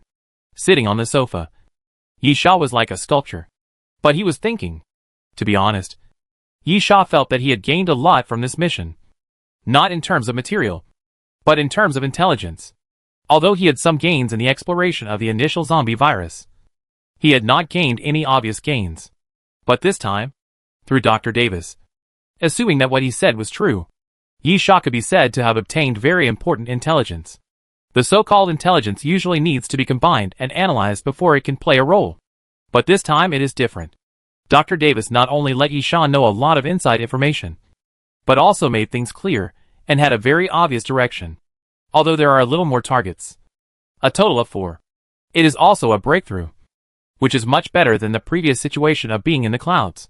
Then, the question also arises. Which target should I start with? Chapter 1270, Choice Phobia. Yisha soon felt that he had a choice phobia. On the one hand, the clues provided by Dr. Davis finally had a clearer goal for the search for the initial zombie virus. To be honest, Yisha did have some clues in this regard. The problem was where to start. Another reason why Yisha felt that he had a choice phobia was that there was only one evolution potion, which meant that Yisha could only choose one alien species to evolve. Archon, Corpse Flower, Little Ancient Cat. It's really hard to choose. As for Fatal, Yisha was originally included in it. But Fatal told Yisha clearly that the potion had no effect on him. Although he didn't explain. His tone was obviously disdainful. Just like a higher creature commenting on a lower creature. So, the question is, who should I choose from the remaining 3? Corpse Flower is a veteran of 3 dynasties for Yisha. And to be honest, Corpse Flower is indeed useful after repeated evolutions. The Archon is also very powerful, and has evolved through the flesh and blood of the Apostle. Can it evolve again through the evolution potion? The Little Ancient Cat is the most embarrassing, because it has not grown up. It cannot be said that the Little Ancient Cat is useless to Yisha, but it is indeed useless in terms of combat power. This time, the boss lady clearly told Yisha that the evolution potion can at least make the Little Ancient Cat grow by 2 stages. In other words, the Little Ancient Cat will directly skip the infancy and growth stage and reach the mature stage, and then grow to the complete body. In terms of combat power, the combat power of the mature stage is not complete, but at least it has combat power. So Tangled, Yisha is a decisive person, but facing the situation of whatever choice seems to be correct. Yisha also helplessly suffers from choice phobia, because whatever choice seems to be good. How about flipping a coin? Yisha murmured, and then found out heartbreakingly that the coin has only 2 sides. Yisha spent a few days entangling, and finally chose to use the evolution potion on the little ancient cat. There are two reasons why Yi Sha made such a choice.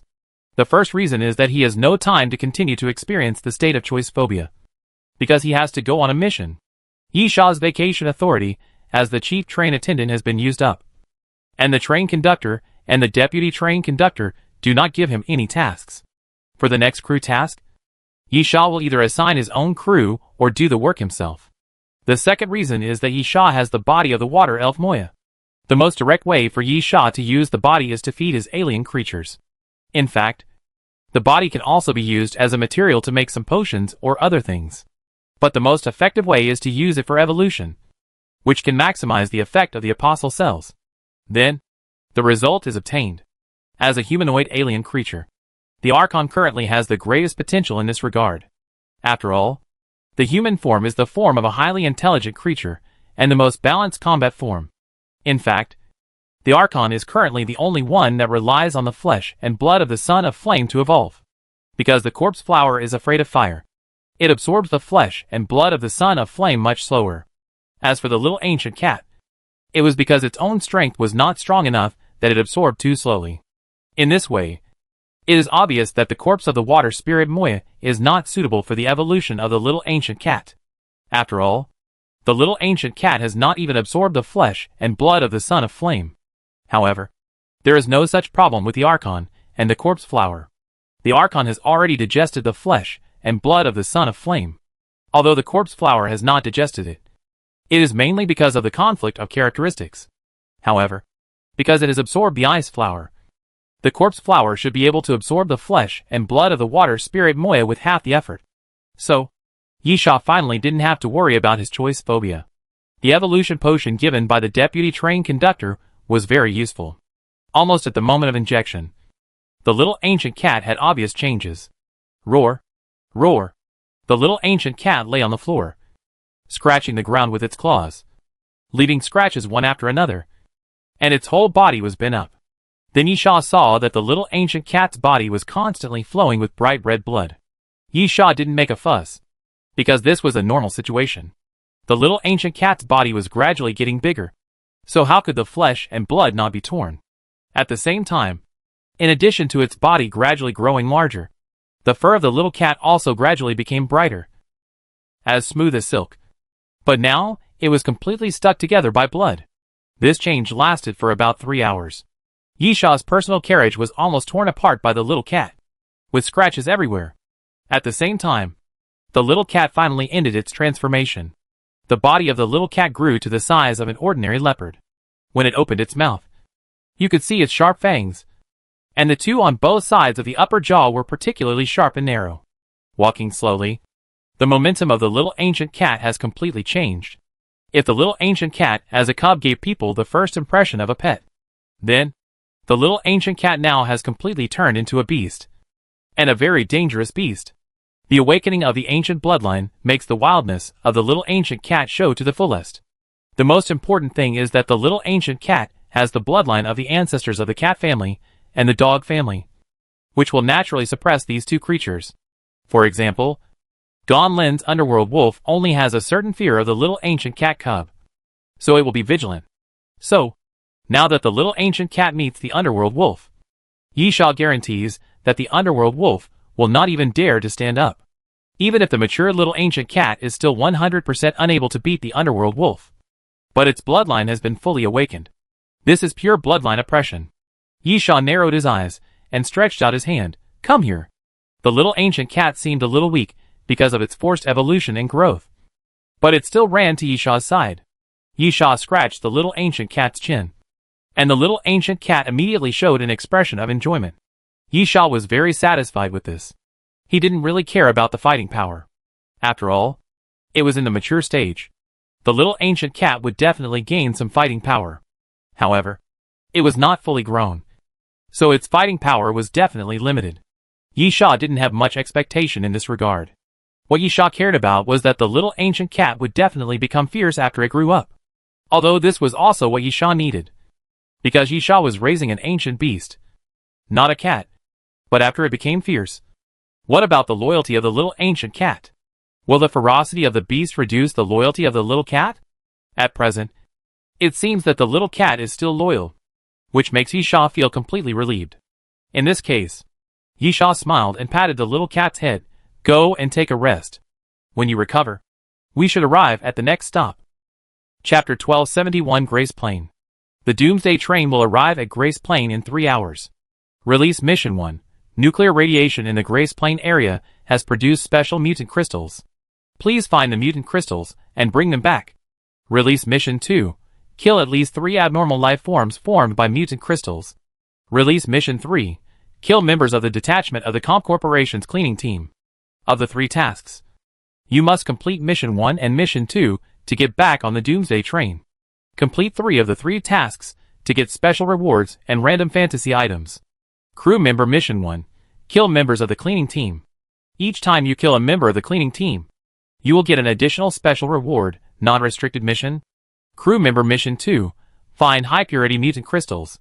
Each high-purity mutant crystal, 500 G or more, can be exchanged for 20 gold skull coins. The carriages entering the Grace Plain this time are Death Carriage number 55, Death Carriage number 78, and Death Carriage number 79. The mysterious voice had already announced the destination of the next stop. And then, the dining car was undoubtedly packed. Even in the end of the world, there are some places that are restricted areas. Usually these 2 places are called infection areas and radiation areas. Infection areas do not refer to areas infected by zombie viruses. In that case, I am afraid that no area in the world can be active. Infection areas refer to diseases, or specifically to areas that have become wastelands due to the emergence of unknown diseases. These places are very dangerous. No one knows how those diseases are infected. Even the effectiveness of the serum on the Doomsday train is not clear. Therefore, as much as possible, everyone will avoid going to these places. As the name suggests, the radiation zone is an area with a lot of radiation, mainly caused by nuclear power plant leaks. And it is also a place that needs to be very vigilant. Of course, compared with the infected area, the radiation area is slightly better. After all, if you know it in advance, you can make some preparations. Grace Plain belongs to the latter. There used to be a large-scale nuclear power plant here, but it was destroyed by zombies after the end of the world. Everyone flocked to the dining car, naturally to make preparations. Buying anti-radiation biochemical suits is a must. In addition, there are also drugs to prevent radiation reactions, etc. At the same time, the Doomsday train will also distribute devices, mainly used to detect the location of the mutant crystals, which can react within a certain range.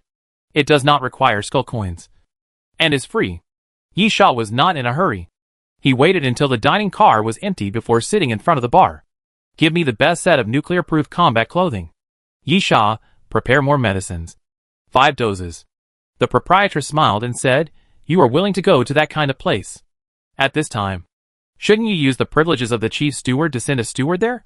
Yisha, it doesn't matter. As long as the equipment is good enough, there will be no problem. Besides, I am the only one who performs the missions. I can have a vacation after accumulating a certain number of missions. The lady boss nodded.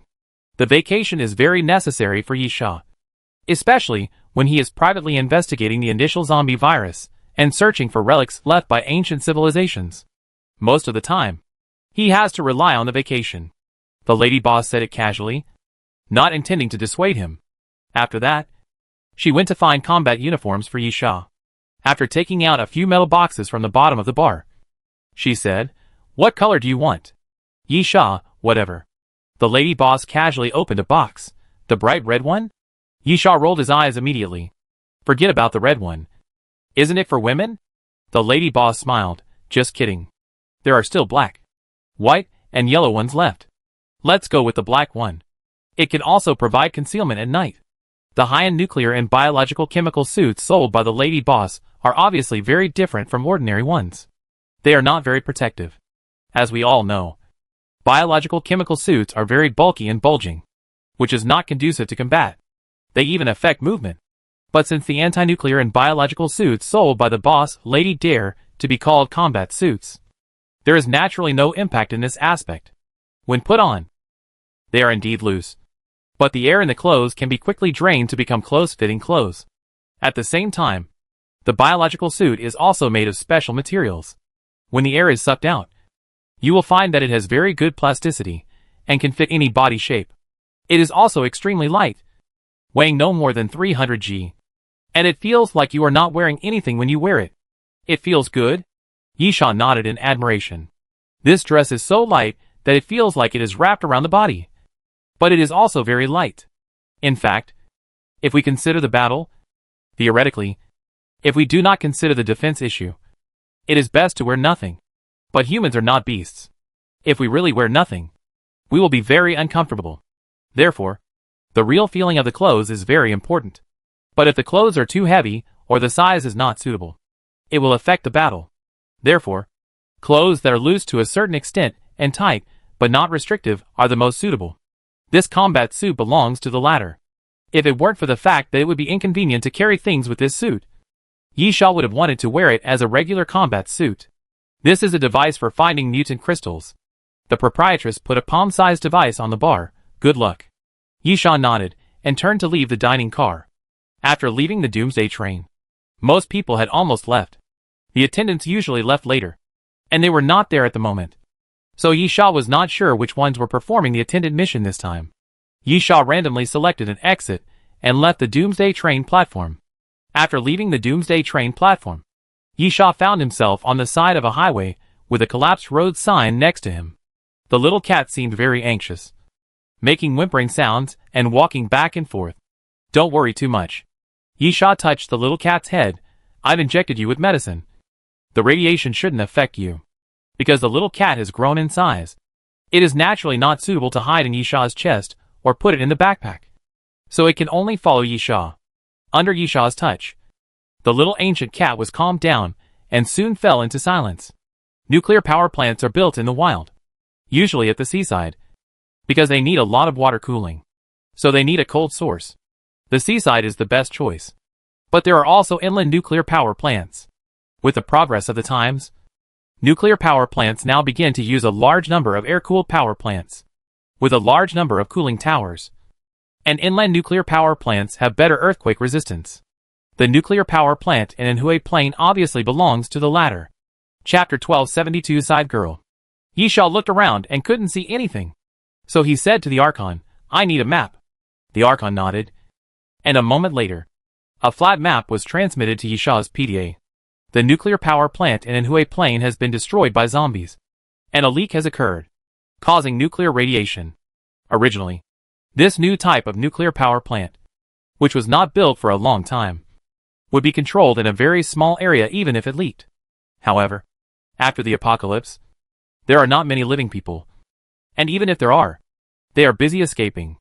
No one takes measures to control it, which naturally leads to a very large radiation area. However, of course, the closer to the nuclear power plant, the greater the radiation. This is a very simple truth, and Yisha has to complete the task of the crew. That is, high purity and large enough mutant crystals. After all, there is a weight limit. Of course, although Yisha does not know what the general mutant crystals are used for, he can also collect some. But in any case, the closer to the radiation source, the more mutant crystals there are, and the more high-quality mutant crystals there are. For this reason, Yisha must first find the location of the nuclear power plant.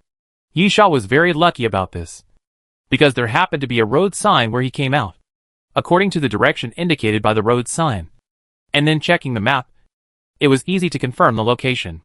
In this direction? Yisha looked around, then chose a direction and started moving along the road. Yisha has been to many places, but it is really rare to see such a dilapidated area in the wild, because relatively speaking, the frequency of encountering zombies in the wild must be much smaller. However, the road in front of Yisha was full of cracks, and it continued to extend to the end. Most of the guardrails on both sides were crooked, and the road signs had all collapsed. This place made Yisha feel like he had encountered a zombie tide. Roar! I don't know how long I walked forward, but suddenly, the little ancient cat, which had been very quiet, roared towards the front. Yisha immediately went on alert. The little ancient cat was still very obedient. When it first came here, it was probably anxious because it was sensitive to the radiation and felt dangerous. But it was fine after calming down. Therefore, the roar of the little ancient cat must have a reason. But nothing. Yisha looked around and found nothing. Even the Archon did not say anything. Yisha glanced at the little cat. The little cat immediately ran forward a few steps, then raised its head and roared diagonally upward. Yisha looked up and saw a railway bridge for trains. From Yisha's angle, he did not find anything strange there. "Is it up there?" Yisha murmured, then winked at the Archon. The Archon raised his hand, and a white light appeared on his left hand. A chain quickly condensed from the light and flew out in the direction of the railway bridge. After wrapping around the top of the stone pillar below, it continued to shrink and pulled the Archon over. Almost at this moment, a figure suddenly jumped out from the gap between the stone pillar and the bridge deck of the railway bridge, quickly jumped up, climbed onto the railway bridge, and began to run to the side. Yisha raised his eyebrows. Sure enough, there was someone. Yisha quickly ran forward, and the moment he came to the bottom of the railway bridge, boom! The ground trembled, and a crack appeared. Then a corpse flower vine appeared from under Yisha's feet, holding Yisha and the little cat, and directly sent Yisha to the railway bridge. "Stop!" Yisha shouted, and quickly chased forward. The figure's speed was really not slow. Although the wind flow around was very small, and it was against the wind, the ability of the Son of Wind could not be exerted. But Yisha did not rely on the ability of the Son of Wind, and his speed was not slow. But he could only barely hold on to the opponent. But at this moment, thump, thump, thump, the crisp sound of gunfire suddenly appeared, and the Archon fired directly from behind, forcing the figure in front to start running in a serpentine route to avoid being hit. Naturally, the speed slowed down. Yisha took the opportunity to catch up with the opponent, and suddenly jumped up and kicked. Bang! The figure reacted quickly, and quickly moved to the side. Yisha passed by the opponent and stepped on the ground, cracking a piece of the ground. Huh? Yisha looked back and was stunned. Not the apostles? The figure was dressed like the apostles, but it seemed not to be the apostles when he looked closer. Although he was dressed in black, he was not wearing a cloak, but a very loose sweater, because the other person's figure was very petite. It looked like he was covered by a cloak from a distance. Especially the other person was wearing a hat, and at the same time, he did not wear a mask on his face, but a black mask, leaving only his eyes exposed. "Woman?" Yisha hesitated and changed his words. "Girl?" The other person's figure was really hard to tell whether she was a man or a woman.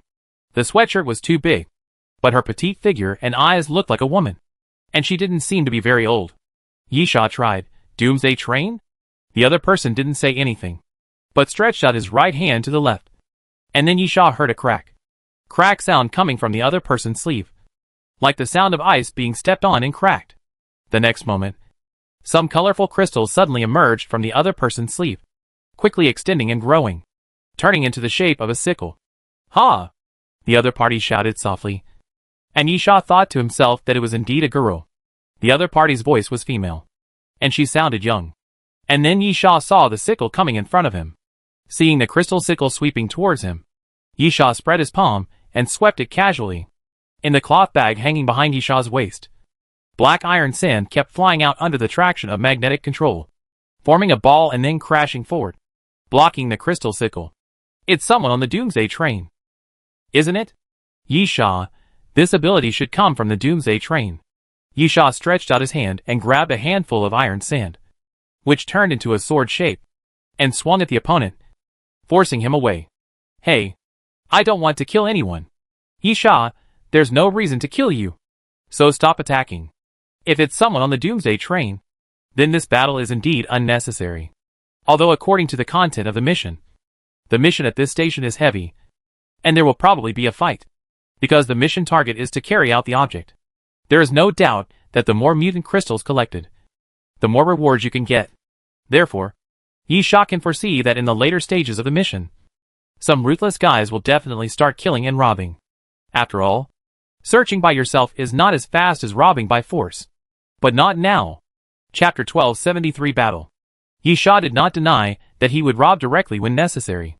But Yisha would not rob just because of ordinary mutant crystals. There was no point. Even if he had to rob, it would be of high quality and related to the mission. This is just like being a bad guy. There are different levels. A thief of electric bikes and a bank robber. Although both are crimes, the latter is obviously more high-end. Yi Sha thought that he would never fall into the category of thieves of electric bikes. Besides, the fight should not be now. Yi Sha did not think that everyone had many mutant crystals at the moment. And even whether there were mutant crystals was a big problem. This is why Yi Sha thinks that this battle is unnecessary. The problem is that the girl in front of Yi Sha doesn't seem to think so. After being forced back by Yi Sha, she didn't mean to stop at all. Instead, she quickly ran to the side, ran around Yi Sha in circles, looking for an opportunity, and jumped up again to attack Yi Sha. Yi Sha frowned. Don't you understand what I'm saying? Facing the crystal sickle that swept across, Yi Sha didn't move, because the little ancient cat was behind the other party. Yi Sha found the attack of the little ancient cat very interesting. The little ancient cat was no longer the cub it once was. It had grown so much that it was about the same size as an ordinary leopard. It was impossible for it to be ignored. But the little ancient cat walked without making any sound, as if it could hide its presence. When Yi Sha was fighting with the opponent, the little ancient cat was always running around and slowly approaching. Now it had completely appeared behind the opponent, only about 3 or 4 meters away. And at such a close distance, the opponent still did not notice the existence of the little ancient cat. This is actually the way most wild animals hunt. Slowly approaching, hiding, and then suddenly bursting out to attack when the opponent is unprepared. But no one is as outrageous as the little ancient cat. Without any cover, it can get so close without being discovered. Yi Sha guessed that this should be the alien biological ability of the little ancient cat. The next moment, when the girl swung the blade, the little ancient cat also suddenly exerted force, and its body was like half ejected. It suddenly rushed behind the girl, opened its mouth and bit the girl's leg, knocking the girl down from the air. The girl and the little cat fell into a ball and rolled on the ground. The little cat was very fierce. After growing up, it was full of the ferocity of a wild beast. It was determined not to let go until it bit the opponent to death. It rushed forward like crazy and kept biting. At this time, the disadvantages of long weapons were reflected. When the little cat was so close, the crystal sickle could not attack the little cat at all. However, Yi Sha frowned. Although the opponent kept waving his arms and frantically resisted the bite of the little cat, it seemed that the little cat had the upper hand. But Yi Sha felt that he heard some strange sound. Crack, crack, just like the sound when the crystal sickle appeared earlier. The girl's body seemed to be made of some hard material, and the little cat could not break through the defense at all. In fact, after fighting for so long, there was no blood on the girl's body. Yi Sha pondered for a moment, then said, "Get out of the way." The little cat was very obedient, and immediately stopped biting and moved to the side. And at this moment, Yi Sha suddenly stretched out his hand. Capture the dragon and let the crane go. Capture the dragon in one move. Yi Sha's outstretched right hand suddenly turned into a claw shape, and then a strong suction force appeared, forcibly sucking the other party over. Yi Sha could see the astonishment in the other party's eyes, obviously because of the sudden irresistible suction force. But he reacted quickly and found that he could not resist it. So he immediately waved the crystal sickle. Yi Sha waved his left hand casually, and the iron sand floating around flew to Yi Sha's side and turned into a black wall. With a clang, the iron sand blocked the crystal sickle. The next moment, Yi Sha grabbed the other person's throat. Bang! Yi Sha pushed the girl to the ground fiercely. After a loud noise, Yi Sha was more certain that the other person seemed to be wearing some protective gear. The sound of hitting the ground was not like the sound of a body hitting the ground, but like the sound of a solid object hitting the ground. Little devil. Yi Sha, you will suffer if you don't obey. The girl didn't make a sound, but just kept struggling. Yi Sha's strength was obviously much greater than hers. At the same time, when Yi Sha pressed her to the ground, the iron sand collapsed quickly and entangled the girl's arms, making it impossible for the girl to swing the crystal sickle. But at this moment, the sound of ice cracking rang out again from the sleeve of the girl's other arm. And then a sharp knife suddenly came out of the sleeve and stabbed towards Yi Sha's face. Yi Sha leaned back almost instinctively, but still felt a little wet on his face. But there was a cut under the corner of his eye. Yi Sha was angry. If you want to die, I will make your wish come true. Yi Sha suddenly exerted force and threw the girl forward, rolling on the ground, and then suddenly stretched out his hand again. Piercing gun.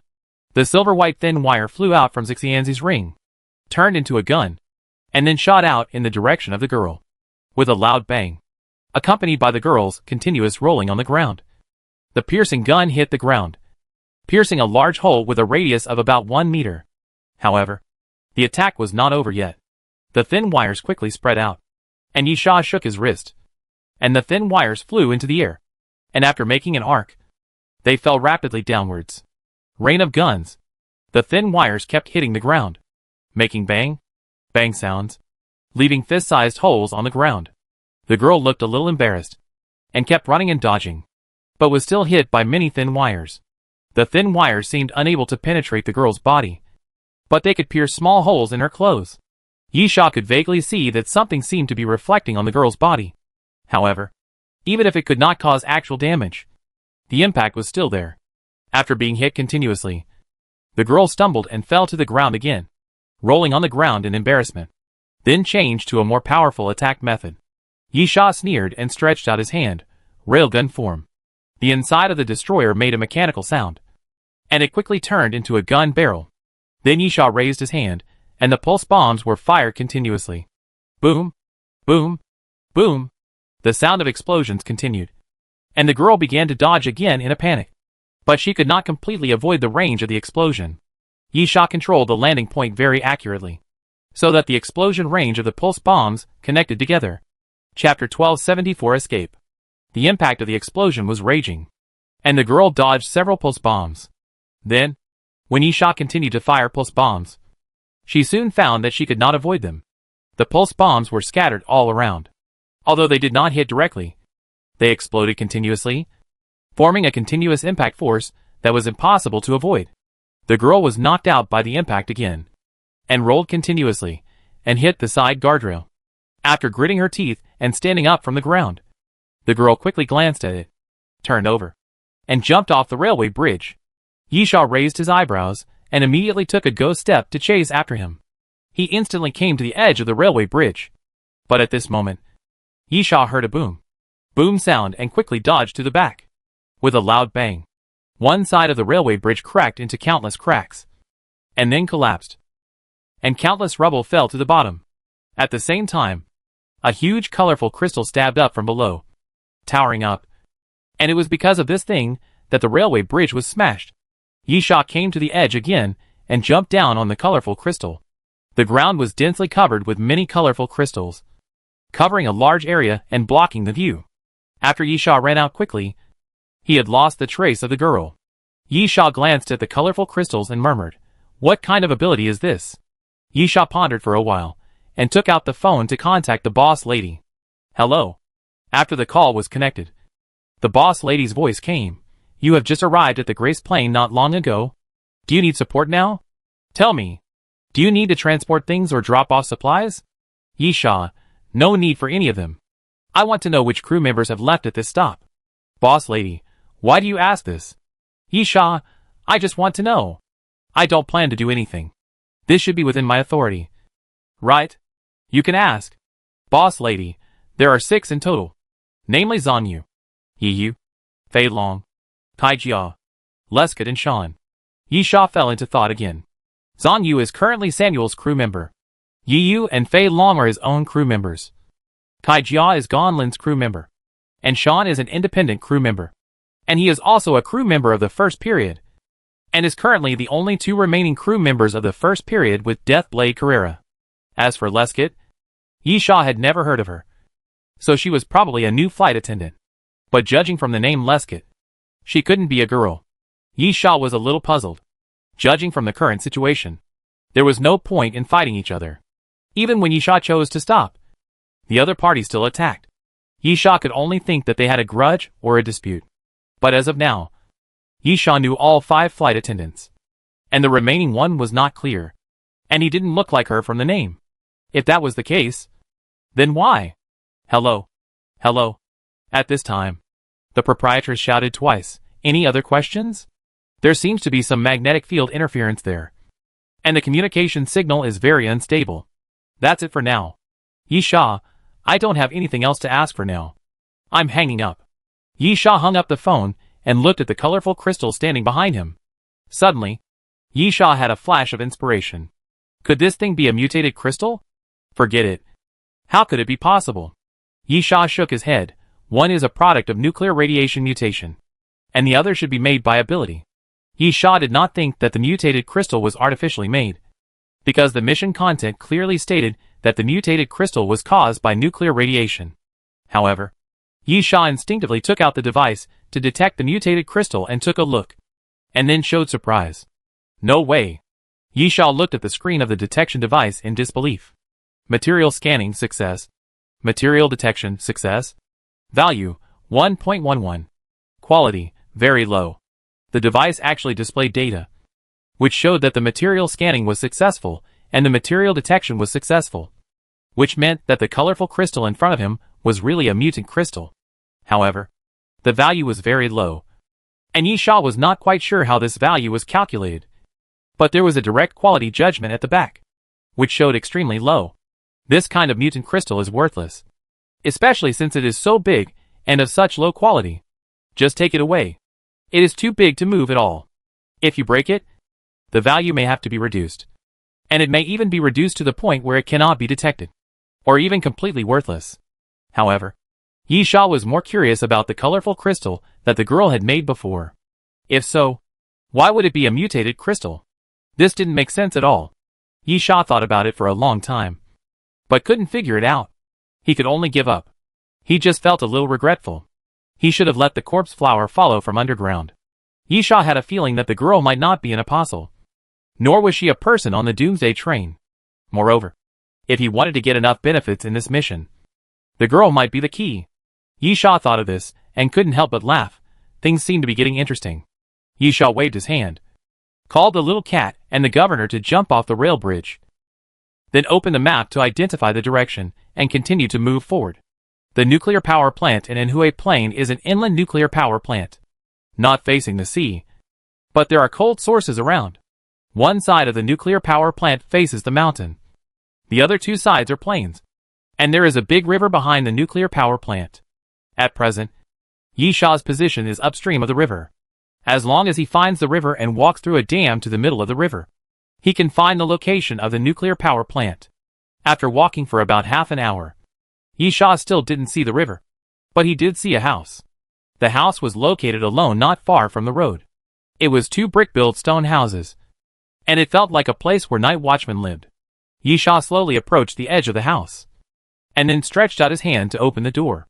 Then, at that moment, Yi Sha suddenly felt something was wrong, because at the moment the door was opened, Yi Sha vaguely heard the sound of a bolt being pulled from behind the door. Damn it! Yi Sha had guessed what was behind the door, and immediately jumped back. Boom! At the moment when Yi Sha reacted, there was a sudden explosion behind the door, and then the flames rushed through the door, blowing it out and hitting the ground hard. Yi Sha lay on the ground. His back was burning, but he escaped in time and was not affected much. After a while, the flames and black smoke dissipated, and Yi Sha stood up and walked to the side of the house. The door frame had been blown to pieces, but Yi Sha saw several charred and twisted wires tied to the side, and some broken iron pieces and steel balls stuck on the ground. Chapter 1275 Red Crystal. It's really cruel. Yi Sha grinned. It's a broadsword mine. The broadsword mine is stuffed with marbles, which will fly out when it explodes. That's really cruel. If you get hit by an ordinary grenade, you may be saved or you may die. But the broadsword mine is in a 60-degree wide-angle fan-shaped position, and it is directly exposed to the explosion, so there are almost no living things. Of course, that is the situation of ordinary people. But even Yi Sha, who has an inhuman physical fitness, is still in trouble. As for those iron wires, they are actually a very simple little mechanism, connecting the door handle and the broadsword mine, which will explode when the door is opened, entering the house. Except for the area near the door which is already charred. There is dust and footprints in the front living room, and someone must have got there first. Yi Sha turned around and found nothing, then went upstairs. The second floor is a loft-style bedroom, and Yi Sha found some crystals in the corner of the wall, which are pure white. Material scanning success. Material detection success. Value 1.29. Quality very low. Yi Sha used the device to detect it, and it was indeed a mutant crystal. The quality was also extremely low, because it was just some remnants of mutant crystals. There should have been a whole piece of mutant crystal here, but the bottom was smashed and taken away. There was no mutant crystal, But Yisha did not intend to leave, because after walking for a while, it was already dark. Compared with sleeping in the wild, having a house was not bad. The stove could not be ignited, and there was no electricity. This was the most miserable end of the world environment. Yisha casually ate some dried meat, divided some to feed the little ancient cat, and then rested on the bed. The Archon did not need to sleep, so he stood guard on the side. The corpse flowers were naturally ambushed around the house. This is the benefit of having alien creatures. Every night, you can sleep relatively soundly, but it is only relative. Alien creatures can only help to stand guard. When something really happens, it is impossible to leave it to them to handle it. You still have to wake up when you need to. For example, Yisha didn't know how long he slept. And then, he was awakened by a burst of gunfire. When he opened his eyes, the Archon was standing by the bed, obviously intending to wake Yisha up. But Yisha woke up by himself. Yisha quickly got up from the bed and signaled the governor to go to the first floor to guard the gate. Coming to the window, Yisha looked outside. It was pitch black. It should still be midnight. However, he could vaguely see some fire. It should be the gunfire from the muzzle when shooting. Yisha took up the telescope, switched to night vision mode, and began to look for the source of the gunshot. Soon, Yisha saw a man appear, running quickly and shooting to the back. Then Yisha slowly moved the telescope to the back. Boom! Suddenly, a loud noise came into Yisha's ears. And then without a telescope, Yisha saw a large area of crystals suddenly rising from the ground. Those crystals were bright red, densely connected, covering at least 10 meters, and the tallest crystal was about 7 or 8 meters high. There was a faint glow on the surface of the crystal, but it was obvious enough in the dark night. Yisha frowned and fell into deep thought. The first thing he thought of was the girl on the rail bridge. The red crystals did not look like they were formed suddenly, but were artificially made. But the colors are different. The crystal made by the girl is colorful, while the one in front of him is red. But from the appearance, it seems to have the same ability. Yisha immediately became interested, quickly went downstairs, called the little cat and the Archon, and then started running. There are some weeds around, which have grown as high as the waist, which greatly affects the movement. Some of the particularly tall weeds are even taller than people, which greatly affects the vision. However, the highest piece of crystal is at least 7 or 8 meters, which guides Yisha's progress like a lighthouse. However, Yisha was still a step slower, because the gunshot stopped. Or, for about 3 or 4 minutes, there were no gunshots. This phenomenon was not normal. Even if they were in close combat, there should be fighting noises. However, there was no sound of fighting, and no gunshots, which meant that the winner was probably decided. At the same time, the little ancient cat suddenly opened its mouth and bit Yisha's trouser leg, suddenly turned around and ran diagonally forward. Yisha knew that the little ancient cat would make such a move only because it had discovered something. So he did not delay and immediately followed it. After a while, Yisha smelled a strong smell of blood and ran forward about 10 meters. After pushing aside the grass, Yisha saw a corpse. A fresh corpse. The blood on the body was not even dry yet. Yisha identified the other party's appearance and body shape. After all, the night vision telescope was blurry, but it was almost certain that it was the one he saw through the telescope. Yisha touched the corpse, and there were obvious red crystal fragments on the surface of the corpse. Then Yisha tore off the clothes of the corpse, and saw that the body was densely covered with wounds. Those red crystals were very sharp and pierced into the man's body. There were 2 fatal wounds. One was at the location of the heart, which should have been pierced. The other was under the ribs, which directly pierced the body diagonally, leaving a bloody hole. In addition, Yisha could be sure that the body in front of him was someone who got off the Doomsday train, because the other person had a red flame bomb and a shining star hanging around his waist. Especially the red flame bomb, which is a standard item that many people on the Doomsday train will buy for a long time. It is simple and violent, very easy to use, and cheap. Yisha thought about it, then stood up and ran towards the crystal. Previously, he let the girl go easily on the rail bridge because he had not realized her value. But now it was different. Yisha clearly felt that she was weird. He must catch one and interrogate her. This thought flashed through Yisha's mind, and then he kept speeding up. After a while, Yisha ran to the edge of the red crystal. Material scan, success. Material detection, success. Value, 0.59. Quality, very low. Yisha took out the device for detecting mutant crystals and scanned it. Sure enough, there was a response. But the value was very low, and the quality was also extremely low. But this low quality scan in the house was different. The mutant crystals in the house were obviously dug out, and only a few fragments were left, which was low quality. But at the moment, such a huge mutant crystal had such a low value, which was strange in itself. Moreover, it was hard to say whether this thing was a mutant crystal. Yisha felt that it just had the same material composition. Otherwise such a low quality would be too abnormal. Come! Yisha checked the red crystals, stretched out his hand to call the little ancient cat over, and pointed at the red crystals. Smell the smell. And then try to track the other party. Chapter 1276 Tracking.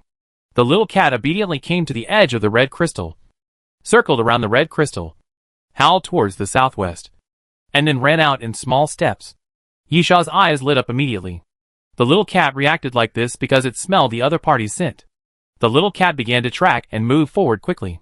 What surprised Yisha was that he was not able to catch up with the other party in a short time.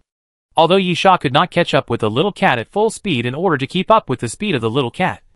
And the little cat also stopped and started to sniff the scent in order to track. But its speed was actually not slow. Or to put it another way, the other party was moving very fast. After about an hour, the little cat suddenly slowed down. Yisha squatted down. Lost? The little cat shook its head. Yisha, the smell is very strong. It should be in front. This time, the little cat looked straight at Yisha and stopped shaking. So Yisha knew he was right. Yisha pushed aside the weeds and found some traces of being stepped on. Then he continued to move forward. And then Yisha saw a village. Generally, people don't live near nuclear power plants. But this location is far from the nuclear power plant. Moreover, Yisha vaguely remembered that there was indeed a village above the dam in the map. The village is not big, and it is estimated that there are about 20 households. If the little ancient cat has not lost it, the other party should be somewhere in the village. Yisha first poured the iron sand on the ground, and then used magnetic force to control it, so that the iron sand followed him along the ground, and at the same time pulled out the sword Luo Nanjiang, and then carefully entered the village. The village is very old. Or backward. The brick houses have wooden roofs. The outer walls were painted casually, and have faded a long time ago. Many houses are even surrounded by fences, which are ancient things. In addition to the backward feeling, there is no popularity. Yisha is very familiar with this feeling. Or rather, people who have been in the end of the world are not unfamiliar with this feeling. There are no living people in most places in the end of the world. So of course, there is a feeling of no popularity. However, the weird thing is that there are no zombies. It has been cleaned up. Yisha quickly got the answer. Because behind a circle of fences, Yisha saw several corpses piled in the corner. The flesh had long been rotten, and the appearance was bumpy. The faces were very hideous. They were not corpses after normal death, but corpses that turned into zombies and were killed. Obviously, someone had cleaned up this place. Yisha slowly walked into the village, and when he was about halfway, Yisha finally found the target, because there was light in that room. Yisha took out the night owl and entered the night state, so that he could better cover himself and get closer to the house.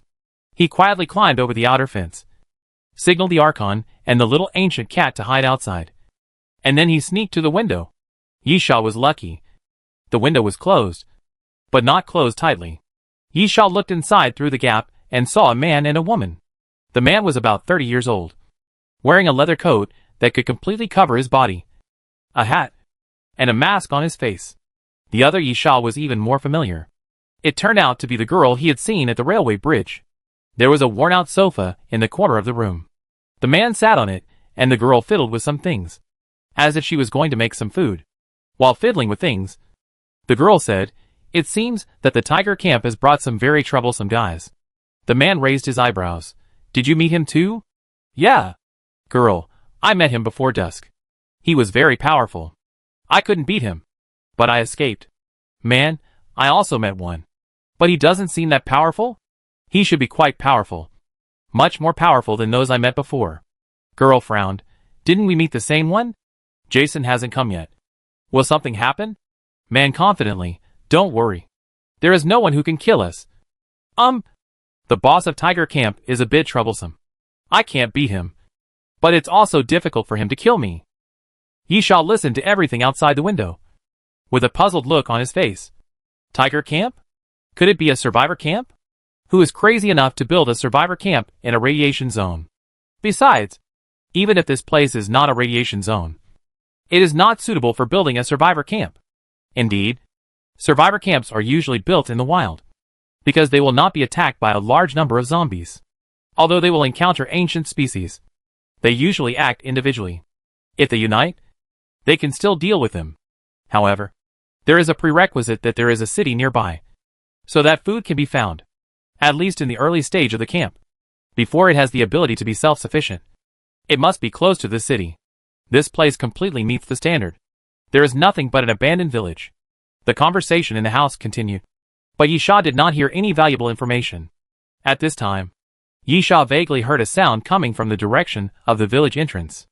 Yisha immediately waved his hand to signal the Archon and the little cat to hide, and he also hid behind the house. After a while, Yisha saw a stumbling figure coming from the village entrance and then crashing into the house. Jason. The girl's voice quickly rang in the house. How could this happen? Are you so badly injured? Yisha sneaked back to the window and looked out. A man in his 20s was lying on the floor of the house. His clothes were torn, exposing his arms. On those arms, there were crystals that he had seen before. Moreover, it was not just his arms. The man did not wear a mask on his face, and his face was also covered with tiny crystals. At the same time, not only the injured man, but also the girl took off her mask, perhaps to eat. Like the injured man, the girl's face was also covered with crystals, as if they were integrated into her flesh and blood.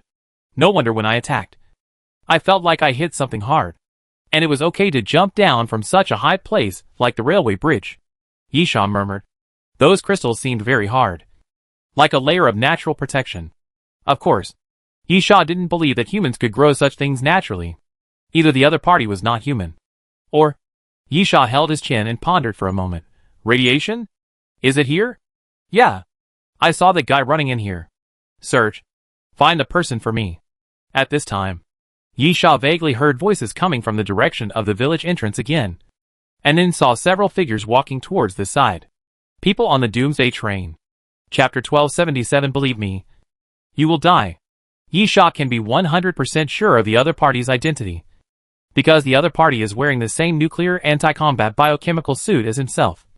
Although this is not an absolute way to distinguish, because a very small number of people did not wear it, and only bought medicine, and some people bought relatively cheap ones. But the one wearing it must be someone on the Doomsday train, and Yisha believes that only the Doomsday train and Compu can make such a suit. The girl and the man in the house ran out immediately after hearing the sound. The two soon met on the path in front of the house, about 5 or 6 meters apart, facing each other. 3-2. There were 3 people on the Doomsday train. I didn't expect there were 2 more here. A man who got off the Doomsday train showed an excited look. I'm rich this time, including the previous one. It's just one for each of us. It's a profit. The girl shouted at the other party. Who are you? You are from the Tiger Camp. Right. The man on the opposite side laughed. Kill your people. The man suddenly raised his hand at the moment of his words, and the girl's chest made a bang sound, and she flew out without any warning and hit the ground hard. Such an attack surprised the girl and the man covered with crystals. They obviously didn't know how the other party did it, because they were 5 or 6 meters away, and it seemed that the other party just raised his hand. Yisha knew the reason. The other party used an air cannon, and it was a relatively high-end one. Yisha vaguely remembered that this thing was still in the treasure list, but it was the lowest grade, worth 55 gold skull coins. TSK. TSK. You're really tough.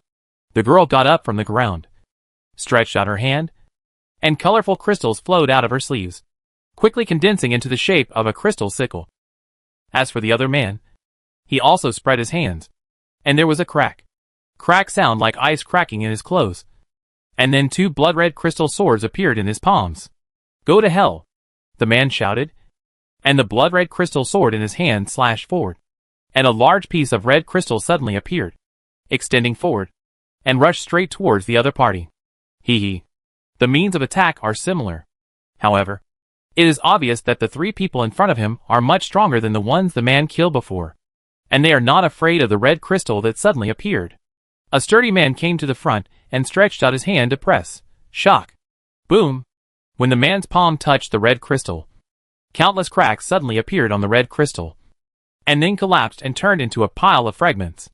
The man who spoke earlier patted the man who attacked with a proud smile on his shoulder, and said, "See? As long as Damon is here, the crystals on your bodies are useless. No matter how strong your defense is, it will be broken by him." Yisha probably understood something now. The three people covered with crystals should not be the people on the Doomsday train. And of course, they are not the apostles. Their ability is crystallization. Those crystals are very strong and have excellent defense. With Yisha's attack power, he was unable to do anything to the girl before, which shows something. However, this ability is not invincible. If the destructive power is strong enough, it can still cause effective damage. Secondly, there are many strange abilities on the Doomsday train. There may be some abilities, weapons, and props that can restrain them. For example, the shock ability used by the opponent now seems to be able to effectively break those crystals. At this time, the girl came from behind and cooperated very well. At the moment when the red crystal broke, she attacked instantly. The cooperation was very tacit, but it was useless. "Get out of the way!" The man named Damon waved his hand to his companions, indicating that he would do it alone. And at this moment, the crystal sickle hit Damon's body.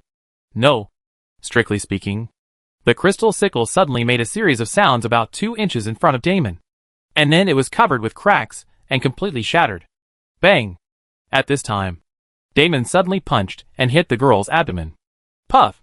The girl opened her mouth and spat out a large mouthful of blood. Yisha hid in the dark and watched the battle, and couldn't help but raise his eyebrows. He knew very well how terrible the girl's defense was. She was a girl who was intact after 2 rounds of pulse bombing, but she was actually sprayed with blood by a punch? Yisha murmured, "Is it similar to the ability of dark power to directly attack the body?" Yisha didn't think he was worse than that guy. What he couldn't do, the other party did. So most likely the other party had a special method that happened to restrain the crystal defense. Yisha thought and murmured, "It seems that these 2 guys are going to be in trouble." Sure enough, as soon as Yisha finished speaking, Damon punched the girl and made her spit blood, then grabbed the girl's neck and threw her out. "It's a pretty face. Why did it become like a monster?" Damon sneered and stepped forward, "But it's okay. Otherwise how can we make a lot of money?" The other man looked at the girl falling to the ground, obviously very angry, and rushed towards Damon again with a blood sword in his hand. "It's useless. Damon, your abilities have no effect on me." When the man rushed over, Damon suddenly raised his hand and grasped the blood-red crystal sword. The crystal sword was vulnerable in Damon's hand and turned into pieces. The next moment, Damon swept his leg and kicked the man away. Yisha sighed. It seemed that he couldn't continue to watch the show. Damon walked towards the other party, came to the girl, and hooked his mouth fiercely. But at this time, Damon's movements suddenly froze, and he felt a hint of coldness on his throat. When Damon turned his head, he soon found that the cold feeling instantly spread throughout his body. Zombies! The grayish-white skin, the back of the hand pressed against his neck did not feel any stability, and the eyes seemed to have no pupils, without a trace of life. What scared Damon the most was that the other party had approached him without knowing when, and put a sharp dagger on his neck. When did the zombies know how to assassinate? Damon's 2 companions also noticed something was wrong, because the figure of the Archon emerged from the dark shadows. "Stop!" One of them shouted. "What do you want to do? If you don't do anything, he certainly won't do anything." Yisha's voice sounded faintly, "But if you dare to move, believe me, you will die." Chapter 1278 Killing. Who is it? Damon was held at the neck by the Archon with a dagger and dared not move easily. The remaining 2 people seemed a little flustered, constantly looking around, looking for Yisha's figure. But they couldn't find it. Unknown things always make people particularly frightened. Just at this time, a large black curtain suddenly surged behind one of them. Yisha slowly walked out of the black curtain, stretched out his hand to hook the other's neck, and put his chin on the other's shoulder. Yisha whispered softly in the other person's ear, "I'll ask again. Do you want to die?" The man's body trembled, and he opened his mouth and made a weak sound. After shaking for a long time, he trembled, "Chung." Chung, the chief steward. Oh, Yi Sha, do you know me? These 3 people should be members of the death car, not the stewards. So theoretically they should not know me. I know you. No, I don't know you. I have seen you before. The other party spoke incoherently. I participated in the island battle. In that market. I saw it. Yi Sha was stunned. Island battle? Then Yi Sha understood that the other party was referring to the matter of the water elf Moya. At that time, the boss lady selected some carriages with relatively strong average strength in the death carriages and asked the members of those death carriages to participate. I see. Yi Sha, then. Things may become simpler. Do you want things to become simpler? The other party trembled. Hope. Yi Sha, those 3 are my prey. I don't like people stretching their claws to my prey. If someone does this, I think I can only chop off his claws. Do you understand? The other party nodded hurriedly. Understood. Understood. Let's go immediately. Immediately. Yi Sha slowly loosened his hand. And at the same time, the Archon also put down the dagger on the other party's neck. Yi Sha lowered his head. Let's go. Do you still want me to give you a farewell banquet? The other party quickly agreed. Then pulled his companion, said hello to Damon, and prepared to leave. The intimidation of the chief steward was not that great for the members of the death car, because they could not contact each other. This is like an ordinary person who earns a dead salary every month. It is difficult to understand how the elite class, with a monthly income of 100,000 lives, and those elites find it difficult to understand how the bosses, who start a business with millions of dollars, live. Because the circles of life are completely different. It is difficult for them to intersect. And naturally they cannot understand each other. But if the other party participated in the battle of the water spirit Moya and saw Yi Sha fighting, that would be another matter.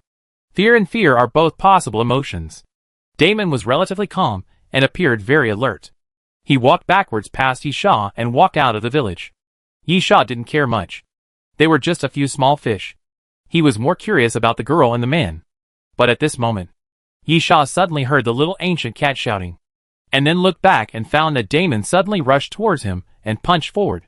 Bang! The sound of the collision sounded. But Damon's face showed fear and a trace of regret. In front of Yi Sha, a large piece of iron sand surged up and blocked Yi Sha, and also intercepted Damon's fist. Although the iron sand was blasted away by Damon, Yi Sha was not hurt at all. Yi Sha looked at Damon. Why? I really want to know what gave you the courage. The fear on Damon's face gradually faded. And then he became ferocious. Aren't the 3 words of flight attendant enough? Killing you means that I am also qualified to become a flight attendant. Moreover, I am very curious about what I can get after killing you. This is a huge temptation. Sure enough, greed is the original sin. Yi Sha, since you said so, it's hard for me to pretend that nothing happened. Snap! Yi Sha stretched out his hand and snapped his fingers. Boom! Boom! Boom! A huge noise suddenly sounded all around. And then the earth trembled. With the house as the center, the ground around it continued to crack. And huge cracks appeared one after another. The next moment, countless corpse flower vines surged from the ground, surrounded the house, and connected to each other in the air, forming a hemisphere, completely covering the surroundings. Yi Sha, if you don't want to leave, then stay. No, don't. The man who had been talking to Yi Sha before immediately yelled, trembling and running to Yi Sha, and actually knelt down in front of Yi Sha with a thump. Master, flight attendant, this is what he did. It has nothing to do with me. Let me go. Yi Sha patted the other's cheek. Aren't you companions? Good friends die together. That's what friendship is. No. Don't. Enough. Damon said in a low voice, if we kill him, we can at least become crew members. And we don't have to live in such a precarious life. You don't want to be worried all day long, right?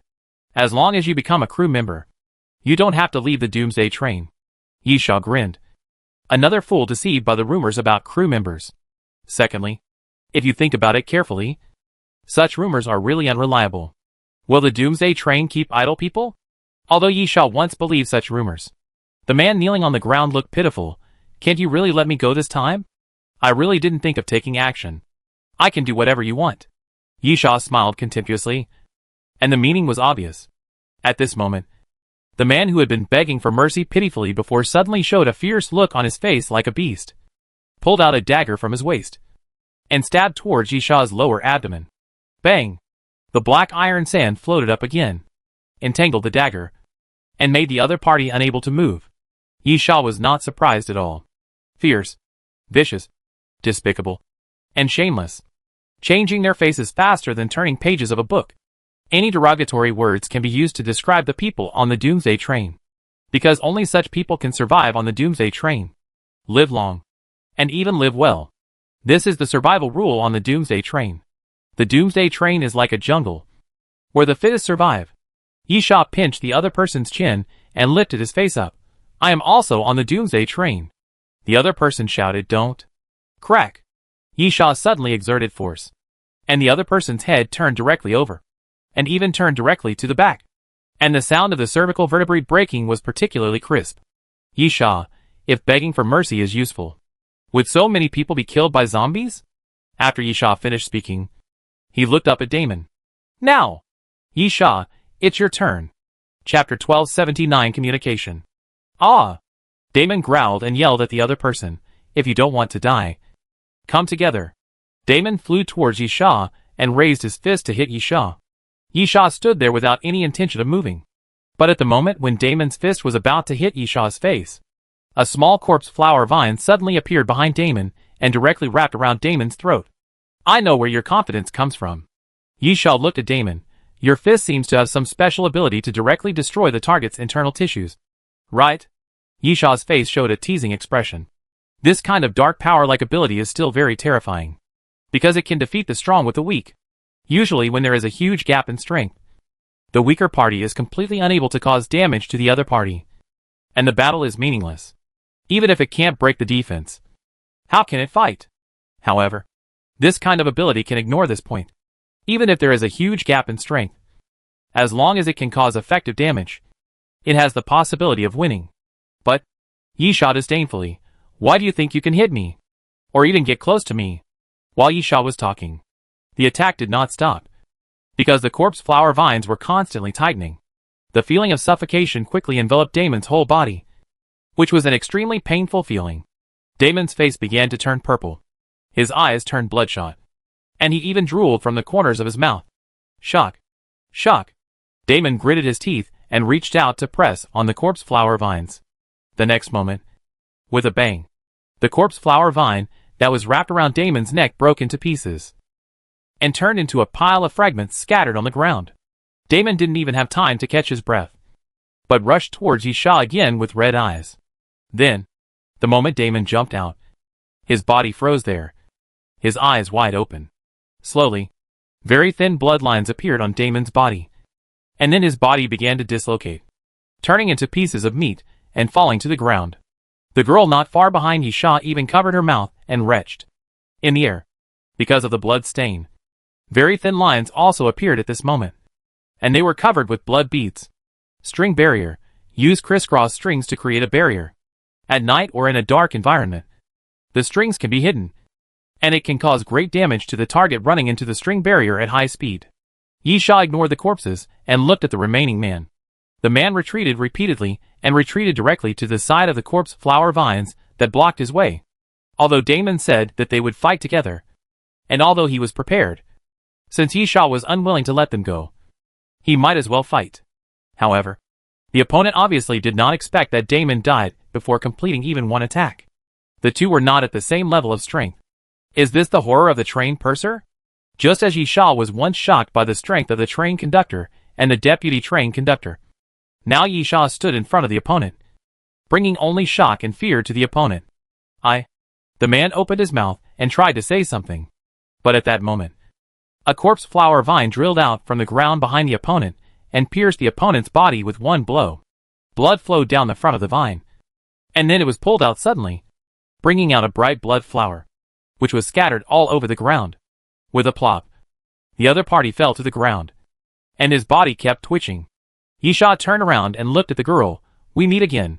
The girl showed some fear, and the man beside her immediately protected the girl behind him. Blood-colored crystals grew in his palms and condensed into a blood sword. No need to be so vigilant. Yishah, Or do you think being vigilant is useful? I believe you should have seen it. Yisha spread his hands and pointed at the corpses on the ground. Yisha, I am a more brutal guy than them. And you were almost killed by these trash. The man, what do you want? Yisha, don't worry. I don't plan to kill you. Let's talk first. Yisha said as he walked into the house. The girl and the man seemed very alert. But they didn't know what to do. Yisha's voice came from the house. The corpse flower vines have blocked the surroundings. You can't run away. And besides, don't you care about the half-dead guy in the house? It's just a few words. If I wanted to kill you, I would have done it a long time ago. The girl and the man looked at each other, and finally chose to go into the house. Yisha leaned on the worn-out sofa, then took out a tube of cell activation agent and played with it in his hand. The top treatment agent can save that half-dead guy. If you answer the questions honestly, you can take it away. The girl was obviously worried about her companions, and immediately asked, what do you want to know? The man was more vigilant, pulled the girl and protected her behind him. Yisha, please introduce yourself first. Man, Ford Barbary. Girl whispered, Selena Abby DeMarcus. Yisha, I think you have misunderstood. I mean to introduce myself, not to introduce yourself with a name, which is useless. I want to know your origins. And Yisha stretched out his hand and shook it up and down, not knowing how to describe the physical condition of the two people. After a moment, Yisha said, let's just call it evolution or mutation. Ford, we were exposed to radiation, and then it became like this. Yisha nodded, then waved his finger.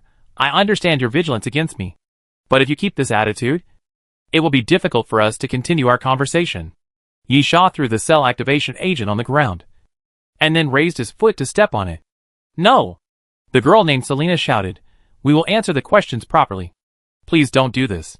Yisha nodded, then please continue. Serena, we used to be residents here. Ford was a worker at the nuclear power plant. And so was my father. The zombies attacked the nuclear power plant, causing an accident. Everyone was busy escaping, and no one thought about preventing leaks. Yisha, so, what do you look like now? Serena excitedly, we didn't have time to escape the nuclear power plant because there were zombies all around us. Then our bodies slowly began to change, and finally became what they are now. My father speculated that it was probably caused by radiation. Radiation? Yisha pondered for a moment. I roughly understand. Let me summarize your abilities. From my observation, you can create this kind of strange crystal. Right? Chapter 1280 Trading. Selena corrected, not manufacturing, but growing. Yisha was puzzled. Huh? Selena, after the radiation, this kind of crystals grew near the nuclear power plant, and even on many survivors. Yisha, then how did you fight with this kind of crystals? Selena, initially, many people died. They died because they couldn't breathe after the crystals grew all over their bodies. Then gradually, we found a way to control the crystals. And then when there were too many crystals, we broke them up. Yisha, can it even be used for fighting? Selena, yes. Actually, what you said about control is correct. We can control the crystals on our bodies. At the same time, if there are crystals around, we can also control them, such as making them huge. Yisha, are there any crystals around here? Why didn't I see them? But I just saw this person using them. Yisha pointed at Ford while speaking. Selena, because these crystals are condensed from the ground. Some are even very small. Of course you can't find them, but we can sense that there is a very small piece at that location. I can show you. Wait a minute. Yisha, can we dig it out first? Selena, yes. Yisha came to the place Selena said, drew out his sword and dug up the ground, and finally found a purple crystal the size of a fingernail after digging the soil with his hand. Yisha, this thing is really not easy to find. The corpse flower has been lurking underground. If there is any abnormal crystal, it will of course notify Yisha. But it is normal that the corpse flower did not find it because it is so small. At the same time, Yisha felt a headache.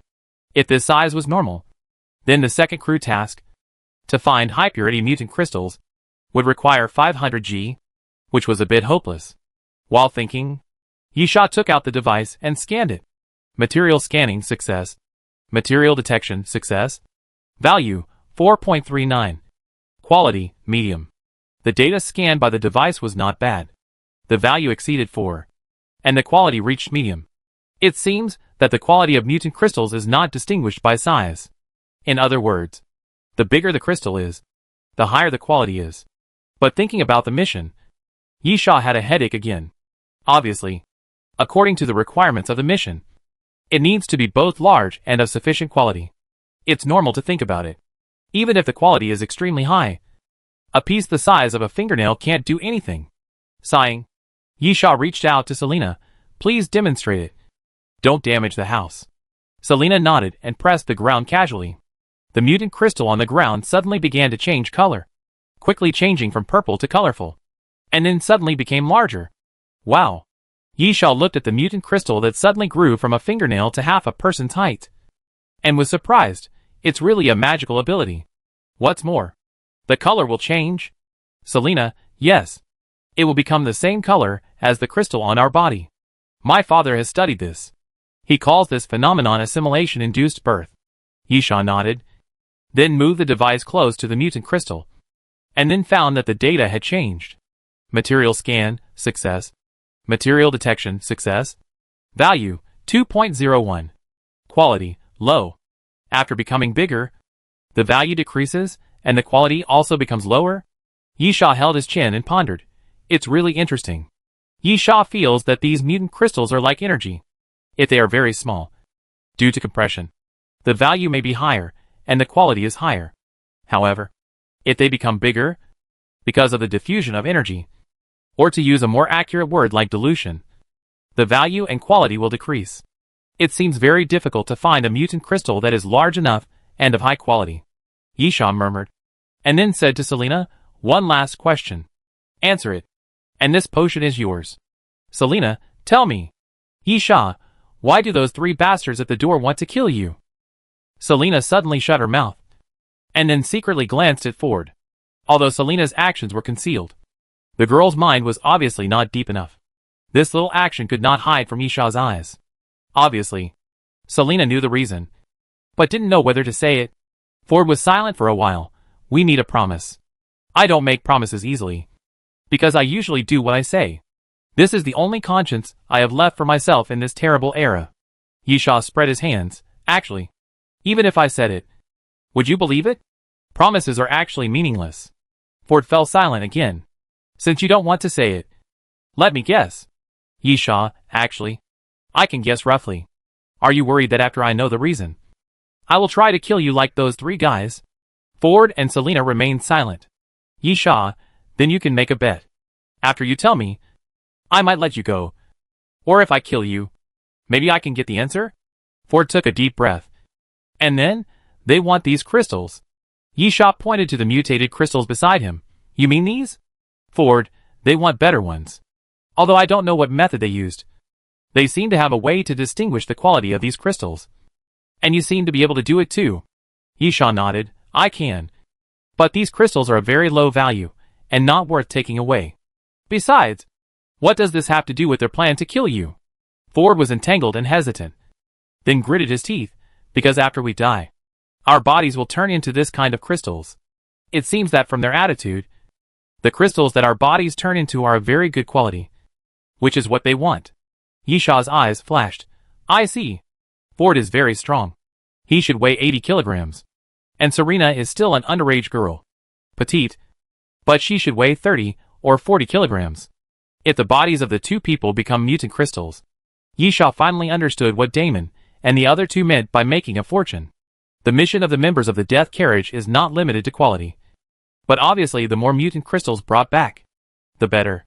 Moreover, if the two people in front of him can turn into crystals, that is to say, they are the mission targets. Task 2. Kill at least 3 abnormal life forms formed by mutant crystals. Ford felt the malice in Yisha's eyes, and immediately protected Serena behind him, and entered the combat state. Chapter 1281. Each takes what it needs. Don't be so excited. Yisha, if I really want to do it, do you think you can survive by resisting? Yisha did not hide his greed at all. But he did not intend to kill the two immediately. The reason is very simple. For the members of the Death Carriage, killing Ford and Selena is inevitable. First, they don't care about the quality of the mutant crystals, as long as they are not the kind of extremely low-quality defective products. the more the better. Second, if Ford and Selena are the abnormal life forms formed by the mutated crystals in the mission, then they are the mission targets. In order to complete the recognition, of course, they must be killed as much as possible. The completion of the mission alone is the biggest reason. But what does this have to do with Yi Sha? Yi Sha does not need to complete ordinary tasks at all. As the chief steward, he is responsible for the crew mission. There are 2 crew missions. One is to kill the members of the cleaning team of Comp Corporation, and the other is to obtain more than 500 G of high-quality mutated crystals. The first flight attendant mission had nothing to do with the 2 of them. As for the second mission, it was necessary to see what quality the mutated crystals transformed from the 2 bodies could achieve. If it could not reach a high-quality standard, then there was no point in killing the 2. Selena was a little timid. After seeing Yi Sha kill people, she was not as bold as she was when she attacked Yi Sha before. But she still mustered up the courage. What about the potion you mentioned? Yi Sha casually threw the test tube over. Take it. Selena took the potion and immediately wanted to feed it to her companion, but was suddenly pulled by Ford. Ford calmly shook his head at Selena. You are very cautious. Yi Sha smiled. I appreciate your caution. Only by living carefully can you live longer in the end times. Yi Sha walked to Selena, took the test tube and drank 1/3 of it, then returned the test tube to Selena. Yi Sha, are you satisfied now? Selena asked cautiously. What is the medicinal property? Weakened. Yi Sha smiled. Being cautious comes at a price. Selena looked at Ford again. Ford nodded, and Selena fed the potion to her companion. Ford took a deep breath. Excuse me. Who are you? Yi Sha, does it matter? The important thing is that if you see someone like me again in the future, you'd better stay away. Otherwise you will really die. Ford, there are indeed many people like you around here. So, are you considered strong among them? Yi Sha, so what if it is? So what if it isn't? Ford, I actually think you should change your words. It doesn't matter who you are. What matters is that you want to get this crystal. Right? Yi Sha nodded. It's obvious. I think you should be able to see it as long as you are not stupid. Ford, I can give it to you. There are many such crystals in the nuclear power plant. Yi Sha smiled. You want to make a deal with me? Ford, we both get what we need. Right? Yi Sha, the problem is, I can go to the nuclear power plant to get it myself. Right? If I want to take it away, do you think you can stop me? Then, what about the body? Ford gritted his teeth. I can give you the body of my companion. And I can also tell you where there are better crystals that can definitely meet your needs. Oh! Yi Sha stared at Ford for a long time. I can see that you have a lot of feelings for each other. Although I think that in the end times, all feelings are very fragile. I don't think you will easily sacrifice each other to satisfy me. Ford said seriously. I must make this clear. I will never help you kill my companions. I will never do that. On the contrary, if you intend to do so, I will do my best even if I die. Yi Sha smiled. So, you plan to give me your body? Even if I agree, will my companions agree? We are one. Ford explained. Things are not as complicated as you think. Don't forget, as I said just now, some people did not know how to control these crystals when they were mutated by radiation, and then died. Yi Sha's eyes lit up. Their bodies are still there? Ford, yes. I can give you those bodies if you want. Yi Sha, so, what do you want? Ford, although I haven't figured out the current situation, I know a little bit. It's probably because of these crystals that we are being targeted. Right? Yi Sha, you want me to solve this matter? Ford, yes. Take the crystals that emerge from the nuclear power plant if you want. We even have some of those bodies. We can pay the price. But if you want to kill us? Sorry. Yi Sha interrupted. I can't do it. This deal is not established. Ford said seriously. How much do you want? I can give more. With your strong strength, we are willing to find crystals for you. Can't we negotiate? Or are you so greedy that you must kill us all? Yi Sha, I can't explain this matter. It has nothing to do with how much you are willing to pay. I can only say that if you can beat them, fight them. If you can't beat them, run away. Yi Sha was very tempted. But it was useless to be tempted. Things that cannot be done must be done. Of course, it is possible if it is really necessary. The mission of the crew members does not conflict directly with Ford and other abnormal life forms, even if the crystals transformed from their corpses are of the highest quality. This deal can be done. Yi Sha and 5 crew members can just kill all the people in the death car. This is not a difficult task. If those people gather together, even Yi Sha alone is enough. But things are not that simple. Doing so is equivalent to directly blocking the mission. Yi Sha is not against the people in the death car, but against the Doomsday train. The food chain in Yi Sha's mind is Doomsday train. The train conductor, the deputy train conductor, the chief steward. Even the train conductor can only use his authority to find some loopholes, to walk on the edge of the Doomsday train's rules. And doing so is equivalent to directly challenging the Doomsday train. Yi Sha can't do such a thing, unless he directly chooses not to return to the Doomsday train and break away from the constraints of the Doomsday train's rules. It's okay to do that. The Doomsday train does not prevent people from leaving the Doomsday train. However, after experiencing the feeling of becoming stronger and stronger, there is always a place to stay, or a shelter to return to. Who would be willing to leave? So, Yi Sha knows that there are indeed people who leave the Doomsday train, but they are very few. But at least Yi Sha has no such idea at present. Yi Sha does not have much sense of belonging to the Doomsday train.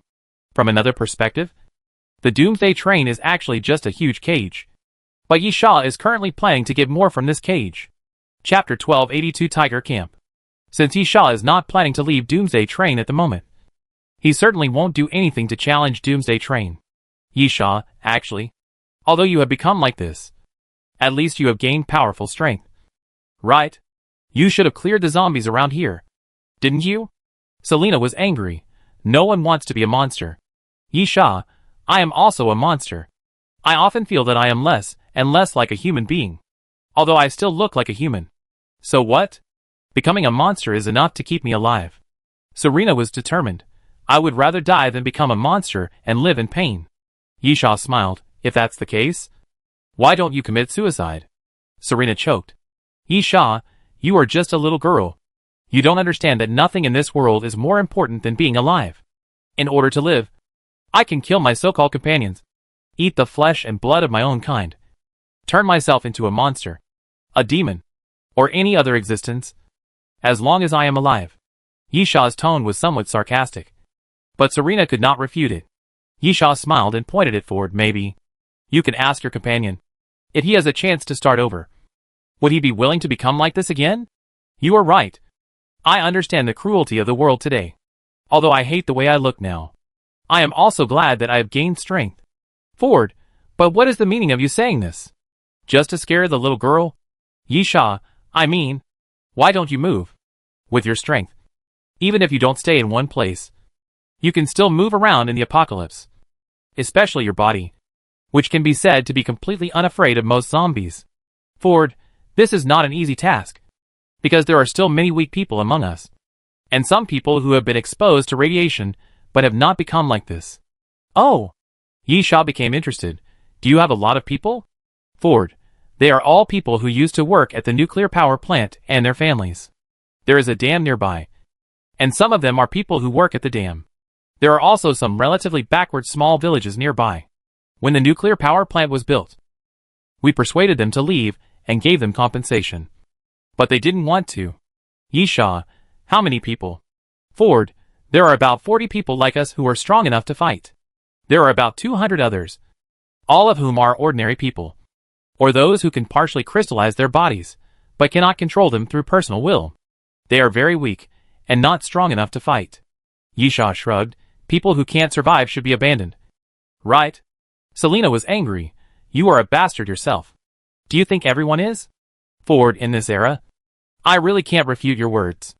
In fact, there are indeed some people who used to be our companions, and then they secretly left. They were tired of fighting. Yi Sha interrupted. No. They fought for others. Ford, yes. Although it is cruel, I don't blame them. We can't ask everyone to be willing to pay. This is inevitable. But those who stay now will not do this. We depend on each other. Yi Sha spread his hands. Then there is no way.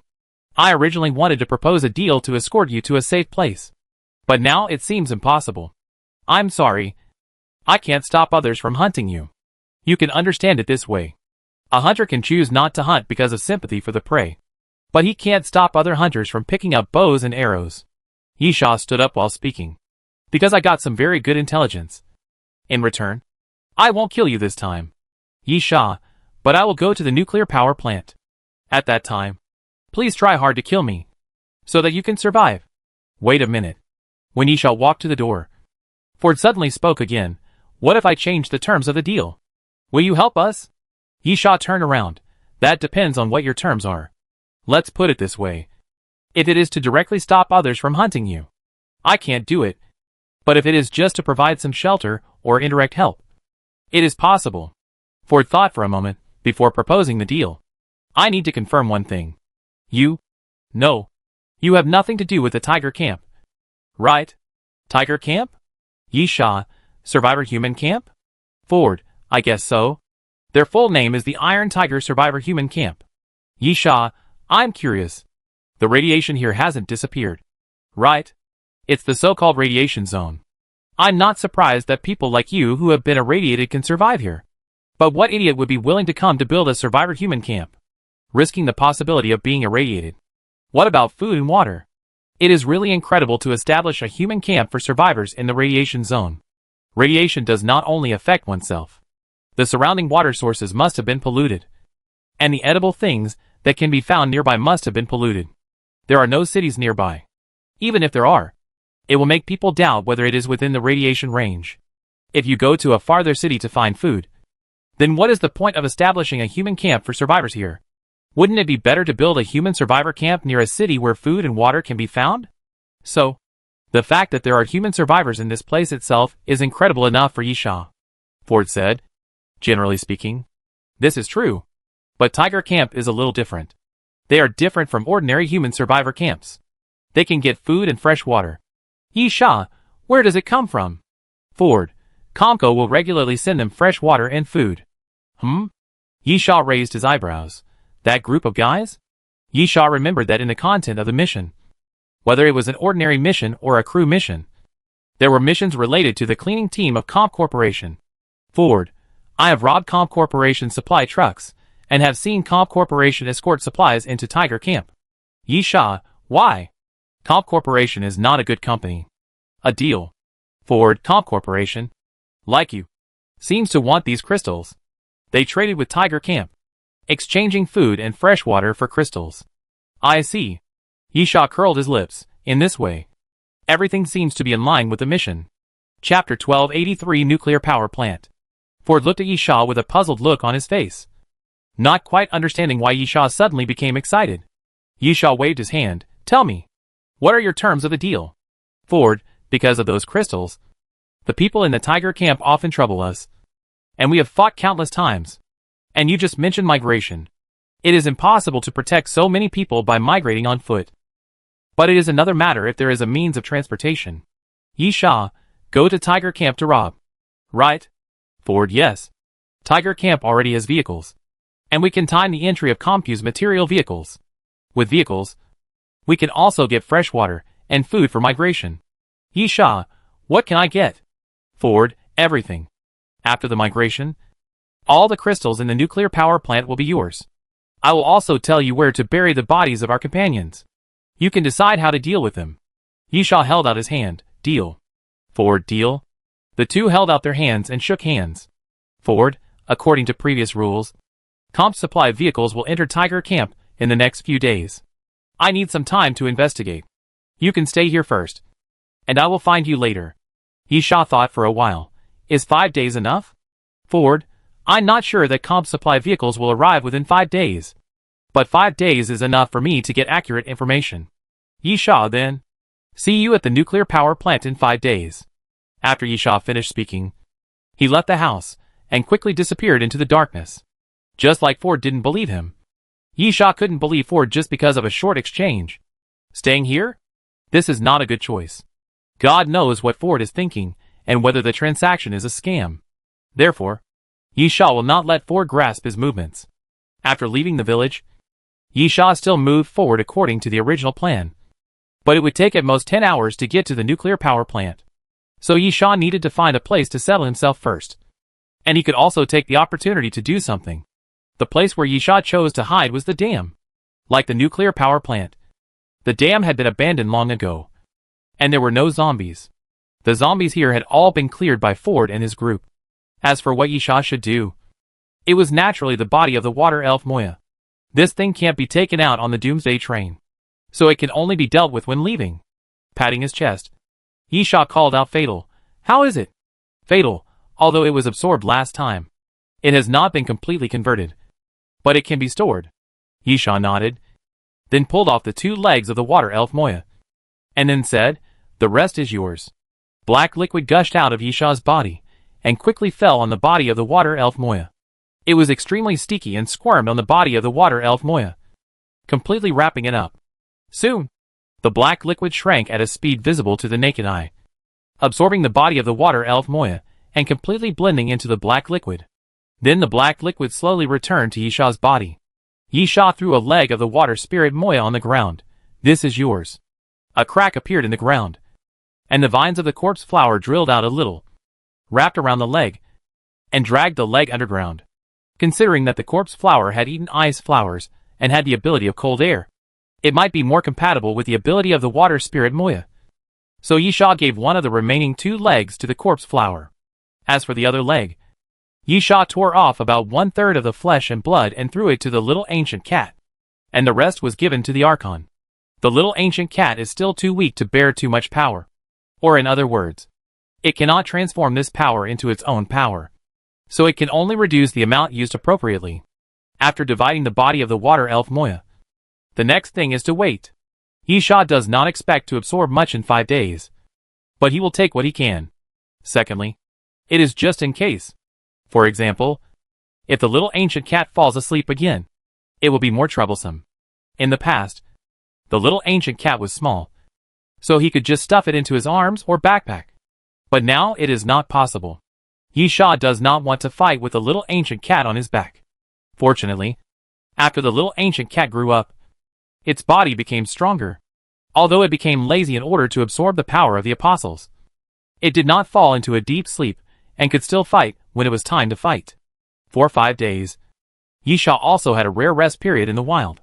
On the night of the 5th day, Yisha left the dam and went to the nuclear power plant along the river. After finding the dam, it was much easier to find the nuclear power plant. You could see the nuclear power plant by going downstream along the river. The nuclear power plant was very large, and the towering cooling towers could be seen from a distance. But most of those cooling towers had cracks, and even had multiple shatters. In addition, the outer fence is already in tatters, and the wire mesh has fallen to the ground. You could enter and exit the nuclear power plant at will. At the same time, near the nuclear power plant, Yisha also saw a large number of mutant crystals. These crystals are not small in size, and have grown from the ground to the ground. However, after scanning with instruments, they are not as pleasing as imagined. Material scanning success. Material detection success. Value 2.39.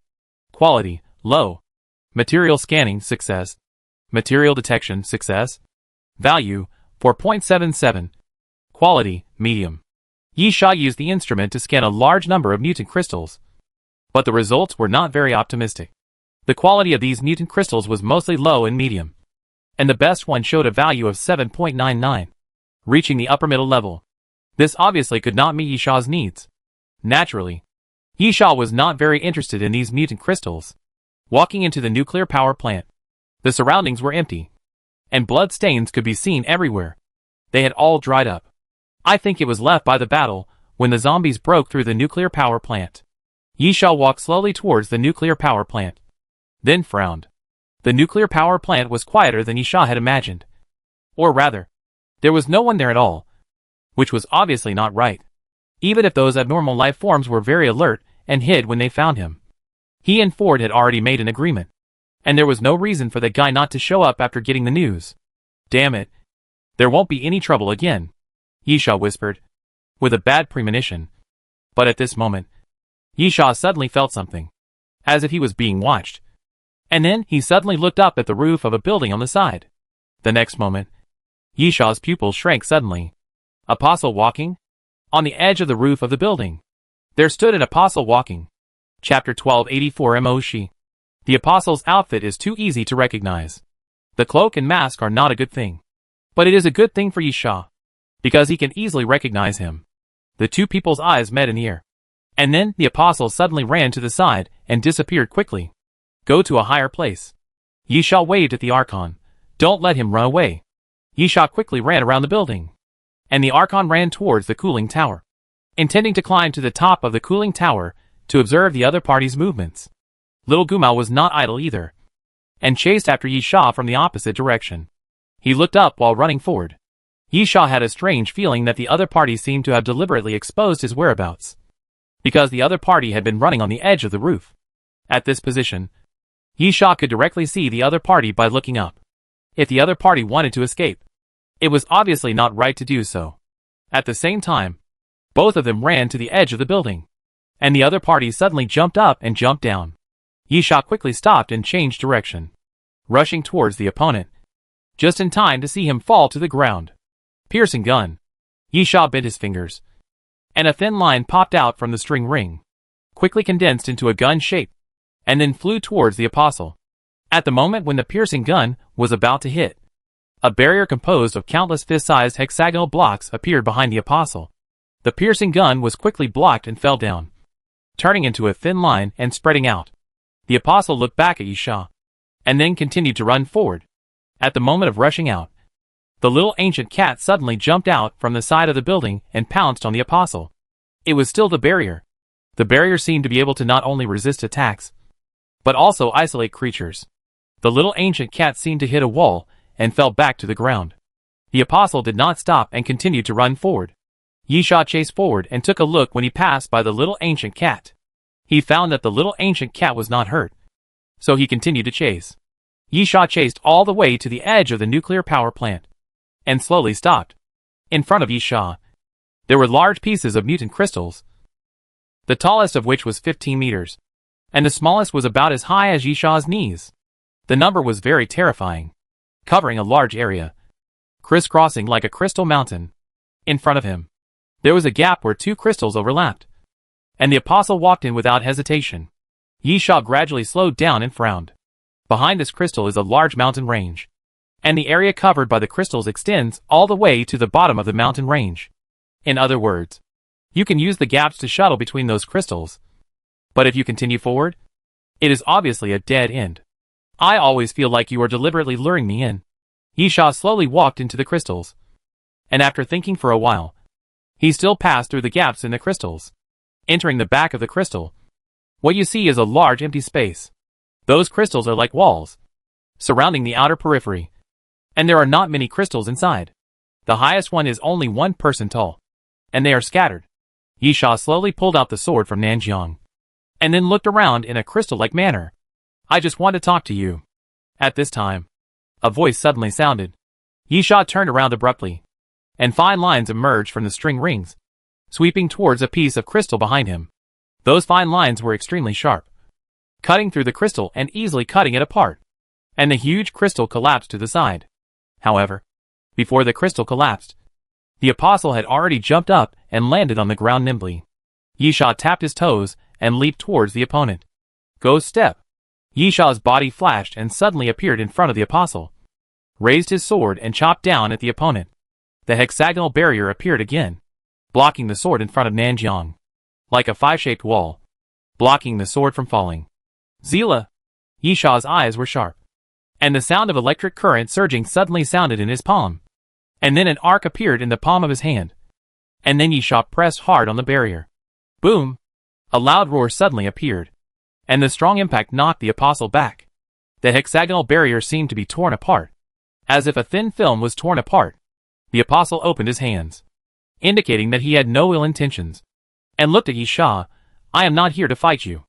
Yisha, then you are here to die? The killing gun. Yisha bit and straightened, and a thin line emerged from the string ring, condensed into a gun shape again, and flew towards the apostle. It was still the hexagonal barrier that blocked the killing gun. The apostle stretched out his hand to pinch the mask and slowly took it off. Please allow me to introduce myself. You can call me Emoshi, one of the sons of the apostle. Emoshi slowly took off the mask, revealing a very pretty face. This is a very beautiful woman, and a very poetic woman. That kind of poetry cannot be described by beautiful or ugly. It is a feeling that is difficult to describe. There is an invisible elegance between her eyebrows. Yisha thought. Maybe this is what is called temperament. Unfortunately, in this era, neither beauty nor temperament is useful. And a woman's beauty is not worth more than a piece of bread. Yi Sha, I don't want to hear the dying man introduce himself. As Yi Sha spoke, he hooked his fingertips, and the thin lines scattered by the piercing gun immediately soared into the sky, crisscrossing and entangled with the surrounding crystals. String barrier. The string barrier does not kill when the opponent does not move, but it can form a barrier that prevents the opponent from moving easily, because it is easy to hit those thin lines, and then the body is cut open. I don't mean to fight. I just want to see you. She smiled at Yi Sha. We are waiting for your return. How long do you plan to wait? Yi Sha glanced at She, inexplicable. Yi Sha's fingers shook slightly, and the extra thin lines flew to the top of She's head, and then scattered while falling down. Rainstorm spear. She raised her hand to the air. Yi Sha originally thought that the other party was going to open the barrier again, but this time, a large piece of light appeared in She's hand. The incandescent light was extremely dazzling. Yi Sha's eyes swept across the light, and immediately felt a burst of pain in his eyes. Then, he couldn't help but retreat several steps back, and then raised his arm to cover his eyes. Chapter 1285 Chase. In a moment, the dazzling light dissipated. Yi Sha opened his eyes, and then saw countless broken thin lines falling to the ground, with burnt marks on both ends of the thin lines. The rain spear has been broken. Look! She smiled, seeing the power I use. Don't you feel it? Yi Sha's face was gloomy. He not only felt it, but he felt it too much. The incandescent light released by this guy actually smelled like an apostle. Although the apostle walk is named after the apostle, it cannot use the power of the apostle. On the contrary, Yi Sha believes that the name of the apostle walk is mainly because the opponent has been pursuing the apostle. It's not that Yi Sha has never fought with the Son of God, especially Nanrong Jishur, who is considered an old opponent. He has never seen the opponent use the power of the apostle, even at the critical moment of life and death. He has never seen Nanrong Jishur use it. So it's not that he doesn't use it, but that he doesn't know how to use it. However, the light released by She just now, Yi Sha felt a strong taste of the apostle. This woman is very strong. Stronger than any saint's son she has ever seen. She looked at Yi Sha in silence and reached out again. I believe you can understand what I say. After all, we are of the same kind. Even without words, we can feel each other's will. Yi Sha grinned, inexplicable. Go to hell. Z-Law. The sound of electric current surge sounded, and then Yi Sha punched forward. The blue electric current wrapped around Yi Sha's fist. And then as Yi Sha punched forward, a current flew out, passed through the thin wire, and hit She. Thunder kill. She pointed her finger, and the white light appeared again, colliding with the electric current. Under the cover of the white light, the electric current was annihilated bit by bit, and soon, it disappeared completely.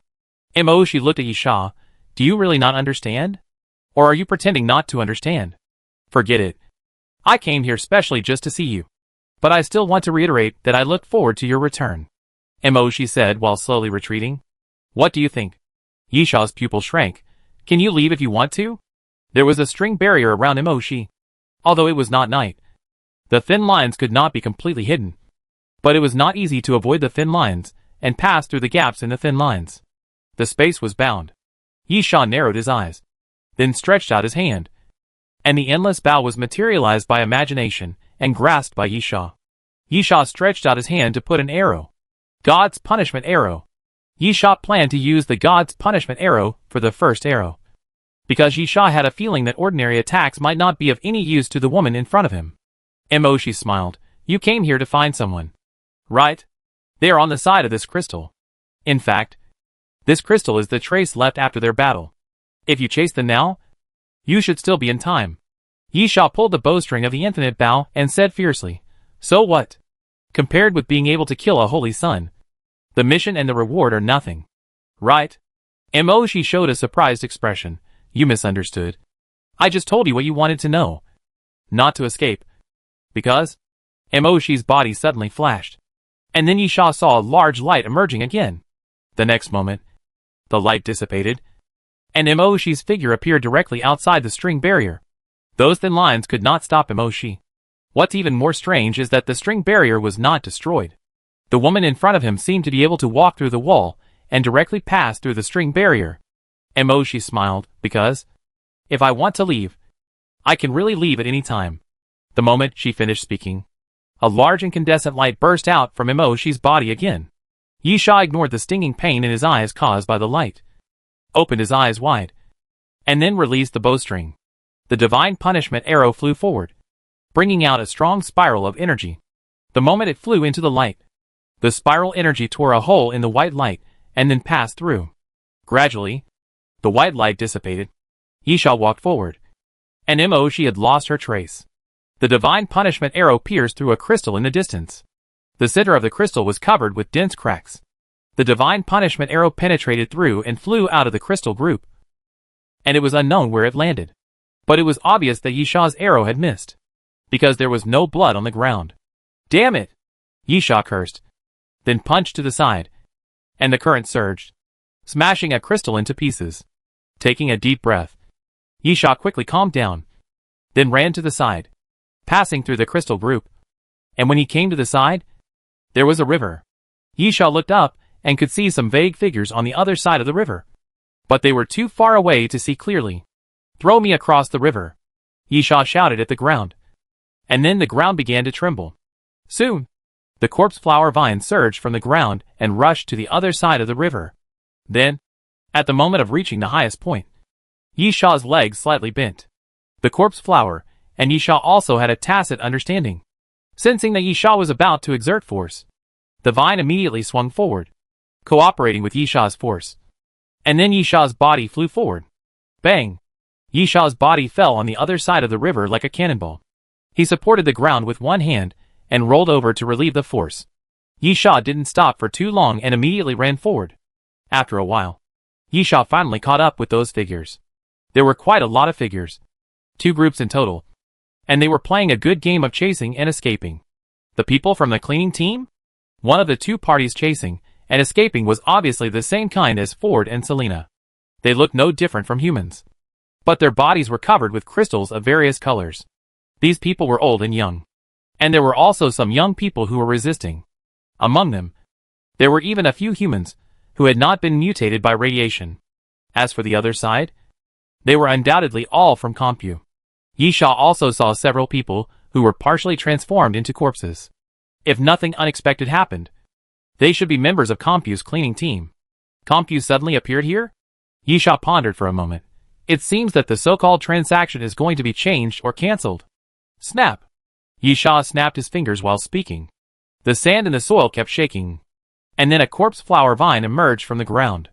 Yisha, stop those people. Also, have Little Ancient Cat and the Archon search the surroundings to see if there are any more people being chased by Comp Corporation. If there are any who cannot be rescued and their bodies have turned into crystals, swallow them up and hide them. Do you understand? The corpse flower vine swayed for a moment, then quickly dived into the ground and moved forward. Chapter 1286 Rescue. The people from Compu are chasing. Although the other side has some people who can participate in the battle, there are obviously more people who need to be taken care of. There are more than a dozen so-called old, weak, sick and disabled people. There is no possibility of escape. I'll see how long you can run. A man whose whole arm has been transformed into a corpse sneered, then punched a crystal beside him, punching a big hole in the crystal, then lifted the crystal directly and threw it forward. However, at this moment, the corpse flower vine suddenly sprang out from under the crystal, and before the opponent could react, it directly wrapped around the opponent's neck. The air suddenly dropped sharply. The cold air of Senbai suddenly appeared from the vine and quickly wrapped around the opponent's body. Snap! Snap! A crisp sound suddenly appeared, and slowly, cold frost quickly appeared and quickly covered the opponent's body, and a layer of hard frost spread out. You guys, I haven't brought anyone to trouble you yet, but you've come to my door first. Yisha came up from the back. Forget it. Since the crew mission also includes the task of dealing with the cleaning team, let's just complete it.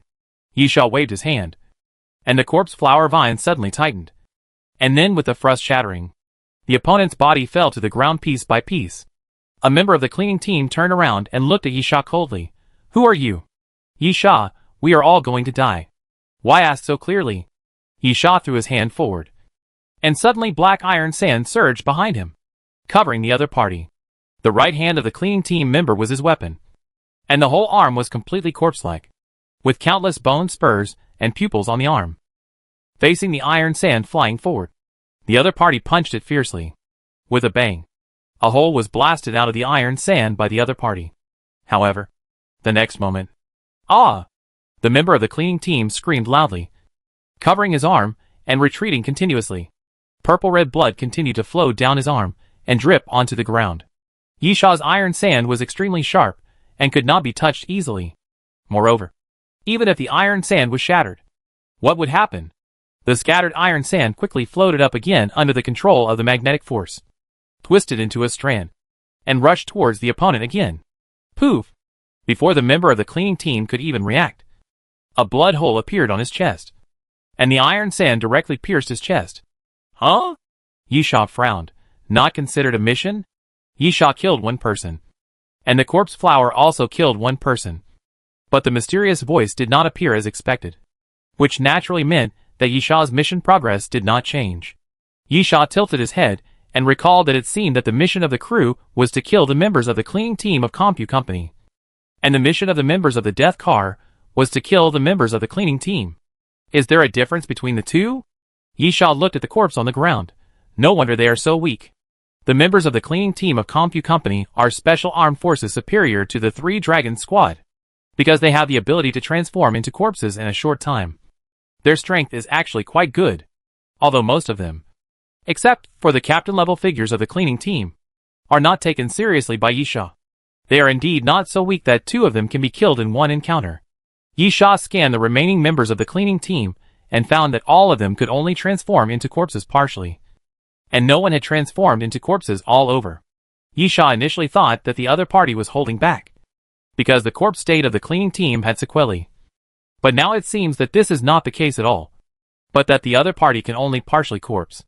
The corpse state of the cleaning team is similar to that of alien humans, and the degree of corpse state depends largely on strength. Yisha finally understood that the so-called cleaning team's detachments are actually defective products of failed corpse experiments. Thinking of this, Yisha immediately relaxed.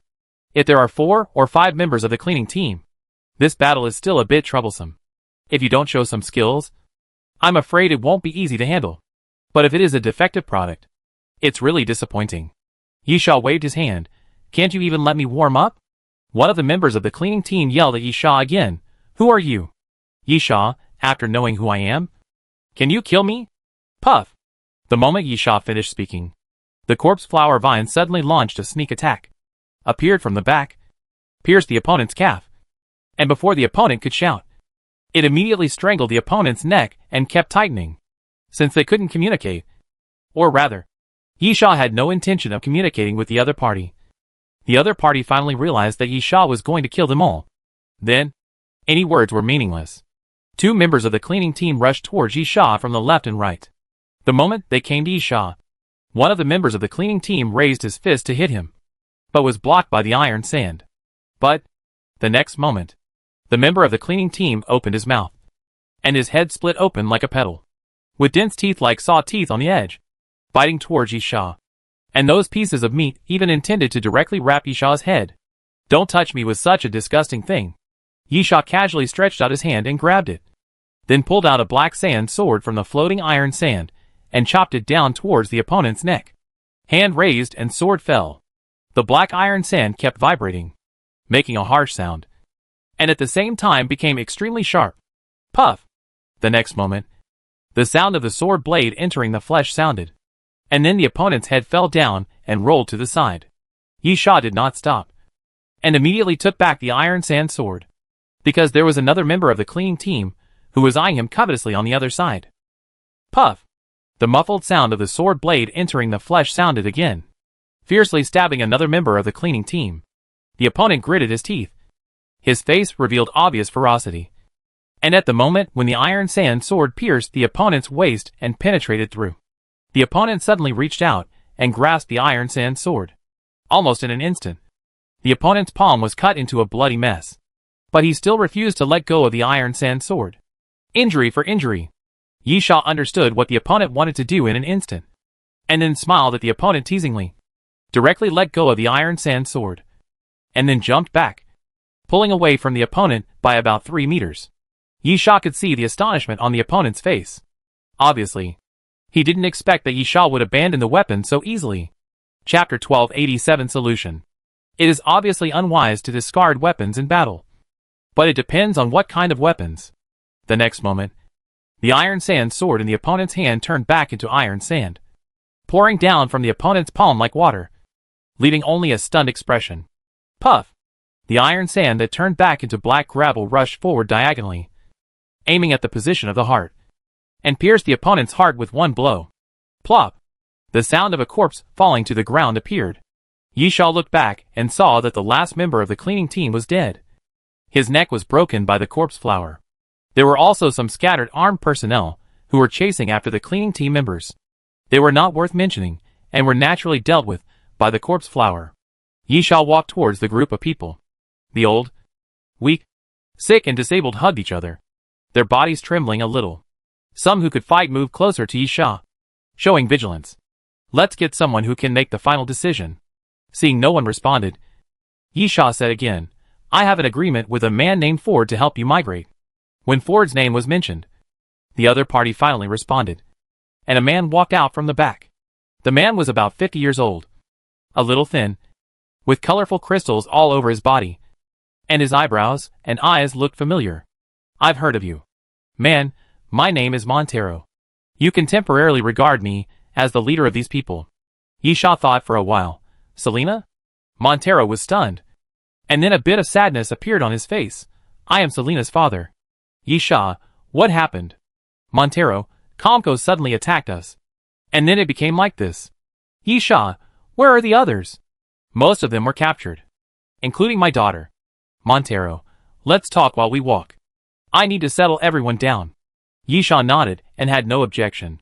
Montero directed everyone to get up quickly and continue to leave, and then walk side by side with Yi Sha. In fact, Comco can destroy us at any time. Yi Sha agreed with this view. Although this group of people had mutated due to radiation, they had no problem dealing with ordinary zombies. In fact, because of the strong defense of the crystal block, they had no problem dealing with some mutant zombies that used pure physical attacks. But it was obviously impossible to resist the impact of Compu. Whether it was individual combat power or number of people, the armed forces sent by Compu could crush them. Therefore, Yi Sha knew that Montero had more to say. As expected, Montero continued, we are like sheep in captivity. Compu wanted to get those crystals and knew that they could grow. So they reached an agreement with Tiger Camp and turned Tiger Camp into a shepherd. They raided regularly and got the crystals, just like plucking wool. Yi Sha, so why do you want to slaughter the sheep now? Montero, I don't know. If I knew, how could I be ambushed by them and suffer so much?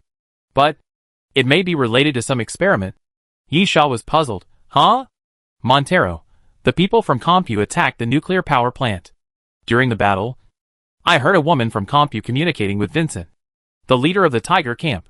Vincent didn't understand why they wanted to eliminate us directly, and the woman's answer was that the experiment had reached a critical period and required a large amount of energy supply. Yi Sha, does the energy supply refer to these mutant crystals? Montero, the other party didn't mention this, but I think so. After all, they came to steal these. Yi Sha, so? They were all taken away. Montero, yes. Most of the crystals in the nuclear power plant were dug out. The ones left were the ones that the other party didn't want, and the ones we made during the battle. Yi Sha, where are the bodies? Montero, they were also taken away. Yi Sha cursed, asshole. Montero, I'm sorry. I'm afraid the deal Ford made with you can't be fulfilled, because we have nothing to give you now. Yi Sha glanced at Montero coldly. No. There are still more than 20 people here. If I kill you, I can still get a lot of things. Right? Gulp. Montero moved his throat and felt the terror. He could clearly feel that Yi Sha was not joking. That kind of strong killing intent did not feel like a joke. Yi Sha, so? Don't play such tricks in front of me. I know what you are thinking, and why you say these things. Montero's eyes twitched, and he finally nodded. What did Montero want to do? He just wanted to lure Yi Sha to snatch the crystals taken away by Compu and rescue his companions. Unfortunately, this old guy was obviously not a qualified conspirator. The taste of inducement and temptation in his words was too strong. However, can Compu really let it go? Can you just snatch my things if you want? Yi Sha sneered in his heart. Although this idea was not very reasonable. After reaching an agreement with Ford, Yi Sha classified the things in the nuclear power plant as his own. How dare those bastards snatch his things? Secondly, since the crew mission is directed at the members of the cleaning team, then Yi Sha had to go to Compu to cause trouble. And the mission must be completed. Yi Sha looked at Montero. I want to know the current situation. How long ago did the battle start? Where are the people who were captured? Where are the people from Compu? Montero, the battle started last night and lasted for about 3 hours. We were completely defeated. Then the people from Compu dug up the crystals and transported the bodies away. If nothing unexpected happens, they should have returned to the Tiger camp. Yi Sha, are you sure? Will they just leave? Montero, I'm sure. Because they need to dig crystals. They brought a lot of digging equipment yesterday. There are not many transport vehicles. It's impossible for them to leave with an excavator. Right? They must go to Tiger camp for transit. Very good. Yi Sha, you have 5 minutes to prepare. And then take me to Tiger camp. Montero, it's not safe here. I really want to save people. But compared to that, the people who have not been captured are more important. I must settle them, and even search for other people who have escaped. Do you think I'm asking for your opinion? Yi Sha, you can choose to take me to Tiger camp. Or I will kill everyone else and force you to take me to Tiger camp. Do you understand? Chapter 1288 Going to Tiger camp. Montero was obviously a man who knew the current situation very well. He thought for a moment and said, I'll go and tell them. Yi Sha, hurry up. I don't have much time. Besides, I think if you really want to save people, don't delay too long. Because you don't have much time either. I understand. Montero nodded. It will be done soon. It won't take too long. Yi Sha waved his hand indifferently. A little impatient, Montero whispered a few words to the others, as if he was giving instructions, making arrangements, and at the same time, it felt a bit like he was saying his last words. Obviously, Montero didn't think that Yi Sha could do anything alone. But he still returned to Yi Sha. Montero wanted to shirk responsibility. Not because he didn't want to save people, but because he was afraid that Yi Sha would force the rest of the people to participate in the battle, or even use them as cannon fodder. But if it was just Montero, Montero would have the will to fight. After all, Selena was her daughter, and Selena was currently in the hands of Compu. Yi Sha could completely guess what Montero was thinking. In fact, Yi Sha knew that this guy had played some tricks again. Montero thought that he kept his voice very low. Unfortunately, Yi Sha's physical fitness was strengthened, which also brought about the improvement of his 5 senses. Yi Sha clearly heard Montero's instructions to others. One of them was that after finding other people, don't let them go to Tiger to rescue people. Obviously, under the attack of Compu, there were actually more people who escaped. These in front of Yi Sha were not all of them. The other party just got separated. However, Yi Sha didn't care. Rather than getting some helpers, who might not be very useful, Yi Sha felt that it was more important to buy time. Don't waste time. And if Compu runs away with the things, it will be a waste of time. Lead the way. Yi Sha, how long will it take to reach Tiger camp? Montero, I know where to find a car. If we drive, it will take about 3 or 4 hours. Yi Sha, what are we waiting for? Let's go! Montero's car was not going to a certain place. After all, this place is not a city. Not a place where people gather. And vehicles are not often seen here. The nuclear power plant was originally equipped with some vehicles, but they were almost destroyed when the zombies attacked the nuclear power plant. Otherwise, if there were enough vehicles and enough food and water, these people who were mutated by radiation would have migrated away long ago. Unfortunately, they lacked both vehicles, water and food, and even gasoline. The car Montero mentioned was hidden by them in advance, so that they could use it in some special circumstances. The car was an old Jeep, but it was okay as long as it could be driven. Following the river downstream, Yi Sha soon saw the so-called Tiger camp. This Tiger camp was indeed very different. At least it was very different from the survivors' human camps in Yi Sha's impression. First of all, the scale of the Tiger camp was much smaller than that of most survivors' human camps. And secondly, the construction method. The Tiger camp adopted a military camp-style construction. Montero was beside Yi Sha. The founder of Tiger camp is a very powerful person. I don't know how to put it. He has some unique and strange abilities. Moreover, I think the purpose of building Tiger Camp is because of the support of Comscope. Yisha nodded. This can be seen from those buildings. Those buildings are all splice buildings. Simply put, they are built like models. When disassembled, they are just pieces of alloy steel plates. This is not something that can be obtained anywhere. Obviously, only with the support of Compu can this be done. At the same time, Yisha picked up the telescope and saw the target. The Tiger Camp was very lively, and things were being moved constantly, including those humans with mutated life forms, with shackles on their hands and feet. Yisha even saw Selena among them. It seems that they are going to abandon the Tiger Camp. Yisha thought for a while. That's normal. They have already taken what they want. There is no reason to stay in the radiation zone. Montero was a little nervous. What should we do? Yisha, nothing. Just go in. Kill people. Take things. As for... Yisha looked at Montero teasingly. Yisha, how you save people has nothing to do with me. Whether you can save people or not. How many people you can save. That's what you should consider.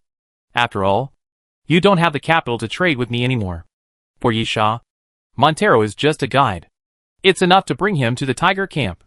Yisha doesn't expect Montero to help him fight. Yisha would not help Montero save people. Of course, Montero seized the opportunity and rescued people. That was also Montero's ability. Yisha did not care. Strictly speaking, Yisha at least gave Montero a chance to save people. However, before taking action, Yisha contacted the boss lady first. After all, the Tiger Battalion had a lot of manpower. And there was also the cleaning team of Comp Corporation, which was still a headache. So Yisha had to find some help for himself. I want to provide a very important piece of information, Yisha said seriously. Currently, the mutant crystals, especially the high-quality mutant crystals, have hit a place called Tiger Camp. Everyone should target this place.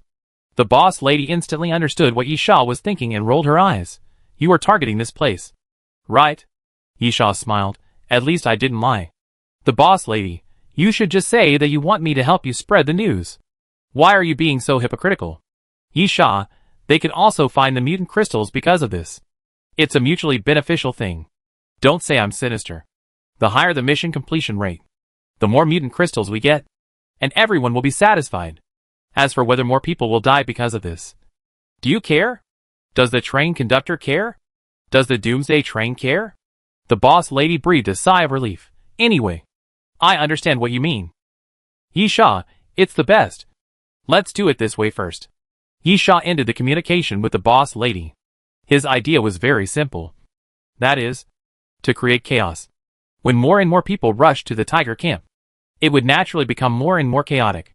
Of course, Yisha had to start the fire first.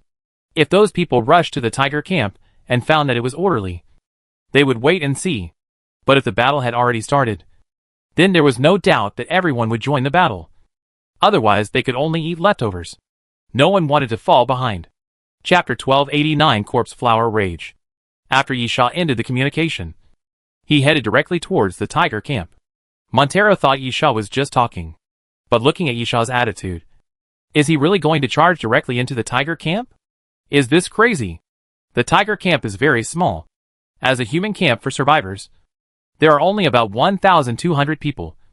But among these 1,200 people, more than 500 are armed personnel.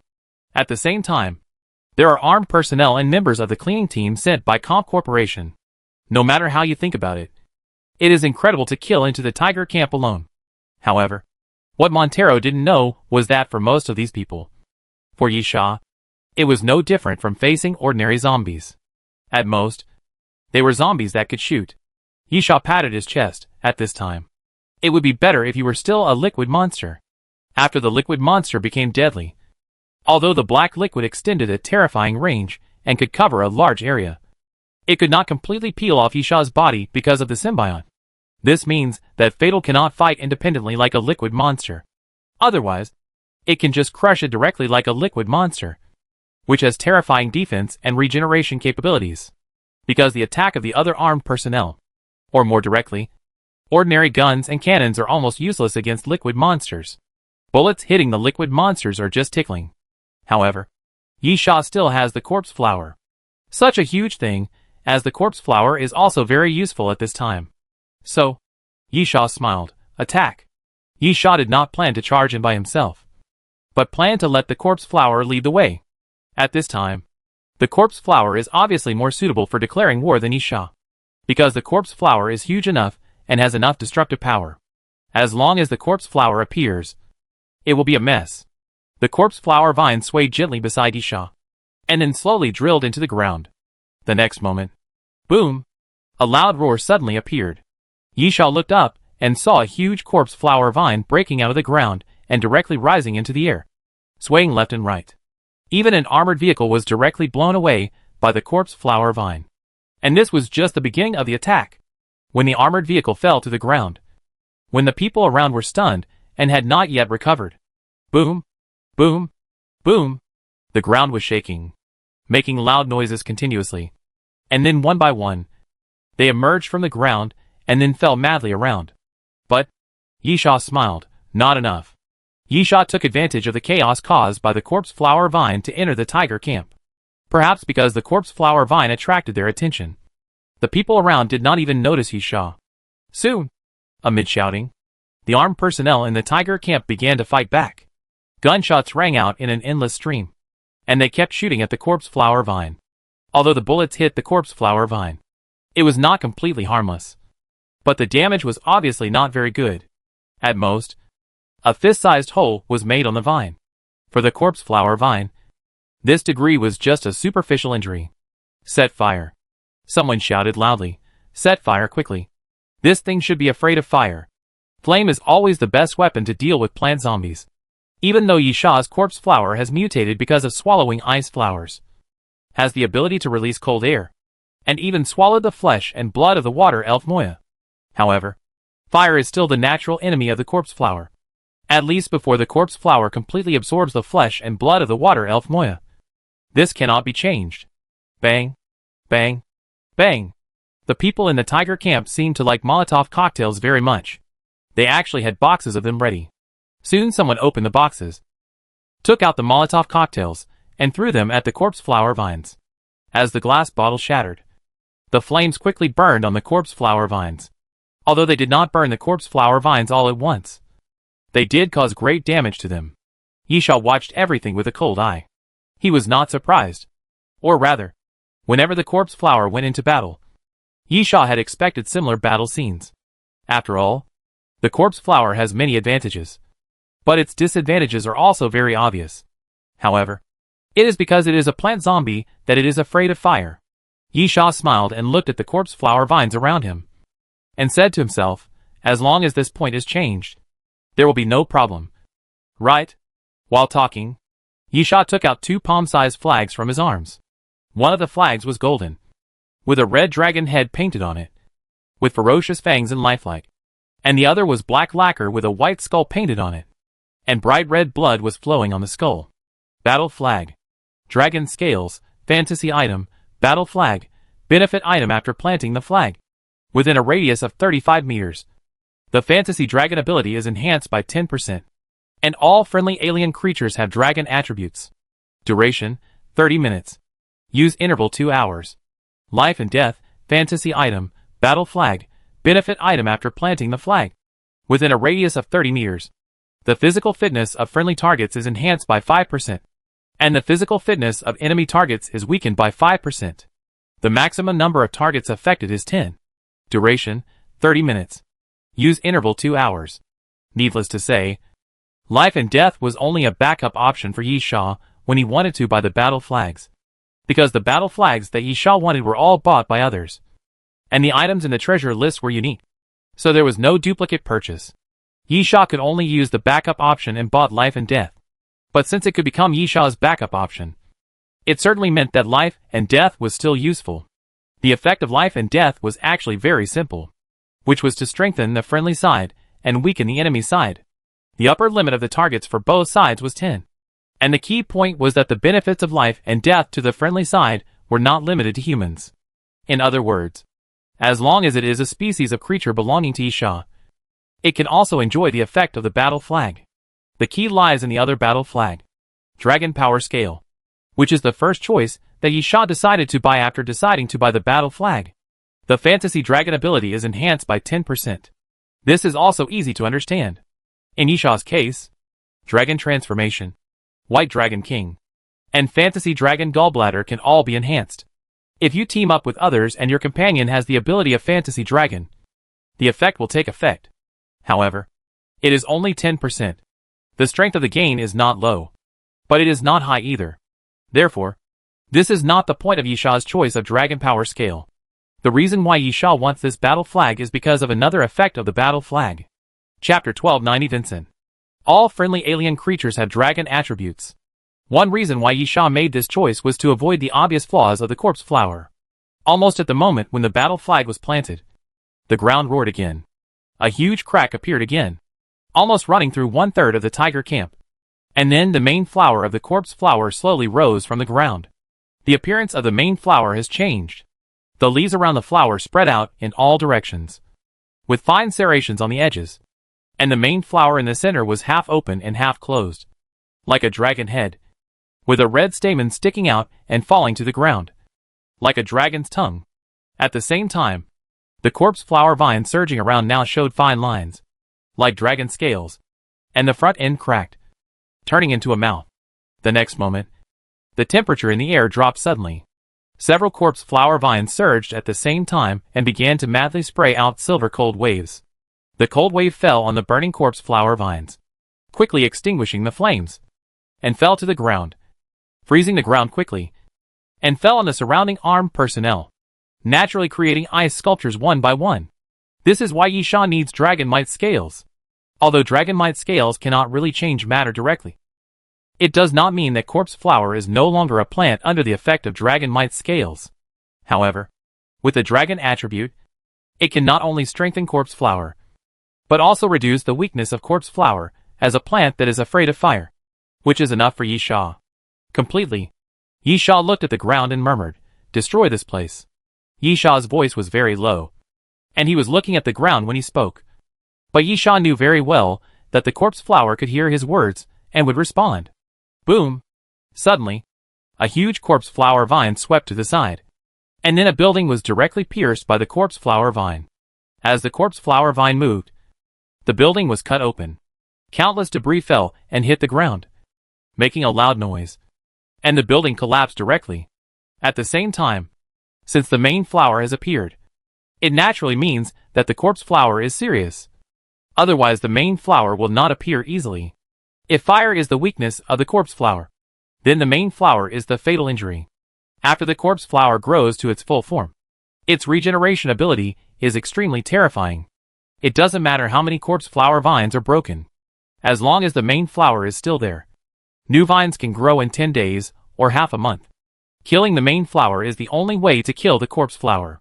However, the main flower is not so easy to kill. The Tiger Camp and Comp Corporation were obviously not unfamiliar with the corpse flower, a plant zombie. At least they knew some of its characteristics. Therefore, the other party decisively used Molotov cocktails, and after the main flower appeared, someone immediately shouted and charged towards the main flower. However, at this moment, the air suddenly filled with a strange fragrance. The main flower kept swinging left and right, and then the yellow-white spores began to float wildly in the air. As the spores and fragrance spread, the armed personnel could not rush to the main flower at all, and they could not throw the Molotov cocktails in their hands. The dizziness came over them crazily. Plop! Plop! Plop! The armed personnel fell to the ground one after another, fell straight to the ground, and lost consciousness. Then, the corpse flower bared its fangs again like a beast. The main flower kept opening and closing, and countless green liquids were sprayed out. Corrosive solution. When the solution fell to the ground, it would immediately make a hissing sound and emit white smoke continuously. And if it fell on the people around, Yisha saw with his own eyes that the flesh and blood of an armed man disappeared in a very short time and turned into a skeleton. Even after the skeleton collapsed to the ground, the bones were still being corroded. In the end, all traces of the other party in this world were wiped out. Yisha just stood in the corner, leaning against a pile of supply boxes, looking like he was watching a good show. Yisha didn't expect that the corpse flower would be so strong after exerting its full strength, because the main flower is the fatal weakness. Yisha usually restricts the strength of the corpse flower, and does not let the main flower appear on the ground easily. If there were only vines, the strength of the corpse flower would definitely be greatly weakened, and its attack mode would be relatively monotonous. However, it is undeniable that the corpse flower would be very safe and almost impossible to be completely killed. However, at the moment, Yi Sha felt that it seemed appropriate to let the main flower of the corpse flower appear and fully demonstrate the strength of the corpse flower. He was a little overprotective of the corpse flower. The corpse flower today is not so easy to be killed. Found it. At this time, a voice suddenly sounded behind Yi Sha, attracting Yi Sha's attention. Yi Sha turned around and saw a black man with a bald head. He was not very strong, but his muscles were very clear, and he looked very explosive. Yi Sha smiled. "You are looking for me?" The other party pointed at the corpse flower. "You did it. Right?" Yi Sha, "So what?" The other party, "I know where you came from. So I know it's impossible to ask you to stop. But I also know how to stop that thing from wreaking havoc. Just kill you." Suddenly, the other party pulled out a large caliber revolver from his waist and pulled the trigger towards Yi Sha. Bang! A huge gunshot sounded, and Yi Sha dodged it. The bullet hit the supply box and directly knocked the supply box full of ammunition away. The black man grinned, revealing a mouthful of white teeth. "Killing you will stop that thing." Yi Sha walked out from the other side of the stacked supply boxes. "Who are you?" "You are not good at intelligence work." The other party grinned. "You come to my territory to cause trouble. But you don't even know who I am." Yi Sha tilted his head. "Vincent?" Yi Sha vaguely remembered that Montero mentioned this name, saying that the other party was the leader of the tiger camp. Vincent raised his gun again. "Yes. It's me. The guy who got off the Doomsday train." Bang! Bang! Bang! As Vincent spoke, he pulled the trigger continuously at Yi Sha. "Go step." Yi Sha's figure flashed quickly, avoiding Vincent's shooting. And at the same time, he was a little surprised. This guy actually knew that he was from the Doomsday train? At the same time, Vincent had used up all 6 bullets in the revolver. Without reloading, he directly abandoned the revolver, took something out of his waist bag, and threw it in the direction of Yi Sha. Magic hand salute. The thing Vincent threw out turned out to be 3 salutes. With 3 bangs, they suddenly exploded next to Yi Sha, and smoke filled the air. Then, before Yi Sha could react, 3 spring hands suddenly appeared. Chapter 1291 Escape. The 3 spring hands were the kind commonly seen in the prank box, except that the prank box usually contained spring fists, and now it was spring hands. The 3 spring hands quickly grabbed Yi Sha's 2 arms and thighs. There was nothing behind the springs, but Yi Sha felt like he was really caught. He wanted to break free, but felt a huge force. "I see. Yi Sha, you are also a person on the Doomsday train." "No. It should be said that you were once a person on the Doomsday train. This kind of strange props are usually only sold on Doomsday train. The apostles may also have it. But the other party is obviously not an apostle. So there is only one answer left. This guy is from Doomsday train. But since he is not participating in this mission, but the boss of Tiger Camp, it is impossible for him to get off the Doomsday train at this stop. It can only be in the past." Vincent grinned. "I once won the first place in the death car battle. Although I left for a long time. You are still no match for me." Before Vincent finished speaking, Yi Sha suddenly exerted force again, this time with several times more force than before, and the 3 spring hands were directly broken apart, and even the springs were torn off. Vincent's pupils suddenly shrank, revealing a surprised expression. "The first place in the battle of the death carriage?" Yi Sha sneered. "Then do you know who I am?" Yi Sha suddenly stretched out his hand towards Vincent, and his 5 fingers became claws. "Capture the dragon and let the crane fly." Capture the dragon in one move. A strong suction force appeared, and Vincent's body was sucked over. Yi Sha grabbed Vincent's throat and then smashed him to the ground. With a bang, the ground made a loud noise, and a crack was created by Vincent's back. Yi Sha looked at Vincent. "I am the flight attendant." Yi Sha's attack was not over yet. He just swung his hand and threw Vincent to the ground, causing Vincent to roll continuously on the ground. The next moment, wind pursuit. Yi Sha pointed his toes and chased forward with the wind pursuit, while cooperating with the ghost step. He caught up with Vincent in almost the blink of an eye, and then raised his foot and stepped on Vincent. Poof! When Yi Sha's foot landed on Vincent, Vincent opened his mouth and spurted out a mouthful of blood. Dwayne! Vincent screamed in pain. "Save me! Save me!" When Yisha said the 3 words conductor, Vincent instantly went from full of confidence to extremely desperate. Vincent left the Doomsday train after the Doomsday train rebellion. He saw with his own eyes that the boss lady easily suppressed the guy who wanted to launch a rebellion. And at the same time, he deeply felt the boss lady's power and terror. But the boss lady didn't stop anyone from leaving. So Vincent left the Doomsday train. But the feeling of fear will not disappear just because of leaving. Or rather, it will only disappear temporarily. The conductor? This should be a guy similar to the boss lady. Right? This was the only thought in Vincent's mind. And the rest was to ask for help. He didn't ask for someone to kill Yisha. As long as someone could show up to resist Yisha and let him escape. Then, Vincent felt the fear he once had. Yisha, Dwayne? He's the captain of the cleanup team. Right? He's the right one. Right? Although he doesn't look that good right now. Vincent looked at where Yisha pointed. And then he felt his heart stop. There, a strange zombie stood there, wiping a bloody dagger. And at the feet of the zombie, there was a pile of corpses. And a beast that looked like a cat or a dog was gnawing on them, eating happily. Suddenly, the beast's tail flicked, and its head turned over, just in time to meet Vincent's eyes. It was a familiar face. I'm so sorry. Yisha bent down and pinched Vincent's throat. I'm afraid no one can save you. Crack. A crisp bone-breaking sound was heard, and the cervical vertebra was completely broken by Yisha. You killed the ungrateful defector. Reward, Magic Hand Salute X6. You killed the ungrateful defector. Additional reward, Gold Skull Coin X5. Yisha grinned and looked at the corpse with a sneer. 5 Gold Skull Coins reward. You are really worth it. After dealing with Vincent, Yisha looked around and found that the tiger camp was even more chaotic. The corpse flower was the main creator of the chaos. At the same time, because it was the most conspicuous, it was undoubtedly the main target of attack. But Yisha was very keen to find that the corpse flower was no longer the only invader. Many people on the Doomsday train arrived. Most of these guys are cunning. They don't deliberately make a big noise, but secretly kill people there. Especially when they catch the continuous attack of Comp Corporation. After all, collecting the mutant crystals is certainly important. But the cleanup team of Compu and its subordinate teams are also one of the targets. Of course, those who sneaked in did not forget to collect the mutant crystals, since they had to complete the mission. Of course, no mission could be missed. So, this is the real reason for the greater chaos. The chaos caused by the attack of the corpse flower was deliberately calmed down under the command. At least to calm down the armed personnel and jointly attack or defend. However, if the companions around were killed unknowingly, that would be another matter. The invisible enemy is the most frightening.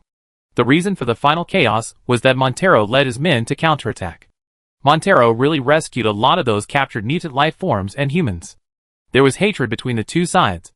And the second thing was to kill and escape from here. Those who could participate in the battle would naturally join the battle immediately. The most important thing was that there were a large number of mutant crystals in the Tiger camp that were snatched back by Compu. The more crystals there are, the more powerful these people will be. Boom, boom, boom. The roaring sound continued to sound, as if it would never stop. And then huge crystals continued to rise, covering the entire Tiger camp. And this is the chaos that Yisha wants. It's almost time to take action, Yisha murmured, very satisfied with the current situation. And then walked to the side, came to the side of a supply truck, opened the back door, and saw that there were crystal corpses inside. Yisha then closed the car door and walked quickly to the driver's seat. While the corpse flower was raging, the Archon and the little ancient cat were not idle either. They sneaked in and found what Yisha wanted. All they had to do next was leave here. After Yisha jumped into the driver's seat, he drove quickly. Everyone's attention was on the corpse flower at the moment. And Yisha didn't want to let the corpse flower sneak away so quickly. It could wreak havoc for a while longer. By then, Yisha would have run away. Chapter 1292 An Unexpected Discovery. Yisha drove out of the Tiger camp quickly. This was not a big deal. The surroundings were in a mess. Moreover, some members of the Doomsday train who had taken advantage of the situation were also running away after taking their belongings. Yisha was not the only one. Naturally, it attracted even less attention. But at this moment, when Yisha drove out of the Tiger camp, he suddenly noticed a place not far to the front and side. There were about 7 or 8 people. all of whom were members of the cleaning team, and they had already entered the corpse state. In addition, there were more than 10 fully armed Tianlong warriors. This is definitely a force that should not be underestimated. But what surprised Yisha was that these people did not participate in the battle, but seemed to be protecting someone from breaking out of the tiger camp. Yisha narrowed his eyes, and even slowed down his speed, just to see who the other party was escorting. At this time, Yisha's curiosity was prompting Yisha to act. In fact, this was completely unnecessary, because even if he could see clearly who the other party was protecting, Yisha would not recognize it. However, at the moment when the other party broke out of the tiger camp and came to the side, Yisha's eyes suddenly widened. No way! Yisha was shocked, wondering if God had opened his eyes. Such a big pie fell on his head. The group of guys were escorting a woman of some age. But this woman had obviously lived a pampered life and was very well maintained, apart from the faint wrinkles on her face, which could tell that she was a little old. It was impossible to tell how old she was. Of course, the most important thing was that Yisha knew this woman, Martha Miller, the lover of Karam, the founder of Computech, and one of the giants who ran Computech before the end of the world. Most importantly, this woman was one of the candidates given by Dr. Davis, who might have the initial zombie virus. Yisha was not sure what the private relationship between Martha Miller and Karam was like, whether they were lovers or wives. But Martha Miller was indeed a celebrity before the end of the world.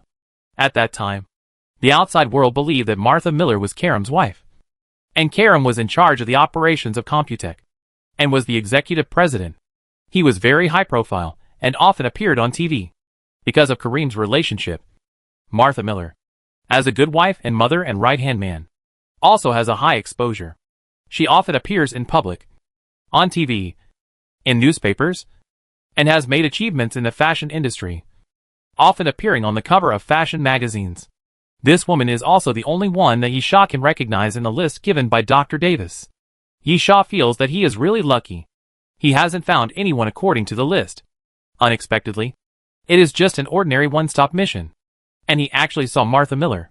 Just as he was shocked, Yisha suddenly found that Martha Miller had boarded the helicopter.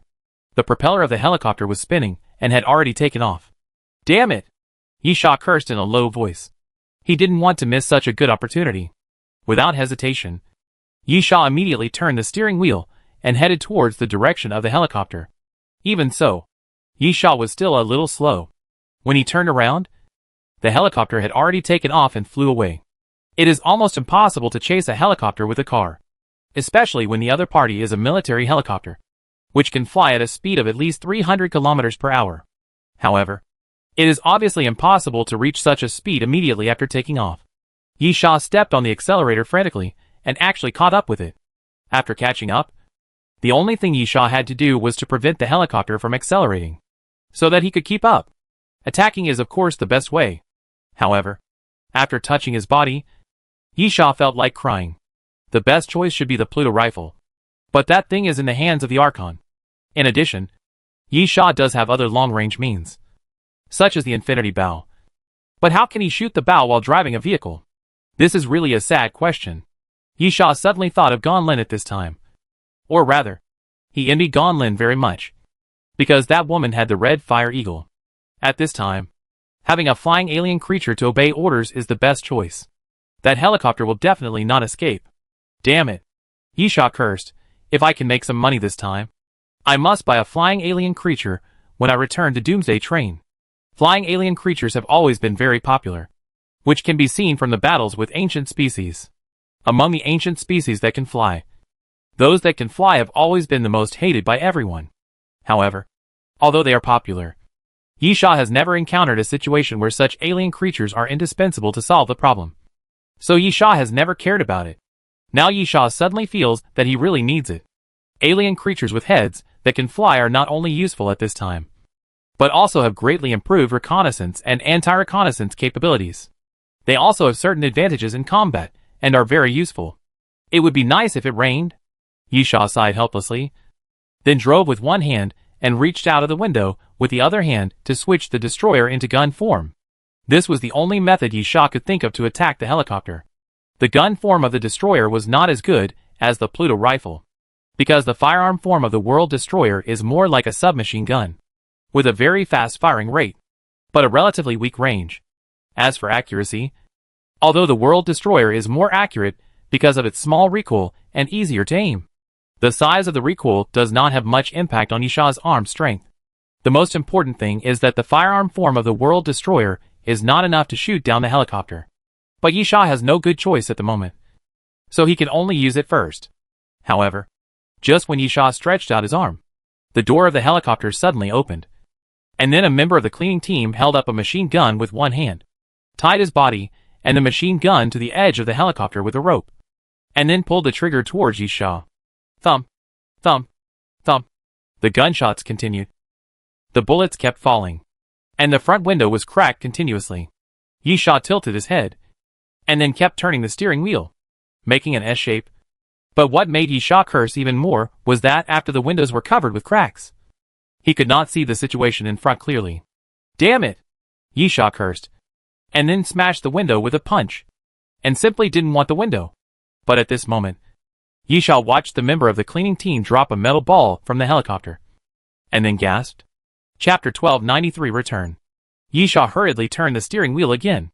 At the same time, the metal ball fell to the ground, quickly spread out, became like a spider, and was fixed directly on the ground. Then flashed red light.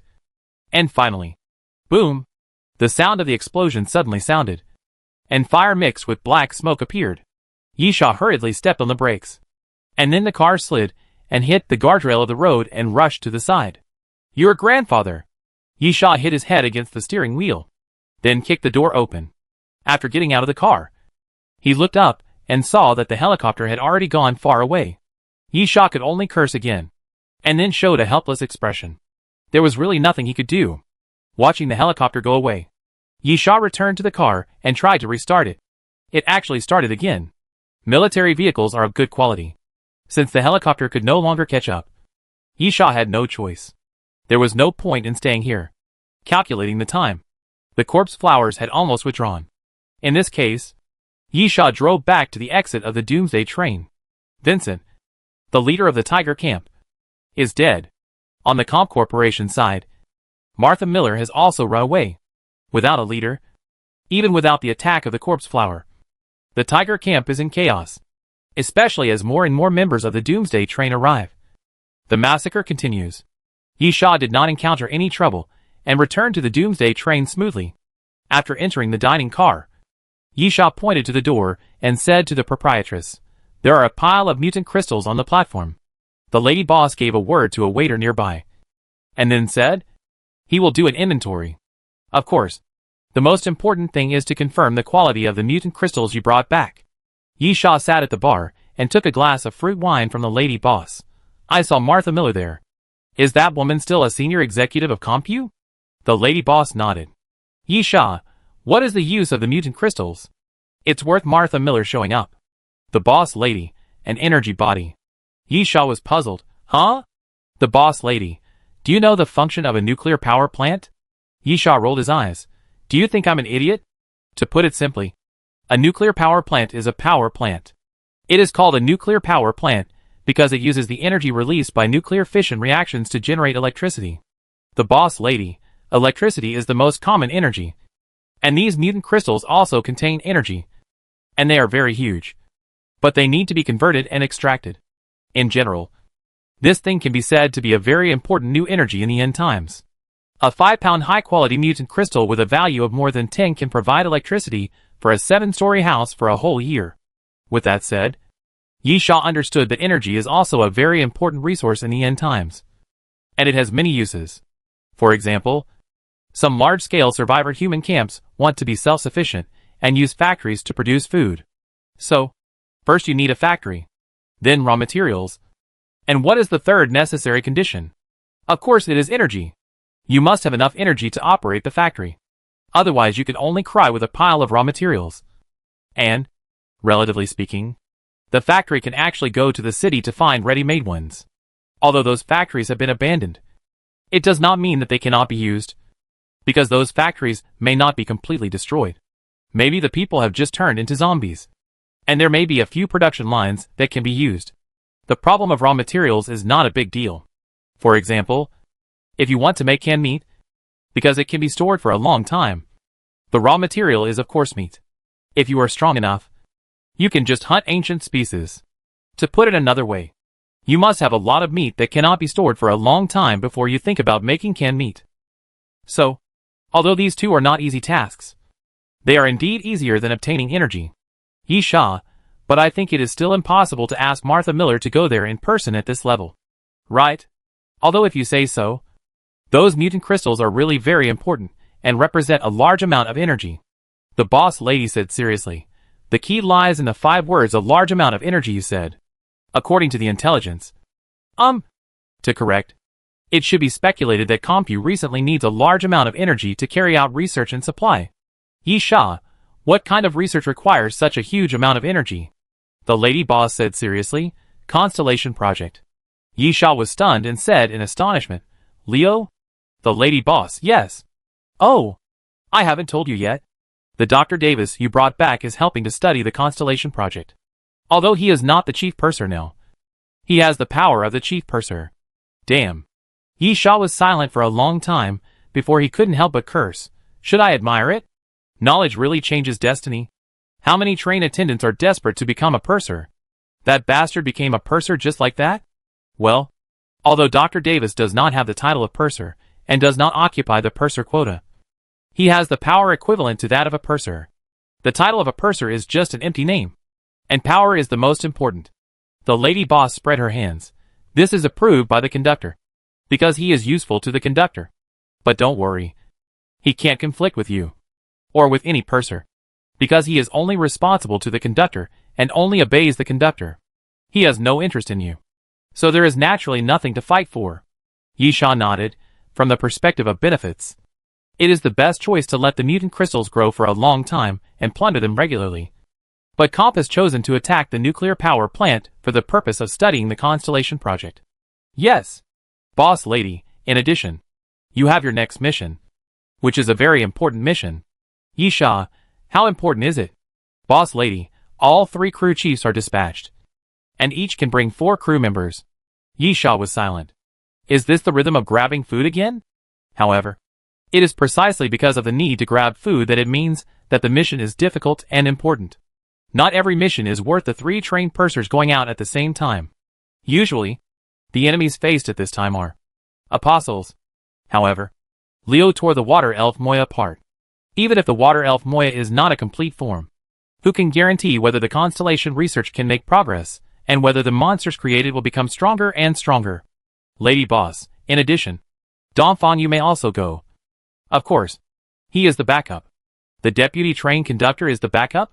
Yeehaw raised his eyebrows. What is the goal of this mission? Has Compu created a new constellation monster? Chapter 1294 The Edge of Rules. Boss lady, according to Dr. Davis's analysis, to successfully create a constellation monster, a large amount of energy is required, and the genes of the ancient species must be injected. Of course, the stronger the ancient species, the better. Yeehaw, the target is the ancient species. Yes. Boss lady, if nothing unexpected happens, Comp's target is probably Kavasi Island. Yeehaw thought for a moment. Then, I have no impression at all. The proprietress, it's normal that you don't have any impression. Even before the end of the world, almost no one knew about that place, and few ships passed through that place, because Kavasi Island is located in the South Atlantic anomaly. Yeehaw felt a toothache. Why is it this kind of place again? Yeehaw did not know Kavasi Island, but he knew the South Atlantic anomaly because that place was quite famous, and was one of the 10 mysterious forbidden areas on Earth. The magnetic field strength in that area is weaker than anywhere else on Earth, and its weakening speed is at least 10 times faster than other places. So scientists call this place the South Atlantic anomaly. The most incredible thing is that in this South Atlantic anomaly, its magnetic field will even reverse directly. Boss lady, the strange magnetic field there has revived a large number of ancient species, and there are a large number of powerful ancient species. Yeehaw, so Compu wants to go there to hunt ancient species? Boss lady, 70% probability. According to Dr. Davis's speculation, Compu will most likely choose there, and there are some backup locations, such as the Hellgate Death Valley, Suicide Forest, Mountain City Black Bamboo Valley. And Ghost Island that you have been to. Yisha, since there are so many backup places, why is there still a 70% probability? Boss lady, you have been to the Gate of Hell. It is too big. The powerful mutant zombies in the Suicide Forest are more than the ancient species. The Black Bamboo Valley is in China. Few people in Compu are familiar with it. As for Ghost Island, Boss lady spread her hands. Boss lady, in fact, Ghost Island is more suitable than Kavasi Island. It is called the unknown land of the earth. Some people call it the New World. There are even rumors that there were ancient creatures living there before the end of the world. But the premise is that you can find where Ghost Island is. Yisha had also heard about the Ghost Island. In 1707, a captain discovered land at sea, but he could not get close to it, so he marked the land on the sea chart. Then, in the next 200 years, people repeatedly passed by the nearby place and discovered the land, but they could not get close to it, until a scientific expedition team went to find the continent. They found that there was nothing at the marked location. But what is even more amazing is that after that, other scientists went there and discovered the land again, but they still could not get close to it. So, people call this land that sometimes appears and sometimes disappears Ghost Island. Boss lady, in short, we are still gathering intelligence, but it is basically certain that Compu plans to go to Kavasi Island. And this is also your next stop. Yisha nodded. I understand. Boss lady, be careful. That place is dangerous in every sense. Yisha smiled. I think people are more dangerous than ancient species. Boss lady also smiled. So, I mean in every sense. In addition, if you perform well this time, you should be able to make a lot of money again. There are rare and powerful ancient species there, which are very valuable. Yisha, why do I feel that when you said this, you were expecting me to fill your warehouse? The boss lady laughed even more happily. Yes. That's what I thought. At this time, the waiter who had left earlier returned to the dining car and whispered a few words in the boss lady's ear. The boss lady nodded. And then, I calculated it. A total of 220 gold skull coins. And there are rewards for completing the task. Wait a minute. Yisha, so little? That car of corpses that have turned into crystals must weigh at least half a ton. And only 220 gold skull coins? The proprietress. Not all bodies that have turned into crystals are of high quality. Moreover, even if they are of high quality, they have to be scanned. It is very likely that only some parts of them have reached the high quality value. You should believe that I am honest. Okay. But I want to postpone the checkout. Yisha looked at the time. It's almost time to come back. The proprietress looked puzzled, not knowing what tricks Yisha was playing. Yisha was not in a hurry. He stayed in the dining car for a while. And Yiyu and Fei Long walked into the dining car. There was a man next to Yiyu, who looked like he had been beaten up. He was unusually honest, and even submissive next to Yiyu. Yiyu pointed at the man casually. The person you want is here. Yisha looked at the proprietress. You can pay now. After giving me my share, the extra crystals will be counted on this man. Don't worry. He is a member of the death car heading to Grace Plains at this stop. And he has a mission. The proprietress already knew what Yisha was up to, and helplessly said, You are breaking the rules. No. Yisha smiled. If I broke the rules, Doomsday train would make me lose my head. Since there is no such thing, it means that I have done things within the rules, and at most took advantage of a small loophole. The boss lady, ordinary crystals are not worth too much money. Yisha reminded, half a ton. The boss lady was helpless, at most 200. No more. Yisha smiled, deal. Yisha completed the task of a train attendant. So crystals of ordinary quality are not counted as tasks. That is, Yisha cannot exchange ordinary crystals for money from the boss lady. If the crystals transformed from the corpses are all high-quality crystals, then 500G can get 20 gold skulls as a reward. Yisha thinks that after completing this mission and getting the money, he can definitely challenge the train conductor. Therefore, it turns out that Yisha's guess is correct. The Doomsday train will not have such obvious mistakes. The number of high-quality crystals is still very small. The crystals transformed from the corpses are just of higher quality. Therefore, Yisha thought of another way, which was to settle the task with high-quality crystals, and then give the excess crystals to other members of the death car participating in this station to settle ordinary tasks. This is obviously not a routine operation for receiving task rewards.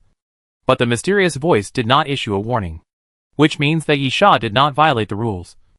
And the Doomsday Train did not refuse such an operation. Chapter 1295 Flying Alien. There are two reasons why Yi Sha did this. The first is of course to make more money. No one would complain about having too few gold skull coins. The second is a test of the Doomsday Train. Or a test of the rules of the Doomsday Train. The rules of the Doomsday Train cannot be violated. Not even by the train conductor. But sometimes there are loopholes in the rules. For example, the most direct one is that the train conductor gives the task. In theory, according to the rules of the Doomsday Train, even the chief conductor has the obligation to complete the task. But he has the additional authority to assign crew members. However, the deputy train conductor and the train conductor have the authority to assign the chief train attendant to complete the task. At this time, something interesting happened. When Yi Sha received the task from the train conductor or the deputy train conductor, this rule was invalid. Because it was impossible to complete the task given by the train conductor and the task of the Doomsday Train at the same time. Secondly, the vacation period is also a loophole. If the train conductor gives the task, or the train conductor gives the vacation period as a reward, you cannot return to the Doomsday Train at a certain station, and then come back at the next station. You know, one of the hard rules of the Doomsday Train is that those who have not returned to the Doomsday Train after the departure time will never be able to return. In fact, it is not quite correct to describe these situations as loopholes, because from an operational point of view, there is no violation of the rules at all. It can only be said that it is a way to use the rules. Yi Sha is afraid of the Doomsday Train. And it should be said that everyone on the Doomsday Train is afraid of the Doomsday Train. Yi Sha never did anything to challenge the rules of Doomsday Train before. But firstly, the train conductor set an example and proved that there was no problem in using the rules reasonably. Secondly, because of the growth of strength, Yi Sha had the confidence to try to cross the line. So, this time it was Yi Sha's test of Doomsday Train. After all, if he understood the rules of Doomsday Train and could use them reasonably, he would definitely be able to gain greater benefits for himself at the right time. For example, just like now, Yi Sha directly doubled his harvest. The proprietress reluctantly took out another money bag and put it on the bar. Yi Sha counted out 50 coins and gave them to the unlucky guy brought by Yi Yu. Of course, when the other party saw the money, he didn't feel unlucky at all. Then Yi Sha counted out another 50 coins and gave them to Yi Yu. As for Fei Long, it would be better to give him a box of snacks than a gold skull coin. Thanks. Yi Yu thought about the money bag. Remember to find me if you have such an easy opportunity to make money in the future. Yi Sha counted the skull coins. This trip yielded 320 gold skull coins, which was a great harvest. This opportunity was not available at every mission. In addition, Yi Sha had 4 special rewards because he killed 4 members of the cleaning team. However, the level of this special reward is a bit low. Yi Sha was not surprised. Usually, special rewards are calculated according to the number of tasks. For example, this special reward for killing one is calculated according to the number, or the calculation method of task completion. This kind of special reward is usually very ordinary. Anyway, Yi Sha doesn't think much of it. Yi Sha looked at his personal information. Last time, he had 312 gold skull coins left. Counting this amount, after a long period of hard times, Yi Sha felt that he was really rich recently. I want an alien creature. After thinking about it, Yi Sha immediately made a decisive decision, a flying creature. The boss lady, of course. No problem. The boss lady was of course very happy to have business to do. The value of the golden skull coin is of course trading. So recycling the golden skull coin is the most important link in forming a transaction. If the golden skull coin cannot be used, it will be worthless. If it is worthless, no one will risk their lives to carry out the mission. The boss lady took out a tablet. Treasure list? Yi Sha, of course. With Yi Sha's current level, it is impossible for him to choose something other than the treasure list. Or rather, Yi Sha no longer cares about anything other than the treasure list. The proprietress sorted them out and then placed the tablet in front of Yi Sha. Yi Sha's choices were not many. A total of 19 pages, which meant that Yi Sha only had 19 choices. Yi Sha was not surprised, because it required an alien creature on the treasure list, and it also required that it could fly. These 2 restrictions were enough to exclude most alien creatures. Yi Sha flipped through a few pages and immediately found the one he liked. A pterosaur species called red scarlet dragon. Of course, if it was just a pterosaur species, it could only be considered an ancient species, not an alien species. The red scarlet dragon was a pterosaur species, and according to the introduction, it also had an unknown bloodline. As an ancient species, it mutated after being revived. The price of the red scarlet dragon was 220 gold skull coins, which was not cheap. But the alien species that could fly were not cheap, and the lowest price started at 150 gold skull coins. At the same time, the combat power of the red scarlet dragon is worthy of such a high price. Although the red scarlet dragon has no special abilities, its physical attack and physical defense are very terrifying. Moreover, the red scarlet dragon is quite huge and looks quite domineering. Its body length reaches 7.5 meters, and its wingspan reaches a terrifying 15 meters. It is an absolute behemoth, and its destructive power is also amazing. Are you going to choose this? The proprietress: I think this is not a good choice. Yisha: what? The lady boss: Red Crimson Dragon is certainly good. In terms of value, the value of Red Crimson Dragon is higher than its combat power. But Red Crimson Dragon's flying speed is average, and it is not very useful in other aspects except combat. Yisha showed a look of realization. Yisha wanted a flying alien creature. Combat power was of course a consideration.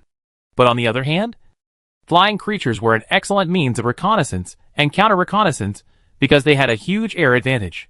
As for the red scarlet dragon, don't count on it. Not only is it huge, but it also has a lot of red dragon scales. So it's called the red scarlet dragon. This guy can be a fighter or a bomber, but it can never be a reconnaissance plane. Yisha: then what do you recommend? The lady boss turned the page. What do you think of this one? Ice and Snow God? Yisha glanced at the picture on that page, then looked at the lady boss with an expression of I'm not well educated. Don't lie to me, it sounds so nice. Isn't it a snowy owl? The picture showed a round-faced snow-white owl, with only a few black spots on the ends of its wings. It looked beautiful but not fierce, but rather a bit dull. Yisha looked at the price again. It was not cheap.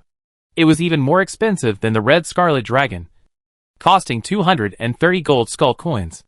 Chapter 1296 Snow God. The boss lady: don't be fooled by appearances.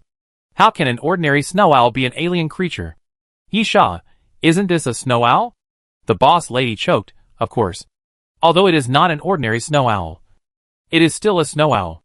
Yisha spread his hands. So what I said is right. The boss lady: the combat power of this snow owl is not inferior to that of the red dragon. Physical strength and destructive power are not the only criteria for measuring combat power. Yisha read the introduction of this snowy owl, and it was indeed quite powerful. This snowy owl has many means of attack. First of all, compared with ordinary owls, this snowy owl is also very strong, about 1 meter long, with a wingspan of 1.3 meters, and its impact should be quite good. Of course, it can't be compared with a behemoth like the red scarlet dragon. After all, they are not of the same type. But this snowy owl, called the Ice and Snow God, has many other means of attack, such as screaming sound waves, which can carry out sonic attacks. At the same time, there are also means of ice and snow attacks, which can make the air drop suddenly and condense frost to attack. The golden pupils are completely different from those of ordinary snow owls. They are actually a pair of vertical pupils similar to dragon eyes. They have terrifying vision and hallucinations. Being stared at can make all non-intelligent creatures mentally confused. The claws and mouth carry out physical attacks, and the wounds torn out can also cause frostbite, which has the effect of preventing the wound from healing in a short period of time. To put it bluntly, it can curb the regeneration ability. If fighting in a sub-zero environment or on a snowy day, all effects will be doubled. I have to say that this snow owl is worth the price. With so many attack methods, its combat power is indeed good. If this snow owl is thrown out to fight the red dragon, Yisha feels that there is an 80% probability that this snow owl will win. Because, although the defense of this snow owl is not as good as that of the red dragon, or even far behind, as a flying alien creature, this snow owl has a huge advantage. That is, the flying speed. The flying speed of this snow owl is nearly twice as fast as that of the red dragon. Lady Proprietress, in a certain area, there is a god called the God of Ice and Snow. Of course, that is just a legend. The snow owl is the messenger of the legendary god of ice and snow walking on Earth. Although this snow owl is not big in size, it also has the bloodline of the pterosaur species. Its pure physical attack is also very good. But, isn't this the same problem as the red dragon? Yisha wondered. This guy is all white. Although it is definitely not as conspicuous as the red dragon, it is also easy to be discovered. The size of the snowy owl is not actually noticeable. Gon Lin's red fire eagle is even bigger than this snowy owl. However, the white color is too noticeable. An eagle as big as a snowy owl flying through the sky may not attract too much attention. But if it is a snowy owl, people will definitely take a second look, because pure white is rare. The proprietress thought for a while and said, I have black paint for sale here. You can buy a bucket for 5 copper skull coins. Yisha rolled his eyes. If the other party was not the proprietress, Yisha would definitely discuss with her whether his fist was not hard enough. Yisha temporarily memorized the snow owl and flipped through it. In fact, there are some that are suitable for reconnaissance and have combat power. The key is, I can't afford it. The most expensive alien creature on the 19th page is called Sky Dragon. This guy is worth 700 gold skull coins. It is also a pterosaur, but its shape is very similar to the legendary dragon eagle. It is not big, only 3 meters long, with a wingspan of 4.5 meters. It has the ability to hide, extraordinary combat power, and can also adapt to reconnaissance and counter-reconnaissance. However, even if Yisha made himself penniless again, he couldn't afford it, and it was impossible for Yisha to invest all his funds in this. Especially the combat power of the alien creatures is very important. But Yisha thought it would be better to improve his own strength instead of spending such a huge amount of money. The reason is very simple. If he died, it would be useless no matter how strong his alien creatures are. After a moment of hesitation, Yisha said, let's go with the snowy owl. Yisha finally chose the snowy owl recommended by the boss lady. Although it has some defects in reconnaissance and counter-reconnaissance, it is different from the red dragon that can't be used for reconnaissance at all.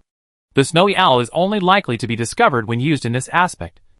But it is not completely useless. It can only increase the altitude. Moreover, there is one most important thing that attracts Yisha. This snowy owl has a very strange ability. Chasing souls and announcing funerals in ancient books. Owls are called strange owls and evil spirits. As the saying goes, we are not afraid of night owls calling, but we are afraid of night owls laughing. If we hear its laughter, someone will die. This is the last ability of the snowy owl. It is very strange. There is only this one thing like an introduction, without any effect description, and there is no so-called effect restriction. Yisha looked at the proprietress in confusion. The proprietress smiled. This is actually the reason why I recommend it to you. Believe me, it will definitely bring you a surprise. But I don't know when the surprise will come, and it's meaningless to talk about it. Yisha, your smile looks like a profiteer. It must be said that the proprietress successfully aroused Yisha's curiosity. Yisha was still a little hesitant. The snow owl was indeed a good choice, but the red scarlet dragon was also good. There were 2 or 3 other good choices, but because of curiosity, Yisha finally chose the snowy owl. The proprietress made a phone call at the bar, and soon someone brought the snowy owl in a cart. In fact, there are many ways to obtain alien creatures. Like the corpse flower, Yisha can cultivate it himself, or capture it. However, cultivation takes a lot of time, and most of the alien creatures that grow to full form are wild and difficult to tame. Even if they can be captured, it is difficult to tame them. Even if they are tamed, their loyalty is usually very low. The magic of Doomsday Train lies here. The alien creatures sold here are all complete, and do not need to be cultivated by themselves. At the same time, they will not lose their ferocity, and do not need to be domesticated. And loyalty is something that fluctuates, mainly depending on how you get along with them. But when you just get it, the loyalty is still very high. Unless you lower your loyalty by committing suicide, it is almost impossible for you to rebel. After the cage was opened, the snowy owl spread its wings and flew up, and then landed on Yisha's shoulder obediently. Yisha was very satisfied with this snowy owl, except for its appearance, because most of the time, owls like to be in a static state, and then they will look stupid.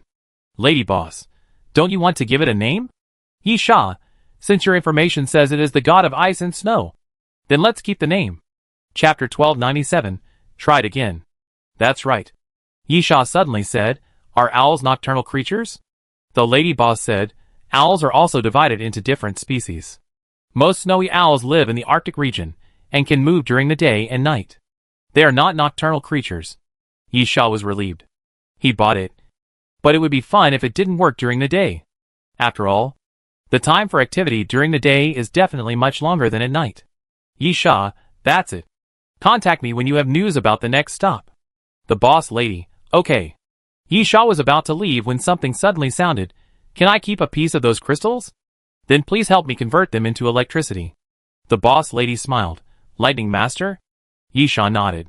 The battery effect of the Lightning Master can facilitate the use of abilities. But it needs to be charged. And this charging method is too slow. I finally charged some in Dr. Davis's laboratory. But it was almost used up again. The boss lady smiled and stretched out her hand to Yisha. And Yisha reluctantly put 20 gold skull coins in the boss lady's palm. The boss lady, come and get it tomorrow. Yisha, okay. Leaving the dining car and returning to his personal compartment. Yisha waved his hand casually. And the ice and snow god flew to the head of the bed and stood there. While Yisha leaned against the head of the bed.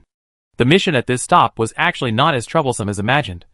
And Yisha's energy consumption was not great. And he did not experience any troublesome battles. So he did not need to rest much. If there was enough time, Yisha could even use the remaining time to go somewhere. But since the boss lady had announced the mission of the next stop in advance and reminded Yisha, the next stop should be a troublesome mission, Yisha just rested up and could make some preparations, such as charging up the battery effect of the lightning strike. After a few days of rest, the proprietress used the mutant crystal to make a device for Yisha, which could effectively convert the crystal energy into electrical energy, which could then be absorbed by the battery. Then, Yisha's door was suddenly knocked. After Yisha opened the door, he found Nyepa standing at the door with a gloomy face. Yisha wondered, what's wrong? Nyepa, there's some trouble. Come in and tell me. Yisha asked Nyepa to come in, poured a glass of water, and put it on the coffee table. Then asked, what happened? Nyepa, Shintu Shufei is dead. I killed him. Yisha said oh, and didn't say anything. Because this was what Yisha asked Nyepa to do. And now it's done. It should be considered a good thing. The reason for killing Shintu Shufei is very simple. Yisha inferred that he was Gonlin's man. So he killed him in advance to avoid leaving an unpredictable X factor around him. Nyepa, the problem is that he is not Gonlin's man. Yisha, killed the wrong person? So what's the big deal? Even if Yisha's inference was wrong, it was just a mistake. Yisha didn't think there was anything wrong. Anyway, human lives on the Doomsday train were worthless. Nyepa, he is Samuel's man. Yisha was stunned. What? Nyepa, it means literally. Yisha frowned. What's going on? Nyepa, I don't understand it either. But I can be sure that he is not Gonlin's man. But Samuel's man. I feel. Nyepa spread his hands helplessly. Nyepa, we were tricked by Gonlin again. Yisha had the urge to vomit blood. Just to prevent Gonlin from tricking him. He thought of killing Shintu Shufei. Originally, Yisha wanted to observe him. In the end, killing him actually led to falling into a trap. Nyepa, I guess Shintu Shufei's identity is probably a double agent. Yisha thought for a while. Samuel thought Shintu Shufei was his man. Gonlin also thought Shintu Shufei was her man. And then he became my man. So whose man is he? Why does it feel so confusing? Nyepa tilted his head. He should be Samuel's man. And then, he was sent to Gonlin as a spy. But Gonlin may have seen through this, and directly said Shintu Shufei to you. This makes sense. But it's not right. Nyepa pondered for a moment. His expression was a little painful. And he obviously felt that his brain cells were not enough. Nyepa, it may also be the other way around. Gonlin sent Shintu Shufei to Samuel's side. And with Gonlin's temper, it is entirely possible that he sacrificed Shintu Shufei just to trick you, and make you hostile to Samuel. Yisha thought for a while, looking at the situation. It's only a matter of time before Samuel and Gonlin go to war. I don't want to be dragged into the quagmire. It's better for them to both lose.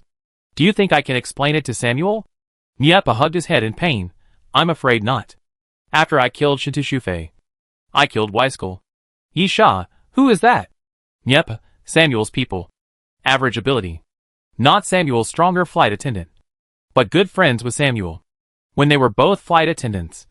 They worked together for a long time. Yisha patted his forehead. How could I kill him? Nyepa, I killed Shintashufei. And then he wanted to kill me because of this. I couldn't just stand there and let him kill me. I wanted to spare his life. But who the hell knew that this guy was a mirror man with his heart on the right side? I shot him in the right chest and ended up killing him. Yisha was also half crazy by this. Is there such a coincidence? After a moment of silence, Yisha, it's troublesome. It's not that this matter cannot be explained, but it depends on Samuel's attitude. Yisha didn't know much about Samuel. But if Samuel's original intention was really to fight Gan Lin for Jones, then Samuel should be a person who values feelings and acts on impulse. And if Samuel has such a temper, it is basically impossible to explain. The most important thing is that Nyepa killed not one, but two people. This is like you slap someone, and then slap him back. If it was only the first slap, it can be explained as accidental. But the second slap was still accidental. Who would believe it? Anyway, if this matter falls on Yisha, Yisha will definitely not believe it. Besides, Samuel didn't trust Yisha very much. He once hinted to Yisha that Samuel's meaning was very clear. He didn't expect Yisha to help him, but hoped that Yisha would at least not help each other. It was obvious that he suspected that Yisha and Gan Lin had an affair, so he made such a hint. Asshole. Yisha thought for a while, and finally cursed. Yisha didn't know how Gan Lin did it, but there were many things related to that woman that he couldn't figure out. But judging from the result, Nyepa seemed to be right. And he seemed to have been fooled again. Chapter 1298 Personnel Selection. Yisha felt that he was wrong this time. He did nothing. This matter was completely handed over to Nyepa. And the result was this. Sighing, it was useless to put the blame on Nyepa. Should he hand Nyepa over and tell Samuel that everything was done by Nyepa himself? It is true that this is a solution. But Yisha will not do that. Not because of shamelessness or friendship with Nyepa, but because it is a sign of weakness. With Yisha's personality, he would never be willing to show weakness to others. I messed up this time. I should have noticed that Shintu Shufei was a little bit wrong. Nyepa took a breath. The question is what to do now. Although Samuel hasn't made any moves yet, this matter is probably inevitable. When he really makes a move, it will be very troublesome. Yisha, don't blame yourself. If it's really Gan Lin's doing, this is the result she wants. And it's also for me. It has nothing to do with you. Yisha finally understood why Gan Lin proposed an alliance to him a while ago. Even though she knew that he would never agree, she still made a solemn promise. This woman was obviously prepared. If Yisha and Samuel fell out, then either Samuel would kill Yisha or Yisha would kill Samuel. And then Yisha would of course cooperate with Gan Lin. After all, they had a common enemy. Nyepa, however. We should still have time. Samuel and Gan Lin are not on good terms. And if you are included now, he should not have the courage to deal with both of you at the same time. Yisha's expression became strange. And he looked at Nyepa. The time may not be as long as you think. Nyepa was stunned. Why? Yisha, at the next stop. 3 pursers will be dispatched at the same time. It is an independent mission for the pursers. There will be no other members on the Doomsday train. Of course, each pursers can bring 4 crew members. A standard 5-person team. Nyepa was speechless. Is there such a coincidence in the world? Nyepa, then this is a good opportunity for Samuel. Because compared with you, he has been a pursers for the shortest time. The so-called foundation is multifaceted. But the most intuitive is the number and quality of the flight attendants under your command. The longer you have been a flight attendant, the more advantages you will have in this regard. However, if you only select 4 people from your command to go with you and confront them head-on, Samuel will not necessarily be at a disadvantage. Or this advantage will disappear. Yisha shook his head. You don't understand what I mean? Nyepa was puzzled. Why? Yisha, have you ever thought about it? Is it really 5 against 5? Nyepa took a deep breath. It makes sense. Samuel and Gan Lin didn't get along. Now Yisha seems to be standing on the opposite side of Samuel. It's not 5 to 5, but 5 to 10. Samuel is not at a disadvantage, but is doomed. Yisha smiled. I don't mind the lack of a purser on the Doomsday train. Anyway, it's not a small number. And it seems not bad to let him walk the path that his companions have walked and followed Jones's footsteps. Nyepa, have you made up your mind to kill him? Yisha, I really want to sit back and watch the fight. Letting him fight Gan Lin. so that I can be the real beneficiary. However, since the situation has changed, I have to change my strategy. Yisha picked up the water cup and drank it all. My world is actually very simple. Yisha, it's either a friend or an enemy. There is no third choice. Since he can no longer be a friend, even if he hasn't become an enemy yet, I can only kill him before he becomes an enemy. Then it's just as Gonlin wished. Yepa was in a bad mood. And then his face looked a little strange. That woman wouldn't include this matter in it. Right? You mean the next stop? This? Yisha hesitated. This shouldn't be possible. She can know where the next stop is several stops in advance? Yepa spread his hands. Then I can only say that Samuel is really unlucky. Yisha shrugged. If things really developed as Yisha predicted, then Samuel would almost be dead. In Yisha's opinion, if Gonlin had been on guard against Samuel, there was no reason to miss such a great opportunity. Yepa, if that's the case, then I can rest assured. By the way, let's not talk about Samuel. The next stop actually dispatched 3 crew chiefs. Is it another big mission? Apostle? Yisha smiled. You have written your thoughts on your face. Yepa did not shy away. Big missions certainly have many benefits. But to participate in such missions, of course you need strength. And I don't think I lack that thing. Yisha nodded. If you only look at the strength of your crew members, Yepa is indeed the first choice. Yepa, have you thought about the other 3 people? Yisha laughed. Do you really think you will definitely take a place? Well, I'll count you first. I haven't thought about the others yet. Yepa smacked his lips and thought for a long time, considering only the strength. It's really hard to choose the people under you. It's not a question of whether they are strong enough, but they are all too unique. It's hard to say whether they are strong or weak, because everyone has their own characteristics. And it seems that each of the flight attendants under Yisha is quite unique and good at something very distinct. Yisha, if you take Yiyu, you must take Fei Long with you. Yiyu needs a fixed bodyguard. Or you can just take Fei Long? That guy's physical fitness makes it hopeless in melee combat. And this time, the target is mainly ancient species. So there will probably be many opportunities for melee combat. Yepa, what about that little fat guy? You have an old friendship with him. Yisha, it's better to take Yiyu than to take him. In a place where there are a lot of ancient species, I'm really afraid that he will cause some big trouble with a bunch of bombs. Yepa, the remaining strength is not enough. Right? Yisha nodded. Mu Yunjia and Du Lingling were not quite there. Yisha thought for a while. What about Kong Max? When Kong Max participated in the flight attendant assessment, he was already a powerful king-level warrior. He was one of the only 7 members who participated in the flight attendant assessment at that time. Of course, at that time, Kong Max was only at the level of 1-star king. And now it must be more than that.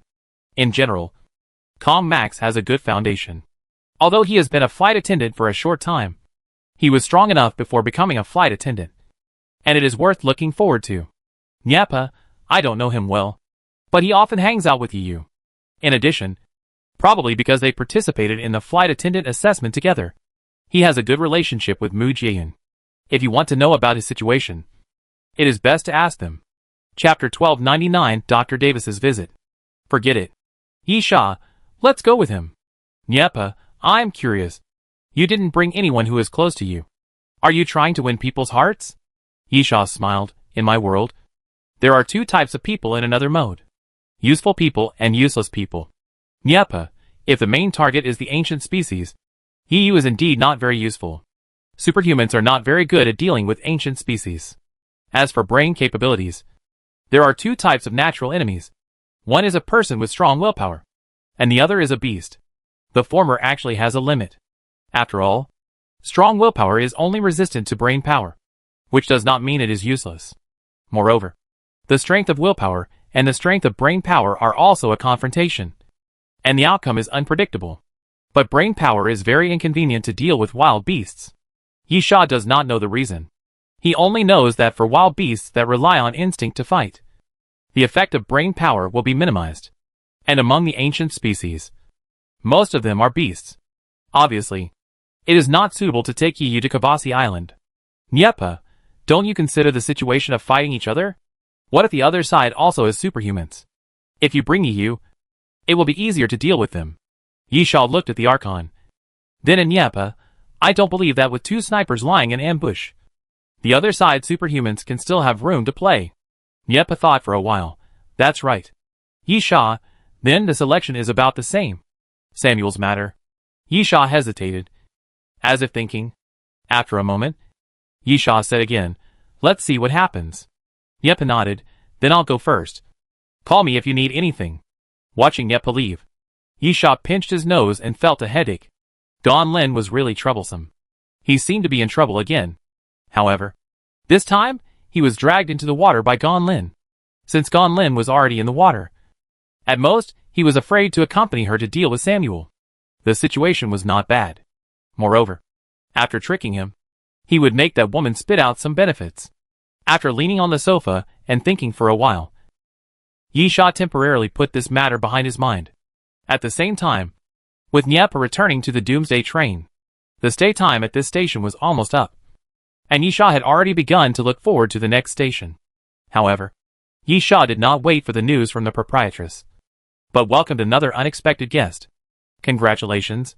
Your curiosity has finally been satisfied. You should be satisfied with life on the Doomsday train. After Yisha opened the door of the carriage, he saw Dr. Davis standing outside. Very good. Dr. Davis's eyes were as crazy as ever, and he took a deep breath. I am fascinated by the smell here. It is so wonderful to pursue all the unknown. Yisha, so, what is your purpose in looking for me? I don't think you are here to reminisce about the past. Dr. Davis, I want you to save someone. Yisha was puzzled. Huh? Dr. Davis, remember what I said before? Witzel Wallace, currently one of the chief researchers of Computech, is one of the main persons in charge of the Constellation Project. Yisha, remember, he encountered difficulties in the research of the Constellation Project, and you helped him, which led to the appearance of Leo. Dr. Davis, if Compu is going to Kavasi Island to capture ancients that can match the Constellation Project, Witzel will definitely go with him. I hope you don't kill him and stop others from doing so. Yisha, why? Dr. Davis, maybe because we are old friends? Yisha disdainfully, I don't think people like you care about so-called old friends. Dr. Davis, well, I haven't finished. It doesn't matter whether the person can be rescued or not. In fact, I think even if he can be rescued, it is unlikely to bring him back quietly. What I want is the information in his hands. Yisha, Constellation Project? Dr. Davis, yes. If nothing unexpected happens, one of the goals of this mission must be to kill people. There are two targets. One should be Witzel, and the other should be Dr. Dick, the founder of the Constellation Project and his student. Yisha, it seems that the train conductor is also afraid of the Constellation Project? If these two people are the targets, then the purpose is very clear. If they are killed, no one will be able to carry out the Constellation Project. Then you underestimate Compu. Dr. Davis, with the technical strength that Compu has, as long as the information of the Constellation Project is still there, it will naturally be able to find someone to take over and carry out the experiment.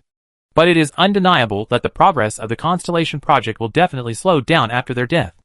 Yisha nodded. Then so, what is your purpose? Dr. Davis, I have a desire to explore all the unknowns. Just like now I am trying to understand everything on the Doomsday train. Understand those things that cannot be explained by science, and the existence of this train itself. But there are actually many things I am curious about. Yisha, so, you are also curious about the Constellation Project? Dr. Davis, yes. I am very interested in the constellation monsters created by the Constellation Project. But the train conductor did not accept my proposal. Yisha, what did you propose to the conductor? Dr. Davis, capture people, collect data, especially the original data of the Constellation Plan. As long as I get some of these things, I can create a constellation monster. What Witzel can do, I can do. My talent is far superior to Witzel. But the conductor is not interested. Yisha fell into deep thought. Not interested? That's impossible. Yisha was very moved by Dr. Davis's proposal. Because that is a monster like Leo. The combat power is almost equal to that of the deputy train captain. But the train captain is not interested. Why? Dr. Davis, the train captain only wants to destroy the Constellation Plan and has no intention of conducting research himself. But I am unwilling to do so. It is a very valuable experiment, and as long as I can get the research data, I will definitely succeed. Yisha, you want to conduct research secretly without telling the train captain? Dr. Davis smiled and said nothing. It can be seen that this guy is still very cautious and guarded against Yi Sha. He does not intend to make such a sensitive issue directly. But not answering at this time is almost equivalent to acquiescence. Yi Sha, okay. I already understand what you mean. But why should I help you? This is against the train captain.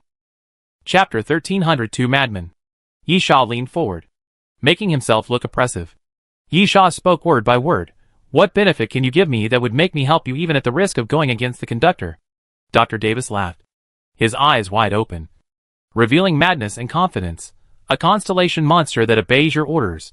Wouldn't you be tempted? Yi Sha opened his mouth and wanted to speak, but swallowed the words back. Yi Sha could clearly hear the sound of his heart beating. Not tempted? Only an idiot wouldn't be tempted. If there really was a monster like Leo obeying him, Yi Sha would immediately have the strength to challenge the deputy train conductor.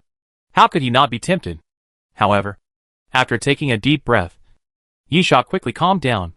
Yi Sha was very glad that he was a very rational person. Even in the face of such temptation, he could still stay sober and not be carried away. Yi Sha, this is just a pie in the sky. Even if you swear, I'm not sure if you can succeed in the research. Especially if you have to do it secretly. Maybe before you get the results, the train conductor will take off your head, and he will drag me to be buried with you. Do you want anything else? Dr. Davis spread his hands. You should know that I just came to Doomsday train. I have nothing, and can't bring anything else to impress you. Yi Sha, so? This deal is not established. Not established? Dr. Davis laughed strangely. Young man, although I have known you for a short time, I know what kind of person you are. Yi Sha, what kind of person am I? Dr. Davis, you are a lunatic. Yi Sha, this is not a good evaluation. Dr. Davis, after listening to my proposal, your first reaction was not fear and resistance, but asking me what kind of benefits would be worth your risk to go against the conductor. What does this mean? It means that you don't take the conductor seriously at all. Yi Sha raised his eyebrows. I have always respected the conductor because he is the most powerful person on this Doomsday train. I always respect and admire him. Dr. Davis said disdainfully. Such words can only fool children. I can feel what kind of person you are. Dr. Davis suddenly became impatient when he said this. He suddenly stood up, then leaned over, and put his head close to Yi Sha's ear. Dr. Davis, you are an ambitious lunatic. It doesn't matter whether you agree to this deal or not, because the deal itself exists. If you get the information, come to me. I am only interested in the research itself. The research results are dispensable to me, so you can do it yourself. After Dr. Davis finished speaking, he left Yi Sha's personal compartment without waiting for Yi Sha's reply. Yi Sha watched Dr. Davis leave and gritted his teeth. A guy like you is a lunatic. Sitting on the sofa, Yi Sha's expression became a little anxious. Yi Sha did not deny that the appearance of Dr. Davis had planted a seed in his heart, because the temptation of this seed was too great. A monster like Leo, who can kill a growing apostle, can have power similar to that of a deputy train conductor. Gulp. Yi Sha moved his throat, his pupils constantly shrinking. Crash! The sound of glass breaking suddenly rang out, and Yi Sha looked down, and found that he had accidentally broken a corner of the glass coffee table. Interesting. This is really interesting. Yi Sha licked his lips, challenging the will of the conductor? It seems that I am really crazy. Who? Yi Sha panted, took a deep breath, and then exhaled. After several times in a row, Yi Sha calmed down completely and returned to his expressionless appearance, making it difficult to guess what Yi Sha was thinking.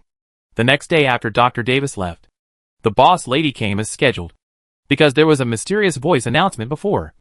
The Doomsday train will arrive at the next stop in 10 hours. Of course, that has nothing to do with Yi Sha. If you want to go to Kavasi Island, it is equivalent to accepting the task assigned by the train conductor. There is no need to pay attention to the Doomsday train task in the ordinary carriage. Have you chosen the candidate? After the boss lady found Yi Sha, she said directly, it is 100% certain that Compu will send someone to Kavasi Island. Yi Sha, we had backups a few days ago, but now we don't even have backups. Lady Boss, the gifts you brought back helped. Yi Sha, Dr. Davis? Lady Boss, yes. Although Dr. Davis was kidnapped back by you. The fortress base did not report it immediately. After all, they could not immediately confirm that Dr. Davis and Frank had an accident, especially after losing 2 commanders. There was no one who could make the decision, so there must have been chaos for a while. Yisha suddenly realized so. Dr. Davis directly used his own channels to find out the exact information? Boss lady, yes. Fortunately, he has some friendship with the person in charge of the Constellation project. Of course, it should be impossible to find out any information next time. This opportunity only comes once. Yisha nodded. I understand. Boss lady, then, let me tell you the specific content of the task. Yisha was puzzled. Oral? Yisha was a little puzzled. Although it was a task given by the conductor, it was usually announced to everyone in a formal way through a mysterious voice. Especially if Yisha was the only one to accept the task. The boss lady would just come over and say it casually. But this time, the task was for all the trained pursers. So it shouldn't be so casual. Boss lady, because this task is a bit complicated, and there is no very clear goal. Yisha was stunned. Then, please go ahead. The boss lady, first of all, the target of Compu Company. According to intelligence, Compu Company has formulated the next research object of the Constellation Plan, which is said to be Gemini. However, if the other party can find a matching ancient species on Kabasi Island, hunting will not be limited to a certain ancient species. It can only be said that the ancient species that matches Gemini is the first choice. Do you understand? Yisha, I understand. The boss lady continued. In addition, Compu Company has another directional target this time. A mutant dinosaur called Steel-Toothed Tyrant. The skin of that dinosaur is an extremely rare unknown metal. Yisha, let's talk about the mission directly. The boss lady. The content of the mission is of course directly related to these two targets. And also related to the members of Compu Company who are going there.